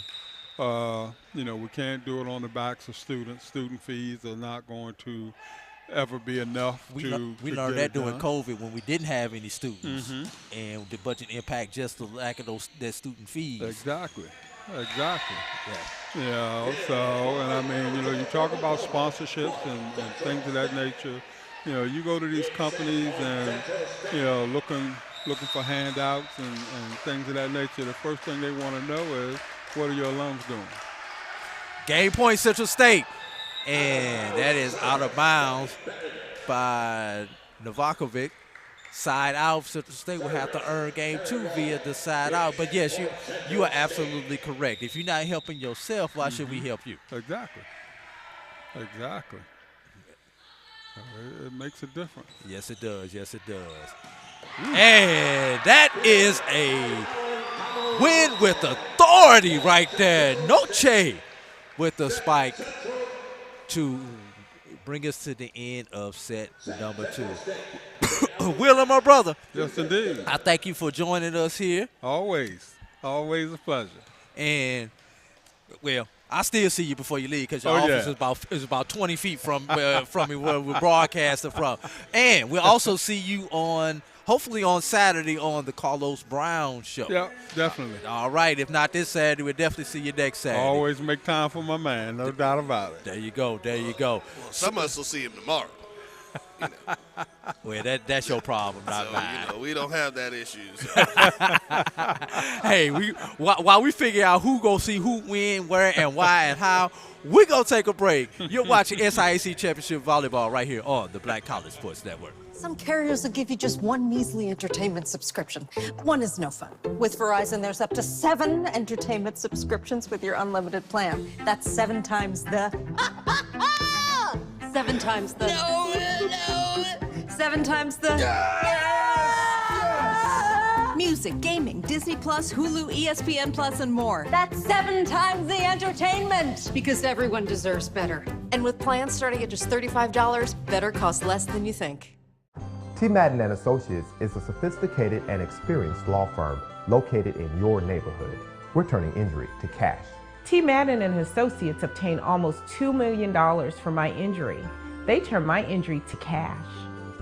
Now, we can't guarantee how much your injury is worth, but we've recovered millions for our clients. Call T. Madden and Associates at 833-PAID-123. That's 833-PAID-123. Let's face it, shopping for insurance can be time-consuming. That's why when it comes to your auto, home, and life insurance needs, make things simple and trust the experts at Allstate. They will help you get the coverage that fits your needs while helping you bundle your life, home, and auto policies. Bundling saves you money, sure, but it also saves you time, so you can enjoy the things that matter most even more. Contact me, Tammy Haynes, your local agent, for a free personalized insurance quote.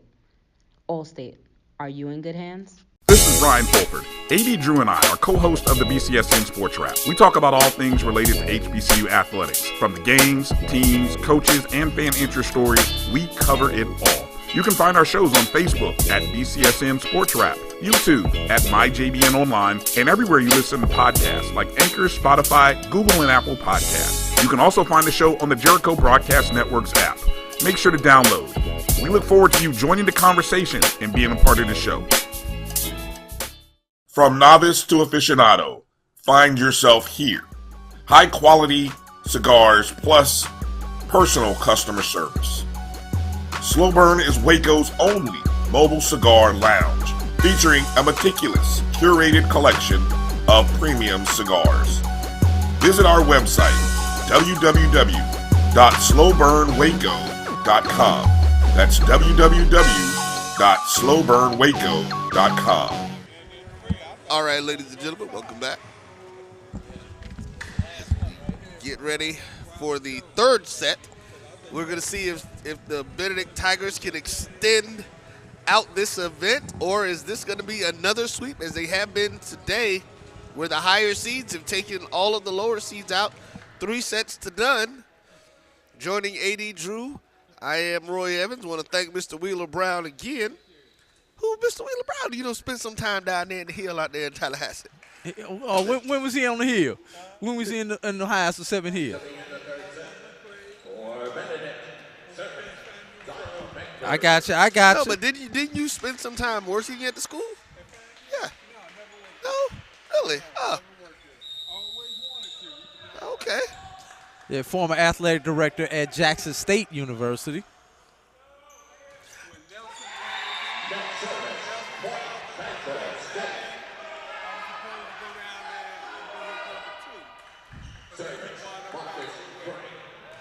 And I want to say that's exactly where I met you, was from Mr. Townsend.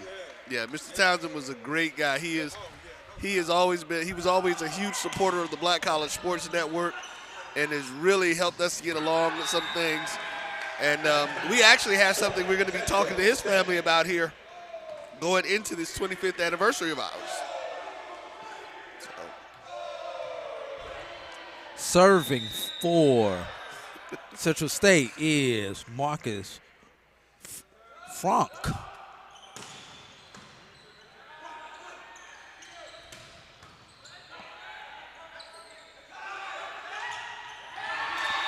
Hey, that's a good. Number 1, Victor Scherer showed why he's the libero of the year with that dig right there, setting up his teammates, who now lead 3-0.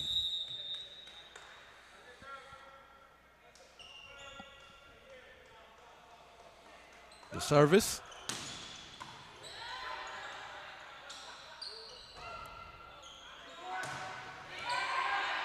Nice block. These guys are staying focused in on their defense.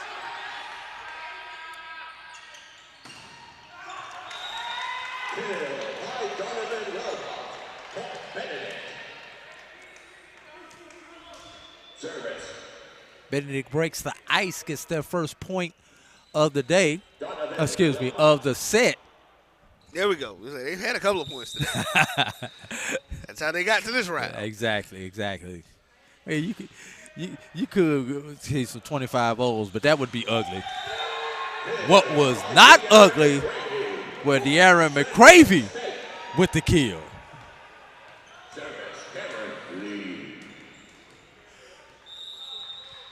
Angry kill.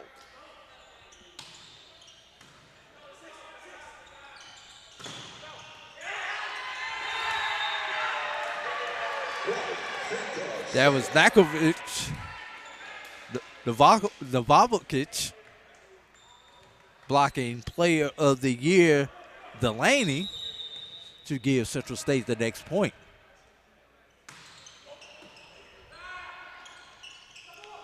Delaney once again, and with the pancake attempt, number 5, DeAndre Taylor, unsuccessful on it though.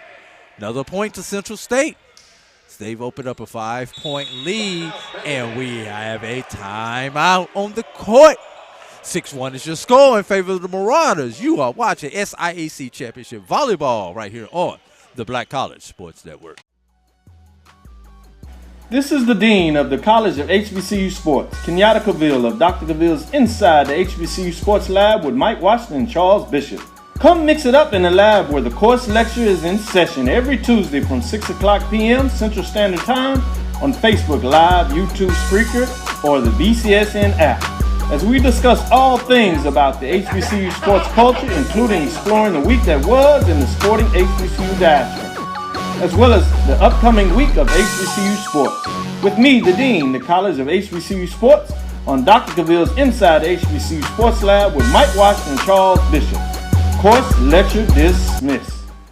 This is Brian Fulford. AD Drew and I are co-hosts of the BCSN Sports Wrap. We talk about all things related to HBCU athletics. From the games, teams, coaches, and fan interest stories, we cover it all. You can find our shows on Facebook at BCSN Sports Wrap, YouTube at MyJBN Online, and everywhere you listen to podcasts like Anchor, Spotify, Google, and Apple Podcasts. You can also find the show on the Jericho Broadcast Network's app. Make sure to download. We look forward to you joining the conversation and being a part of the show. Central State has opened up a 5-point lead here in the in the third set. About to have a free ball.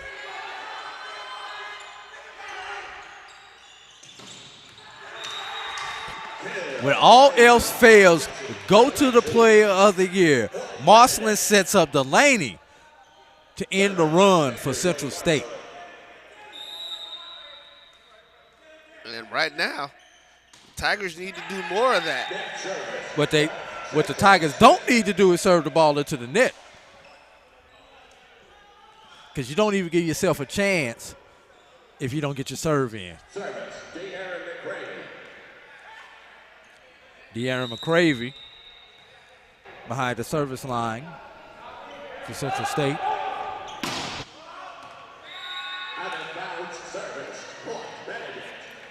You know, Wheeler brought up a very interesting point, realizing that Fort Valley does not have baseball. Yep. Central State does not have baseball, but will next year have baseball. Okay. They're being funded by the Cincinnati Reds to start their baseball program. Okay. Benedict does have baseball. They do. Emma Waters does have baseball. Kentucky State has baseball. Yep. And who am I missing? I saw all 6 teams today. Who am I missing, Roy? Morehouse has baseball. So two of the 6 teams in the SIAC do not have baseball. Okay.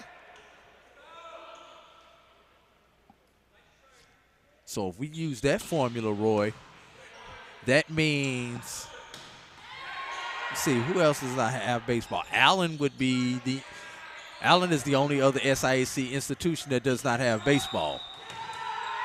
Let's see, yes. Allen does not have baseball. Fort Valley does not have baseball. Central State does not have baseball. I am missing one. There are 15 schools. That's it, because you have 12 baseball playing institutions. Next service, Central State. Service. Right now, Benedict is having a similar bugaboo to one of our other teams earlier with the continued net service, giving points away.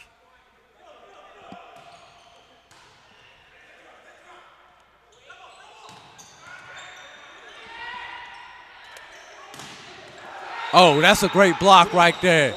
We're going to credit what? What we got? Just want to make sure we. Yeah, they gave the point to Benedict. Okay. Just want to make sure that's walking and. We look at that at the net here really quickly. And Wilmot with the block. Great block right there.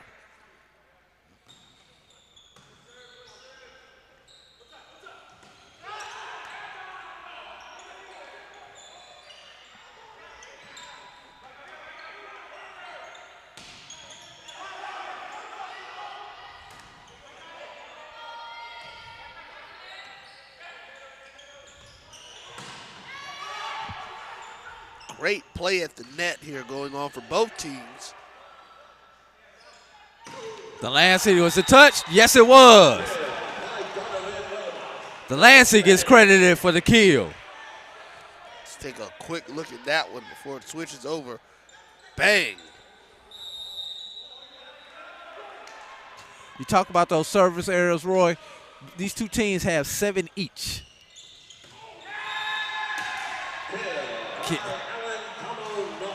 Noche with the kill right there. Service, Allen Tamo Noche. Central State hitting at a .381 hit percent. And there's another net serve. Keeping this one closer than I'm sure Coach Brockman would like right now.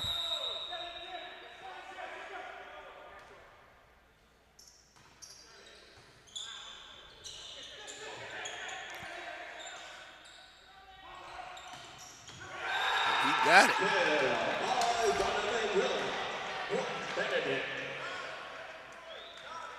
The end of that, right on the inside of the line there.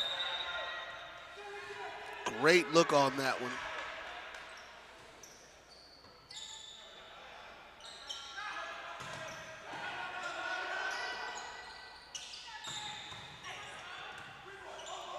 Free ball. Woo! Drew, what did you just say? Free ball. Just like that, we are tied here in this third set, 10-all. Benedict is battling back. That ball deflected off of Taylor. Cameron Lee with the kill.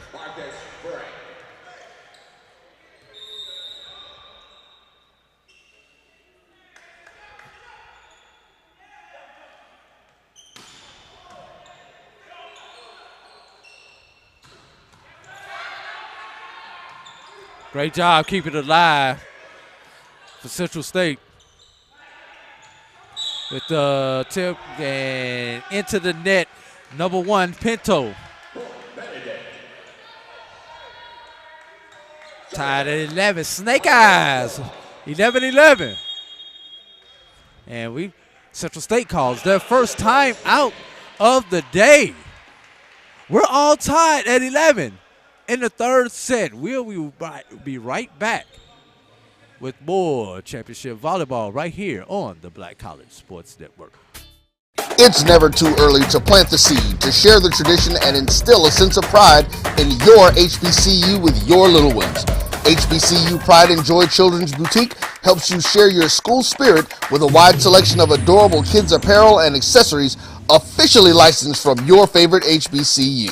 Visit hbcupridejoy.com and follow us on all social media at HBCU Pride Joy on Facebook and Twitter. Some carriers will give you just one measly entertainment subscription.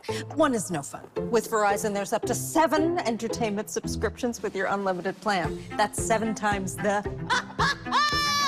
7 times the... No. 7 times the... Music, gaming, Disney Plus, Hulu, ESPN Plus, and more. That's 7 times the entertainment. Because everyone deserves better. And with plans starting at just $35, better costs less than you think. T. Madden and Associates is a sophisticated and experienced.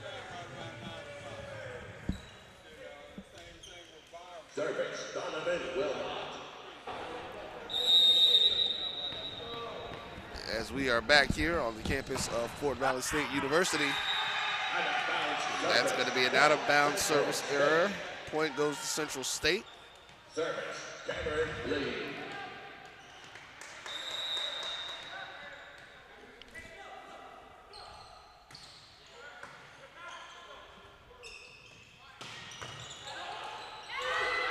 Oh, not able to get it the second time.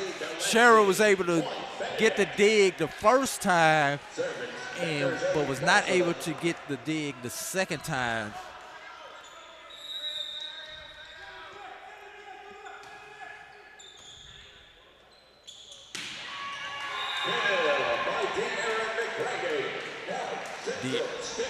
The Aaron McCravey. That was uncalled for. Just want to let everybody know. A man shouldn't be able to swing his arm with that much force.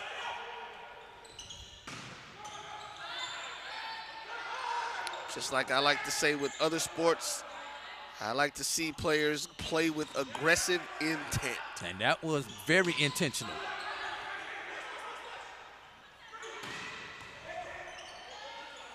Nice rally happening right now. They say the push.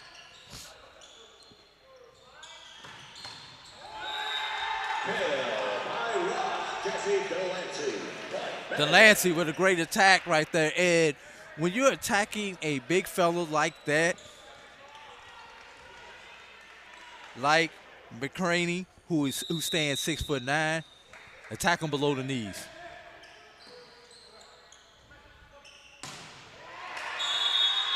That's a point. Went off the fingertips.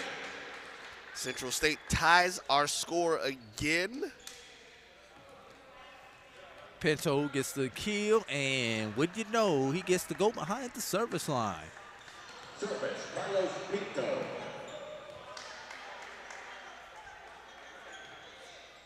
And wait a minute. Benedict only has 5 players on the floor right now, as there's some confusion with the rotation.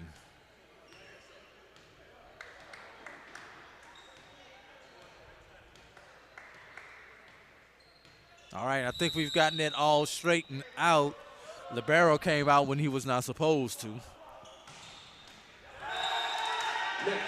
Pinto with a net serve. Service, Ross Jesse Delancey. Delancey, Conference Player of the Year, back behind the service line.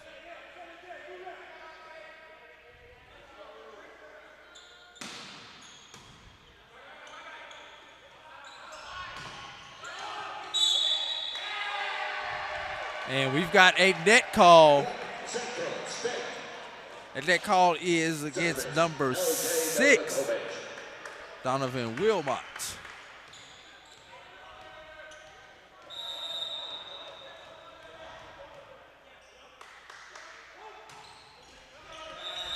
Net service, point, Benedict. Net serve. If I'm not mistaken, Benedict's last 3 points have been net serves. You got to get them how you can if you're Benedict. Do what you do, when you do, and how you get it done.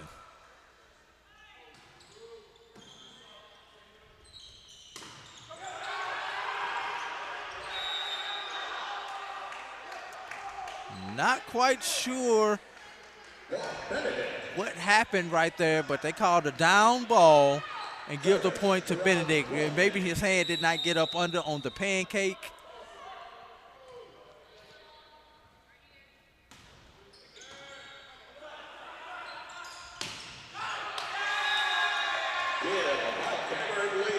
Kill by Tanner Lee right there. Point goes over to Benedict. No, they call that point for Central State. And we've got sub. Checking in is Joel Herrera, 6'2" freshman from Jal, New Mexico.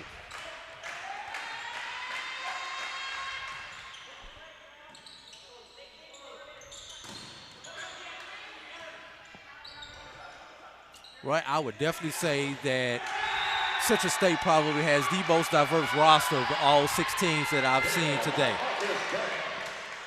Looking down their roster, I see Brazil, New Mexico, Oklahoma, Bahamas, Serbia, Brazil, Nevada, Minnesota, Brazil, California, and another Brazil, along with Pennsylvania.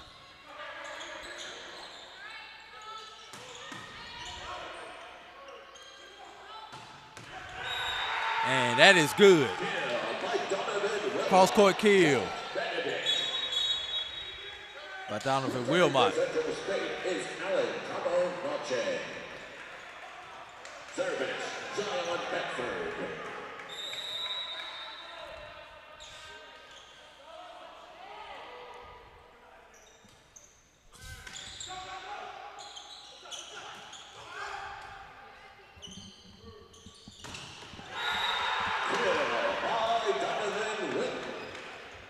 Benedict trying to make a battle here and give us our first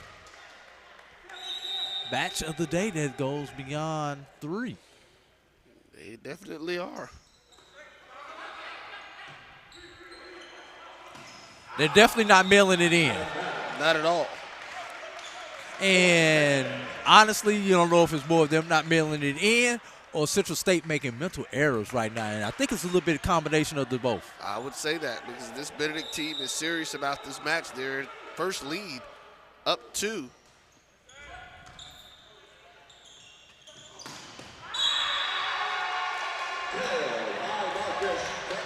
Marcus Frank says, not quite so fast there, my friend. In for Central State is Enrique Amarillo. Marcus Frank. Marcus Frank to the service line.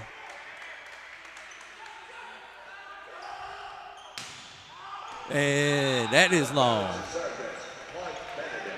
And that's something that's plagued every team that we have seen today is service errors, Roy.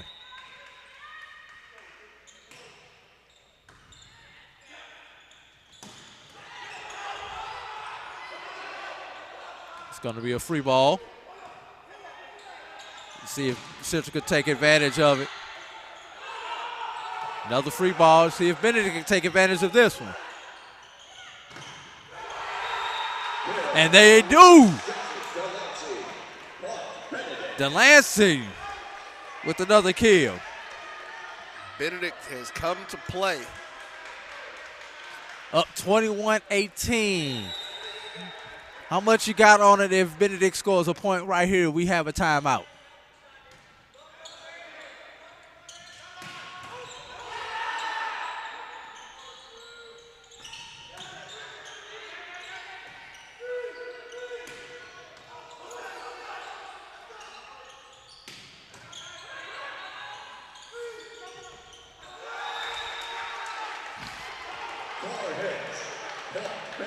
And here's that timeout, Roy.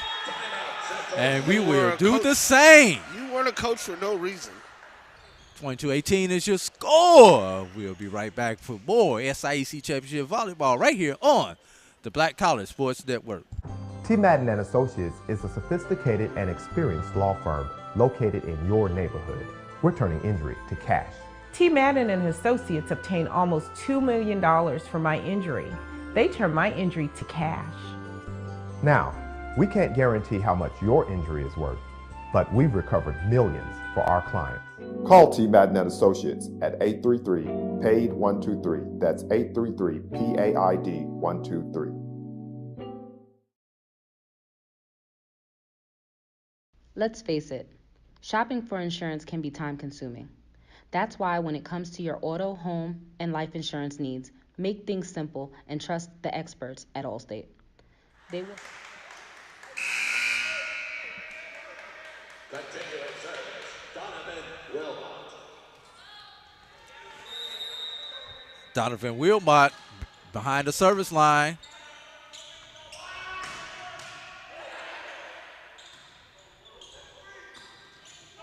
And that is, I believe, 7 in a row, Roy. Yep. Unofficially. 23-18.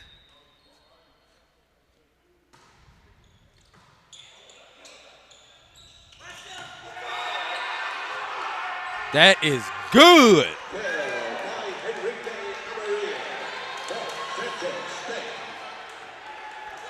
Benedict only needs the 2 more points. The Amarillo breaks the run for Benedict. And most important thing, Central got the serve in.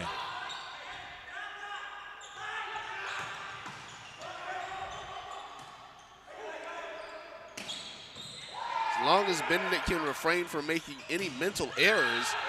Is that good? Yes, it is. It is good. You know, the only 2 sports where the line is in. 3 sports where the line is in.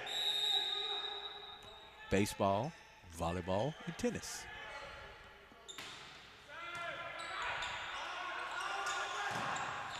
That's a touch. Central stays alive. Novakovic with the kill, keeping Central alive. How much pressure is on this server right here for Central State? That is number 19, Fernando Juarez. Well, the issue we've been having is the bad serves. So as long as he did that. And that's it. We are going for the first time today, Roy. Yes, sir. Central State leads 2-1. You are watching SIAC Championship Volleyball right here on the Black College Sports Network. Let's face it, shopping for insurance can be time-consuming.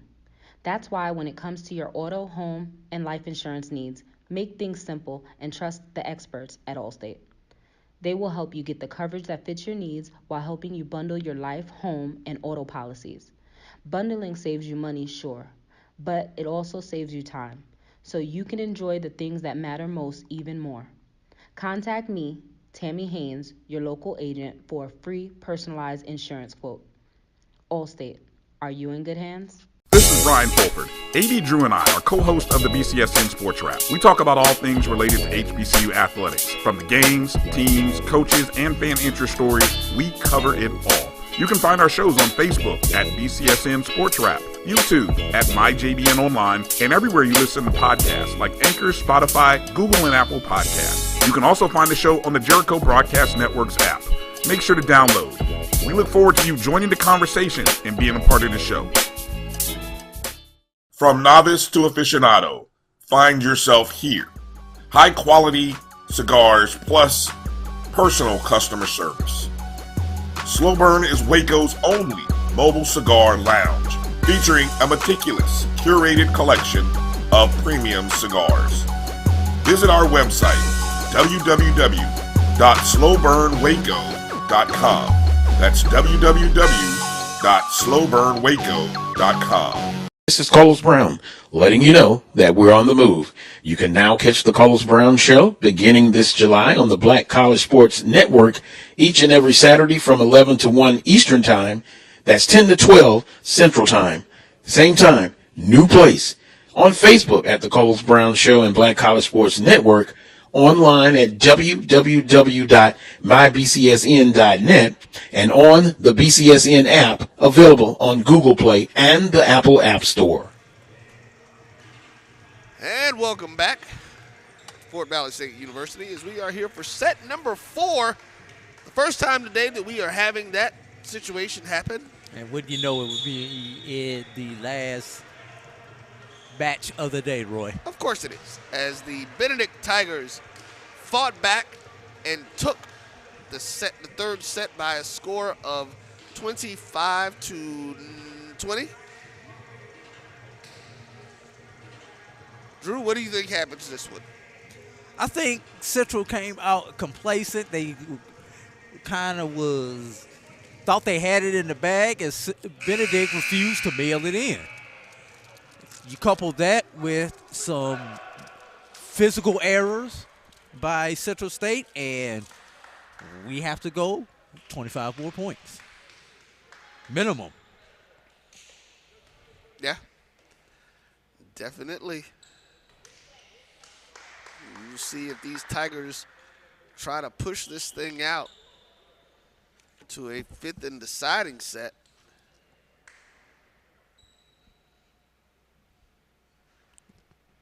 Right now, it just seems it's one of those situations where it got quiet inside of the arena, and you could hear a pin drop. Exactly. I'm like, did I miss something? Right. I mean, honestly, outside of the contingent that these two teams brought with them, the only other people in this arena are people who are working.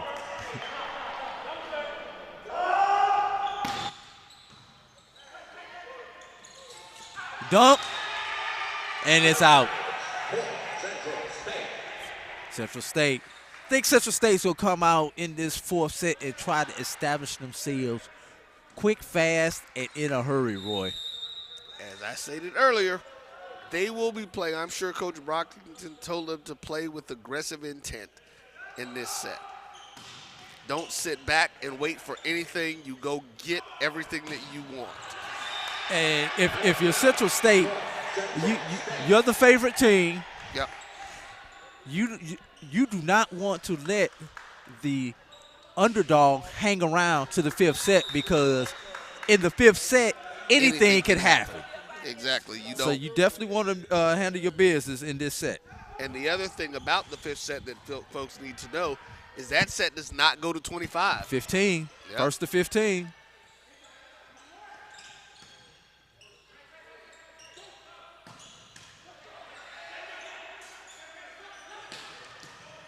Hey, pancake.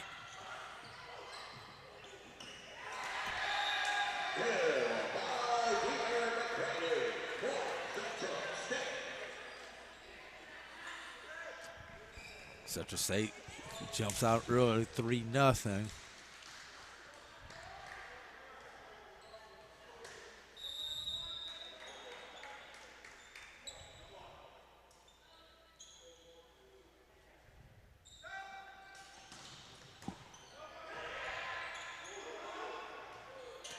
It's a free ball from Delancey. Oh, my God. McCrary.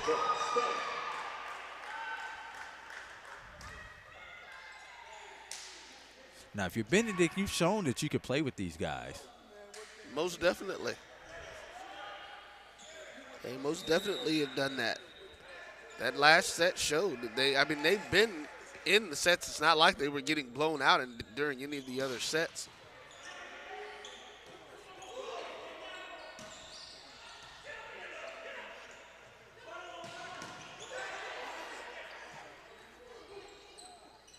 Push.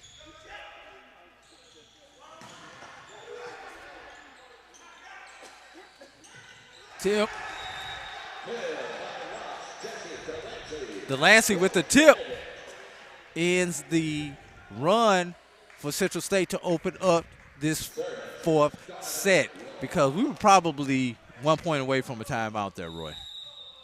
Well, listen, that's one of the advantages of having the player of the year on your squad. You're always going to have an opportunity to stay in these games and win.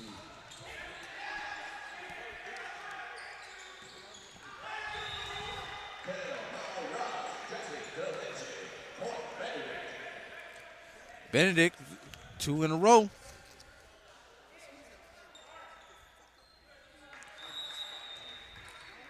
I mean, Delancey is averaging almost 5.5 kills per game on the season, per set on the season. He's #1 in the conference, with a trio from Edward Waters sitting at 2, 3, and 4.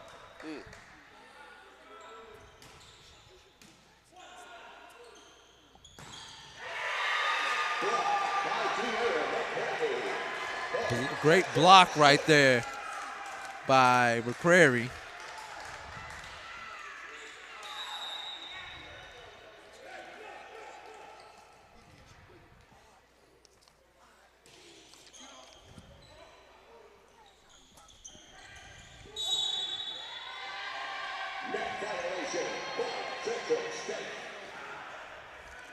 Net violation goes over to Central State, 7-2.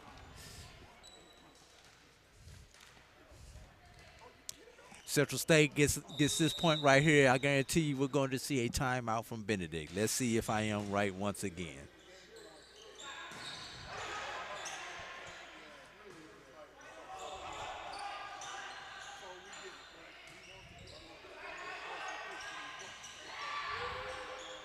Great dump right there. That's a great kill by DeAndre Taylor. Great dump.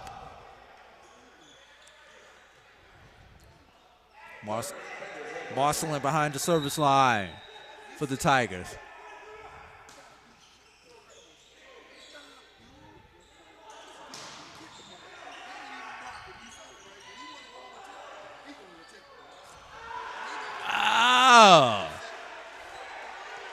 With the dump,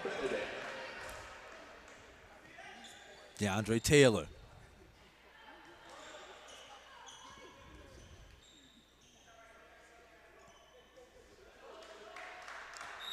Roy, I don't even think the SIAC staff is even here with us anymore. The staff from the conference office. I know somebody is here, but they probably back in that hospitality room hiding from us.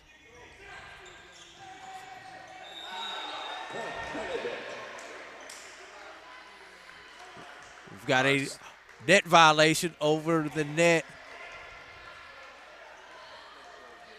7-2 is our score. 7-5 now. 7-5, I'm sorry, not 7-2, 7-5. 2-point lead. The dyslexic on that, Roy. You saw that saw that 5 backwards and thought it was a 2. That was another aggressive intent move.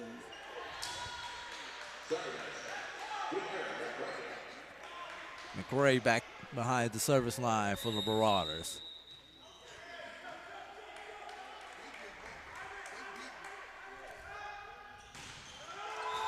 Net serve. That has been a bugaboo for all of the teams today.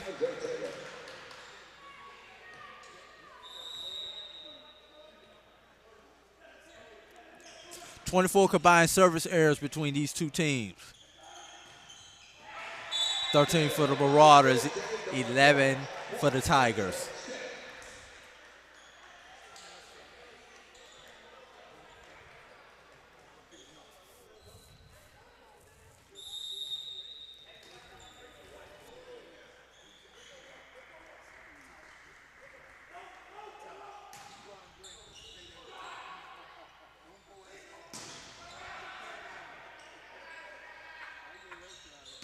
Back row attack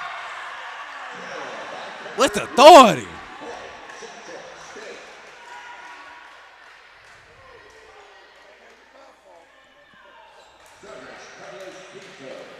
number 4, Cameron Lee,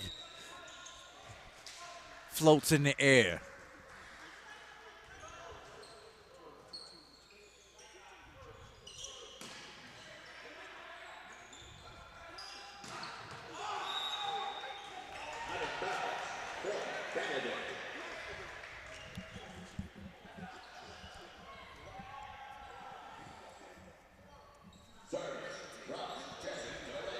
Ross Jesse Delancey, number 4 in the conference in aces.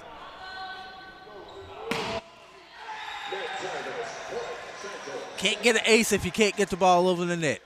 And we're going to blame that one on you. That's an announcer's jinx. Can't blame Just that. as you said that, of course, he goes into the net. Although we know I don't believe in the announcer's jinx at all.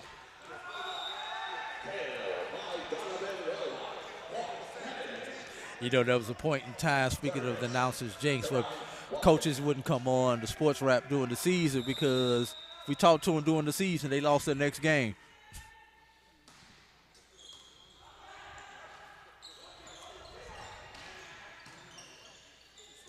Coaches are very superstitious people. Yes, yes, we are.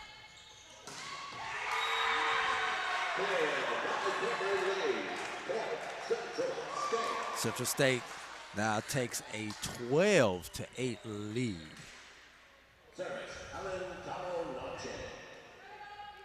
And right now, Nache to serve. Right now, the job is to just continue to stay focused, not trading points for points, just going back and forth and getting your points.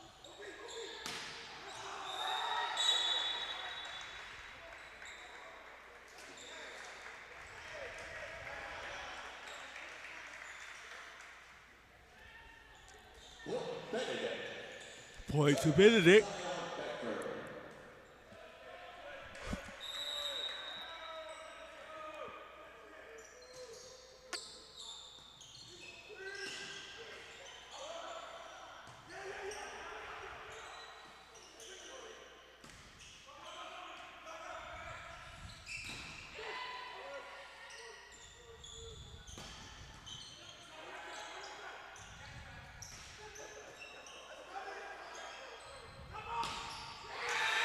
Hey, that's a great block by the duo of McCraney and Frank.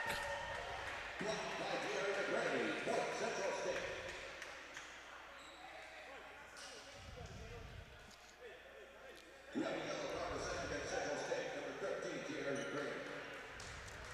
McCrary goes back behind the service line.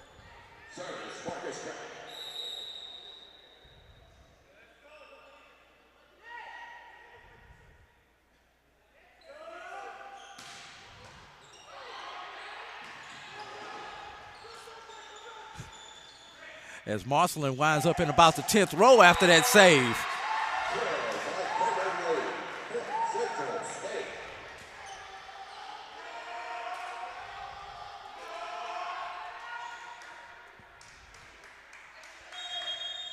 And we've got a timeout. Can you replay that from the side angle, Roy? I want people to see how far Marcelin wound up in the bleachers. I don't know if we've got that camera angle. I'm not sure if we got the wide angle.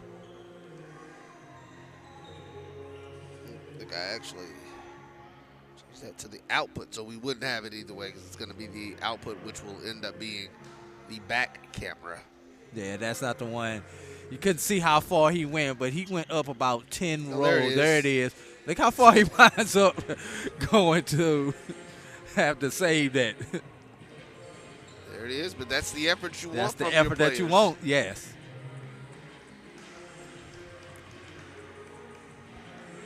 We're going to stay here for this short timeout.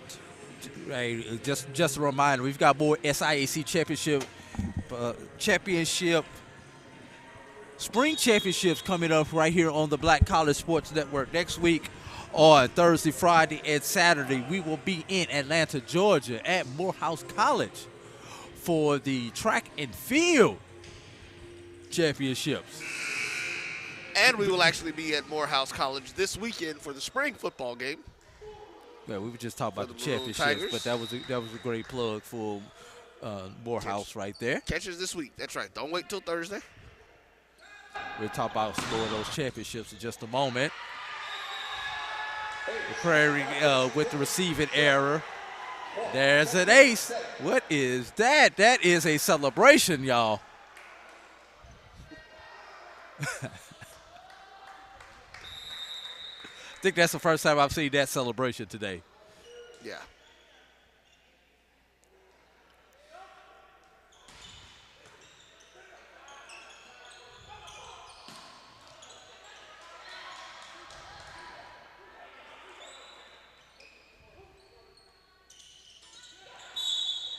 And we've got a net call on the Marauders. Side out, ball to Benedict. Coming up May 2, 3, and 4, we will be in Albany, Georgia for the SIAC softball championships. Great dunk. And, oh, that was so disrespectful. That was a facial by McCravey into Forbes. Forbes not able to get out of the way of that facial.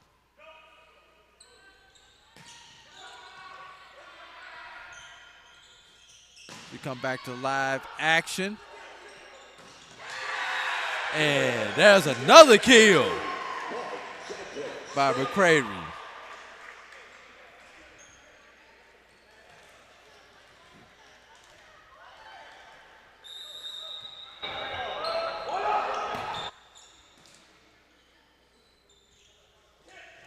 Tip with the tip right there.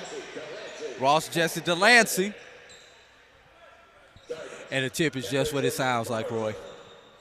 A tip.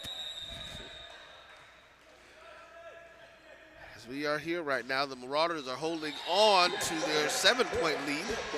Wasselin with the serve error into the net.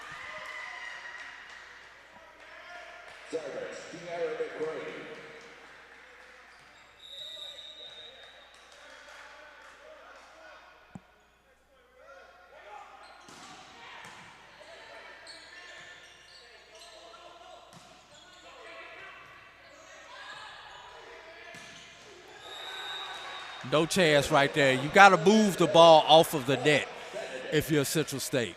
You just can't leave it right there for Central State. Excuse me, if you are Central State, for Benedict to take advantage of it.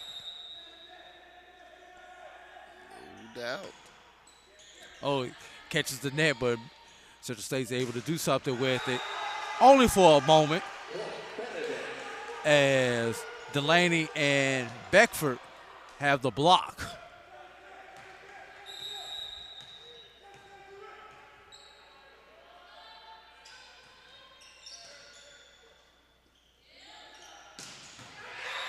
Returning the favor is Novakovic.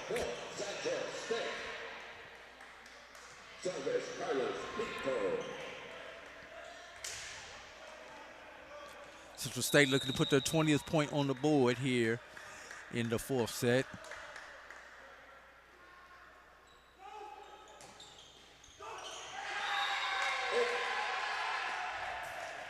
And we have another one with the ace. Another ace celebration. Yeah, just dropped over the net. Hey. But as long as it gets over, it's a point. It looks like a line drive in the books, as they say. We've got a timeout on the floor, and we are going to do the same. Central State 20, Benedict 13. You are watching SIAC Championship Volleyball right here on the Black College Sports Network. This is the Dean of the College of HBCU Sports, Kenyatta Cavill of Dr. Cavill's Inside the HBCU Sports Lab with Mike Washington and Charles Bishop. Come mix it up in the lab where the course lecture is in session every Tuesday from 6 o'clock p.m. Central Standard Time on Facebook Live, YouTube Spreaker, or the BCSN app. As we discuss all things about the HBCU sports culture, including exploring the week that was in the sporting HBCU diaspora, as well as the upcoming week of HBCU sports. With me, the Dean, the College of HBCU Sports, on Dr. Cavill's Inside the HBCU Sports Lab with Mike Washington and Charles Bishop. Course lecture dismissed. This is Brian Fulford. AD Drew and I are co-hosts of the BCSN Sports Wrap. We talk about all things related to HBCU athletics, from the games, teams, coaches, and fan interest stories. Hello and welcome back. We are on the campus of Fort Valley State University. Because we are here and no one else is on the campus with us. If that means nobody saw that error that you just made, Roy. As Roy thought he brought us back to live action, it was just going with the lead in, and I'm like, bro, we still in commercial. Hey, it happens to the best of us. Mistakes will happen. Lancing behind the serve line. And that is a serve error, big serve error. Yeah, giving Central State 21. Now you, as they say, you smelled the blood in the water. 21-14. Add a 7 in there, and you would have had my anniversary date. 7-14-21. All right. I said would have. Read between those lines.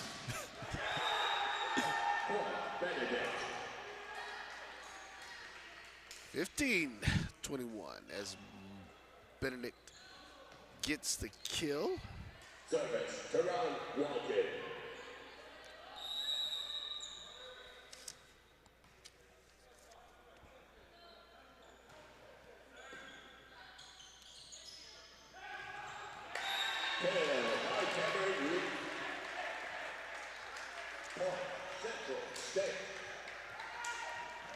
And 3 points away.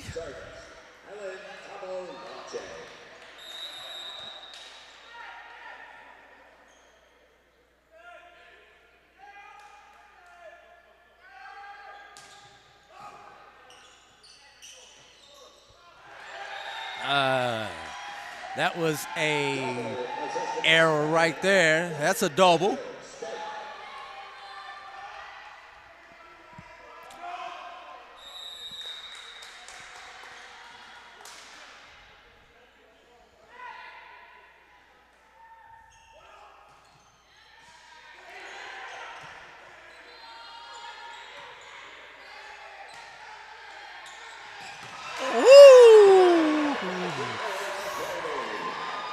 I wonder if they got something personal going on, Roy.